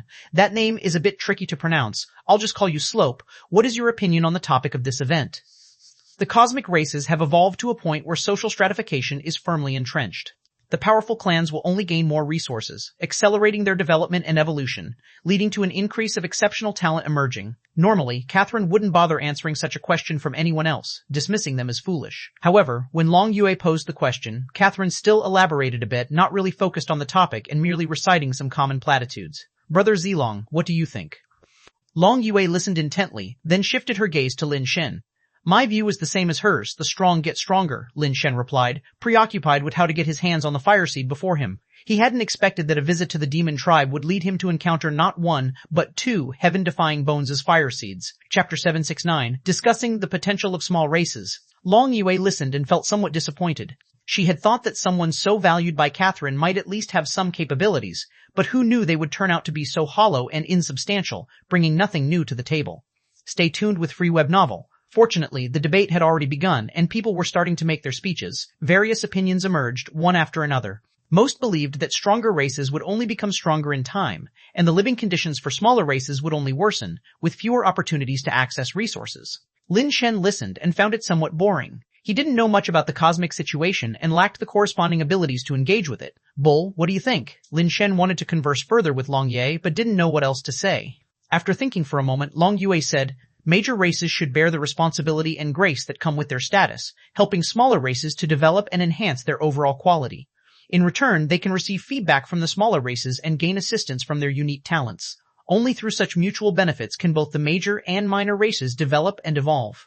"My friend, that's a profound insight," Lin Shen exclaimed in admiration. Though he said that, he felt somewhat skeptical inside. All these talks of major race grandeur and responsibility sounded too idealistic to him. The history of humanity taught him that anything united for long must eventually divide, and that which is divided strives to unite. Everything evolves between fragmentation and unification.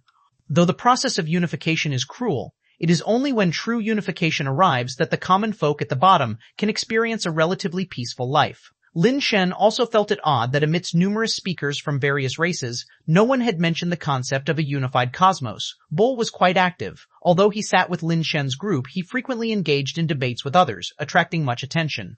Fake Long Yu, who was in control of the proceedings on stage, swiftly moved to a significant segment where they would discuss which emerging minor races in the universe showed potential. "When it comes to recently emerging minor races, the Gichun clan undoubtedly stands out," said a person dressed in a king-themed battlesuit codenamed King. The Gichun clan entered the interstellar age merely 5 centuries ago, and they have already produced an immortal-level powerhouse. With geniuses appearing successively, they have climbed into the top 50 million in this race ranking, promising a limitless future. The Gichun clan, though proficient in combat and physically superior, mostly comprises simple-minded strongmen fit only to be manipulated by others, far from becoming significant. Another person in a peculiar outfit, with an exceptionally large head and codenamed Big Head, stated, "Can a simpleton produce an immortal?" King retorted coldly. "Who here doesn't know how that immortal from the Gichun clan came to be? He rose by serving the Lion King clan, nurtured by them. Such an immortal is just a thoughtless enforcer and contributes nothing to his race's development. It has no relevance to his race's potential," Big Head argued. "The Gichun clan evolved alongside the Lion King clan, receiving their care and benefiting mutually," King responded. This time, entering the race ranking and achieving such a high position itself is a huge contribution from the Gichun clan to their evolution, surpassing those unlisted minor races. "How can you say they contributed nothing?" Big Head sneered. "King, you must be from the Lion King clan, aren't you? While it's true the Gichun clan has evolved, most of their youth are drawn away by the Lion King clan to serve as enforcers or even cannon fodder. What good is such evolution if they end up as slaves to others? You call it mutual benefit, but harshly put, it's trading lives for leftovers." As the two were on the verge of an argument, the fake Long Yue on stage quickly took control, interrupting their conversation and restarting the discussion. Periodically, some of the emerging races that had gained recent recognition were brought up. Lin Shen had learned quite a bit and became aware of several potent newly emerging races. What surprised Lin Shen most was a race called Legia, which had produced an immortal within just 4 to 5 decades of entering the interstellar age. The human race had been in the interstellar age for about 200 years, yet no human immortal had been reported. As Lin Shen listened intently, he suddenly heard someone say, "Among the small emerging races in the universe, the ones with the most potential and the strongest abilities are, of course, the humans." This assertion quieted the crowd for a moment. The speaker's tone was too absolute, as if what he stated was the only truth, making it quite uncomfortable for the listeners. Big Head was the first to be annoyed and mockingly said, "The humans, most potent and strongest? Then how come they haven't produced even a single immortal?" It had been over 200 years since humans entered the interstellar age, and not having a single immortal did indeed put them at a disadvantage compared to the previously mentioned races. Lin Shen had to admit that compared to races like Legia, the development of humans wasn't very fast. He glanced at the person who had claimed that humans had the greatest developmental potential, noting that he was wearing a pumpkin-shaped helmet. Lin Shen hadn't seen this person speak before. It seemed to be his first contribution to the discussion today. What we're discussing is the potential of a race, not how many immortals it has now. If it's about immortals, then of course the powerful races with many immortals are the strongest. Pumpkin paused and then continued. "I said humans have the strongest potential because, among their peers, their performance is not inferior to any small race, even some larger ones. Take Lin Shen from the humans, for example. His performance in the species ranking is obvious to all, equaling the top talents. And the undefeated king, with his Nirvana being status, managed to secure a spot on the species ranking. Although it's not a high ranking, how many small race Nirvana beings can achieve that?" True My Yue chimed in, supporting the statement. "Lin Shen and the undefeated king indeed stand out among their peers, not inferior to any major race's talents. In that sense, the potential of humans is indeed strong." Big Head, disdainful, retorted, "Lin Shen's strength has nothing to do with him being human. From what I know, humans have been in the interstellar age for more than 200 years, with few truly notable talents emerging. Lin Shen stood out because he is the favored one of the celestial races Tian Xun, just a man who rose by flattery. If it weren't for Tian Xun lavishing vast resources on him and recommending him to Emperor Tian Shu, he wouldn't have the capacity to have come this far. Talking about capability, I really admire his ability in bed, to make a person of the Tian family so devoted. Truly, his skills are impressive." Another burst of laughter filled the hall. After the battle of the species ranking, Lin Shen had also entered the sight of various races, and many had studied his background and rise, knowing it was not unusual. Chapter 770, Unstoppable. Catherine looked at Lin Shen with great interest, eager to see what kind of reaction he would have at this moment. Unfortunately, his expression was hidden by his helmet, so she couldn't see it. Lin Shen didn't have much of an expression to show anyway. When others said he got his start by relying on others, Lin Shen felt there was nothing wrong with that. If it wasn't for Tian Xun's help, he would have had difficulty getting to his current state so quickly. Lin Shen did not see this as a disgrace. On the contrary, he was very grateful to Tian Xun, who was a benefactor in his life. Pumpkin, however, was not convinced and continued. Even if Lin Shen used someone else's resources, that's his own capability. Besides, there's the existence of the undefeated king. Everyone knows the undefeated king is Lin Shen's brother. When one person attains enlightenment, even his pets ascend to heaven. Lin Shen is the one eating soft rice, and the whole family ascends to immortality. This skill is indeed impressive. If all humans were like Lin Shen, then the future development would indeed be limitless. Having a few more men relying on others, becoming a powerful cosmic race by eating soft rice would only be a matter of minutes.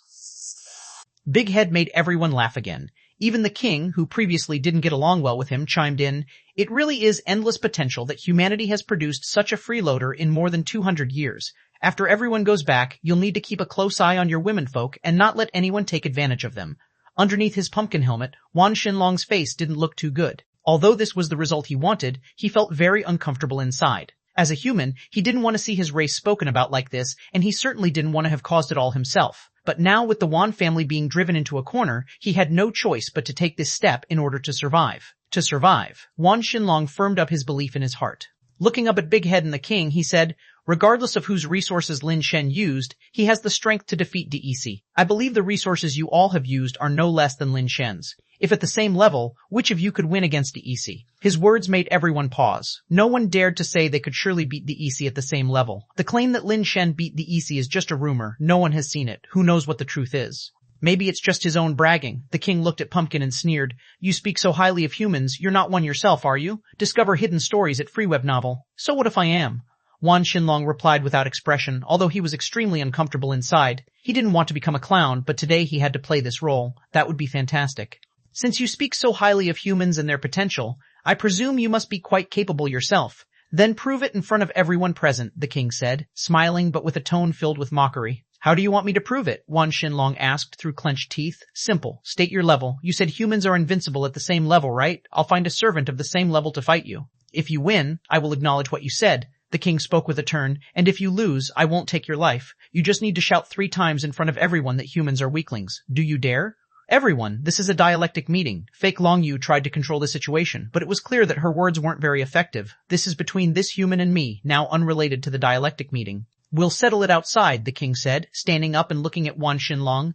"The human with the greatest potential, what do you say?" "Fine, I'll show you the potential of humans," Wan Xinlong said, expressionless, as he stood up and followed the king out of the meeting room.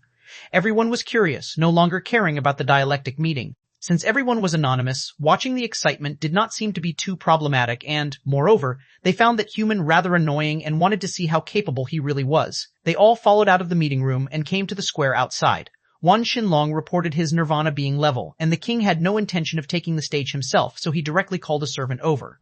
The servant was from the Gichun clan, as previously mentioned by the king. Indeed, a formidable figure, over 3 meters tall, covered in explosive muscles, strong but not bulky, and by no means did he seem clumsy. On the contrary, he gave off a beast-like vibe, as though he could burst into unimaginable speed and strength at any moment.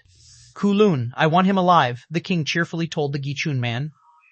"That human is probably going to suffer a big loss," Catherine said to Lin Shen. "The king should be Prince Charles of the Lion King clan. His Guichun clan servant, Kulun, though only a servant, is somewhat famous at the Nirvana level, very skilled at direct combat. I've heard he's been through Nirvana 11 times. Lin Shen frowned and didn't speak. He found something odd about that pumpkin. Even though his words had been elevating humans and Lin Shen himself, there was a hint of damning with faint praise. However, now this person was stepping into the arena himself, and losing would bring him no benefits, which puzzled Lin Shen. Could it be an alien race posing as a human, deliberately bringing disgrace upon humans and me? Lin Shen pondered quietly, with no intention of intervening. However, what Pumpkin did next surprised Lin Shen. After entering the combat arena, Pumpkin retracted his helmet, showing his true face, which was indeed human. Lin Shen was somewhat taken aback. He hadn't expected it to be a human compatriot. Catherine looked at Lin Shen with a smiling eye, curious as to how Lin Shen would respond to the current situation. The whole battle was surprisingly brief. The Gichun warrior charged directly, and Wan Xinlong was not one to show weakness, confronting him head-on. But with a single clash, the terrifying collision of Nirvana force, Wan Xinlong was sent flying, his body hitting the protective walls of the arena, and he fell to the ground, struggling a few times without being able to get up. To everyone, it was quite boring. They looked at Wan Xinlong as if he were a clown who didn't understand the vastness of the sky and the earth. Even the victorious king found himself a bit disinterested, not expecting the human to be so easily defeated. Long Yue also frowned slightly. Her impression of humanity had been good until then. She hadn't expected that there would be such people among humans. Lin Shen frowned as he watched Wan Xinlong slowly stand up, leaning against the wall. Not recognizing this person, he hesitated for a moment before walking toward the protective wall. Is he going to make a move? Catherine narrowed her eyes, thinking that Lin Shen was ready to personally fight for the honor of humanity and himself. The king and others were also watching Lin Shen, puzzled about his intentions at this moment. Could he also be human? Most people thought that and waited eagerly to see how the situation unfolded. Chapter 771, Who Doesn't Have a Bit of Shine? Everyone originally thought Lin Shen was heading into the combat arena, but to their surprise, Lin Shen simply walked to the side of the arena and looked at Wan Xinlong leaning against the wall inside, gasping for air. "You're a Wan?" Lin Shen said, looking at Wan Xinlong. Wan Xinlong's body trembled as he lifted his head to look at Lin Shen, his eyes filled with horror. "Who are you?" A smile spread across Lin Shen's lips, for he had confirmed this man was indeed from the Wan family and finally understood why he appeared here. "The Wan family is having a tough time now, aren't they?" Lin Shen continued to speak in a voice that only the two of them could hear. Who are you really?" Wan Xinlong trembled. "Who am I?" Lin Shen spoke indifferently. "I am a human, just like you. I used to take pride in my humanity, but now you make me feel as if being human is a disgrace. Is this what you wanted?" Wan Xinlong was silent, struggling greatly within himself. He didn't want this either, but he had no choice. The Wan family needed someone to stand up, otherwise they would vanish into nothingness and silence. The cosmos was vast, and the Wan family was too small. So small that a single malicious thought from someone else could plunge them into an abyss from which they might never recover. "Do you really wish for this? Do you really plan to give up like this?" Lin Shen continued calmly. "You, as you are, cannot protect the Wan family. You will only hasten their fall into the abyss. No one respects the weak, and no one will help a family that resigns itself to decadence. You are pushing your own family towards hell. You don't understand." Wan Xinlong shook his head. "Of course I don't understand. I don't get your self-righteousness. You think you are sacrificing for your family, when in truth it's nothing more than your own wishful thinking. You've turned yourself into crap, and yet you hope others will treat crap like an honored guest. Do you think everyone else is as sick in the head as you?" Wan Xinlong's eyes were bloodshot, but he clenched his fists tightly and said nothing, bowing his head. "A precious sword that can slice through iron and mud is treasured even if it wounds someone. No one would throw it into a cesspit after obtaining it, but instead would cherish it like a treasure, or even offer it on the altar. But when have you ever heard of someone caring about a pile of crap or willing to honor it on an altar? Crap will always belong in the latrine." Wan Xinlong's body shuddered, but he still kept his head down and didn't speak. "You are a fine blade, capable of shining brilliantly. You could make your family a beacon that garners widespread attention. Yet you lead your own family towards hell, wallowing in self-pity. It's the height of foolishness. You haven't been in my shoes. What right do you have to say such things to me?" Wan Xinlong raised his head, staring at Lin Shen with the fury of a wounded beast, restrained yet lost. "I certainly have the right because I've been through even harder times that your Wan family brought upon me," Lin Shen stated flatly. Wan Xinlong's eyes widened in disbelief. "I used to consider the Wan family my enemies, but now I find myself a bit ridiculous.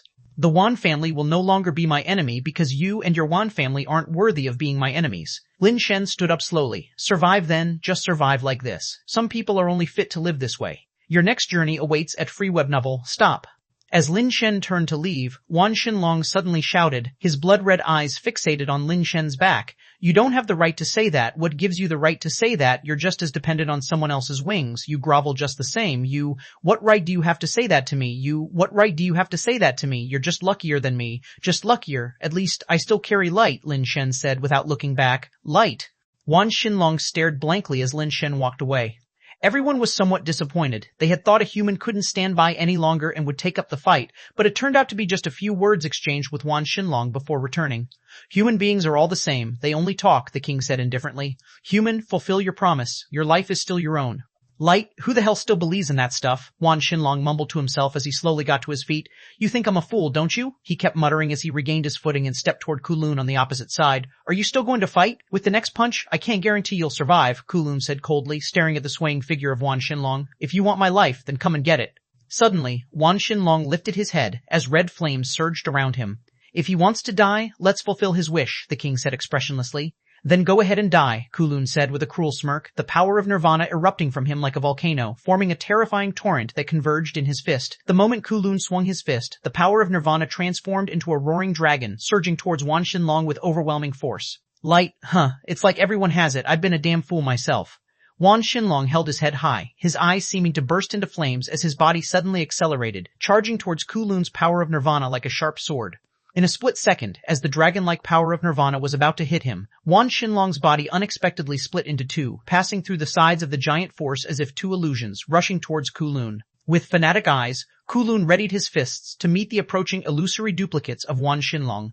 But the next second, Kulun froze in shock as the two illusions of Wan Xinlong again split into 4 and 4 into 8.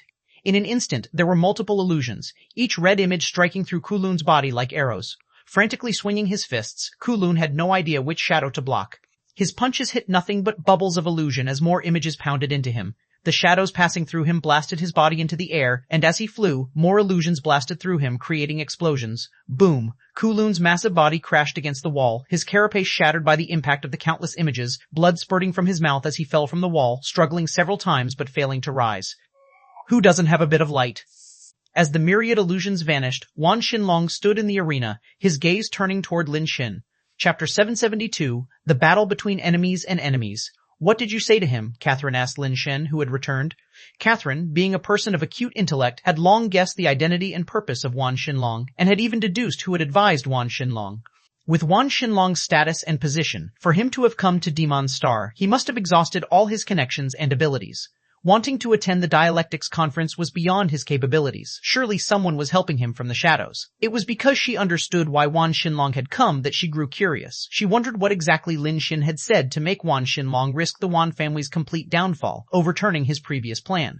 Long Yue also looked on at Lin Shen with curiosity, hoping to know his answer. By this point, Long Yue too had realized that Wan Xinlong had been setting up Lin Shen all along. How could someone willing to sully himself just to throw dirt on Lin Shen change his intentions so easily, simply because of a few words from Lin Shen? I simply told him that people only like the pristine and fragrant lotus, not the foul-smelling silt, Lin Shen said calmly. Catherine glanced at Wan Xinlong on the field and squinted, smiling. That's an interesting philosophy. At least now, he doesn't seem as detestable. Long Yue nodded thoughtfully, looking at Lin Shen. You've pulled your enemy out of the fire pit. I'm afraid this karma will fall on you now. Such a choice is harmful and not beneficial to you. Why make it? Long Yue had guessed that Lin Shen was the one Catherine had brought along, so her curiosity about him had grown even more intense. Although Wan Xinlong had attempted to smear Lin Shen with his unclean actions, these lowly acts wouldn't have any real impact on Lin Shen as long as he didn't reveal his identity or respond. The masked meeting gave Lin Shen a choice, but Lin Shen's decision seemed quite interesting to Long Yue. He had not fallen into Wan Xinlong's trap of representing the human race with arrogance, nor had he vented his resentment on Wan Xinlong. Instead, he persuaded Wan Xinlong, who was determined to sully him, and he succeeded, which was quite unexpected. If Long Ye could guess that he was Lin Shen, then so could others. Lin Shen's behavior undoubtedly put himself at the forefront of controversy. Indeed, as Long Yue had surmised, the king, Big Head, and a few others had guessed Lin Shen's identity. Their attention was not on Wan Xinlong, the victor of the competition. A Nirvana being from a minor clan, even with some strength, was not enough to capture their attention. Nirvana beings like that were too common around them, but Lin Shen was different. Not only was his reputation widespread across the cosmos, but there were even rumors that he had fought with the Isi. Moreover, he was a close courtier of the heavenly emperor of the celestial race, and this time he was representing the celestial race on a mission to the Demon tribe. His status was no longer just that of an ascender or a Nirvana being. Being both human, they could disregard Wan Xinlong, but they couldn't ignore Lin Shen. Find your next read at Free Web Novel. I just wanted to confirm whether he was my enemy or not. Lin Shen's reply took Catherine and Long Yue by surprise. So? Is he not your enemy now? Long Yue couldn't help but ask. No, I've confirmed that he is my enemy. If I get the chance, I will kill his entire family. Lin Shen's reply left both Long Yue and Catherine momentarily stunned. Catherine laughed, and she laughed merrily. You really are an interesting person. Long Yue couldn't help but feel a mix of laughter and tears. She somewhat couldn't understand Lin Shen's thought process, but now she felt Lin Shen didn't seem as hollow and boring as she had previously thought. Your Highness must be Lin Shen, said Charles, clad in his king's battlesuit, ignoring Wan Xinlong who had defeated his servant and instead approached Lin Shen, asking him directly. So what if I am, and what if I'm not? Lin Shen replied indifferently. Well said, it doesn't matter whether you are or not, Charles sneered. But there is one question that you must answer me. Are you an ascender or a Nirvana being? Does it make any difference? Lin Shen's tone remained nonchalant. Of course, if you are a Nirvana being, I will have to battle you. If you are still an ascender, I, Charles, am not so low as to bully the weak, Charles declared with pride. Before Lin Shen could speak, he suddenly saw someone wearing a pig-headed helmet approaching, who removed the helmet to reveal a face with sharp features, so handsome it seemed almost demonic. Charles, he's mine. You're not yet worthy of challenging him. If you want to fight, I'll be your opponent, Kristen stated expressionlessly, standing in front of Charles. Kristen, others may fear you, but in my eyes, you are just a newcomer, Nirvana being who has just undergone Nirvana, Charles scoffed. If you're not afraid, then let's do this, Kristen said as he walked towards the combat arena. If you wish to make a fool of yourself, then I shall let you know that the world's geniuses are not just you, Kristen. Angered by Kristen's attitude, Charles also headed towards the arena. The onlookers found it very entertaining, having originally thought it was just a boring dialectic meeting with the same old tedious talk, but now there was a good show to watch. Charles was a prince of the Lion King clan. Although there were many princes in the Lion King clan, and thus the title itself wasn't worth that much, Charles's own reputation was indeed resounding. Known within the clan as the Little Lion King, he was one of the princes with the greatest possibility of reaching for the crown. His life base of the Sphinx was an extremely powerful mutation, rare even among the royal bloodline of the Lion King clan. Kristen was strong, but he had just undergone nirvana not long ago, experiencing it only once, while Charles was already a nirvana, being of 9 nirvanas. Most people did not believe Kristen could take any advantage over Charles. "What are you waiting for? Summon your life base," Charles commanded, summoning his Sphinx life base and staring coldly at Kristen. "No need." Kristen's expression remained stoic. Charles's expression soured. "Kristen, I gave you some leeway on the Demon Star. Don't be ungrateful." "I've been ungrateful for so many years. Are you only realizing this today?" "You?" A cold glint flashed in Charles's eyes. "Very well. Since you seek humiliation, you can't blame me." With that, the Sphinx in front of Charles burst into golden flames, and its eyes shone with the golden divine light, like 2 golden beams targeting Kristen. It looks like Charles is truly angered, opening with the golden demon pupil divine light. That's a skill with lethal capability. One touch means certain death, coupled with Charles's own power of nirvana, the golden lion chi, the might of this strike. Within the nirvana level, there are few who can withstand it head-on, Long Yue whispered. Chapter 772, Battle with Kristen. Again, everyone was shocked that Charles would use such a terrifying skill right off the bat. If he really killed Kristen, the Demand tribe probably wouldn't let him off easily. Seeing the golden divine light approaching, Kristen neither dodged nor evaded, but stood firm, his palm turning into a blade, slashing directly at the golden divine light. In the next second, everyone felt as if they were witnessing a glass shattering. No, it wasn't as if, it really did shatter. The golden divine light and the Sphinx split apart, cleaving into 2 halves, each moving to the side. Puh! Blood spurted from Charles's mouth as his life base was destroyed, backlash damaging his body and causing him harm. Although everyone already knew Kristen was strong, they hadn't expected he would be this formidable. Having just his nirvana body, without using his life base, he destroyed Charles's life base with a single strike. This was simply too overbearing and powerful. Kristen, really impressive, Long Yue also showed a hint of surprise in her eyes. "He's good at everything, just has a poor personality," Catherine said with a bitter smile, shaking her head. This was already an improvement in Kristen's temper. If it had been the old Kristen, Charles probably would have been dead by now. "Kristen, you're ruthless." Charles dropped a harsh remark and left in a sorry state. Before encountering Kristen, he had always thought he was strong, and others thought so too. But he couldn't even block a single strike from Kristen, which left him in utter humiliation. Just a moment ago, his face had nearly turned pale, thinking he would be chopped into 2 along with his life base. "Kristen has gotten stronger again. His progress is really fast," Lin Shen remarked. When Kristen was at the ascension level, his separation method was nearly invincible. After reaching nirvana, the separation method combined with his power of nirvana had become even more invincible than before. Lin Shen knew he had to step into the ring today no matter what, so he reluctantly moved towards it. "Aren't you going to stop this?" Long Yue asked Catherine. "Why stop it?" Catherine retorted. Long Yue was taken aback for a moment. "Isn't Lin Shen your friend? You should know how strong Kristen is now." Lin Shen might not be a match for him. Others might not understand, merely feeling that Kristen replacing his hand with a knife and slicing Charles's life base seemed very powerful and strong. But Long Ye understood that Kristen's strike was not simply a demonstration of strength. His blade force had an incredibly peculiar ability, seemingly able to shatter anything. Charles's power of nirvana was obviously stronger, purer, and more vigorous than Kristen's power of nirvana. However, when it met Kristen's blade force, it turned into something like tofu and was easily split in an instant. Even Long Yue was somewhat astounded by this kind of power of nirvana and skill. "Who said he was my friend?" Catherine's words made Long Yue pause. "Not a friend?" Long Yue asked. Catherine smiled. "At least not now, or maybe it's even worse than that." "Worse? Are you saying you are enemies?" Long Ye blinked, looking back and forth between Catherine and Lin Shen, feeling like things were getting more interesting. "Maybe," Catherine ambiguously replied, her gaze shifting towards Lin Shen and Kristen in the fighting ring. Wan Xinlong was also watching Lin Shen in the fighting ring, suddenly realizing that he and Lin Shen were no longer on the same level at all. Even if he wanted to fight desperately, he could only struggle against Charles's servants. He wasn't even qualified to touch Charles. This was only because it was a special occasion. Under normal circumstances, he probably wouldn't have had the chance to struggle against Kulun. From beginning to end, Charles never truly considered him a person. Even when he had beaten Kulun, Charles showed no interest in him whatsoever. Yet such a Charles chose to challenge Lin Shen despite not even having the opportunity to do so. Kristen, a person who the Wan family might never have the chance to meet in their lifetime, also desired to challenge Lin Shen, but his every word and deed showed respect for Lin Shen. "People really can't exist without light," Wan Xinlong muttered to himself. "I've attained nirvana, have you?" Kristen wasn't in a hurry to attack, as he stood gazing at Lin Shen and asked. Although I've encountered some difficulties, I finally attained nirvana, Lin Shen replied. That's good, Kristen responded as he held his palm halfway, with pink particles drifting from his body and condensing into a pink demon sword. The same pink carapace also wrapped around his body, enveloping his entire being. Even though he was entirely in pink, it didn't make him seem effeminate. Instead, it added a wild, robust masculinity, as if his whole body were filled with explosive strength. My power of nirvana is named Ultimate Holy Light. It possesses the attribute to vanquish evil. Holding the sword, Kristen still did not strike, instead opting to reveal his power of nirvana to Lin Shen first. Everyone could sense the importance Kristen placed on Lin Shen. When Kristen faced Charles, he hadn't even used his carapace, but now he had summoned his life base and donned his carapace. Others might understand as well, considering that during the tribal wars, Kristen had been defeated by Lin Shen.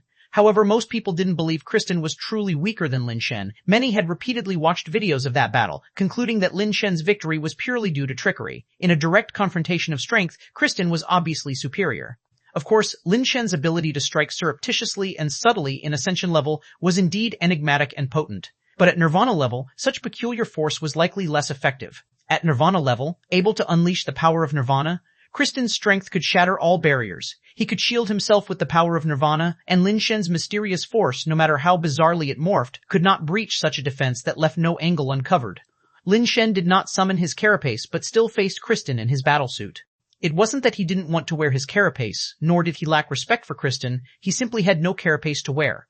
Unless he used the Contrarian would merge with him and transform into that bizarrely paper-thin armor. Continue reading at free web novel. Lin Shen had no intention of using the Contrarian, so he had no carapace to wear. He simply drew his scrap sword, gripping the sword in one hand and the scabbard in the other. My power of Nirvana doesn't have a name. Its effect is just exceptionally strong. See what you can do about that, Lin Shen said nonchalantly, adopting a not-so-earnest stance towards Kristen. The spectators wore peculiar expressions. Faced with Kristen's strength, Lin Shen not summoning his life base or wearing his carapace was almost like a reversal of how Kristen had just treated Charles. While Kristen had the confidence due to his own immense strength, was Lin Shen's confidence based on the same reason? Having witnessed Kristen's might, people seriously doubted whether Lin Shen's confidence was merely a delusion. Kristen, however, showed no change in emotion, still focusing intently and staring piercingly at Lin Shen, slowly raising the pink demon sword in his hand. Chapter 774, Stronger Without a Knife. Kristen swung the pink demon sword in her hand toward Lin Shen, and the pink sword light instantaneously reached Lin Shen's face. Lin Shen raised the scrap sword in his hand and struck at the pink sword light. Kristen's sword light was almost irresistible and could even cut through the power of Nirvana. Lin Shen was willing to face the pink sword light head-on, clearly confident in his own strength. This made everyone a bit curious about what kind of effect the Nirvana attributes Lin Shen had gained after achieving Nirvana were, that he would have such confidence. Unfortunately, they did not see Lin Shen's power of Nirvana, only the invisible blade chi rubbing against the air, colliding with the pink sword light. Lin Shen's blade chi had a sawing effect. Normally, it could saw through the power of Nirvana, but when faced with Kristen's sword light, Lin Shen's blade chi was directly cut in two. Everyone was stunned, thinking Lin Shen's power of Nirvana was formidable, yet it was just so, easily severed in one strike. Clang! After slicing through the blade chi, the pink sword light collided with the blade of the scrap sword. Fortunately, the scrap sword itself was tough enough that the pink sword light couldn't split it open. Lin Shen was stronger than Kristen, and the scrap sword was hard enough. This strike sawed the pink sword light in two. Everyone was shocked. The power of Nirvana was easily cut through, yet it could also sever the pink sword light, a unheard of feat. Normally, a Nirvana being, if their power of Nirvana wasn't as strong as their opponents, would surely be at a disadvantage, and such a reversal had never been seen. But Kristen seemed to have anticipated this. Her demon sword never stopped, and her movements were ghost-like. As Kristen moved at high speed, streaks of pink sword light slashed at Lin Shen from all sorts of strange angles.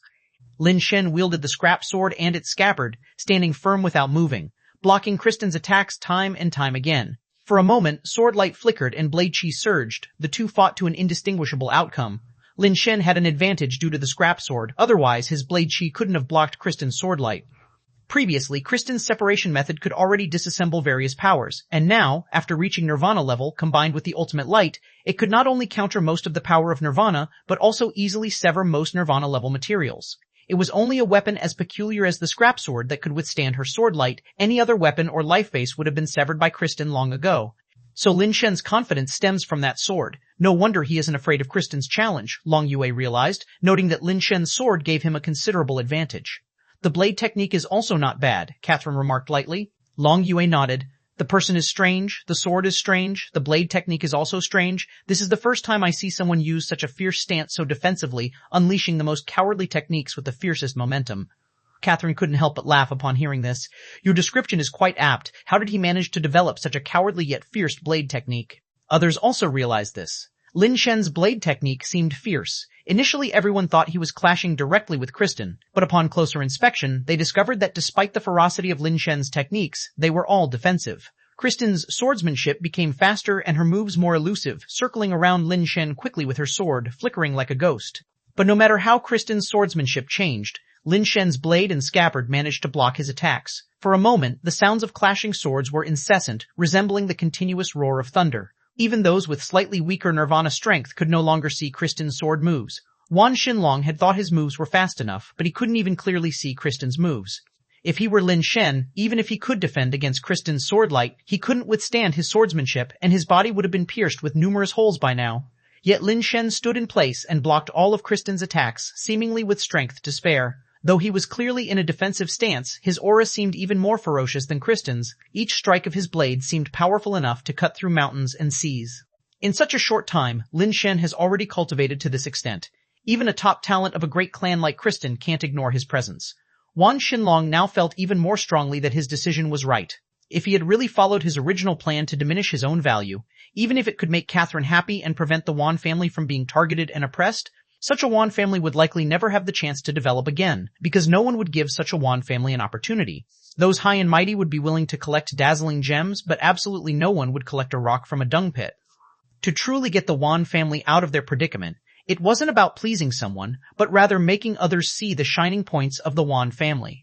The reason Wan Xinlong was persuaded by Lin Shen wasn't because of Lin Shen's provocative words, but because Lin Shen's words had awakened him, making him realize that he needed to ensure the Wan family shone, not debase themselves. At this moment, in Wan Xinlong's eyes, Lin Shen undoubtedly radiated brilliance, and even among the geniuses of the entire cosmic, his brilliance was undeniable. Suddenly, Kristen stopped, the sword light vanished, and he stared at Lin Shen asking, "Why don't you counterattack? My blade technique only practiced defense. I haven't practiced offense yet," Lin Shen answered sincerely. Only practice defense, not offense? These words bewildered everyone. Who trains in blade techniques only for defense and not offense? Wouldn't a shield be better? Kristen said strangely. Then stop using a blade. Lin Shen looked at Kristen, shaking his head. I'll still use the blade. Everyone thought Lin Shen meant that if he didn't use the blade, he couldn't block Kristen's sword light, so he had to use the blade. Unfortunately, they misunderstood Lin Shen's good intentions. If he didn't use the blade, he would have to fight with his body, and he feared he might shatter Kristen's demon sword life base with one punch. Kristen was a decent person. Although an opponent, he was a noble one, and Lin Shen didn't want to destroy his life base. While others misunderstood Lin Shen, Kristen didn't. Looking at Lin Shen, he asked, "Are you stronger with the blade or without it?" "Currently, I might be a bit stronger without the blade," Lin Shen replied. Kristen nodded his head, then, without another word, turned and walked away. Everyone was stunned. Why did Kristen just leave like that? It was too abstract. Clearly, it was with the blade that Lin Shen managed to block Kristen's sword light. How could Kristen just believe his absurd statement and just walk away like that? Experience more on free web novel, Chapter 7075, The Cosmic Flower. Is Kristen seriously the type to believe anything he's told? Haha, Lin Shen really has the nerve to talk. It's clearly because of that sword's magic that he can block the power of Nirvana, yet he has the audacity to claim he's stronger without his sword. It seems having a thick face really can make you stronger. Most of those who had received an invitation from Long Yue to this dialectic session were indeed individuals of true talent and learning, and they could easily see that Lin Shen's ability to withstand the pink sword's blade light depended on that sword. Lin Shen never wanted to battle Kristen in the first place, and the fact that Kristen was so receptive to advice truly comforted him. Do you think he's telling the truth or lying? Is he stronger without his sword? Long Yue asked Catherine, who was beside her. Even Long Yue, being an immortal, couldn't figure out why Lin Shen would say he's stronger without his sword, when it's clearly the key to his matching a fight with Kristen. I don't know, maybe. Catherine couldn't tell if Lin Shen was being truthful either. Though Lin Shen knew Thousand Men's Pointer, he probably couldn't beat Kristen with it, mainly because Kristen's sword light was too tough to defend against. Without the scrap sword, what could Lin Shen use to block it? Kristen doesn't dare. Then let me have the honor of experiencing the skills superior to your blade technique. Someone walked into the arena as Lin Shen hadn't yet left and stood opposite Lin Shen to speak. Hearing that a spectacle was to be seen, everyone hurriedly turned their attention back to the arena, spotting that the speaker was none other than the person known as Big Head. Everyone speculated about the identity of this Big Head, who dared to challenge Lin Shen. I came here to participate in the dialectic session, not to fight. If you want to fight, go find someone else. Lin Shen, uninterested in dealing with him, said and started to leave the arena. Big Head didn't attempt to stop Lin Shen but merely took off the helmet of his battlesuit, revealing a face both joyous and chiding, extraordinarily beautiful.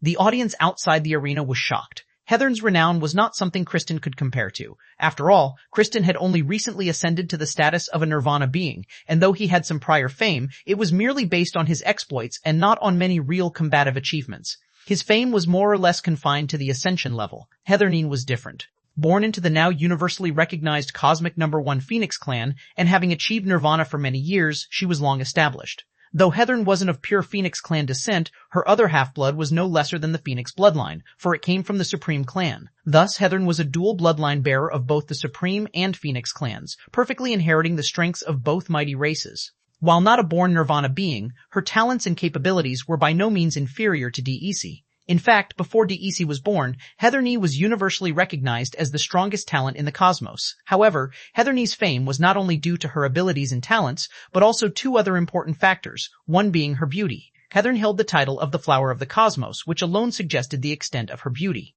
But outside of the title Cosmic Flower, Heather also had another moniker, either Star Sea Queen or Cosmic Widow. Heather, relying on her beauty, status, position, and abilities, had dealt with many young geniuses who had once been famous throughout the universe.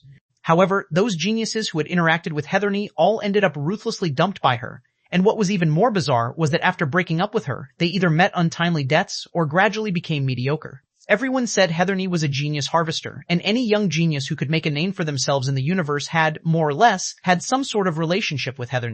Moreover, Heather only favored young geniuses, although she herself was not young anymore. The young geniuses she dated were still around 20 years old. For Heather, any man over 25 was already an old man. Heather's character and style naturally caused a lot of trouble, and many of those genius boyfriends had looked for trouble with Heather after being dumped. As a result, those men who once held various cosmic-level genius titles were all beaten into silence by Heather. Discover exclusive tales on free web novel. In comparison to Heather, Catherine's reputation made people think of her as pure as a white lotus. Heather and Long Yue were two types of people who were poles apart. Although both were famous women in the universe, they hardly had anything in common. If Heather appeared at some wine and dine event, no one would find it strange. But her presence at Long Yue's dialectic meeting was somewhat surprising. Lin Shen, how about we make a bet, Heather said with a grin. If you can defeat me, I'll agree to any condition you set. Lin Shen also stopped because of the exclamations of others and looked towards Heather. He had to admit, Heather was indeed very beautiful. Although Lin Shen had heard some of Heather's reputation before, seeing her face that was pure yet sexy, it was hard to associate her with the words Star Sea Queen. Lin Shen had to admit, men were visual creatures, and he was no exception. In his eyes, Heather was a pure, kind, and innocent beauty. What if I lose? Facing such a beauty, Lin Shen felt that directly rejecting her was almost like committing a crime. If you lose, then be my boyfriend. Heather's eyes that seemed to speak looked at Lin Shen, much like a cat's, truly irresistible. Sorry, I already have a girlfriend. Lin Shen shook his head. This beauty, though appealing, had a reputation that was too frightening. The men who had been with her ended up either dead or disabled, and Lin Shen wanted to live a few more years. Then you can have one more girlfriend. Only 2 words were written on Heather's beautiful face: sincerity. Sincerity was indeed a killer move. Lin Shen couldn't help but imagine a scenario of having Tian Xun on one hand and Heather on the other. But it was just an imagination, knowing Tian Xun's personality. If he really did that, Tian Xun might just chop off his little Lin. A good man should not restrict himself. You deserve everything wonderful. Heather walked toward Lin Shen with allure, her smile as if making the entire world lose its color. Everyone, including the women, was stunned. Their eyes seemed to only have Heather's nation-toppling face left, unable to see anything else. But just as Heather was about to reach Lin Shen, she suddenly threw a punch at Lin Shen's abdomen. Chapter 776, The Great Method of Changing Heaven and Earth. The moment the fist was launched, Heather's body was enveloped in blue carapace, with spikes protruding from the fist's exterior, flickering with a dreamlike blue light. Heather had thought her punch would definitely hit Lin Shen, but she saw Lin Shen's body eerily shift to the side with incredible speed, causing her punch, which was mere inches away, to hit nothing but air. Ah. Heather's beautiful face showed a look of surprise. We've had no grudges nor grievances, so why did you launch a surprise attack on me? Lin Shen coldly asked as he looked at Heather. With a smile, Heather replied, When did I ever launch a surprise attack? This is simply a duel between us. If you win, you can ask for any condition, but if you lose, you have to be my boyfriend. How can that be called a surprise attack? Even if I were blind, are all the others blind too? Lin Shen snorted coldly. Perhaps they are even less than blind, Heather still said with a smile. Lin Shen was slightly taken aback and turned to look at the people outside, only to find them resembling dummies, standing motionless, not even blinking an eye. Good technique, Lin Shen couldn't help but admire. Heather's methods were formidable. Although he didn't know what technique she had used, the fact that she could make everyone behave like this was unheard of. Never mind the others, Long Yue was an immortal, and Heather a nirvana being. Her power even affected an immortal, which was just too perverse. It's not a particularly amazing technique, it's simply an illusion. What they see isn't the real us, and what we see isn't the real them either. It's a straightforward trick called the Great Method of Changing Heaven and Earth, Heather explained with interest as she observed Lin Shen. But you, being able to see through the Great Method of Changing Heaven and Earth, that is somewhat surprising to me. I know the meaning of each word you say, but put together, I don't understand a single sentence, Lin Shen replied. That's not your fault. It's indeed tough to comprehend for most people. Let me explain it to you with a simpler analogy. We see things because we have the organ called eyes, and we hear sounds because we have ears. You can think of these organs as cameras, which relay images to our brain. That's the visuals and sounds we perceive. My great method of changing heaven and earth works by transmitting a pre-recorded video into the camera. Thus, what they see and hear is this pre-recorded footage, not the events that are actually happening. So right now, they see us talking in the arena, without having exchanged blows. What they'll continue to see will also be only what I want them to see, and what you see is also the imagery I allow you to see. At this point, Heather surveyed Lin Shen and said, theoretically, what you should be seeing of me is also just the imagery I let you, not the real me throwing a punch at you, which is odd. Clearly, you have fallen for my great method of changing heaven and earth. Look at the others. None of them are moving, proving that the method works on you too. But why can you still see the real me? Can you tell me why? Heather had said so much because she wanted to know why Lin Shen, despite being affected by the great method of changing heaven and earth, was still able to see her true body. So what you are saying is that the great method of changing heaven and earth is like replacing live surveillance with a pre-recorded video, so others can only see the pre-recorded content and not what's actually happening now. Lin Shen mused aloud. That's the gist of it. However, the operation is very complicated and it requires certain very special talents to achieve. Even immortals would have difficulty seeing through my great method of changing heaven and earth, Heather said with a smile. Can you now tell me how you see me? I would also like to know why I can see the real you, but unfortunately I don't have the answer. Lin Shen admitted that he indeed didn't know why he could see the real Heather. Don't want to tell? That's fine too. You'll tell me soon enough, said Heather, and suddenly she swung another punch towards Lin Shen's cheek. Lin Shen dodged with a swift move. With the enhancement of his double life base, his speed was faster than most Nirvana beings, including Heather. Still no good? You are stronger than I expected, and now I want to make you my boyfriend even more. Heather's movements were mercurial, assaulting Lin Shen like flickering phantoms. Lin Shen drew his scrap sword, blocking all of Heather's offensive maneuvers. Heather's skill was unpredictable, and her combat experience was so extensive that it seemed on par with Wei Wufu's. Had it not been for Lin Shen's dedicated defense training, reaching the pinnacle of defensive art, he would have found it very difficult to withstand her onslaught. This woman is more than just a female overlord. She has trained so many skills to an extremely high realm. Lin Shen felt a slight surprise in his heart. He looked around again and saw that the people outside the arena were still motionless, knowing he was still under the effect of the great method of changing heaven and earth. He even envied Heather for her ability. If he had that kind of ability, the opponents wouldn't be able to see what he was doing at all. He could just walk up to them and deliver a fatal stab, and they wouldn't even know how they were killed. Such ability was indeed somewhat perverse. Stay connected with Free Web Novel. Indeed, that was the case. The spectators outside the arena saw the scenario as Lin Shen and Heather conversing, with no physical altercation. Long Yue's eyes looked a bit peculiar as she glanced over at Catherine. Are you just going to keep watching like this? What else? Catherine retorted with an eye roll. Long Yue chuckled without saying anything more, her gaze returning to the arena, but where she was looking seemed different from the others. Catherine pursed her lips, murmuring to herself, a real siren. Heather varied her skill techniques, finger strikes, palm strikes, punches, elbow strikes, rotating through a vast array of skills, but none could breach Lin Shen's defense. Suddenly, Heather reached out her hand, and a sword-shaped spirit base appeared in her hand. The spirit base was pure white, yet entwined with blue lightning, and within the sword's body, a true dragon made of lightning seemed to move. With the sword in hand, Heather slashed directly at Lin Shen. Lin Shen was surprised to find that Heather's power of Nirvana had transformed into the power of lightning. Aside from Wei Wufu, it was Lin Shen's first time encountering someone who could change their Nirvana attributes. Chapter 777 Unpredictable Changes. Lin Shen swung his scrap sword, clashing with the Thunder True Dragon Sword Light. His blade chi failed to completely shatter the Thunder True Dragon Sword Light, but fortunately, the scrap sword proved powerful enough to forcefully saw it in half. Heather's swordsmanship was like a swimming dragon, a set of Thunder True Dragon swordsmanship so violently tempestuous like thunder, fully aggressive. At that moment, Heather had lost all her previous charm. She seemed to have transformed into a domineering thunder-true dragon, with stroke after stroke of sword light snaking out like lightning, furiously bombarding Lin Shen.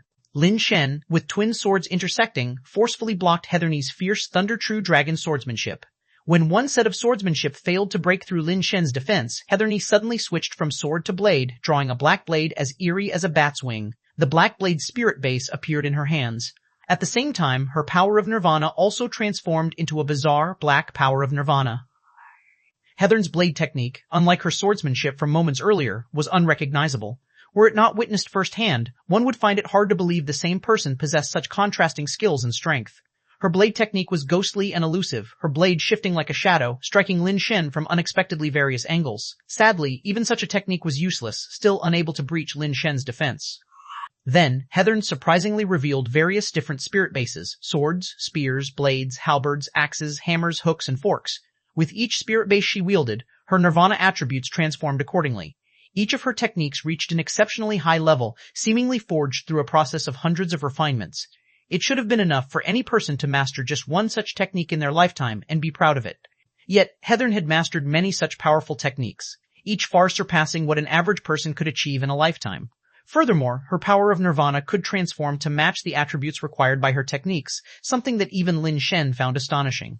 Thankfully, his defensive stance, complemented by the scrap sword, possessed nearly nirvana-level defensive capability, rendering Heather's various transformations incapable of breaking his defenses. In fact, Lin Shen could have chosen not to defend, but he wanted to see what other unexpected nirvana attributes and skills Heather might reveal. The spectators also noticed Lin Shen and Heather had begun to duel, but what they saw was only the part Heather wanted them to see after she had modified the scene. After cycling through more than a dozen nirvana attributes and techniques, and using just as many spear bases, Heather still couldn't break through Lin Shen's defenses, and suddenly, she stopped attacking and retreated a distance. Your blade and your technique are really interesting. I'm becoming increasingly interested in having you as my boyfriend, Heather said, her gaze intensifying as she looked at Lin Shen. I've already said that I have a girlfriend. Let's stop here, Lin Shen responded. But you see, I have a thing for stealing other people's men. I can't stand to see other excellent men. When I see an excellent man, I just want to snatch him away to be my boyfriend. What should I do about that? Heather, with a smile blossoming like flowers, had no intention of letting Lin Shen go. You like excellent men, I can introduce you to some. Kristen is great, and if he's not suitable, I also know DEC. I heard he's still single. I can introduce you to him, Lin Shen suggested. But I just like you like this. Why don't you introduce yourself to me, Heather said. Sorry, but I can't help you with that. Lin Shen turned around and was ready to leave the fighting arena. That's not up to you. I've set my sights on you, Heather said, and the dozens of spirit bases she had used before suddenly flew up on their own, hovering beside her, each spirit base emanating a different glow, with dozens of top-level power of nirvana erupting simultaneously, their power akin to a mighty army. Stay updated with free web novel Dozens of Spirit Bases faced Lin Shen, as if dozens of top-tier nirvana beings were going all out, preparing to strike Lin Shen with thunderous power. Heather looked at Lin Shen with a smile and said, Your blade technique and defense are indeed impressive. Probably in a one-on-one situation, no one among Nirvana level could break through your defense, but you are after all only a Nirvana being. If these dozens of spirit bases attack at full strength simultaneously, I'm afraid no matter how strong your blade technique, you won't be able to stop them. Now you have two options. Either leave here with your beauty, or take the full brunt of these dozens of spirit bases. I think this shouldn't be a difficult multiple choice question, right? Do you really not plan on making a move? Longyue asked Catherine outside the fighting arena. Clearly, she could see the real scene. Lin Shen's blade technique was indeed formidable, but as Heather said, no matter how skilled his blade technique was, 2 fists are no match for 4 hands, let alone attacks from dozens of top-tier Nirvana spirit bases. Even if they gave Lin Shen 2 more swords and 2 more hands, he couldn't possibly block them. Maybe he wants to leave with the beauty. Catherine still remained unmoved and just curled her lips, saying, Inside the arena, Lin Shen looked at the dozens of spirit bases hovering beside Heather and smiled as he nodded. This multiple-choice question is indeed too simple. I think no one would not choose. Does that mean you agree to be my boyfriend? Heather's eyes formed crescents as she smiled. No, I have difficulty making choices. I don't like multiple-choice questions. Lin Shen sheathed his sword, hanging it back at his waist, and said indifferently to Heather, So, I'll leave this multiple-choice question to you. You can leave now, and I will pretend nothing happened. Otherwise, you are responsible for the consequences. The more you act like this, the more I end up liking you immensely. You don't want to be my boyfriend, but I insist you must be. Heather said, the dozens of spirit bases beside her suddenly shone brilliantly, turning into terrifying streams of light that rushed towards Lin Shen. Each of these spirit bases possessed a power comparable to a top-tier nirvana being, and the combined strength of these dozens of spirit bases had reached a terrifying level, a power unimaginable and beyond what a nirvana being could withstand. Catherine stood up involuntarily. Long Yue's eyes were also fixed on Lin Shen without blinking. Lin Shen moved, but this time he did not draw his sword. Instead, he flew straight towards those dozens of spirit bases and then raised his arm and threw a punch. Catherine thought Lin Shen had some secret technique to counter Heatherne's spirit bases, but unexpectedly he charged up so savagely. What puzzled her even more was that Lin Shen didn't even summon his carapace. And just like that, with his flesh and blood body, he faced Heatherne's dozens of top-tier nirvana spirit bases. It seemed Heather didn't really want Lin Shen's life. Seeing Lin Shen charging empty-handed towards the spirit bases, her eyes flinched slightly, and the dozens of spirit bases all targeted and struck Lin Shen's arms. Chapter 778, A Fist Explodes. At one time, numerous horrifying forces of Nirvana were blasting towards Lin Shen's arm. The dazzling light already made it unbearable to look directly. Lin Shen didn't care where the spirit bases were bombarding on his body because his target was not those spirit bases, but Heatherne herself. More than a dozen spirit bases, with an extremely terrifying, dazzling light, struck Lin Shen's fist and arm one after another. But the next second, a look of horror appeared in Heatherne's eyes. Those dozen spirit bases were pulverized into flying ash by Lin Shen's fist, as if they weren't the top-level Nirvana spirit bases capable of destroying mountains but merely paper ash. Like a demon god, Lin Shen burst out from amid the flying ash, and his fist reached Heatherne's face in an instant. Heather, as a top-tier Nirvana being, actually managed to react under such circumstances and swung her fist to meet Lin Shen's. Lin Shen's fist was mere flesh and blood, whereas Heatherne's fist was covered with carapace and spikes, and blue forces of Nirvana also burst forth. Boom! The force of Nirvana shattered. Heatherne's body was blown away by a punch, and as she retreated, her carapace and battlesuit turned to ashes, leaving only her flesh and blood body slamming hard against the arena's protective wall. Heatherne's pale body twisted as it adhered to the protective wall. Fortunately, the wall, made of immortal-level materials, was extremely durable, otherwise it might have been breached by her body. Heatherne's pupils dilated, her body slid down from the wall and crashed to the ground, her mouth spewing out fresh blood. Catherine stared, mouth agape, fixated on Lin Shen without moving for a long time. Long Yue's eyes flickered, filled with astonishment. Is it really true? He's more powerful when he doesn't use his blade? No, not just more powerful, it's explosively strong. One punch shattered more than a dozen top-level Nirvana spirit bases, broke Heatherne's carapace. Can a Nirvana being's strength really be this formidable? Hundreds of thoughts flashed through Catherine's mind, bordering on the urge to rush over and kill Lin Shen right now. Such a person, if he were to become an immortal, would be terrifying to what extent, and this man was also her enemy. Long Yue recalled Lin Shen's previous introduction to his power of Nirvana. It seemed insignificant then, but now it felt like Lin Shen was very sincere. His strength was indeed formidable, not just ordinarily so. Lin Shen, this man, I have decided on you. Heatherne's silhouette suddenly turned into a countless blue particles, dissipating right in front of Lin Shen, leaving only her words echoing by Lin Shen's ears. After Heather disappeared, the spectators suddenly blinked. The figures fighting inside the arena vanished, leaving only Lin Shen standing on the edge of the arena, while Heather was nowhere to be seen. Where did Heather go? Why is she missing? Everyone was puzzled. They had just seen Heather using various skills battling Lin Shen, but in a blink, she was gone. They saw Lin Shen walking out of the arena, casting dubious glances at him. Where's Heather? Asked Catherine knowingly as she saw Lin Shen walk back. She probably had something urgent, just left out of nowhere. Really bizarre, Lin Shen shrugged. Catherine and Long Yue exchanged glances, thinking oddly, this guy really can spout nonsense. What do you mean she suddenly walked away for no reason? You almost beat her to death. Wasn't it obvious that she had to leave to avoid being killed by you? Maybe Heather suddenly had something to deal with. Let's call it here and continue the debate meeting, suggested fake Long Ye, taking charge of the situation at the real Long Ye's indication. Lin Shen, acting as if nothing had happened, returned to the meeting hall with everyone and continued participating in the debate meeting. Wearing the Minotaur battlesuit, Long Yue chatted with Lin Shen about some topics, intentionally or not. Lin Shen praised her views profusely, making Long Yue feel both amused and slightly annoyed. Anyone could tell that Lin Shen was deliberately trying to please her, but this kind of flattery was terribly crude. Let's not even mention a woman like Long Yue. Even a woman with a bit of experience wouldn't be moved by such clumsy praise. Long Yue was puzzled. Why was Lin Shen trying so hard to please her? Could it be that he had already seen through her true identity? No one dared to challenge Lin Shen anymore. Kristen and Heatherne, top Nirvana beings like them, had not managed to overcome Lin Shen's blade technique, and naturally, they didn't feel capable either. Since they couldn't defeat Lin Shen in actual combat, they hoped to surpass him in terms of knowledge and talent, hoping to make a good impression on Long Yue. Lin Shen's knowledge was indeed inferior to theirs. Occasionally, when asked for his opinion, he couldn't offer any profound insights, nor could he present any viewpoints that were particularly enlightening. Many gentlemen from illustrious families saw that the fake Long Yue wasn't paying much attention to Lin Shen and secretly breathed a sigh of relief. People from small races have their limitations after all. Their horizons and knowledge are vastly inferior. He just mastered a somewhat peculiar blade technique and obtained a good sword.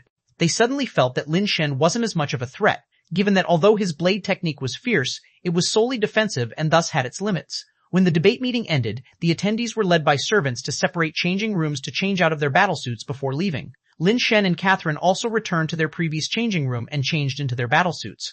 Lin Shen, who do you think is prettier, Heathernine or me? Lin Shen had just changed and came out when Heathernine, who had already changed, sat on the sofa looking at him with a playful expression and asked, "Continue your adventure with free web novel. I have face blindness. I can't see beauty or ugliness," Lin Shen said seriously as he scrutinized Catherine. "But I think you are prettier than Heathernine." "Why?" Catherine asked with interest. If Lin Shen had simply called her pretty, Catherine would never have believed it, but his way of speaking piqued her curiosity. "Because you have something she does not," Lin Shen said sincerely. "The truth is, there are so many beautiful women in the universe. After seeing so many, you realize each beauty has her own charm, and it's really hard to tell who is more beautiful. Catherine and Heather are both stunning, but the universe is filled with countless women who are no less beautiful than them." In terms of pure beauty, Lin Shen did not know who looked better, but Catherine possessed the fire seed, and those chosen by the fire seed should be a bit more beautiful, or so he thought. "What do I have that she doesn't?" Catherine asked eagerly, her eyes sparkling. "I can't quite explain it, just a feeling," Lin Shen, not wanting to dwell on this topic further, said with a smile. "If I must say, I want to hold you in my sleep, but I don't feel that way about her." Catherine blinked, her gaze towards Lin Shen becoming somewhat enigmatic. If anybody else dared to speak to her that way, they would probably not escape unscathed, but when Lin Shen said it, Catherine didn't feel repulsed at all and even felt a touch of pride. Chapter 779-79D. Do not associate with her. Catherine pondered for a moment, then realized that Lin Shen indeed hadn't sweet-talked Heather in the way he had with her, even going so far as nearly killing Heathernine. "If you keep spouting such shameless words, don't blame me for being rude." Catherine, dressed in a Western-style outfit, roared with anger and shot Lin Shen a fierce glare. "It was you who asked, and now won't let anyone speak." Being a man is truly difficult. Lin Shen sighed as he pushed open the room's door, only to see a waiter standing outside. "Sir, the master has requested that you go alone to the elegant garden," the waiter hurriedly said upon seeing Lin Shen emerge. "Long Ye wants to see me alone in the elegant garden?" Lin Shen knew that the elegant garden was where Long Ye lived and found it odd why she would want to see him alone. Today, although he had tried his best to bridge the gap with Long Yue, he was clearly not good at flattering others, and he could feel that Long Yue was not particularly moved by his compliments. Lin Shen looked towards Catherine, who approached and wrapped her arm around Lin Shen's, saying, "The dialectic meeting has ended, we have other matters to attend to, so let's not bother Long Yue." As she spoke, Catherine pulled Lin Shen out, leaving the waiter in a difficult position, but he dared not obstruct Catherine and could only go back to report to Long Ye. Upon hearing this, Long Ye merely smiled. "I originally thought Catherine was a woman who, like me, was concerned with the world at large. It seems I have overestimated her. She, too, clings to these trivial affections and loves, ultimately not a kindred spirit." Long Yue did not trouble the waiter, waved him off, and sat alone in the elegant garden, reminiscing about everything that had happened at the dialectic meeting. Kristen is indeed a rare genius of our time, and while Heathernine may be too greedy, unable to merge all her abilities into one and truly harness them for herself, each of her abilities comes from a top-level talent, and a collective strike from her already far exceeds the strength limit a Nirvana being can withstand. Such individuals, yet both are no match for Lin Shen, his blade technique, that punch I fear at the Nirvana level, there is none who can equal him. It seems that the rumors of him having defeated DEC might not be entirely unfounded. Reflecting on the dominance of Lin Shen's punch, Long Yue grew even more curious. He comes from a minor clan, not having grown up practicing with the celestial race, even if he received assistance from the celestial race later on. Such a level of cultivation surely cannot be solely attributed to them. I wonder if his growth process might have elements that other minor clans could learn from. But then, upon another thought, Long Yue found it somewhat amusing. Lin Shen, a person clearly endowed with great ability and talent, capable of winning others' favor and respect through his own merits and strengths, yet he insists on using such heavy-handed words to please others. It is truly baffling. Could this person have a pleaser personality? Long Yue pondered to herself. Lin Shen actually wanted to meet Long Yue, but on second thought, with a literary young woman like Long Yue, it would be very hard to find common ground, and going there could likely not win her favor but instead might make the atmosphere awkward or even cause Long Yue to be more disappointed in him. Better to go back and read more books for now, he thought. Perhaps next time there might be a chance to gain Long Yue's favor. Books become precious only when we need to use them. If I had read more as a child instead of playing wildly, perhaps I could have moved Long Ye today. Lin Shen did not stop Catherine from pulling him away, but he was struck with some regret. He reflected that even if he were learned and knowledgeable compared to the scions of the great cosmic clans, he would still fall far short, for their level of knowledge was inherently much higher than that of the human race. It's really troublesome. I wonder if Long Yue will be like this woman, wanting something that I just happen to have. A fair trade would save a lot of hassle, Lin Shen thought, but then figured that it was probably too good to be true. Long Yue herself was an immortal, and the nobles from all the great races were courting her favor. Whatever she wanted, people were eager to present it to her, so why would she need anything from him? Catherine was very satisfied with Lin Shen's behavior. It seemed that he had no intention of meeting Long Yue and obediently followed her away from Weishan Mansion. I've made you lose the chance to be alone with Long Yue. Do you hate me to death? Catherine asked while piloting the flying vehicle. Not just to death, but to the point of exploding with hatred. How are you going to compensate me? Lin Shen said. If you keep talking that nonsense, I'll throw you out right now, Catherine said, rolling her eyes. She had already guessed what Lin Shen was going to say. Lin Shen had no choice but to shut his mouth. Seeing that he stopped talking, Catherine continued, You'd better keep your distance from Long Yue and not get entangled with her. Why? Lin Shen asked curiously. Her background, appearance, talent, and abilities are all top-notch, but there's one thing that's not good about her, and it's quite fatal, Catherine said seriously. What? Lin Shen grew even more curious. She's an extreme idealist, always thinking about making all the races in the universe live together in peace, with both great and small clans benefiting each other. That doesn't seem to be wrong. The idea is good, but it's too idealistic. Her idea is essentially the pursuit of absolute fairness, but fairness is always relative, never absolute, Catherine said. Take, for example, two workers who perform the same job. According to her, both should receive the same wages and benefits to be fair. But if one worker works hard while another slacks off and they get the same treatment, is that really fair? Her ideas are extremely dangerous. It's only because she comes from a good background, with the Snow Clan Holy Mother's backing and strong natural talent and abilities, that she hasn't been rejected by the Snow Clan itself. If it were anyone else, not only would the Snow Clan not tolerate her, but her own people would take care of her before outsiders do. Even so, if she doesn't change her way of thinking, her fate won't be good in the long run. So, you're better off staying away from her and not getting involved too much. Lin Shen nodded thoughtfully but thought to himself, Distributing based on work is indeed fair, but I'm afraid that it ultimately leads to absolute centralization, then a reshuffling and redistribution. History has proven this cycle countless times. Catherine dropped Lin Shen off at the hotel but did not return herself. Instead, she flew off in the flying vehicle. Experience Tales with Free Web Novel. After Lin Shen returned to his room, he began pondering how to obtain the fire seed from Long Ye. He went online to meticulously research her information and data. Dean, the angel delegation is going again tomorrow to appraise the celestial divine statue, and they need you to attend. Ouyang Yudu came looking for Lin Shen. Let's go take a look then. Lin Shen stretched lazily. He wasn't really interested in these things, especially when the delegation didn't need him for anything. The position of leader was in name only. Chapter 780, The Young Man in the Screening Room. The next morning, the deputy head of the envoy delegation and several experts responsible for artifact authentication prepared to go and authenticate the celestial divine statue under the escort of the immortals. Seeing Lin Shen coming over, Deputy Head Ch701 couldn't help but slightly frown. Although Lin Shen was just a name on the list, having been in the Diamond Tribe for 2 days, they had almost never seen Lin Shen, who didn't even attend the meetings of the Ministry of Foreign Affairs and the delegation. This Lin Shen was really going too far. The others also didn't show Lin Shen any good expressions, ignoring him as if he was thin air. Lin Shen didn't mind. He brought Ouyang Yudo and a few others, following the officials from the Demon Tribe's Ministry of Foreign Affairs to the Imperial Capital Museum, where the celestial divine statue was stored. However, once they reached the Imperial Capital Museum, only Lin Shen, Ch701, and a few experts were allowed to enter. Even those responsible for escorting the immortals could only wait outside. The list had already been determined, and it was not something just anyone could participate in. Actually, Lin Shen didn't even want to go in. He'd rather rest in the lobby, and if he could choose, he'd prefer to wait there. The group, led by the staff, passed through multiple doors and finally arrived at the hall where the celestial divine statue was stored. Lin Shen looked at the celestial divine statue inside an energy shield. The thing didn't seem to have anything special about it. It looked like a white stone statue, depicting an angel figure with wings spread, hands joined in prayer, and eyes closed in devotion. If he hadn't known beforehand that this was the celestial divine statue, it would seem like just an ordinary statue to anyone. Although protected by an energy shield, in each corner of the room stood a fully armed guard. The Demon Tribe's staff and appraisers discussed things among themselves, and Chiju occasionally said something to the staff. Only Lin Shen, the leader, was idle, yawning on the side. Lin Shen originally thought that the authentication would be brief and soon over. To his surprise, they hadn't even opened the shield yet and were already discussing the celestial divine statue for almost an hour. Discover hidden content at Free Web Novel board. Lin Shen walked over to a bench against the wall and sat down.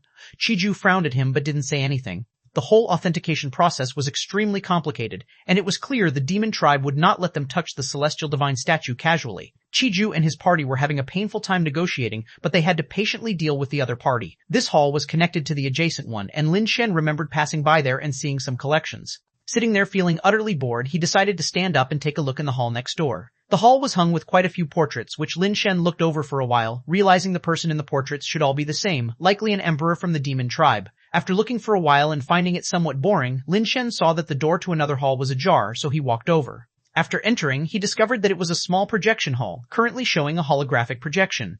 In the entire hall, there was just one young person from the Diamond Tribe sitting there watching the projection. "What movie is this? It looks quite interesting," Lin Shen asked, sitting next to the Diamond Tribe's young person. The young man didn't pay him any attention, just kept watching the movie on his own. Seeing that he was being ignored, Lin Shen didn't bother him anymore. It was indeed a bit impolite to disturb someone so engrossed in a movie. Lin Shen shifted to a seat on the side without disturbing the other person and began watching. It was more interesting than watching them authenticate. The film was quite interesting. Even though Lin Shen started watching in the middle, he didn't find it boring. The content seemed to be telling a story similar to that of Butterfly Lovers, but the protagonists were a young man and woman from the Diamond Tribe. The man was handsome and the woman was beautiful. When Lin Shen was watching, they were performing a scene where they studied together in an academy, practicing swordsmanship with each other. The man was unaware that the woman was cross-dressing.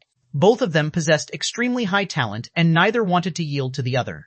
Eventually, they went from competing against each other to slowly admiring one another, and later the woman fell in love with the man. The man ultimately discovered the truth about her cross-dressing, and their relationship developed into mutual affection. The two perfected a combination sword technique together, and the way they practiced it was full of romantic flair. As Lin Shen watched, he suddenly felt something was amiss. He turned to look at the young man next to him, then at the male protagonist in the film, and realized that the man beside him was actually the actor playing the male lead. "Watching a film you starred in, I wonder what that feels like," thought Lin Shen. The young man paid no attention to Lin Shen and watched the movie intently. Ever since Lin Shen realized that he was the lead actor, he would occasionally steal glances at him. When the film reached the part where the man and woman were torn apart by their families, Lin Shen saw the young man's eyes brimming with tears, as if they were about to fall. Lin Shen was somewhat speechless. He didn't find it that moving, yet this man was moved to such an extent by his own performance. The ending of the film was different from the story Lin Shen knew.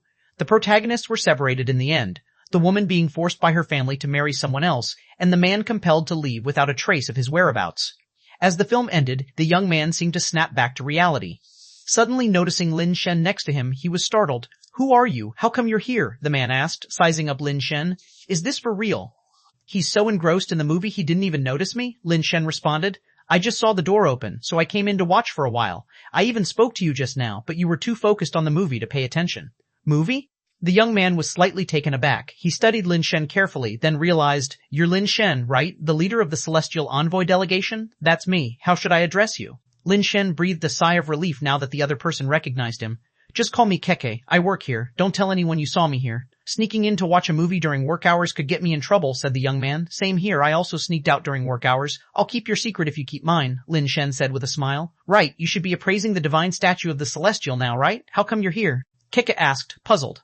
"Don't you know, my role as leader is just a title. They don't really need me, I make no difference," Lin Shen said languidly. This wasn't a secret. The Demon Tribe was well aware, and their interactions with the envoy chiefly involved Keju. Nobody was looking for Lin Shen. Keke seemed to resonate deeply with what he heard and sighed. "Then you must feel quite frustrated. You're telling me I'm supposed to be the leader, and those guys don't even take me seriously. Isn't that infuriating?" Lin Shen said offhandedly. He was just chatting with Keke, though if he were really asked to take charge of things, he wouldn't want to. To Lin Shen's surprise, Keke was indignant on Lin Shen's behalf, saying earnestly, "You're right, they are indeed too rude." The two chatted for a while, finding more and more common ground. The young man had clearly experienced ostracism too, understood Lin Shen's situation well, and became even more impassioned than Lin Shen himself at one point.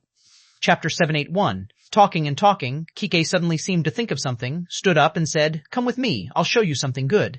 "What good stuff?" Lin Shen asked curiously. "You'll know once you see it. You definitely won't be disappointed," Keke said mysteriously and walked toward a small door beside, unlocking it with a key and entering. Seeing that Lin Shen hadn't followed him, Keke waved at him from inside the door. Lin Shen hesitated for a moment, then stood up and followed. After Lin Shen entered, Keke locked the small door from the inside, which startled Lin Shen. "Don't worry, there's no one else here. The thing I'm going to show you will definitely surprise you and be extremely beneficial to you," the young man said as he opened another small door, leading Lin Shen through several more before arriving at a tiny room. Lin Shen was somewhat worried. This Keke couldn't be someone from the demon tribe trying to trap him. But then he thought it unlikely. How could the demon tribe have predicted he would come out for a walk and set a trap here in advance? Glancing at the small cabin, Lin Shen suddenly widened his eyes. This is, Lin Shen stuttered as he pointed at the object in front of him. Yes, this is the celestial race's divine statue. The real deal. The one outside is a fake, Keke said with a smile. Lin Shen was dumbfounded. He could never have imagined that a randomly encountered staff member would show him this. Before him was also a statue of a praying angel, but this statue looked very worn. Its surface had turned gray, with many mottled and flaked-off spots. Lin Shen found it hard to believe that this was a real divine statue because divine statues are transformed from the immortal life base of the immortals and, even without spirituality, they shouldn't be so easily damaged. You brought me here to see this. Won't it affect you? Lin Shen asked Keke. I'm just showing you. As long as you don't tell anyone, nobody else will know. Even if you do tell, I won't admit it, Keke replied, smiling. Why would you take the risk to show me this? Lin Shen still found it hard to imagine. No normal person would do such a thing. We are friends, aren't we? Keke, pointing at the divine statue, said, those people from the delegation probably can't tell the real from the fake. You just need to remember a few key parts of the real divine statue, and when you return, you'll be able to identify the fake one in front of them. Then they'll naturally start respecting you as the team leader. When did we become friends? Lin Shen stared at Keke, full of question marks. If what Keke said was true, then this person was also too naive. Naive to the extent that Lin Shen could hardly believe his words were true. Lin Shen suddenly thought that Keke was no ordinary staff member. In the movie he watched before, Keke was the male protagonist, likely someone of stature, at least a celebrity or something. In this era, becoming a celebrity isn't just about looking good and acting, it necessarily also involves having great ability. In the interstellar age, nobody worships the weak. Keke didn't pay attention to Lin Shen's thoughts, pointing at the divine statue and said, the place where the divine statue was found was a closed space, but there was a strongly corrosive liquid in that space, which has eroded it over who knows how many years, even corroding the surface of the immortal life base, a detail unknown to outsiders. If you talk about this, they won't acknowledge it. What you really need to pay attention to is those few areas. Explore new worlds at free web novel. Keke spoke more and more genuinely, and Lin Shen began to feel that there was reason in what he said. Maybe this really was the real divine statue. After Keke finished speaking, he asked Lin Shen, did you get all that? Don't mess it up when you talk later. Could you repeat that? Lin Shen, feeling a bit embarrassed, took out a notebook, planning to jot down the content. Keke had said so much, and he had only retained a gist of it. Normal people can't remember so much. Seeing this, Keke's expression softened a bit, and he softly said, don't rush, I'll tell you carefully, take your time to jot it down. Sorry to trouble you, Lin Shen said, somewhat sheepishly. It's nothing, we are friends after all, Keke said with a smile. Lin Shen, hearing this, felt the phrase seemed somewhat familiar, but he couldn't recall where he had heard it before. Keke had already started explaining in detail, so Lin Shen had to jot it down first. Keke explained very thoroughly, letting Lin Shen note down each sentence as if he was afraid Lin Shen wouldn't remember. Lin Shen carefully recorded the differences and how to distinguish between the real and fake divine statues as explained by Keke, making everything crystal clear. Why the real was real and why the fake was fake, everything was so clearly stated that Lin Shen had to believe this was indeed the real divine statue. After Keke finished, he checked Lin Shen's notes to make sure they were accurate before returning them to Lin Shen. It's good you've noted it down. If those people can't figure it out, then it's your turn to step in. Keke thought for a moment and added, don't tell anyone you've seen me. It would do you more harm than good. I understand. Thank you. Lin Shen now truly believed that nearly all that Keke said had been true. We are friends after all. Helping each other is only right, Keke said sincerely, causing Lin Shen to feel a slight touch of emotion. Time is almost up. They are probably finishing up their evaluation soon. You better head back. Don't miss your chance, Keke said to Lin Shen. Lin Shen agreed and took his leave. On the way back, Lin Shen suddenly recalled why Keke's words sounded familiar. We are friends. Doesn't Tian Shen often say that? No wonder it sounded so familiar. The manner and tone of the two are somewhat similar, just the words are slightly different. Lin Shen suddenly felt that Keke's words might not be as sincere as he thought. A friend in Tian Shen's mouth is not so easy to be, and this Keke gave him a vibe similar to Tian Shen, which made Lin Shen frown slightly. When Lin Shen returned to the hall, Chiju and several appraisal experts had already begun evaluating the divine statue nearby. The protective cover outside the divine statue had been removed, but the staff from the demon tribe still did not allow them to touch the divine statue, let alone take anything from it for appraisal. No one took notice of Lin Shen's return. Lin Shen just observed from the side, comparing the details Keke mentioned. The more he looked, the more he felt it was indeed a fake. Though he was somewhat incredulous, the facts seemed to be proving that everything Keke had said was true. Chapter 782 followed the team leader's decision. Chiju, accompanied by a few appraisers, studied the celestial divine statue on the side, But unfortunately, the information they knew about the celestial divine statue was all based on past records and visual materials. No one knew what the celestial divine statue had gone through after its disappearance, nor what kind of changes had occurred. After several hours of appraisal, they still hadn't found any flaws, but the appraisers dared not confirm the authenticity of the celestial divine statue. Blue Eye Master, what is the conclusion? As the appraisal time given by the Demon tribe was running short and the appraisers were still unable to reach a conclusion, Chiju had to ask one of the elders. The elder, known as the Blue Eye Master, respectfully said to Chiju, Lord Zhu, I have used pupil skill to examine the structure, material, and age of the statue, and all these aspects closely match those of a genuine celestial divine statue. Another appraiser added, I have checked the contours and the charm of the statue's lines, and I also found no issues. Based on the reference materials, some traces on the statue are also consistent with it. The appraisers discussed back and forth, seemingly able to confirm that this statue was indeed the true celestial divine statue. So, you are saying that this celestial divine statue is genuine? Chiju asked. That cannot be said conclusively since none of us have seen the real celestial divine statue. We can only be certain that this statue's parameters are very similar to those of the celestial divine statue, but Blue Eye Master hesitated. But what? Chiju frowned. However, there appears to be an additional damage on the left eyebrow of this statue, a mark we have found in no document or resource. Neither does it appear in any existing images of the celestial divine statue, Blue Eye Master explained. The celestial divine statue has been missing for such a long time. It is not strange that it has sustained some damage, Shiju thoughtfully said. The key issue is that the age of this damage is also very old. It is not a recent injury, and we cannot determine the specific age of the wound, nor confirm whether it occurred before or after the loss. There are a few similar smaller marks on the statue that are also undetermined, Blue Eye Master quietly said to Chiju. Chiju understood the Blue Eye Master's point, meaning that there were still some doubts about the authenticity of this stone statue. With such an important item, any doubt meant that no one would dare to affirm its authenticity, as no one could bear the cost of a misjudgment. After all, for the celestial race to reclaim the celestial divine statue, they would have to pay a huge price. If they were to take back a fake celestial divine statue, not only would the loss be severe, but the entire celestial race would become a laughingstock. After asking Blue Eye Master some more questions and pondering for a moment, Chiju approached Lin Shen. Leader Lin, the appraisal results are out. We need you to confirm them again, Chiju said. I don't know how to appraise. You all can make the decision, Lin Shen replied. You are the person in charge, so only you can make the decision, especially since it affects our upcoming negotiations with the Demon tribe. If it is confirmed to be genuine, the negotiations will proceed with the goal of reclaiming the celestial divine statue. This is a matter of great importance. You must personally confirm, Chiju insisted. Continue reading on Free Web Novel. What are the appraisal results? Lin Shen knew he was the scapegoat put forward by the Celestial Court. Now that they were asking Lin Shen to decide, the intention was clear. If a fake were reclaimed, Lin Shen, as the person in charge, would bear the main responsibility. Chiju had Blue Eye Master and the others present the appraisal results to Lin Shen, who carefully reviewed them upon receiving the report. The appraisal results for almost all categories matched those of a genuine celestial divine statue. However, the final item noted that there were several damages not found in any resources or literature, tagged as likely incurred during the period of its disappearance. Since there are doubts, it means there is a problem with the statue. I think we should just drop the matter, Lin Shen decisively said. He wasn't resolute just because Keke said the divine statue was a fake. Without bringing back the divine statue, he would not be blamed heavily, but bringing back a fake one would be a major mistake. Even without Keke's matter, with such a slight and dispensable doubt, Lin Shen was unwilling to take the risk, even if it meant facing a minor punishment upon return, which was still better than making a major mistake. To do nothing is to make no mistakes. To do much is to make many mistakes, realized Lin Shen, applying the wisdom of his ancestors.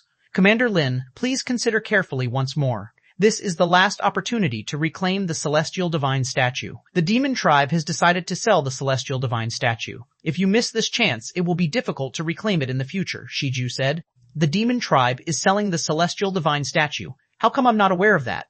Lin Shen frowned slightly. Whether you know or not, it's what it is. Commander, please make a decision, said Shiju with an expressionless face. Lin Shen thought to himself, those bastards from the Celestial Court really want to hang me out to dry. They didn't inform me in advance about such an important matter. Who are they selling it to? Besides my celestial race, who else can afford to pay such a high price for the celestial divine statue? Lin Shen asked pensively. Tianjuyu, Shiju named the individual. Lin Shen was taken aback upon hearing this. He certainly knew of Tianjuyu. In fact, it was difficult not to know of this person if one was involved with the celestial race.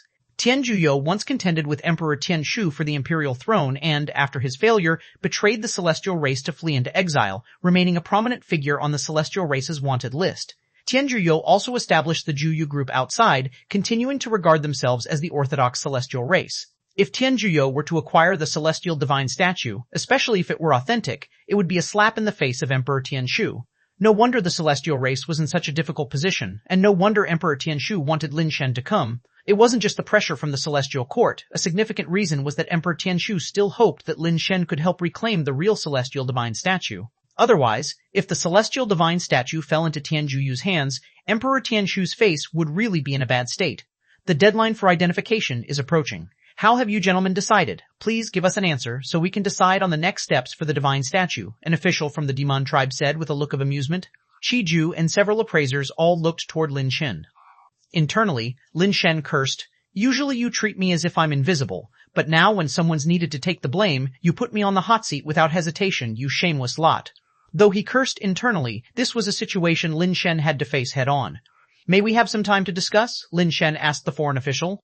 "The celestial divine statue will be publicly sold by tomorrow noon. We hope you can give us an answer now, as there's plenty of preparation work to be done," said the foreign official. "Give us some time to further discuss then. Please proceed." Lin Shen returned to where Qiju and the others were and asked Qiju, Deputy Commander Zhu, "What's your opinion? Should we reclaim the celestial divine statue?"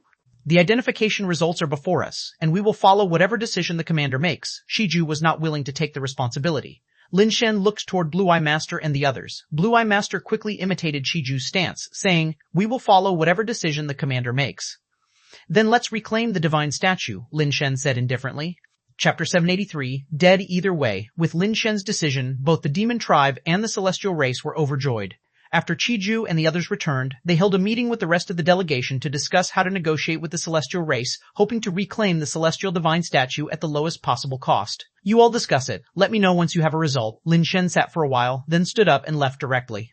Qiju and the others had no intention of keeping him, and continued to discuss tomorrow's negotiation strategy. Grand Marshal's banquet hall on Demon Star. The man seated in the place of honor was a demon tribesman with a lean physique, a long face, a hawk-like nose, and his gaze was inscrutable.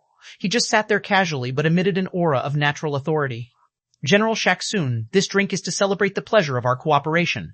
The guest of honor was surprisingly an elderly member of the celestial race. This elderly celestial, however, was corpulent. Although his feathers were almost entirely gray, his face was flushed and his gray hair was combed to a gloss, giving off the appearance of somebody wealthy. However, General Shaksun didn't raise his glass. He simply said indifferently, "The deal with the celestial race's delegation isn't completed yet. Celebrating now is premature. Tianzhuyu, you should focus on handling your affairs well and avoid mistakes." Tianzhuyu set down his cup without anger and still smiled. "General, rest assured, my spies in the celestial race's delegation have already sent word. They are preparing to reclaim the celestial divine statue with all their might, with the bottom line being ceding 7 base mutation planets to us, including U-Star and Blazing Star. During tomorrow's negotiations, General, please show no mercy." Experience new tales on free web novel. General Shaksun finally showed a hint of a smile. "That would be best." "General, once the deed is done, that genuine celestial divine statue," Tianzhuyu asked with caution. "Don't worry, it will be traded to you as agreed. Just have the resources ready," General Shaksun said. "All the resources are prepared. You can send someone to take them at any time," Tianzhuyu said, still smiling. "Good." The smile on Shaksun's face deepened.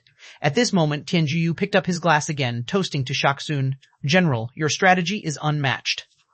Emperor Tianshu, the old fool, has paid such a high price, and yet he can only get a fake celestial divine statue. When he realizes the real celestial divine statue is already in my hands, he will be so angry that it may well kill him." This time General Shaksun didn't refuse, lifted his glass to gesture in Tianzhuyu's direction, took a sip and put it down. "Emperor Tianshu, that fox, is usually very shrewd, but this time sent a human to lead the delegation.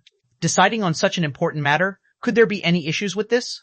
"You are unaware, General, but Emperor Tianshu's disagreement with the Celestial Court has grown increasingly severe," Tianzhuyo said. "He indulges in wanton pleasures, focusing only on his own enjoyment. At least a third of the taxes collected from the celestial race is squandered by him each year, and still he is unsatisfied.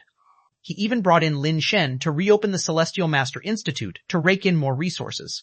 Most from the Celestial Court, including An Yi, have long been dissatisfied with him. Their conflicts are now quite intense, and though Lin Shen is a close confidant of Emperor Tianshu, he doesn't have the status to oversee such a significant matter. The reason he's in that position is entirely because the Celestial Court wants to make him the scapegoat, hoping to strike at Emperor Tianshu.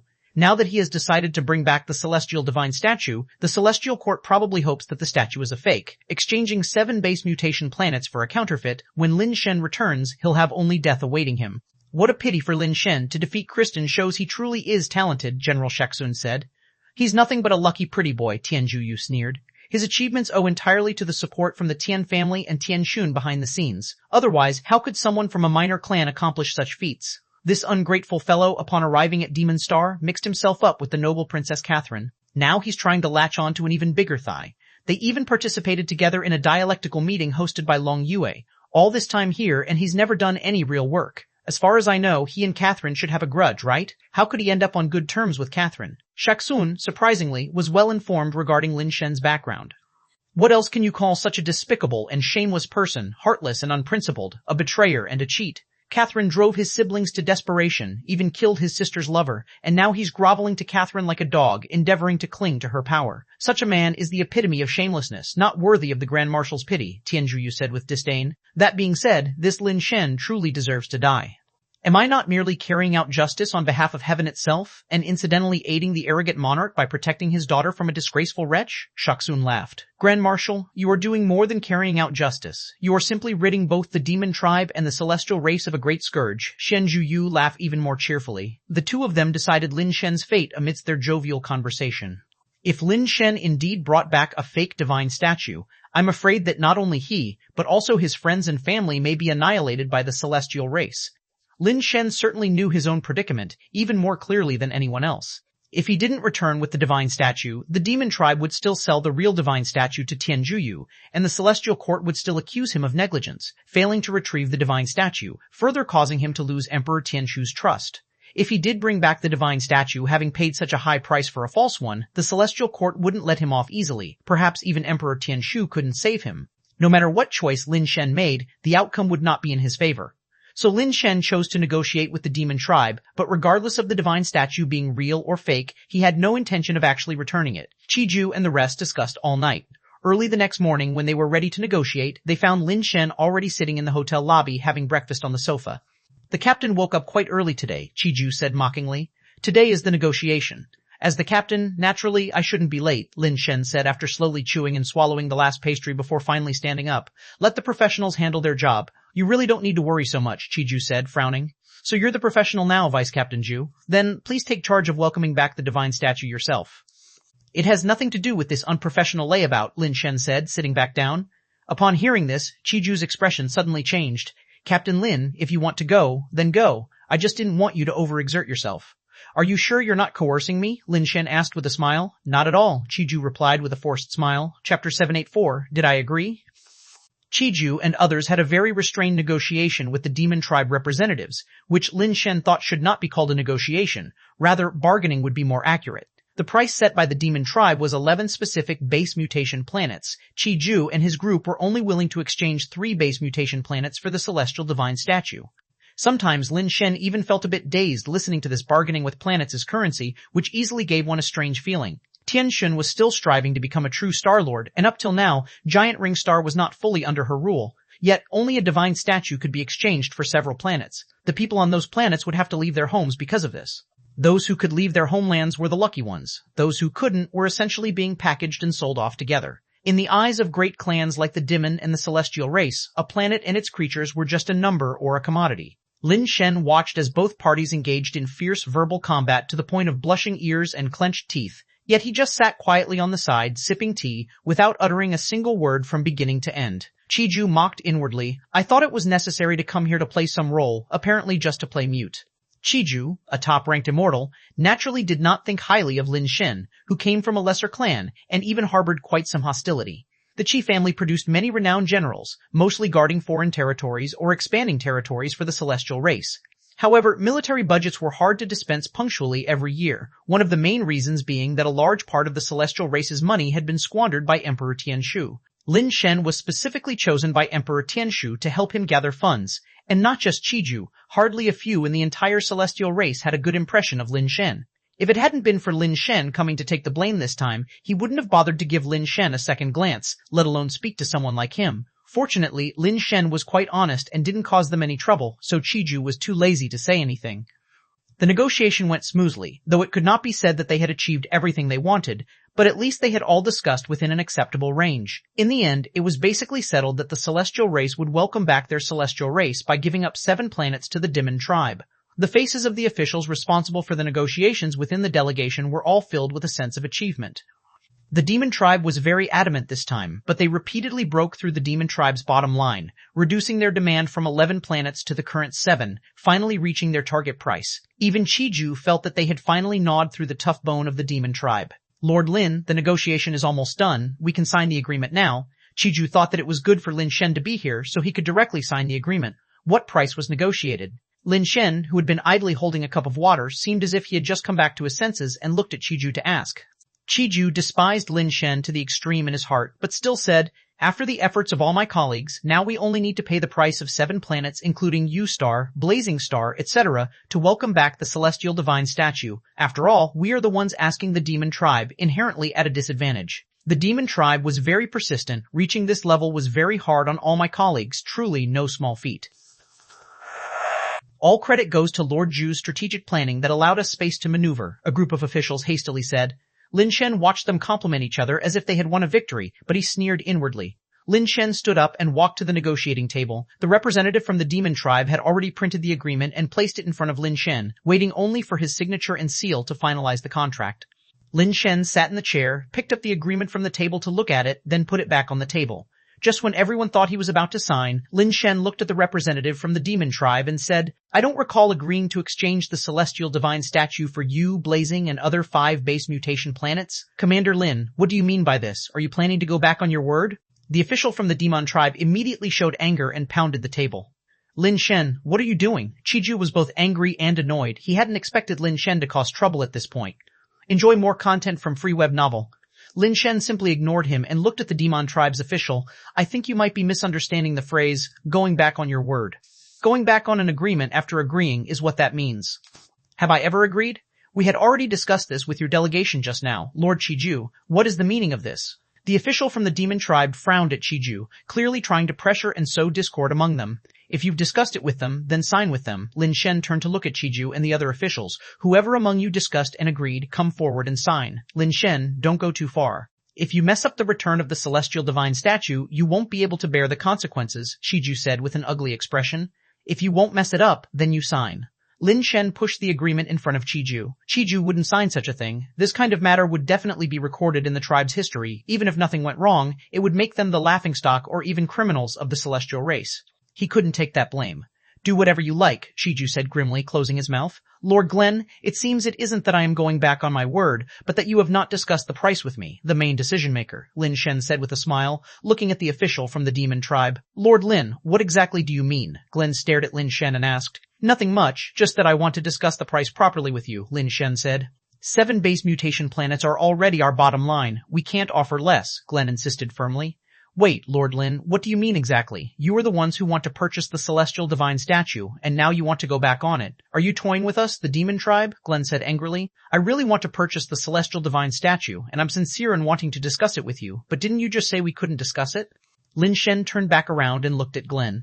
Glenn slightly furrowed his brow. "Lord Lin, 7 base mutation planets are already the bottom line for my tribe, and my authority goes no further. We can't offer less. Since your authority only goes so far, I suggest you contact someone with higher authority and tell them that my bottom line is exchanging the Celestial Divine statue for Hanying, Qianlu, and Yanbo," Lin Shen said.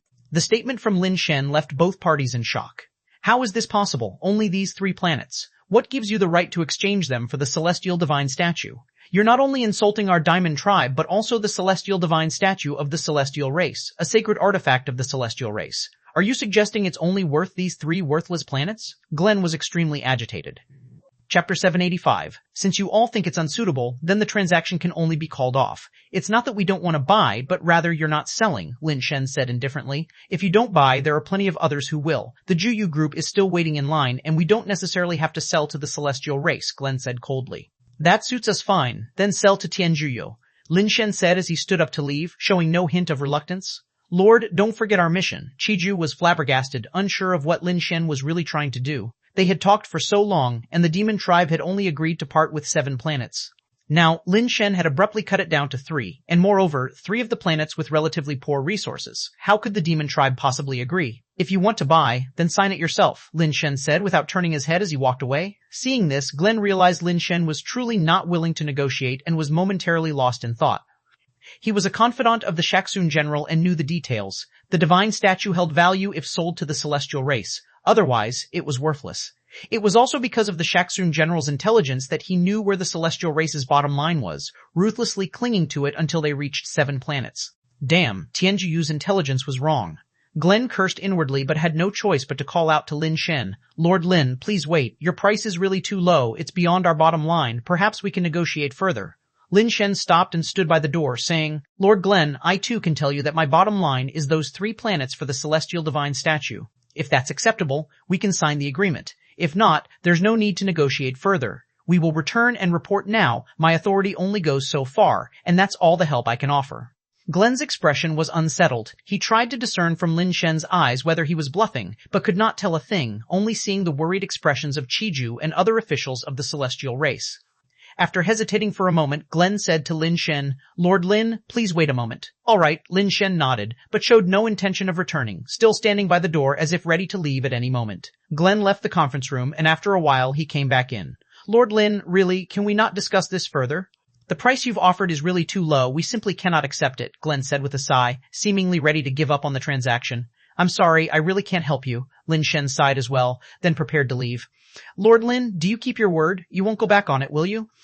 Glenn's words caught Chiju and the other officials of the celestial race off guard. The demon tribe seemed to be agreeing to Lin Shen's outrageous offer. Of course, my word is my bond, Lin Shen said solemnly. Fine, for the friendship between the demon and celestial races, let's agree to your price. May our tribes maintain their friendship. Please, sign here. Glenn brought out a new agreement, laying it on the table. Lin Shen smiled, stunning Chiju and others who quickly approached the table to look at the agreement. As expected, the content had changed to the 3 planets Lin Shen had mentioned.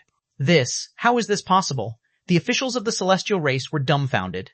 Lin Shen returned, picked up the pen, and prepared to sign. Lord Lin, no, Chiju suddenly reached out to stop Lin Shen. By now, Chiju realized there must be a catch. Otherwise, the demon tribe could not possibly have agreed to Lin Shen's unreasonable offer. Chiju was thankful for Lin Shen's reckless actions. Otherwise, they would have had to give away 7 planets.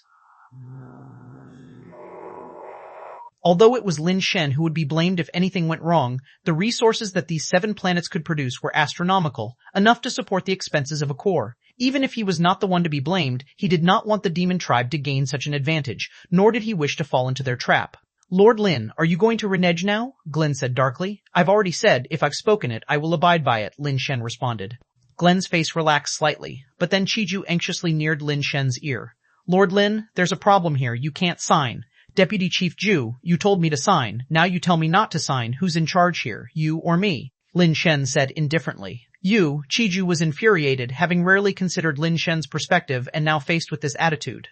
Lin Shen ignored him, signed his name on the agreement, stamped his seal, and finalized the pact. The parties exchanged agreements, signed again, stamped seals, and finalized another pact. Chiju was so agitated that he found Lin Shen absurd. Are you really so eager to die? Chiju felt Lin Shen wouldn't survive once he returned, pitying the 3 planets.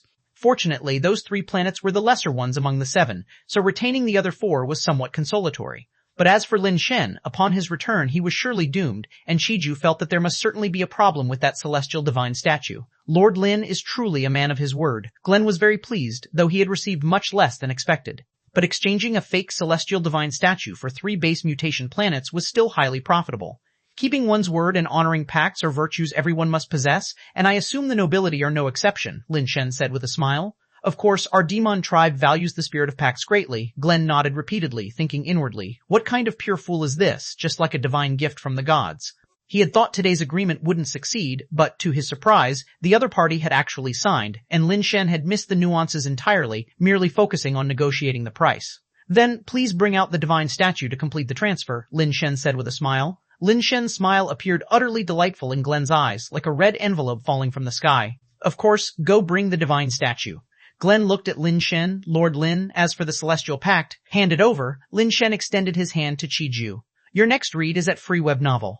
At this point, nothing could be done to stop it, and key to Chiju's uncertainty was not being able to ascertain if there was truly a problem with the divine statue. Thus, he did not dare to take action himself. Since Lin Shen was to take the blame, he might as well throw caution to the wind, handing over the planetary packs for those 3 planets to Lin Shen in frustration. Lin Shen took the planetary packs in his hand and then brought them before Glenn. Glenn reached out to take them, but Lin Shen withdrew his hand, saying lightly, "Cash on delivery." Chapter 786. Chapter, please take it seriously. Of course, Glenn urged someone to fetch the Celestial Divine Statue. Soon, the Celestial Divine Statue, along with its pedestal, was pushed over and placed in front of Lin Shen. "Lord Glenn, is this the Celestial Divine Statue we previously verified?" Lin Shen asked while looking at the statue. "Of course, we of the Diamond Tribe are a race that values honesty and would never engage in deception. Lord Lin, you can have it verified," Glenn confidently stated. This certainly was their previously verified statue, for it was indeed fake, so why would they even bother to switch it? "The statue is transformed from the immortal life base, right?" Lin Shen then asked Glenn. "Exactly, this is indeed an item transformed from the immortal life base of the celestial race. I believe no other race in the world could birth such a life base besides the celestial race," Glenn said with a laugh. Chiju thought for a moment and decided to call the Blue Eye Master to verify it again to see if any problems could be found. Although he also knew it was unlikely that any new issues would be discovered, and the Diamond Tribe would unlikely engage in deception at this time, but what if? Little did he know that Lin Shen would not even give him this chance. As Lin Shen approached the divine statue, he said, "I trust the nobility's integrity. A casual look will suffice. No need for further verification." Chiju's face twisted in annoyance, but Glenn was quite happy, giving Lin Shen a thumbs up. "Lord Lin is a straightforward person. Our Diamond Tribe loves straightforward people. You are forever a friend to our tribe. I also hold great fondness for the Demon Tribe and hope to maintain a lasting friendship with your nobility," Lin Shen stated, standing before the statue. Glenn wanted to say something more, but suddenly saw Lin Shen's expression change. Lin Shen turned sharply, his face stern as he stared at Glenn and demanded, "Lord Glenn, what is the meaning of this? What do you mean?" Glenn was taken aback, not understanding Lin Shen's implication. "This is not the statue we verified before." No sooner had Lin Shen spoken these words than both parties were stunned. "Impossible. This is that celestial divine statue." Glenn hastily examined the statue closely and found no issues. "It's not." Lin Shen maintained a cold face and uttered just 2 words. Seeing Lin Shen so certain, Glenn also began to feel uneasy and hurriedly called someone to verify it. The result quickly confirmed it was indeed the celestial divine statue. "Lord Lin, you aren't thinking of reneging, are you?" Glenn's tone also cooled. "The agreement is completed. It is inexcusable to backtrack now." Lin Shen ignored Glenn, walked up to the statue, and pointing at it asked, "Lord Glenn, the statue is transformed from the immortal's life base, correct?" "Exactly," Glenn answered without hesitation. Although this celestial divine statue was fake, it was indeed transformed from the immortal life base of the celestial race, just not from the first immortal of the race. The first immortal of our celestial race's life base is the Angel of Light. The wings of the Angel of Light, called the Wings of Light, have feathers as fine as rays of light. These feathers are coarse like strands of hair, nothing like the statue we saw that day, Lin Shen said. Life base has made spirituality, eroded by endless years, virtually indistinguishable from fossils. It is normal for the texture to become coarse, Glenn explained. But how do you explain the fact that the fingers of the Angel of Light are so delicate? Lin Shen continued. You should know that the Angel of Light is a warrior angel, a symbol of strength, and, furthermore, a symbol of masculinity. The fingers should be strong and elongated, but these fingers are clearly more delicate, Glenn wanted to explain, but Lin Shen didn't give him the chance to speak and directly pointed out the issues that Keka had mentioned earlier. Chiju and the others were stunned. They hadn't noticed these issues before, or it could be said that their understanding of the divine statue of the celestial race was very limited. Just relying on documents, materials, and those restoration images, it was impossible to perceive such problems. After all, subtle changes in the divine statue after years of erosion were hard to avoid. The reason the demon tribe could identify these issues was because they had both the genuine and fake divine statues in their possession, allowing them to discover these subtle discrepancies after comparison. The divine statue definitely has no problems, Lord Lin. Why didn't you mention these issues earlier? When you previously appraised it, it was this very same divine statue. There's absolutely no mistake. If there's an issue, it's because you didn't appraise it clearly, Glenn said somewhat frantically, his words clearly unconsidered. Lord Glenn, if your demon tribe is going to deceive people and play tricks like switching beams for pillars, you should at least make it believable. Are you treating us like fools by palming off such an item on us? Lin Shen said coldly. Lord Lin, I really don't understand what you're saying. This is clearly the genuine celestial divine statue. How is that treating you like fools? Glenn retorted with a curl of his lip, determined never to admit it, even more so since he hadn't swapped it. This is a transformation of the immortal's life base, isn't it? Lin Shen asked again. Lord Lin, how many times must I tell you? This is a transformation of the immortal's life base, the genuine celestial divine statue, Glenn could certainly affirm. Fine. Lin Shen reached out to grab the divine statue. When his fingers touched it, it crumbled like rotting stone, breaking off into pieces that immediately turned into debris. Is this what you call the immortal-shaped divine statue from the Immortal's life base? Lin Shen threw the debris on the ground and then grabbed at the divine statue again. In his hands, it really was like debris, easily crumbling into pieces. Is this your Diamond Tribe's definition of integrity? Everyone was stupefied, and Glenn's mouth fell open, looking at the divine statue being destroyed by Lin Shen unbelievably, even beginning to doubt whether the statue was really swapped. Lin Shen grew increasingly angry, and with a slap of his hand, the divine statue instantly shattered on the ground. Lord Glenn, if your Diamond Tribe wants to deceive people, could you at least put some effort into it? Are you treating everyone like fools? Lin Shen yelled angrily. Glenn was stupefied, so was Chiju. No one had expected such a thing to happen.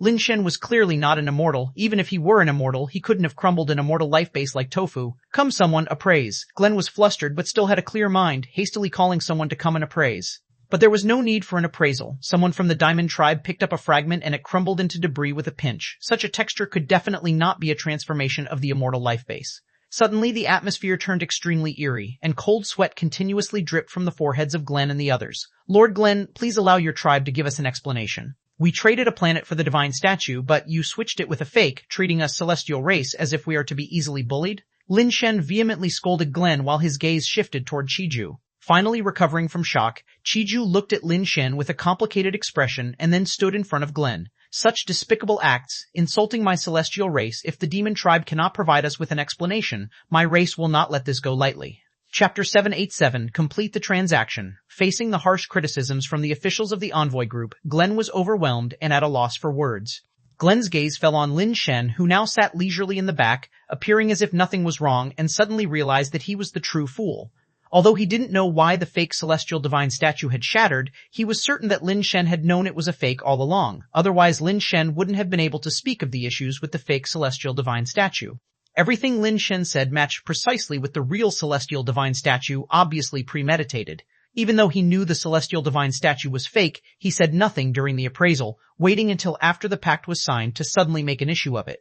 Damn it, Glenn then realized, the reason Lin Shen made a fuss after signing the pact was troubling. If he had stopped Lin Shen earlier and hadn't let him destroy the fake celestial divine statue, there might have been a chance to turn things around. But now that the fake celestial divine statue was destroyed, it was like there was no evidence left. Although both parties could say whatever they wanted, no one would believe such a shoddy thing was the real celestial divine statue.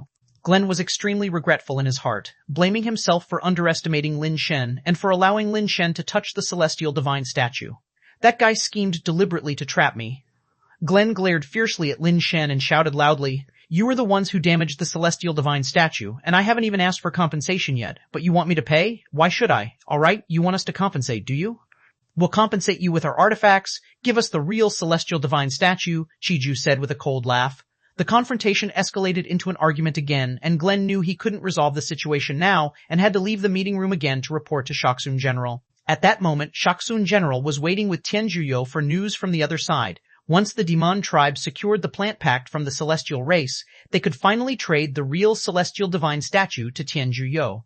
By then, the celestial race, having spent a fortune on a fake celestial divine statue and the legitimate celestial divine statue appearing in Tianjuyu's possession, Emperor Tianchu would lose face and money and immediately become the universe's biggest joke, a subject of lengthy gossip among the races. Lin Shen indeed is a cunning one, negotiating at the last minute and making the celestial race pay 4 planets less. Shaksun General was clearly reluctant and even blaming Tianjuyu, hinting that his intelligence was inaccurate. It's just a bit of cleverness, but in the end it all falls within your calculation, my general. No matter how sly he is, he never expected it to be a fake celestial divine statue, Tianjuyu said. His words were flattering to Shaksun, but they were also reminding Shaksun that it was him who brought out the deceiving celestial divine statue. Without his indistinguishable fake and the celestial race's inability to identify it, the plan would have been difficult to execute. Before Shaksun General could say anything, the communicator suddenly rang, and seeing that it was Glenn calling, Shaksun answered, thinking Glenn had finalized the deal. "General, there's been a problem," Glenn said with a troubled expression. "What's the matter? Did that human kid renounce the deal? Did he not sign?" Shaksun frowned. "No, he signed," Glenn replied. Hearing that there had been a signing, both Shaksun and Tianjuyo let out slight sighs of relief. As long as the pact was signed, that was all that mattered. "He discovered a problem with the celestial divine statue?" Shaksun asked indifferently. Even if the other side had discovered an issue, it was too late, as long as they did not admit to a problem. The celestial race had signed the agreement themselves, leaving no opportunity to retract. Lin Shen said that the statue we brought out isn't the one they authenticated, Glenn said hastily. Did they say it was different? Couldn't you just take out the recording from their last authentication and compare it directly? As long as it's the same statue as the one they last authenticated, even if it's a fake, they would still have to accept it, Ch701 said coldly. We can't compare them. Glenn's face was full of distress. Lin Shen smashed the divine statue into pieces. How preposterous. The celestial race dares to act so brazenly in Demon Tribe's territory. They are courting death, Ch701 shouted angrily. They did not strike, Glenn said stiffly. If they didn't strike, how was the divine statue shattered? Ch701 asked, taken aback. It just broke into pieces like tofu dregs with a casual slap. General, could there be a problem with our divine statue? Did we bring the wrong one? Otherwise, how could it shatter upon touch? Glenn said. Ch701 and Tianjuyu were both stunned. How could it shatter with a casual slap? Although it was a fake, it was transformed from an immortal life base. Except for not being from the first celestial immortal's life base, it actually wasn't much different from the real thing. It wasn't made of tofu, so how could it crumble into tofu dregs upon a touch? Even Lin Shen, a nirvana being, couldn't achieve that, and ordinary immortals would find it hard to do so to that extent. Shattered by a touch? Without using any skills? No use of power of nirvana? Ch701 asked incredulously. No, nothing was used, just a bare-handed slap that shattered it into pieces. When grasped, it crumbled into debris. Our people checked too. The material crumbles on touch. It's definitely not immortal material, Glenn explained. Tianjuyu, what's going on here? Didn't you say that the fake celestial divine statue was also transformed from an ancient celestial immortal life base? How could it shatter upon touch? Ch701 turned to Tianjuyu. It's impossible. It's transmuted from an immortal's life base. It wouldn't even break if a regular immortal struck it with full force, let alone crumble into tofu dregs like he described. Lin Shen must be tricking us. Tianjuyu's expression turned grim, unsure of how to handle the situation. Play a trick for me then. How without any skills or the use of power of nirvana, get a nirvana? Being to turn an immortal life base into debris by simply touching it? Ch701 snorted coldly. General, please be patient. There must be a reason. We need to investigate it thoroughly first, Tianjuyu said. Ch701 ignored him, turning to Glenn. What did Lin Shen say? They insist this is not the celestial divine statue they authenticated that day, and demand we hand over the real one they authenticated, or else, per the agreement, return 3 times the penalty fee, Glenn said and asked. General, what should we do now? What else can we do? Give them the real celestial divine statue and complete the transaction, Ch701 replied. General, that can't be. We have an agreement. The real celestial divine statue was supposed to be sold to me. Tianjuyu exclaimed in shock, quickly getting up to stop him. The celestial divine statue you brought was detected. That's your lack of skill. You lost, so you have to admit defeat, Ch701 said grimly. If you want the celestial divine statue, pay the triple penalty fee first, then we can proceed with the trade. Tianjuyu fell silent at once, the triple fee being equivalent to 9 base mutation planets, plus the resources to purchase the celestial divine statue. Such a massive amount, if he could afford it, he wouldn't have needed to play these tricks. Chapter 788. The spaceship is hijacked Chiju, and the entire delegation felt as if they were dreaming. The demon tribe had actually said they brought the wrong divine statue and then brought in an old, shabby celestial divine statue. After being appraised by the celestial race's appraisers, not only did the statue meet the standards of celestial divine statues, but also all the points mentioned by Lin Shen corresponded one by one. No matter how they looked at it, it seemed real. Enjoy exclusive chapters from free web novel. However, they still didn't dare to be certain and all turned their gazes to Lin Shen. But the people from the Demon tribe were guarding Lin Shen as if guarding against a thief, and simply did not let him touch the statue. Every time Lin Shen got slightly close to the divine statue, he scared Glenn and the others into a cold sweat, hurriedly reaching out to stop him, fearing he would shatter the statue again. This was a real divine statue, and if it were to break again, they couldn't conjure up a third one. No one could bear that responsibility. It seems there are no problems, so let's start the handover, Lin Shen said with a smile as he stepped aside. Glenn let out a long sigh of relief, forcing a smile as he completed the handover with the representatives of the celestial race. It wasn't until the handover was completed and the celestial divine statue was directly transported onto the spaceship that Chiju still felt somewhat surreal. Is this really a celestial divine statue? Chiju couldn't help but ask Lin Shen beside him. It should be real, right? Haven't you all already appraised it? Lin Shiju suddenly didn't know what to say. His eyes carried a hint of resentment. He had previously had a fair amount of trust in Blue Eye Master and his appraisals. But now, if Lin Shen were to say this thing was fake, he really wouldn't dare to believe Blue Eye Master and the others. I think it should be real, Lin Shen said, feeling a bit uncomfortable under Chiju's gaze, and then added, This time we only used 3 planets to exchange for the celestial divine statue. We should consider the mission completed with perfection, right?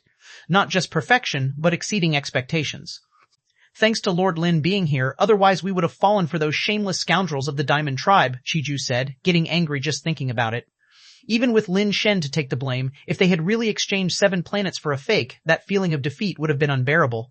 Later, the foreign races wouldn't care whose signature it was, the entire celestial race would become a joke. It's the result of everyone's efforts. Without your reasoned and vigorous arguments, the demon tribe wouldn't have easily given up the real celestial divine statue, Lin Shen said. Chiju's look towards Lin Shen became even more peculiar. This human was actually able to say such things at this time, clearly signaling to them that he wouldn't take all the credit alone, nor would he expose their mistakes. As long as Lin Shen didn't clarify the issue, the higher-ups of the celestial race wouldn't know about the stupid things they did in the negotiations. It was as if a great mistake had turned into merit, and the outcomes upon returning would be vastly different. For a moment, many officials from the delegation had a change of attitude towards Lin Shen, and a majority of the officials felt a sense of gratitude towards him. Their gaze at Lin Shen was no longer the same as before. Dean Lin, I don't know what to say, Chiju said with a look of shame. He had only intended to let Lin Shen take the fall, but he hadn't expected that Lin Shen would not only bring back the real celestial divine statue, but also only paid 3 inferior planets in the process. These methods made even Chiju feel as if he were on a roller coaster, unable to anticipate what would happen next. He found it utterly unfathomable. The other officials in the envoy delegation were half in awe and half grateful towards Lin Shen, daring not to show the slightest disrespect to this near minister by Emperor Tianshu's side. Yet Lin Shen knew his own circumstances well. Had he not fortunately encountered Keke and been taken to see the true divine statue of the celestial, he wouldn't be much stronger than Chiju. Who exactly is this Keke? Lin Shen wondered, harboring some suspicions, yet unable to confirm them. He had also searched online but found no information about this person named Keke, and even checked pictures of some notable and wealthy young people from the Demon tribe on the celestial net, still without finding such a person. Meanwhile, inside the imperial palace on Demon Star, a young eunuch was serving the little emperor of the Demon tribe, Shaksun VII, his meal.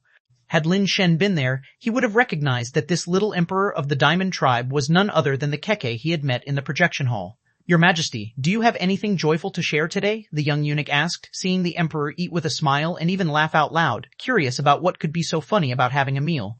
Nothing. I'm just feeling happy, the little emperor replied with a smile, unable to suppress the grin on his face. He was indeed overjoyed, having never felt as happy as he did today since ascending to the throne. After all these years, he finally had his first win, at last putting one over on that person. The alliance between Tianjuyu and that old thief has developed fractures.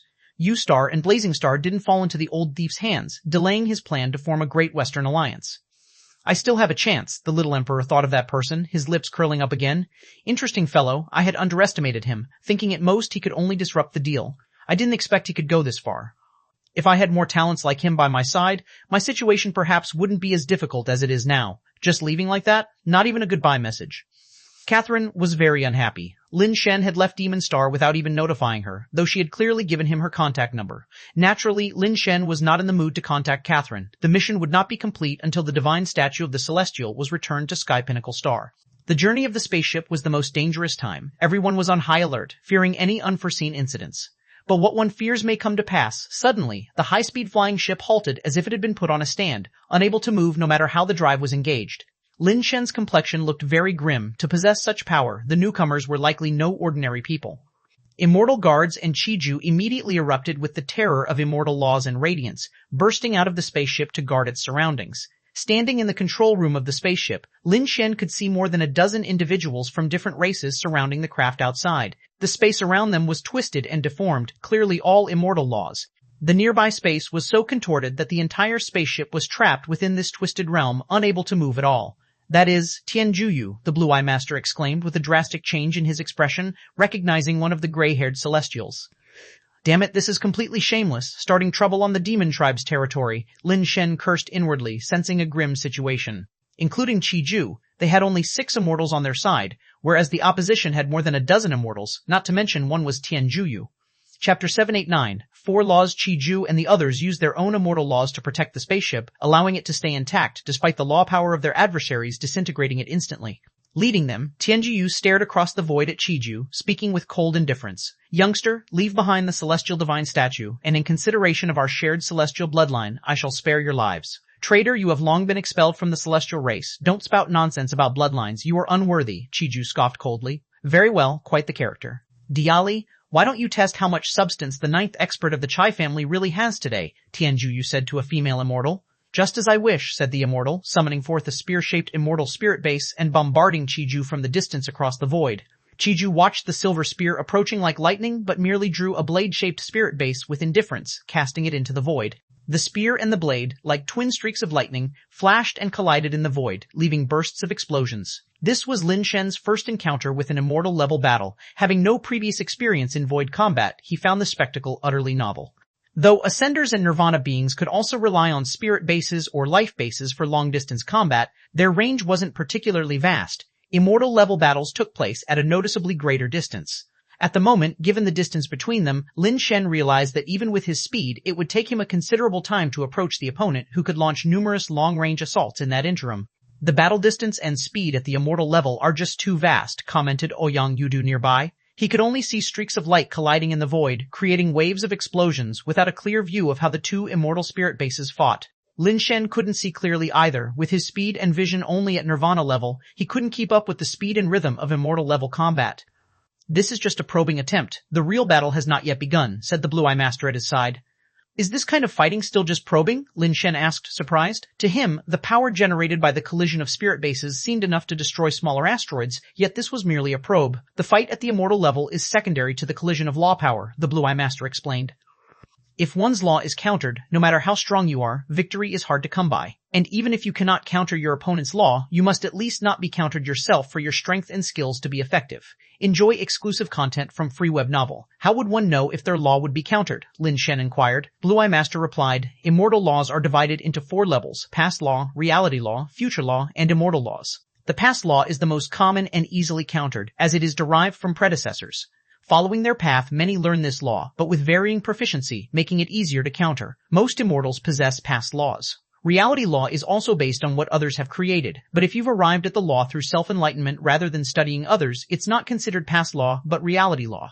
Although a previously known law, the individual approach makes it harder to counter due to variations. Future law is the hardest to counter because you must conceive a new law power never wielded by forebears, unseen and unheard by others. Countering it becomes doubly difficult. Past, reality, and future laws are validated by cosmic rules. If someone discovers a future law, they gain cosmic acknowledgement and the right to name it. Any others who comprehend this law later, regardless of whether it is past or reality law, will refer to it by that chosen name. Take for instance Heim's law, named so because the immortal Heim was the first to comprehend and name it. Whomever learns or understands Heim's law afterward, the name remains unchanged. Those who conceive future laws often wield them more powerfully, seemingly harder to surpass, perhaps due to talent or maybe a cosmic boon for those who grasp future laws. And immortal laws? Lin Shen had researched this as well. Past law is the easiest to comprehend, followed by reality law, with future law being the toughest. This is because, at this stage in history, various laws have already been discovered, and conceiving an entirely new law has become exceedingly difficult. This was like naming a game character. When the server is new with few players, any name would be unique, but finding a unique name becomes daunting when billions enter the game. Of course, comprehending laws differs from naming. Names can be arbitrary, but laws must follow principles and cannot simply be invented. Immortal laws are exceedingly challenging. They are the invincible laws. Each one is an unalterable, non-reversible, and unchangeable cosmic edict. Even in the face of cosmic destruction, immortal laws stand unshaken. None can counter immortal laws, not even another immortal law. One immortal law can only exist in one individual. As long as that person lives, no other can comprehend the same immortal law. Immortal, they meet not. Should they meet, calamity falls upon the world. In the current cosmos, there are but a few known to possess immortal laws. Our celestial court's Dean An Yi is a bearer of such laws, an invincible entity within the universe. The Blue Eye Master spoke of An Yi with evident pride. What immortal law does Dean An possess? Lin Shen asked curiously. The word is, it's some kind of space law, but the specifics are unknown, said the Blue Eye Master, shaking his head. The blade-shaped spirit base, locked in contention with it, suddenly seemed to malfunction, flailing aimlessly and failing to continue parrying the silver spear. The silver spear passed the blade-shaped spirit base straight, slicing through the void like lightning with a 100-meter-long silver trail, aiming to pierce right through Chiju's body. Chapter 790, Heaven Country Forbidden Zone. Chiju snorted coldly, and with a punch he shattered the brightness of the silver spear and even blasted the silver spear itself into pieces, which burst into the void in all directions. Chiju truly deserves to be the 9th strongest member of the Chi family. The strength of that punch was so powerful, Lin Shen exclaimed in admiration. Due to their previous interactions, Lin Shen had a slight illusion that Chiju seemed unremarkable, but after seeing that punch he had to admit that the man was indeed an immortal, far stronger than the immortal from the Ultra Burn tribe. It's not just about having strong strength. That spear's spirit base itself possessed an immortal law of the space displacement type, which is why it caused disruptions in Lord Chi's spirit base. Without overcoming that kind of law, even with immense strength, Lord Chi wouldn't have been able to hit it. Therefore, it was Lord Chi's law power that overcame its law, followed by the explosive display of strength, explained the Blue-Eye Master. That makes sense, Lin Shen nodded repeatedly, wondering what kind of law he would comprehend if he were to ascend to immortality. Ideally, one would comprehend the immortal laws. But immortal laws are extremely rare, and the immortal laws already possessed by predecessors couldn't be comprehended, which made it exceedingly difficult. What law does Lord Chi have? Lin Shen pondered and then asked. The law is an immortal's biggest secret. Nobody would easily leak their own law. Lord Chi rarely makes a move, and few know what his law is. The Blue-Eye Master thought for a moment and then added, given that he can counter laws like spatial dislocation, it's likely he possesses a similar space series law. Diali's spirit base was destroyed, but she wasn't the least bit upset. Instead, she said with a grinning smile, so you're of the space series law. So what if I am? What if I'm not? Chiju replied coldly. Since you're of the space series law, then you must have heard of this, said Diali, and she suddenly summoned her own life base. It was an hourglass, all in gold. Its exterior glass funnel resembled gold crystal, and the particles inside were like golden sand. Golden hourglass, her life base is actually the golden hourglass. That means her immortal law must be spatial stasis, the Blue-Eye Master said in shock. Is the spatial stasis law very powerful? Lin Shen curiously looked at the golden hourglass and asked. While the past law is the easiest to overcome, the abilities of each law are unique, and it's not the case that the past law is necessarily weaker than the reality law and future law. Laws like spatial stasis, even as a past law, have incredibly practical effects. Even if one possesses the future law, it would be difficult to surpass it, said the Blue-Eye Master with a grim expression. Spatial stasis is an attribute that, no matter how many people learn it, can always have unmatched effects. It just depends on the depth of her practice. It is said that a strong practitioner of spatial stasis can make a star system enter a state of stasis, maintaining it for a long time. I do not know the extent to which this Diali's spatial stasis could reach. As if to confirm the words of the Blue-Eye Master, as soon as the golden hourglass appeared, everything around seemed to come to a standstill, including the pieces of the silver spear that were scattering into the void, now frozen in space, looking eerily still, as if time itself had stopped.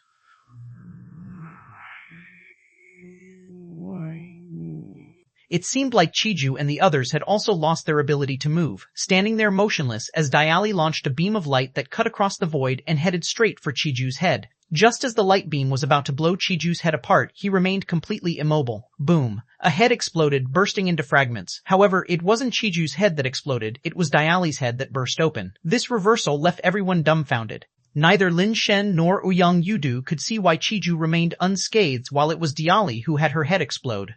Ah, Lord Chi's law is actually the mirror space. Haha, now we no longer need to worry, laughed the Blue-Eye Master. It's not about reflecting it back, it's like a mirror. I can't explain it clearly. In any case, it's a very strong and difficult to comprehend law. Historically, the number of immortals who have comprehended the mirror space law can be counted on one hand. The mirror space law isn't afraid of groups of Ouyangs, and it doesn't matter how many immortals they have, their own strength will only cause them harm. Clearly, the Blue-Eye Master's understanding of mirror space was limited. He only knew that it could reflect damage. Indeed, a person ranked 9th in the Chi family has already become a wielder of the mirror space law.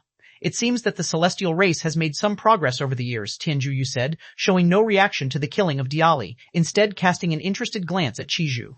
Tianjuyo, if you don't get out of the way, I will have to remove you, the traitor, for the sake of the celestial race, Shiju said as he stretched forth his hand and grabbed the fleeing golden hourglass, sucking it into his palm and forcibly subduing it. His mirror space law was already incomparably powerful. Now, with the help of the spatial stasis ability from the golden hourglass, it was like adding wings to a tiger. The people from the celestial race were greatly encouraged.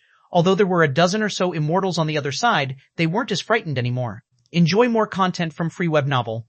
It seems I've been away from the celestial race for too long. Even a junior like you dares to talk big in front of me, Tianjuyu said with a smile. Very well, today I'll let you juniors open your eyes and see what a true powerhouse who once dominated both An Yi and the bastards of Tianshu looks like.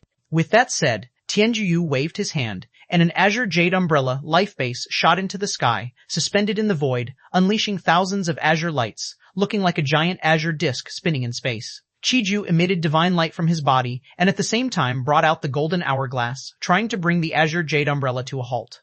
But as soon as the golden hourglass was brought out, it was illuminated by the azure light, instantly turning azure and losing its effect, floating aimlessly in the void like space junk. Chiju and the others were also colored by the azure light. Their radiance disappeared in an instant. Their carapace dyed azure, becoming like jade statues floating erratically, lost balance in the void. What on earth is that? Lin Shen was greatly shocked in his heart. Such a formidable Chiju was so easily taken down by Tianjuyu, and even the other immortals perished along with him. It was terrifying. The Blue-Eye Master trembled, his face completely drained of color. Palely said, "It's all over, it's all over. Tianjuyu's law is actually the Immortal Heaven Country Forbidden Zone law. We're done for." Chapter 791. "Tianjuyu, what is the function of the Heaven Country Forbidden Zone?" Lin Shen hurriedly asked. The radiance emitted from the azure jade umbrella turned everyone and everything into jade, but that was merely the power of strength and skill, not the power of law. Lin Shen had no idea what the law power of Tianjuyu was. The law of the Heaven Country Forbidden Zone is the power of forbidding laws. Within the Forbidden Zone, all laws become ineffective, unless they are immortal laws, said the Blue-Eye Master with a grimace. The Heaven Country Forbidden Zone was once an invincible law comprehended by an emperor of our celestial race, but it has been lost for countless eons within the celestial race, long becoming a legend. I never thought that traitor Tianjuyu would possess the law of the Heaven Country Forbidden Zone. That's not right. You said immortal laws are absolutely invincible, so the Heaven Country Forbidden Zone should be able to prohibit all laws. That should be an ironclad rule. If other immortal laws could be spared, then wouldn't that mean the ironclad rule of immortal laws has been broken?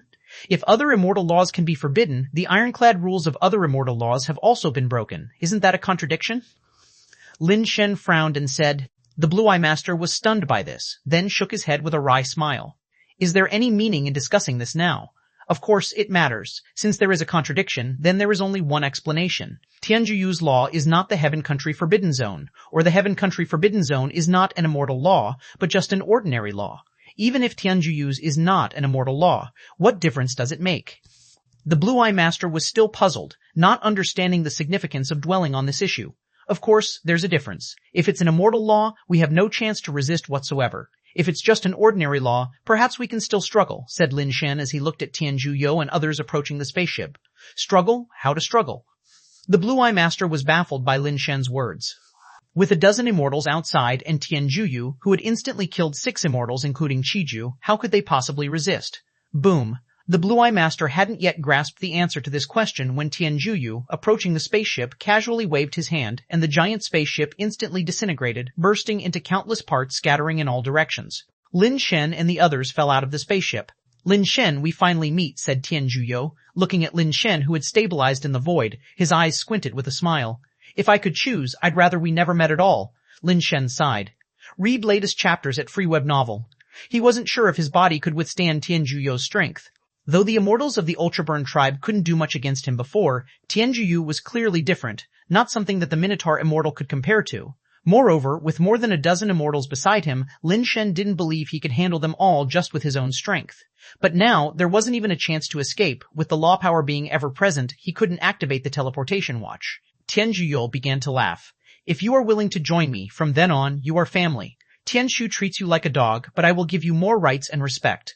If you are willing, I can even take you in as an adopted son. Following me means opportunities to inherit everything from the Jiu group. Lin Shen was not Xiao Yu, otherwise he would have already slid over and called him fathers. It wasn't because he didn't want to, but because he couldn't swallow his pride. Pride before the fall described people like Lin Shen perfectly. How many adopted sons do you have? Inquired Lin Shen. Not many. If you are willing, you could become my 13th son, Tianjuyu responded, not in a hurry to act. Although Lin Shen had disrupted his plans, Tianjuyu still found Lin Shen to be useful, and if he could persuade him to join, spending more time was worthwhile. Of course, this was not just because of Lin Shen's performance in the demon tribe, but also due to Lin Shen's status as Dean of the Celestial Master Institute and close minister of Emperor Tianshu.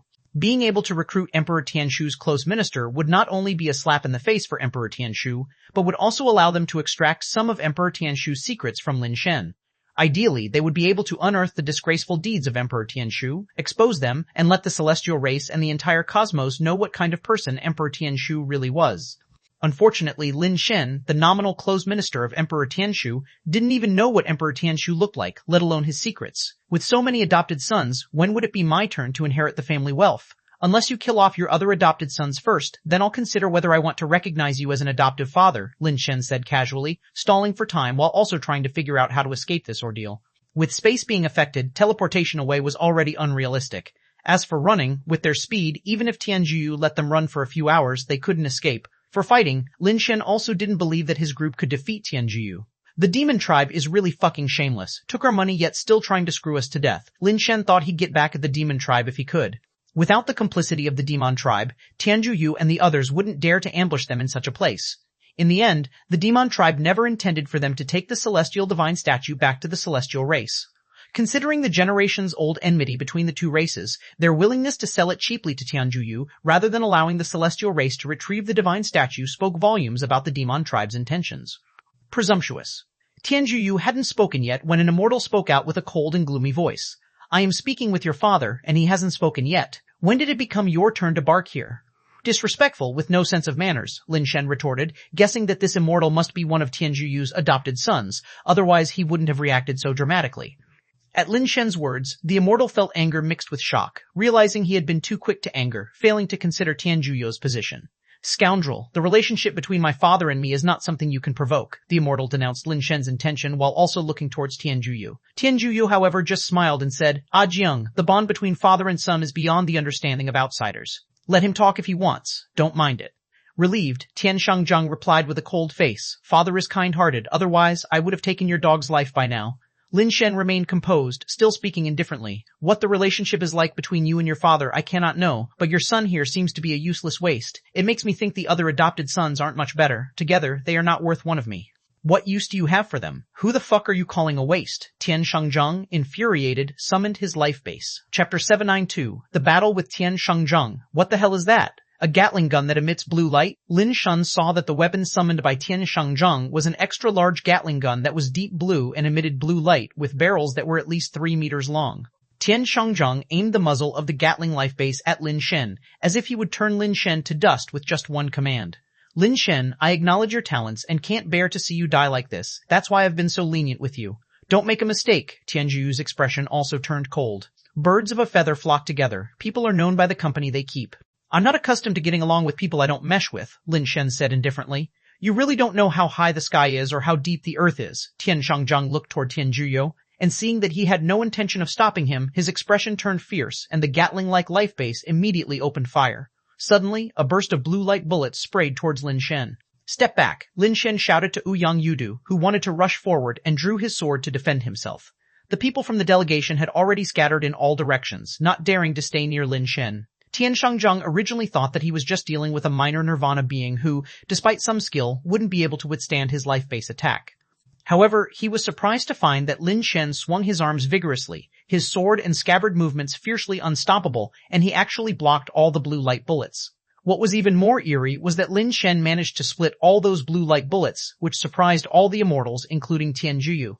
Although Tian Shangzheng hadn't used the immortal laws, the strength of an immortal and the power of nirvana were surely not something a nirvana being could block. Moreover, to be adopted by Tianjuyu as his son, Tian Shangzheng must have had extraordinary abilities, not comparable to an ordinary immortal. Although Lin Shen was forced to retreat repeatedly, he managed to block all the attacks from the Gatling-like life base, which indeed surprised everyone. No wonder you are so proud. You do have some real skill. Tianjuyu nodded slightly. Tian Shangzheng's expression turned sour upon seeing this, and he immediately intensified his attack. Blue light bullets poured out in an instant, like a blue meteor shower raining down incessantly on Lin Shen. Lin Shen's blood life blade skill unfolded, forming an impenetrable defense, and forcefully blocked all the light bullets, though his body kept being shaken back. His strength was far inferior to that of Tian Shangzheng, and he could feel that Tian Shangzheng's abilities were not comparable to those of the Minotaur Immortal of the Ultra Burn tribe. Ouyang Yudu was always behind Lin Shen, retreating together with him as he held the Jade Bone Demon umbrella, which was anxious to move. Don't rush. Lin Shen seemed to sense something and said to Ouyang Yudu without turning back. Ouyang Yudu then suppressed the throbbing of the Jade Bone Demon umbrella and continued to wait for an opportunity. No wonder Lin Shen is so rampant. Such a blade technique indeed has the capital to be arrogant. Tianjuyu's fourth adopted son, Tian Buhuan, said. Lao Shi's frenzied wall-breaker life base has extremely strong breaking abilities, and its attack speed and endurance are extraordinary. Without using laws, it is not easy for a typical immortal to continuously block his attacks, yet a nirvana. Being like Lin Shen has been able to resist for so long, which is quite remarkable, Tianjuyu said with a nod. He has not yet used the carapace, Tian Buhuan commented. This kid is indeed somewhat extraordinary, another immortal added, but it's a pity he is too arrogant, and I fear he will be difficult for you, Lord, to utilize. As long as the right method is used, taming a wild horse is not difficult, Tianjuyu said. Everyone listened, and it seemed he still wanted to tame Lin Shen. Tian Shangzheng, who had been battling for a long time, was out of patience and directly used law power. Lin Shen immediately felt a terrifying pressure descend upon him. At the same time, he saw light bullets ejected from the opponent's life base, turning from a meteor shower into a galaxy torrent, swelling in size by several times. The number, speed, and power had all greatly increased. In the midst of such a terrifying torrent, even Lin Shen's impeccable blade technique couldn't prevent some light bullets from breaking through his defenses and striking his body. Boom. For a moment, light explosions continued one after another, leaving a series of blasts in the void, with no clue as to where Lin Shen had been blasted off to. What a pity, such a talent, yet he insists on being a lapdog to that Tianshu scoundrel. If he could abandon the darkness and come to the light, he would certainly achieve great things in the future, Tianzhuyu lamented. There are as many talents in the universe as there are stars in the sky. People who are stubbornly ignorant like him are not worth mourning if they die. Tian Shangzheng stopped his attack. Believing that Lin Shen must be dead, he said indifferently. Tian Shangzheng was about to say something more when he heard Tianzhuyu let out a light gasp. His heart thumped, and he turned his head to look into the distant void. Where the light explosions had dissipated, a figure stood in the void, wearing a white armor with black patterns that looked very strange. And behind him, Ouyang Yudu was still propping up the Jade Bone Demon umbrella. Without a doubt, it was Lin Shen. He's actually not dead. Tian Shangzheng could hardly believe it. Inside his heavenly array law, he could enhance all effects by 10 times the usual number, speed, and power of the light bullets. Not many among the immortals could withstand such an attack, yet Lin Shen had not been killed. It truly surprised him. Tianzhuyu also looked at Lin Shen with some skepticism. He knew how formidable Tian Shangzheng's heavenly array law was. The reason he had adopted Tian Shangzheng as his son was mostly because of the unparalleled combat ability of this heavenly array law, giving Tian Shangzheng his name, symbolizing his matchless bravery as an unbeatable commander. That Lin Shen, a nirvana being, had managed to survive within the heavenly array law was somewhat unbelievable. Lin Shen had merged with the Contrarian, donning the armor that the Contrarian had transformed into, holding a blade and scabbard in each hand and radiating a bizarre glow. Enjoy new stories from Free Web Novel. With all skills fully activated, and the dual skill enhancement from the Contrarian, coupled with the Contrarian's power of Nirvana and the Light of Fate reversal, Lin Shen's combat ability climbed further. The reason he was merging with the Contrarian now was not just to block Tian Shangzheng's attack. In fact, even without merging with the Contrarian, Tian Shangzheng's attacks would not kill him. Is this all you've got? Lin Shen looked at Tian Shangzheng coldly and said scornfully. Tian Shangzheng flew into a rage. He reached for the frenzied wall breaker, and again, a horrifying strength erupted. Under the boost of the heavenly array law, beams of red light also transmitted into the frenzied wall breaker from Tian Shangzheng's body, adding a diabolical red gleam to the originally ascending blue beam of the weapon.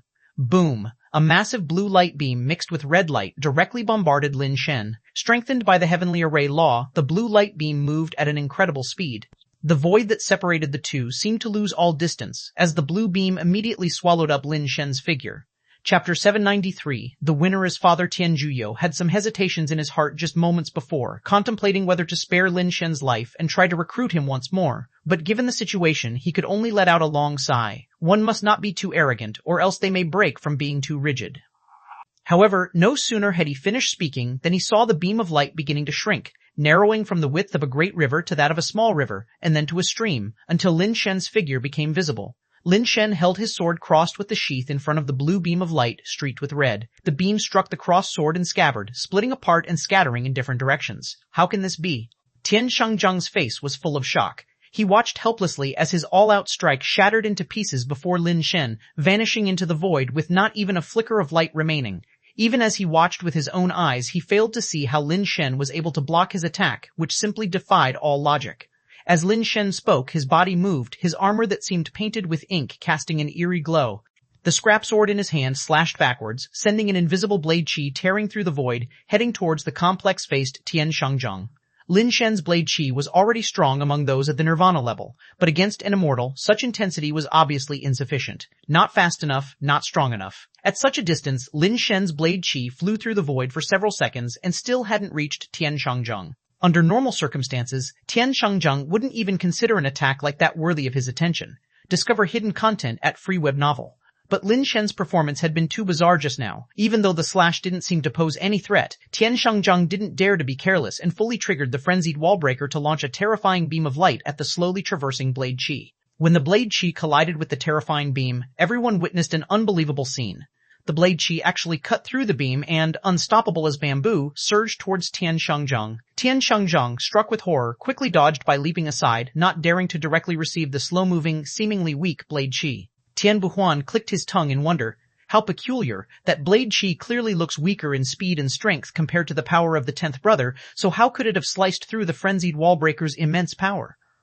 This child is indeed extraordinary. Tian Zhuhu's gaze was complex as he suddenly addressed the uncertain Tian Shengzheng. Old Ten stepped back.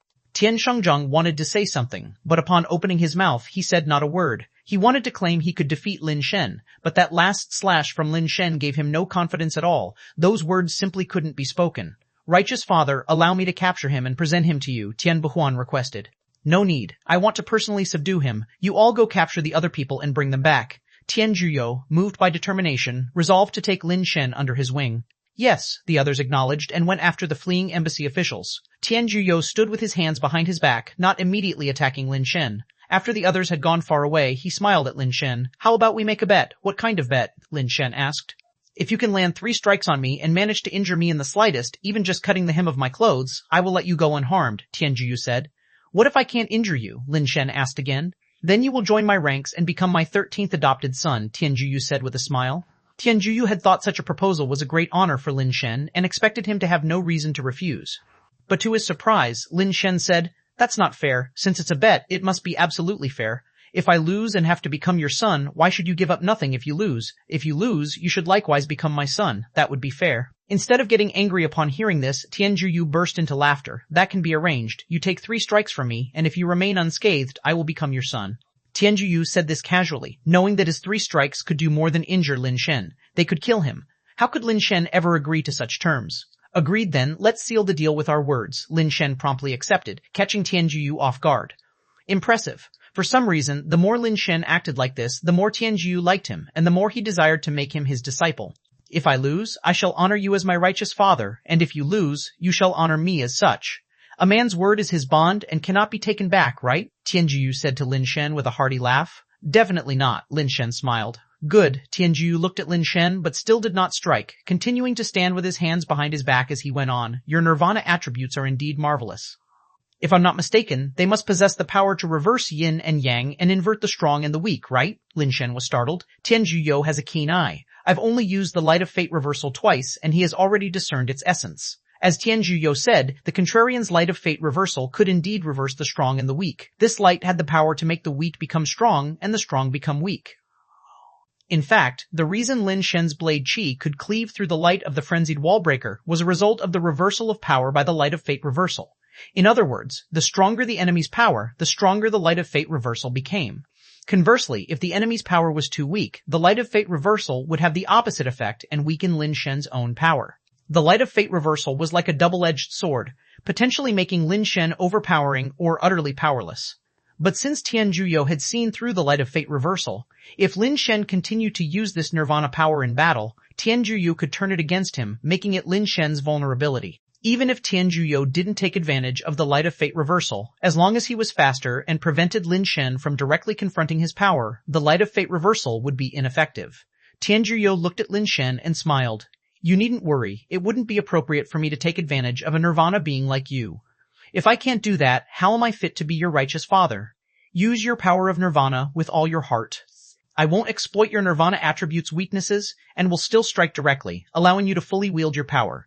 I'll make sure you lose convincingly, willingly becoming my adopted son. Chapter 794. 3 strikes. Lin Shen thought to himself. Tian Zhuyu has seen through my light of fate reversal's ability, yet he remains so confident. Is he planning to deceive me, or does he really have the ability to break through the light of fate reversal?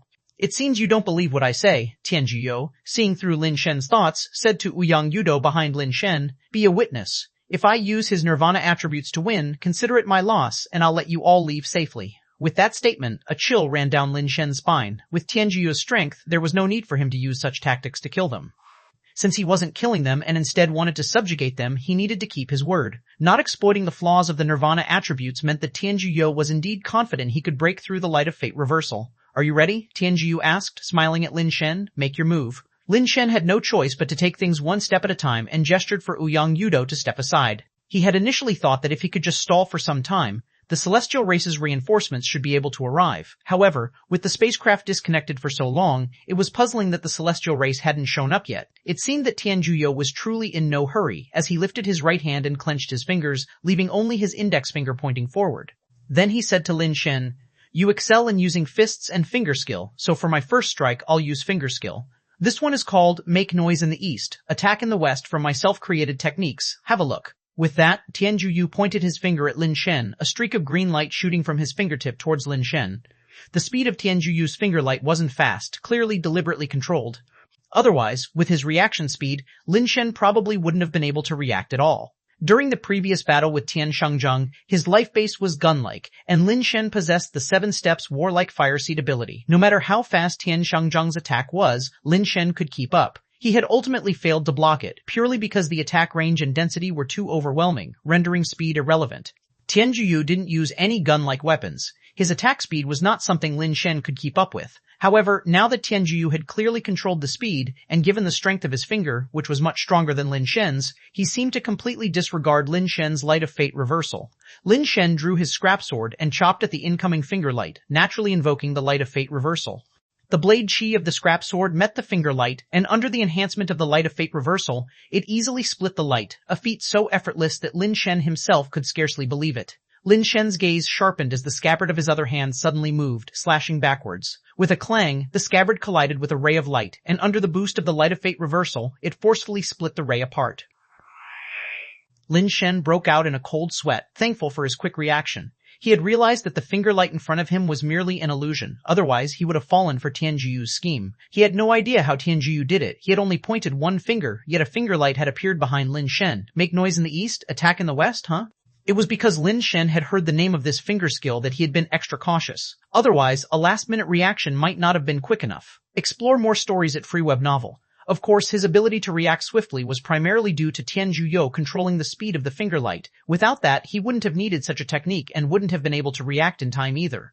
Seeing his strike blocked, Tianjuyu actually smiled. Not bad. Being able to see through my stratagem of distraction indicates that you are not foolish nor one to mindlessly grind. You only have 3 chances to strike, Lin Shen reminded. Tianjuyu clearly didn't plan to finish him with this move, otherwise he wouldn't have announced the name of the technique first. He simply didn't take Lin Shen seriously. Alright, I'll use your specialty, the boxing technique, for my second strike. This punch is called Stratagem of Deception from the 36 Stratagems. As Tianjuyu spoke, he launched a punch at Lin Shen. The terrifying fist light, like a rising sun, rushed towards Lin Shen. Although not very fast, the intensity of the fist light grew increasingly strong, resembling a rapidly expanding sun. By the time it reached Lin Shen, the fist light was several times larger than his body. Stratagem of Deception implies deceiving even the heavens, making the gods themselves unable to guess his moves. Does this mean the surface punch is a feint, with the real killer move hidden in the shadows? Countless thoughts flashed through Lin Shen's mind in an instant, yet even after scrutinizing closely, he still couldn't detect the power Tianjuyu had hidden. This Tianjuyu, why are all his techniques so peculiar? With a thought, Lin Shen directly slashed at the sun-like fist power with his sword. Since ordinary strength couldn't harm his body, he didn't bother trying to see through it. If Tianjuyu's hidden power emerged, he could just withstand it with his physical body. To Lin Shen's surprise, as soon as his blade came down, he felt the boundless terror of the fist light.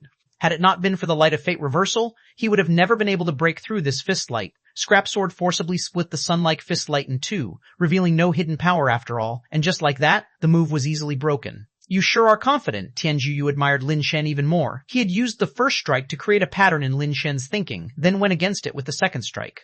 If Lin Shen couldn't see through this and only focused on finding the hidden power, not fully countering the frontal assault, he would have been directly crushed. But Lin Shen seemed to have seen through his intentions, not bothering about the hidden power at all, which made Tianjuyu even more fond of him, and his desire to take Lin Shen as his adoptive son strengthened. If previously he had wanted to take Lin Shen mostly to outsmart Emperor Tianshu and uncover his secrets, now he truly wanted Lin Shen as a person. The second strike, Lin Shen said. Tianjuyu let out a long sigh. You indeed are among the top young people I've seen, both in ability and in wisdom. I really want to take you under my wing and cultivate you properly. You'd certainly benefit far more with me than under that old thief Tianshu. You might want to consider it again. There is still one strike. Lin Shen hadn't considered it at all. It wasn't that he was particularly loyal to Emperor Tianshu and the celestial race, rather, with people like Tianshun and elder sister in the celestial race, if he defected, Tianshun might survive, but his elder sister and others would likely not escape death. Lin Shen couldn't ignore the lives of friends and family just for his own sake. You don't know my abilities. You probably won't follow me wholeheartedly. Then prepare yourself for my last strike. As Tianjuyu spoke, he slowly raised his hand and continued, this palm strike is named Winning War Stratagem. Lin Shen watched as Tianjuyu's palm descended and immediately saw the terrifying palm light enveloping the heavens and the earth, as if the void itself was collapsing down upon him, utterly inescapable and indefensible. This one palm strike had the force to suppress the starry sky. Lin Shen knew he couldn't dodge it, he could only meet the heaven-covering palm with a slash of his sword, strengthened by the light of fate reversal.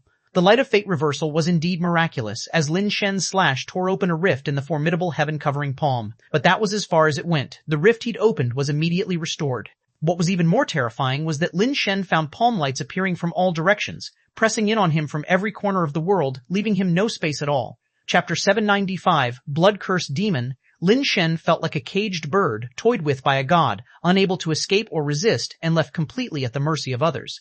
Sword lights slashed on the palm's radiance, and though they carved open rifts, those rifts were immediately mended, proving to be futile. Watching the slowly descending hand radiance, Lin Shen was at a loss for what to do. Even his strongest power couldn't affect that palm light in the slightest. Moreover, the palm light had completely locked down the space he was in. As the sky-blocking palm closed in, it was like a slowly tightening fist, aiming to crush him within its grasp. Top-tier immortals are indeed too powerful. Compared to Tianjuyu, that immortal from the Ultraburn tribe isn't even worth a fart. Lin Shen sighed inwardly, already trying to brace himself physically for the blow. He didn't know if his body could withstand a blow from a top-notch immortal. Just then, he suddenly saw a light flying through the void. That light seemed to penetrate heaven and earth, instantly piercing through the palm light enveloping Lin Shen. The sky-covering hand radiance shattered in that instant, dissipating into countless bubbles. A figure also emerged from the light, standing between Lin Shen and Tianjuyu. Mr. An 6? Lin Shen saw the figure and was immediately overjoyed. The comer was none other than the chief steward of the imperial palace, An 6. Little brother, are you all right? An 6 asked with a chuckle. I'm fine now. You've arrived just in time, Lin Shen said. Don't blame me, little brother. I've been waiting here for a while, but seeing you and this traitor having such a grand old time, I didn't have the heart to disturb your pleasure, An 6 said. Lin Shen was momentarily speechless. He had guessed that the celestial race must have a backup plan, but he hadn't expected it to be An 6. Discover exclusive tales on free web novel. Are you old thief Tianshu's lackey, An 6? Tianjuyu sized up An 6, not the least bit angered, An 6 replied indifferently, being the emperor's dog is my good fortune. I heard you've never achieved immortality. When did you attain it? Tianjuyu further inquired. The emperor's grace allowed me to spend some time in the city of no light, An 6 answered, a freshly made immortal trying to stop me. Old thief Tianshu must be underestimating me, Tianjuyu said coldly. I alone, naturally, cannot stop you. But what if I add this? Saying so, An 6 pulled out an exquisite pet gun and fired a pet capsule. The pet instantly transformed in midair into a creature with a blood-red carapace, 2 pairs of blood-red dragon wings on its back, dragon horns atop its head, and a physique like a human, tall and straight. Blood-cursed demon, Tianjuyu saw the pet and his expression suddenly changed. Old thief Tianshu, you actually dared to use him? You should withdraw. I'm only responsible for retrieving the divine statue of the Celestial and the Envoy team. I have no intention of fighting with you, An 6 said lightly. Very well, old thief Tianshu indeed has profound schemes. Today, I'll spare your lives, Tianjuyu said, then suddenly shook the bluestone umbrella in his hand, emitting 10,000 rays of cyan light, so dazzling that it was hard to keep one's eyes open. Little brother, be careful. An 6's expression changed, and a lamp appeared in his hand, which emitted a glow that dispersed the nearby cyan light. Lin Shen's body was being pulled by a force, flying towards the bluestone umbrella. Fortunately, An 6 reacted quickly, grabbing hold of Lin Shen while ordering the blood-cursed demon, kill. The figure of the blood-cursed demon dispersed in an instant, an indescribable sensation, as if layers upon layers were being peeled from a shadow. With each layer removed, the shadow faded by degrees until, after many layers, it vanished altogether. Amidst the expansive azure light, Lin Shen only heard a scream and then saw all the azure light disappear. There was no sign of Tianjuyu in the void, just the blood-cursed demon standing there, radiating a potent scent of blood. This is one of the 2 great pet creatures of the celestial race, the blood-cursed demon. His Majesty had it especially brought here to ensure your safety, demonstrating just how much His Majesty values you, An 6 said with a smile. Mr. An 6, could you not make things so heart-racing next time? I can't handle this kind of thrill, said Lin Shen with a wry smile. An 6 laughed heartily. Don't worry. With the blood-cursed demon here, Tianjuyu won't be able to stir up much trouble. I just wanted you to gain some more combat experience. But indeed, it was my mistake. Once we get back, I'll set up a table to drink and apologize for giving you such a scare. I'll take you up on the drink, but you'll have to come to my place, and you can't leave until you're drunk, Lin Shen said with a laugh. Deal, agreed N6 readily before glancing around the void and then saying to Lin Shen, let's go save Chiju and the others first. Chiju and the others aren't dead? Asked Lin Shen in confusion, having thought that Chiju and the others were already dead. Not yet, but if we wait any longer I can't say for sure. Tianjuyu's bluestone umbrella is indeed quite formidable. Without the blood-cursed demon, even I wouldn't dare appear before him, said N6 as he headed in the direction of Chiju and the others. Lin Shen and Ouyang Yudu hurriedly followed, and it wasn't long before they found Chiju and the others turned into jade statues. The blood-cursed demon shot out several beams of bloodlight that landed on the jade statues, and in a moment Chiju and the others returned to their normal state. However, looking at their condition, their bodies must have been damaged. Though they had regained their human form, their faces were devoid of any color. The group then went to find Blue Eye Master and the others. They located all the members of the other delegations, but Blue Eye Master was nowhere to be found. It seems they have captured Blue Eye Master, said Lin Shen. It's possible he was invited, N6 said casually. Lin Shen paused slightly. Is there a problem with Blue Eye Master? Most likely, replied N6. This is not the place to talk. Let's return to the Sky Pinnacle Star to report back first. The Celestial Divine Statue is of utmost importance.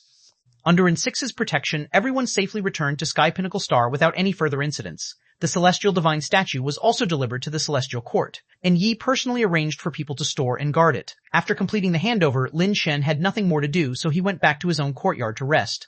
Lin Shen, I am going to undergo nirvana, Ouyang Yudu suddenly said to Lin Shen. It's about time for you to undergo nirvana. I'll accompany you to the Golden Buddha Temple, Lin Shen said. However, Ouyang Yudu shook his head. I don't plan on taking the path of the Great Nirvana. If it's minor nirvana, Tiancheng still has a few god-making eggs, Lin Shen considered for a moment before suggesting. I'm not planning on the minor nirvana path either, Ouyang Yudu shook his head again. If you're not taking the path of either great or minor nirvana, then how do you plan to undergo nirvana? Lin Shen was somewhat surprised. Ouyang Yudu pointed to his own body and said, I will use my body to transform through nirvana. If the person who emerges isn't me, then kill it. Chapter 796, Fire Seed? Ouyang Yudu could have undergone nirvana a long time ago, and if he had wanted to ascend, his innate abilities would have allowed him to achieve it much faster than Lin Shen. But he had never undergone nirvana because he feared that once he did, he might no longer be himself. Originally, Ouyang Yudu thought that even without nirvana, he could still accomplish much with the body of an ascender. However, witnessing the battle between Lin Shen and an immortal made him realize that, without undergoing nirvana and becoming an immortal himself, he was nothing more than a rootless duckweed, unable to truly establish himself in this cosmic expanse. Read exclusive adventures at free web novel Lin Shen, watched as blood-red threads of light spilled from Ouyang Yudu's body, forming a nirvana-like cocoon that enveloped him. Yet Lin Shen's heart was somewhat uneasy. He had long known there was something amiss with Ouyang Yudu's body, but what that thing inside him was remained a mystery. That Ouyang Yudu could use the thing inside his body to achieve nirvana showed that its origin was undoubtedly extraordinary. For several days straight, Ouyang Yudu lay still within the blood-red light cocoon. The Celestial Court had conducted a sample identification of the divine statue, and the results had confirmed its authenticity. The Celestial Court awarded Lin Shen a special class celestial medal, marking only the second time in the history of the celestial race that they had issued such a medal to a member of the other races. Under normal circumstances, the celestial race would not bestow this special class celestial medal on individuals from other races, regardless of how extraordinary their feats might be. Lin Shen's receipt of this medal was largely due to his accomplishments, preventing the celestial race from trading 7 planets for a fake divine statue and instead retrieving the real one for a price of 3 planets. These events, combined with the influence of Emperor Tianshu, earned him the special class celestial medal. Chiju and others who had been with him also received the medal. Lin Shen had no objections. As a foreigner, he did not belong to the celestial race and felt no unfairness. Perhaps it was because Lin Shen had never considered himself a part of the celestial race that he could maintain such a positive mindset. Days passed, and the blood-red light cocoon remained silent, unusually so. Lin Shen would have preferred some sign of activity within the cocoon, if only to be assured that Ouyang Yudu was not encountering any problems. The complete lack of movement worried Lin Shen that Ouyang Yudu might have perished silently within. Ouyang Yudu's nirvana process had unexpectedly gone smoothly. By the 9th day, the cocoon began to dissipate strand by strand, gradually revealing the form of Ouyang Yudu, who had completed nirvana. Yet when Lin Shen saw Ouyang Yudu, he was taken aback. The figure of Ouyang Yudu he saw was shrouded in pixelated blurs, as if covered in a mosaic. What the hell is this? Ouyang Yudu undergoes nirvana and ends up with a mosaic covering his body. Lin Shen stared, shocked, at Ouyang Yudu. He rubbed his eyes several times, but all he saw was the thick mosaic. This completely shattered Lin Shen's understanding of things. The only time he had seen such a pixelation on a person was with the heaven-defying bone. But it seemed like the heaven-defying fire seed only appeared on beauties. Why would it appear on a man like Ouyang Yudu? Could it be that Ouyang Yudu was so exceedingly handsome that the fire seed could no longer distinguish whether he was male or female? Then there was another possibility that made Lin Shen worry. If something inside Ouyang Yudu's body had taken over, and if the mosaic appeared because of that thing, then Ouyang Yudu's current state was very bad. If that were the case, Lin Shen didn't know whether he should honor Ouyang Yudu's request to end his life. Ouyang? Lin Shen tentatively asked. I've done it, Ouyang Yudu replied with a smile. Do you know who I am? Lin Shen asked again. Don't worry, it's me. I've completely merged it, Ouyang Yudu said. Lin Shen still didn't dare to be careless and asked Ouyang Yudu a lot of questions. He didn't intend to discern whether it was the real Ouyang Yudu from the answers because the thing inside Ouyang Yudu could likely know everything that Ouyang Yudu did. Lin Shen was asking so many questions to figure out from his personality and way of speaking if this was truly Ouyang Yudu. Different thoughts would mean differences in character and speech, even if pretending it would be impossible to achieve a perfect impersonation. With Lin Shen's understanding of Ouyang Yudu, it wouldn't be difficult to determine the truth. Fortunately, it was still the same Ouyang Yudu, which relieved Lin Shen, though he was puzzled as to why Ouyang Yudu would have a fire seed. Lin Shen had always believed that the fire seed was a fixed trait, presumably innate to a certain being or thing. However, the fire seed on Ouyang Yudu broke that notion. Clearly, the fire seed might not necessarily be innate. It could also manifest later in life. Is the fire seed on Ouyang Yudu the heaven-defying bone?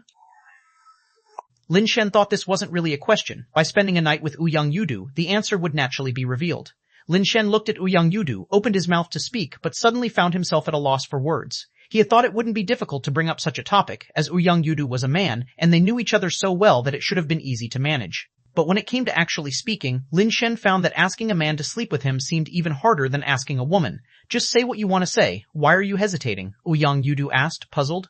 Well, you're not busy tonight, are you? Lin Shen said hesitantly. Just tell me what you want, Ouyang Yudu replied with a smile. Could you join me for a drink tonight? I feel like getting drunk, Lin Shen said, diverting from his original intention. Sure, Ouyang Yudu agreed immediately, without demanding a reason. Lin Shen told Ouyang Yudu to wait while he went out to buy alcohol. He wanted to find something that could get a nirvana, being drunk, preferably to the point of unconsciousness. Believe it or not, Lin Shen actually found such a drink. It was more of a concoction made from base mutation fluid rather than a simple liquor. Daydream, 88,888 coins per bottle, bought it. With gritted teeth, Lin Shen bought a case, fearing a single bottle wouldn't be enough to intoxicate Ouyang Yudu. With my evolution theory, I can develop a resistance with just a few drinks. By getting Ouyang Yudu to drink more, I'm sure I can knock him out, Lin Shen thought, elated, as he carried a case of Daydream back home.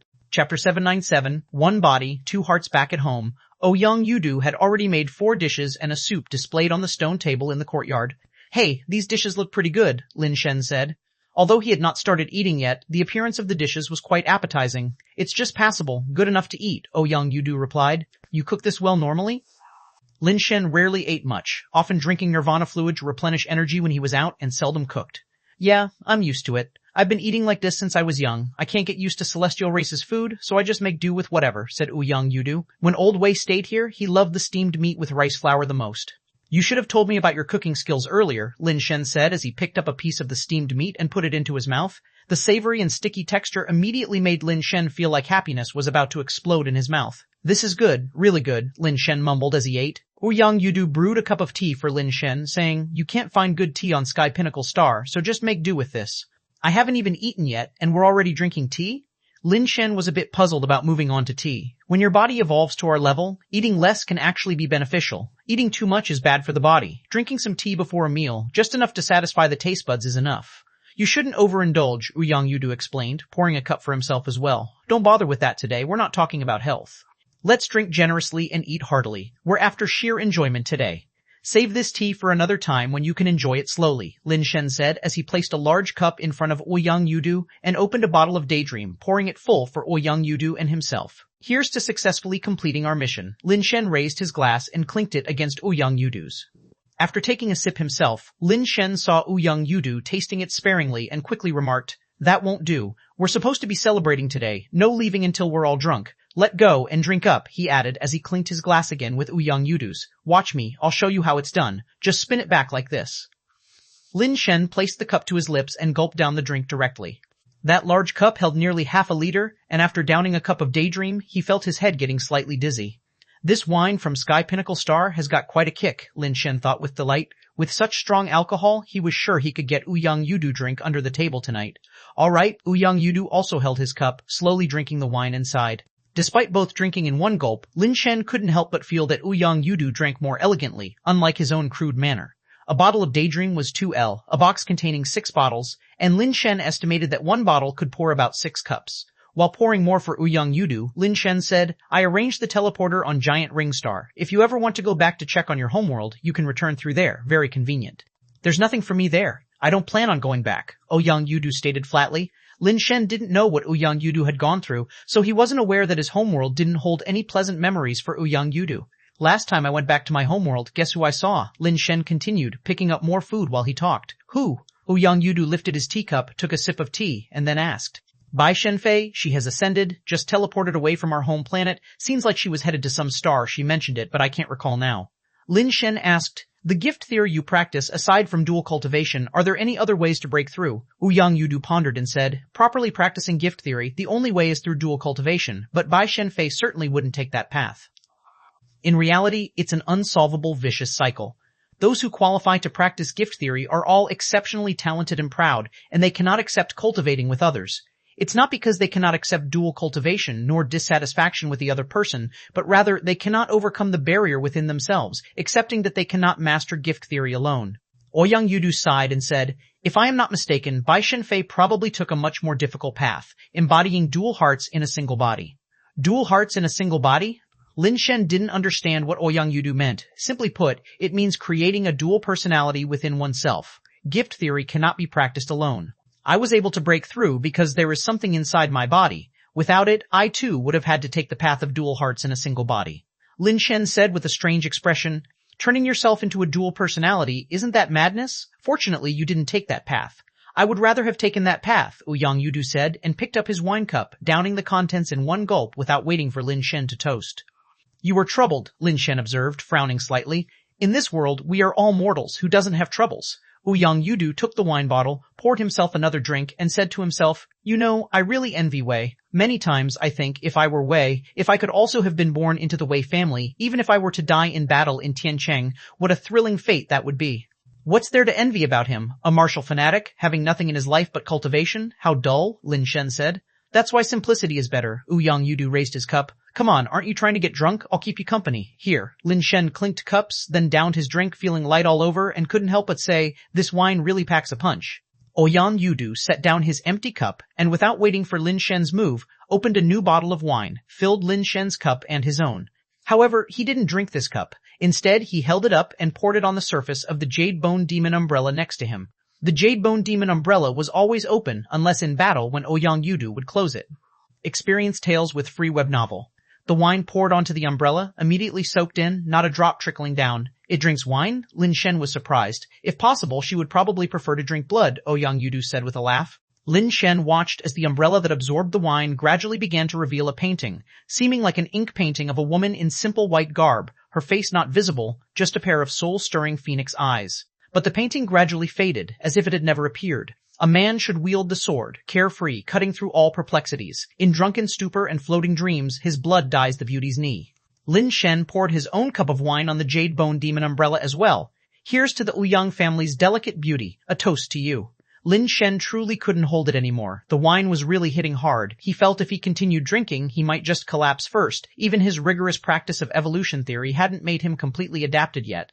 Chapter 798, Using Poison to Fight Poison. Someone else's drink. Ouyang Yudu wanted to say something, but he saw that Lin Shen had already poured the drink onto the surface of the umbrella. He was surprised to find that the drink had seeped into the umbrella just as it had before. Soon, the image of a beautiful woman emerged on the surface of the umbrella again, but this time her posture was different, displaying a gesture of a curtsy before slowly fading away. "It seems the pretty lady of your house is quite sensible and understanding," Lin Shen laughed. Ouyang Yudu forced a smile and shook his head. "Let's just drink." As the two continued to drink and chat, the evolution theory within Lin Shen's body kept circulating, gradually making him accustomed to the daydream, growing more spirited with every drink. However, Lin Shen noticed that Ouyang Yudu had drunk so much and seemed to be fine, as if nothing had happened. Not until all 6 bottles were empty did Ouyang Yudu show any signs of drunkenness. Lin Shen reached out for the wine only to grab air and said in frustration, "We're out of drink. We've had our fill of food and drink. This is quite nice," Ouyang Yudu said as he got up, ready to return to his room. "Why are you talking like Wei now? It's still early. Don't go." Lin Shen was anxious. "Wait for me. I'll go out and buy more drink." He was in a hurry not to miss this opportunity to get Ouyang Yudu drunk, not knowing when another chance would come. Before he finished speaking, he saw Ouyang Yudu blown by the wind, who looked quite lively just a moment ago, suddenly topple toward the ground. Lin Shen was both shocked and delighted, attempting to catch Ouyang Yudu, but before he could act, he saw the Jade Bone Demon umbrella fly up by itself and hover over Ouyang Yudu's head. Ouyang Yudu's falling body seemed to be propped up by an invisible, unseen force, leaning against it in midair. Find more to read at Free Web Novel. Who are you? Lin Shen frowned and asked the Jade Bone Demon umbrella. Didn't the young master already mention I am the lovely lady of the Ouyang family? How have you forgotten so quickly? A ghostly voice emanated from the direction of the Jade Bone Demon umbrella, yet no figure was to be seen. What should I call you? Lin Shen asked again. Jade Bone Demoness, the ethereal voice answered, growing distant. Lin Shen watched as Ouyang Yudu was escorted back to his room by the invisible force, feeling somewhat frustrated. The grand plan I finally accomplished has been ruined by an umbrella. The life base of Ouyang has such spirituality, it's probably related to something inside his body. There shouldn't be any problems, right? Lin Shen was a bit worried. With things in this state, Lin Shen didn't have many options, and with the Jade Bone Demon umbrella present, he couldn't exactly insist on sharing a bed with Ouyang Yudu. Fine, I'll find another opportunity later. Lin Shen looked at the table with dishes spread out, tempted to show off his hard-working virtue, but really didn't feel like doing it. Sigh, a lazy person like me, what hard-working virtue do I have? Lin Shen pretended not to see, and went back to his own room. Lying in bed, Lin Shen felt slightly depressed, thinking about what excuse he could find next time to get the fire seed off of Ouyang Yudu when he suddenly remembered something. How could I have forgotten about it? Lin Shen smacked his forehead, quickly sat up, took out the bullet-like spatial device, and retrieved a giant sea serpent tooth from inside. After getting the giant sea serpent tooth from Instructor Mew, I placed it inside the spatial device, and, due to being busy with other matters, I eventually forgot all about it. If it weren't for not managing to obtain Ouyang Yudo's fire seed today, which left me feeling a bit down, I might not have remembered it. Since I couldn't get Ouyang's fire seed, I might as well take this one, better than having none. Lin Shen hugged the giant sea serpent tooth and had a good sleep. When he woke up the next morning, he finally got a clear look at what the giant sea serpent tooth looked like. It appeared to be a white tooth with extremely smooth texture, faintly shimmering with a slight green glow. Lin Shen wasn't in the mood to admire the giant sea serpent tooth. He quickly searched his mind for information about his fire seed, and indeed found there was an additional one. Failed superbase evolutionary fire seed, poison to poison, the method of opposing actions to achieve an extreme turnabout. What does this mean? For a moment, Lin Shen was somewhat unable to understand what this fire seed meant. He understood the concept of poison to poison. Many novels and films have such plots. A person gets poisoned with a deadly toxin that lacks an antidote. None of the world-renowned healers can help, but then by accident they consume another uncurable poison which results in the two toxins counteracting each other, negating the poison. Poison to poison does exist. Certain toxins can indeed cure diseases and are even extremely precious medicines. But to actually use poison against poison isn't as simple as consuming anything poisonous. If an ordinary person was to try it, 9 times out of 10 they would surely die, only making the situation worse. If it was just about using poison to counteract other poisons, Lin Shen could understand it. It meant that if he was ever poisoned, he could use a different poison as a cure. But the annotation that followed seemed unrelated to poisoning. The so-called opposing actions to achieve an extreme turnabout obviously referred to more than just being poisoned. It seems that this poison-to-poison measure isn't just about detoxifying, it's a metaphorical term, suggesting that if I encounter any problem, I can counter it with another problem, and perhaps that could lead to positive results, Lin Shen thought to himself. Yet, he was uncertain about the scope of this poison-to-poison strategy. Lin Shen felt he could give it a try, but how to test it? At once, he couldn't think of any testing methods. I'll just try it out according to the literal meaning first then. Lin Shen found 2 bottles of base mutation fluid containing toxins and drank one of them. Although his body was nearly immune to all poisons, there'd still be a normal reaction when first consuming it. After the toxins started to take effect, Lin Shen quickly drank the other bottle. As the 2 poisons entered his system simultaneously, all the abnormal reactions in his body disappeared, and evolution theory didn't even have time to activate. This ability is quite useful. Its effect is much faster than evolution theory, Lin Shen thought to himself. Since it can quickly detoxify, if I get injured, can I use another type of injury to heal that injury? Lin Shen wanted to give it a try, but then remembered his body was hard to injure, and even if it did get hurt, super reconstitution would allow his body to heal rapidly. It seemed unnecessary to use such an outlandish method. What's this poison to poison good for? Lin Shen always felt this fire seed ability had great potential, but he couldn't figure out how to use it. While he was contemplating this, he suddenly heard his room's door being gently pushed open. Lin Shen remembered he had locked his door the night before, and the only other person in the house was Ouyang Yudo. He wouldn't have come without knocking. Still puzzled, he then saw a figure walk in. As Lin Shen got a clear look at the person's face, he was immediately startled and jumped up from the bed. Chapter 799, It's Their Daddy. Lin Shen almost thought he hadn't woken up yet and was dreaming here. This was Sky Pinnacle Star, the stronghold of the celestial race. Experience new tales on free web novel. How dare Tianjuyu, the traitor of the celestial race, run to Sky Pinnacle Star and brazenly burst into his home. But the person in front of him was clearly Tianjuyu. There could be no mistake. Someone come, Tianjuyu is here. As Tianjuyu pushed the door open and entered, Lin Shen immediately shouted. The area nearby was populated by many of Sky Pinnacle Star's elite. His shouting would surely be heard by the nearby residents, and someone would definitely come to his aid. Even if no help came, as long as people knew that Tianjuyu was here, a master would quickly come to capture him. He just needed to hold on for a while. Shout louder, otherwise no one can hear you. Tianjuyu, however, leisurely pulled up a chair and sat opposite Lin Shen, smiling faintly at him as if he were in no hurry to make a move. Lin Shen immediately realized that Tianjuyu must have tampered with something. Otherwise, with such a loud shout, even if the neighbors couldn't hear, Ouyang Yudu should have. But now all was quiet, no reaction at all. Clearly, people outside couldn't hear his voice. What are you doing here? Lin Shen asked Tianjuyu.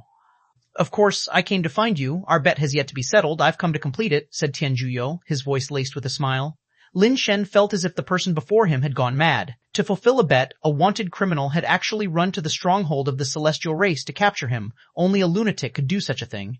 Why bother? I am but a minor character. You needn't take such a great risk for me. If I have previously done anything wrong or offended you, I apologize. Let's call it even, shall we? Being under the roof of another, Lin Shen felt compelled to bow his head. Preserving face was not important. Being targeted by such a lunatic, he feared he would not be able to live peacefully. Perhaps he might not even have a future. Of course it's worth it. Nothing and no one can stop my determination to take you as my foster child, Tianjuyu said with a smile. Will you come of your own accord, or shall I force you? Can I still leave by myself? Lin Shen was somewhat surprised. Of course, Tianjuyu chuckled. Then I'll leave by myself, thought Lin Shen. He had shouted in the room, and no one could hear him. Once he stepped outside, where there were people, surely someone would hear his shouts. Tianjuyu didn't speak, but simply gestured for him to proceed, yet he remained seated without moving. How arrogant! He's a wanted fugitive of the celestial race, yet he dares to come to Sky Pinnacle Star so brazenly. Lin Shen couldn't help but admit that Tianjuyu was truly extraordinary. Lin Shen walked to the door, and before pushing it open to leave, he glanced back at Tianjuyu, who showed no signs of stopping him, and so he simply pushed the door and walked out.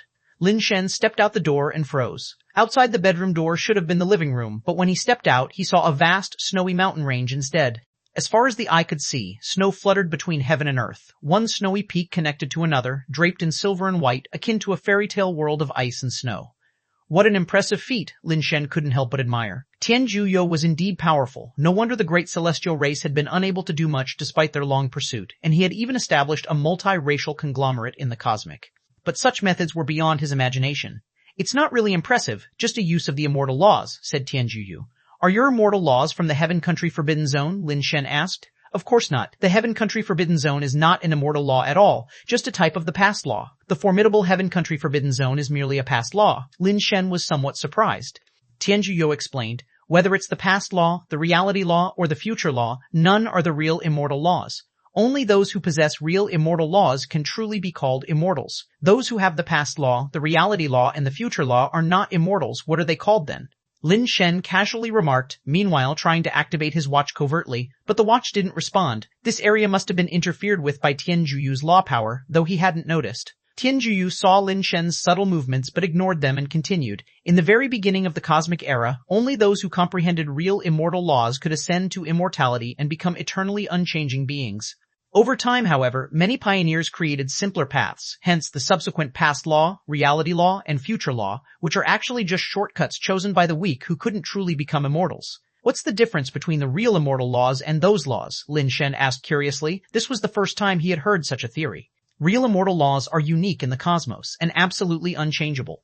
Each immortal law is possessed by only one individual and cannot be shared, Tianjuyu explained with a smile. Of course, immortal laws are much stronger than those pseudo-laws and afford greater freedom. I understand the strength, but what does greater freedom mean? Lin Shen inquired. For instance, the Heaven Country Forbidden Zone you mentioned, that kind of law power can only inhibit law power within a certain area. No matter how flexibly you use it, it's at most a matter of area size, and the inherent abilities don't change much. Past law, reality law, and future law are all the same. Tianjuyu paused, then added, immortal laws are different. Take, for example, the law power of Feng 6 from the Phoenix clan, which is a true immortal law. His immortal law is fire. Fire can be a burning law, a forging law, or an energy transfer law. What effect it has depends on his understanding of the law. On the other hand, the past law, reality law, future law are just sub-capabilities under immortal laws, unable to expand, very limited in abilities, and with lesser authority compared to real immortal laws. Though they might also be called immortal laws, when faced with real immortal laws, they are generally overridden or even rendered ineffective, for immortal laws are their progenitor. Chapter 800, Immortal King. So, are you saying that the other three laws are actually just parts of the immortal laws? Lin Shen finally understood the relationship between the immortal laws. Yes, you can say that the real immortal laws are actually just one law series is king of laws, and each law series can only have one king. Therefore, the same immortal law will only have one ruler. As long as that ruler does not die, it's impossible for a second person to control the immortal law of that series. At most, they can only comprehend some of the branch laws below, Tianzhuyu said. How can one comprehend the immortal laws then? Lin Shen, now at the nirvana level, naturally also wanted to be able to comprehend the immortal laws. Enjoy exclusive adventures from free web novel. There are two approaches. One is to comprehend the laws in combat, including fighting with immortals or with immortal creatures. The earliest nirvana beings comprehended the law power either by fighting with immortal creatures or by consuming eggs of immortal creatures. How many nirvana beings who fought with immortal creatures survived? Not many, but once there's the first one, the second becomes much easier. Especially after obtaining an immortal pet, comprehending the laws becomes much easier. Of course, initially, no one could activate an immortal pet, so after obtaining an egg of an immortal creature, they would use the most primitive method, consuming the egg directly to feel the law power inside. What is the second path? Lin Shen asked thoughtfully. The second path is more difficult. It involves finding the immortal king creatures. They are the kings of the various law series, and by killing them and obtaining their immortal crowns, with the power of the immortal crown, one can nearly achieve true immortal laws with 100% chance. Tianzhuyu continued, however, each immortal king creature is an unparalleled being. Even those who possess true immortal laws dare not guarantee that they could survive in front of an immortal king creature. This path is even more perilous than the first, unless you are lucky enough to encounter an immortal king creature that has just survived a calamity and is severely injured, then you might have a slight chance.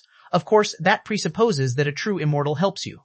If I first comprehend a law, then ascend to immortal, and then slowly comprehend laws of the same type, can I eventually achieve true immortal laws? Lin Shen pondered. No, of course not. When you ascend to immortal, your limits are already set, your reachable area is only that big, and the things you can do are also limited, Tianzhuyu chuckled. I do know some locations of immortal king creatures.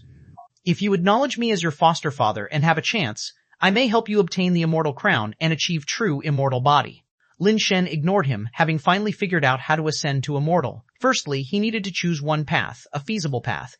If a law series' immortal law has already been occupied, whether by a person or an immortal creature, no matter how much he comprehends, he could not achieve true immortal laws, unless he kills that person or immortal creature. Those who could achieve immortal laws, or those already possessing immortal laws of the immortal king creatures, are obviously not so easily killed, making it exceedingly difficult to achieve true immortal status. Typical immortal status isn't so difficult, as long as he comprehends some branch laws. Combined with 100% base mutation rate and same series immortal eggs for support, it should be easy to ascend to immortal. However, such immortal status is evidently far inferior to the true immortal. There actually is another way. If you genuinely acknowledge me as your father, I can keep you by my side, let you comprehend and learn my immortal laws, and you can replace me as the king of laws of this series after I die from a great calamity, Tianzhuyu sighed. I've lived so long, each death calamity is harder to survive than the last, and there's not much time left, desperately needing a successor. Do you understand what I mean? Lin Shen stared blankly at Tianzhuyu, unsure if his words were true or false. But these kinds of words are obviously not to be said lightly. If Tianzhuyu really meant what he said and was willing to pass on his immortal laws to Lin Shen, then Lin Shen would be the person in the world most hoping for his death. Even between fathers and sons, it's rare for circumstances to confidently pass on one's immortal laws. Don't look at me like that. I'm not going to die anytime soon, and it's not just you who can be chosen. At least, you need to let me see your capabilities and character that are worth entrusting with my immortal laws before I consider choosing you, Tianzhuyu said indifferently. All those foster sons of yours, weren't they all deceived by these words of yours? Lin Shen didn't believe what Tianzhuyu said. Those who became emperors rarely willingly abdicated while still alive, and killing brothers and sons is quite common. The inheritance of immortal laws is more precious and more perilous than the throne. Lin Shen simply did not believe that Tianzhuyu would pass it on to someone else. You judge others by your own petty standards, they are all now immortals. If you are willing to acknowledge me as a foster father, then you would be my only nirvana-level foster son, Tianzhuyu stated. What is your immortal law? Lin Shen countered instead of answering. Space, Tianjuyu replied without hesitation. Space, Lin Shen was taken aback, since space is definitely an extremely powerful law series, even capable of competing for the strongest immortal laws. Tianjuyu, possessing such an immortal law, had unexpectedly lost in the competition with Emperor Tianshu, and was forced to flee into exile, becoming a traitor of the celestial race. How exactly did Emperor Tianshu defeat Tianjuyu? It couldn't have been decided by a vote on who would inherit the throne, could it? Lin Shen thought of the blood-cursed demon Pet. Since Tianjuyu, being the Dharma king of the space series, was injured and fled from the blood-cursed demon, what kind of terrifying existence was it? There's no question, the blood-cursed demon was definitely an immortal king Pet, even capable of suppressing the power of space. So, are you now willing to acknowledge me as your foster father? Tianjuyu smiled as he looked at Lin Shen. As for our wager, if I take your third hit and remain unscathed, can I change the conditions? I won't need you to be my foster son, just letting me go would suffice. What do you think? Lin Shen was no longer daring to bet like this with Tianjuyu. Before, he dared because he knew for sure that reinforcements would arrive and all he needed was to stall until the reinforcements came. Who knew that Tianjuyu had the capability to sneak into Sky Pinnacle Star to capture him? Even if anyone knew he was captured by Tianjuyu, they probably couldn't find his whereabouts anytime soon, and there would likely be no reinforcements coming.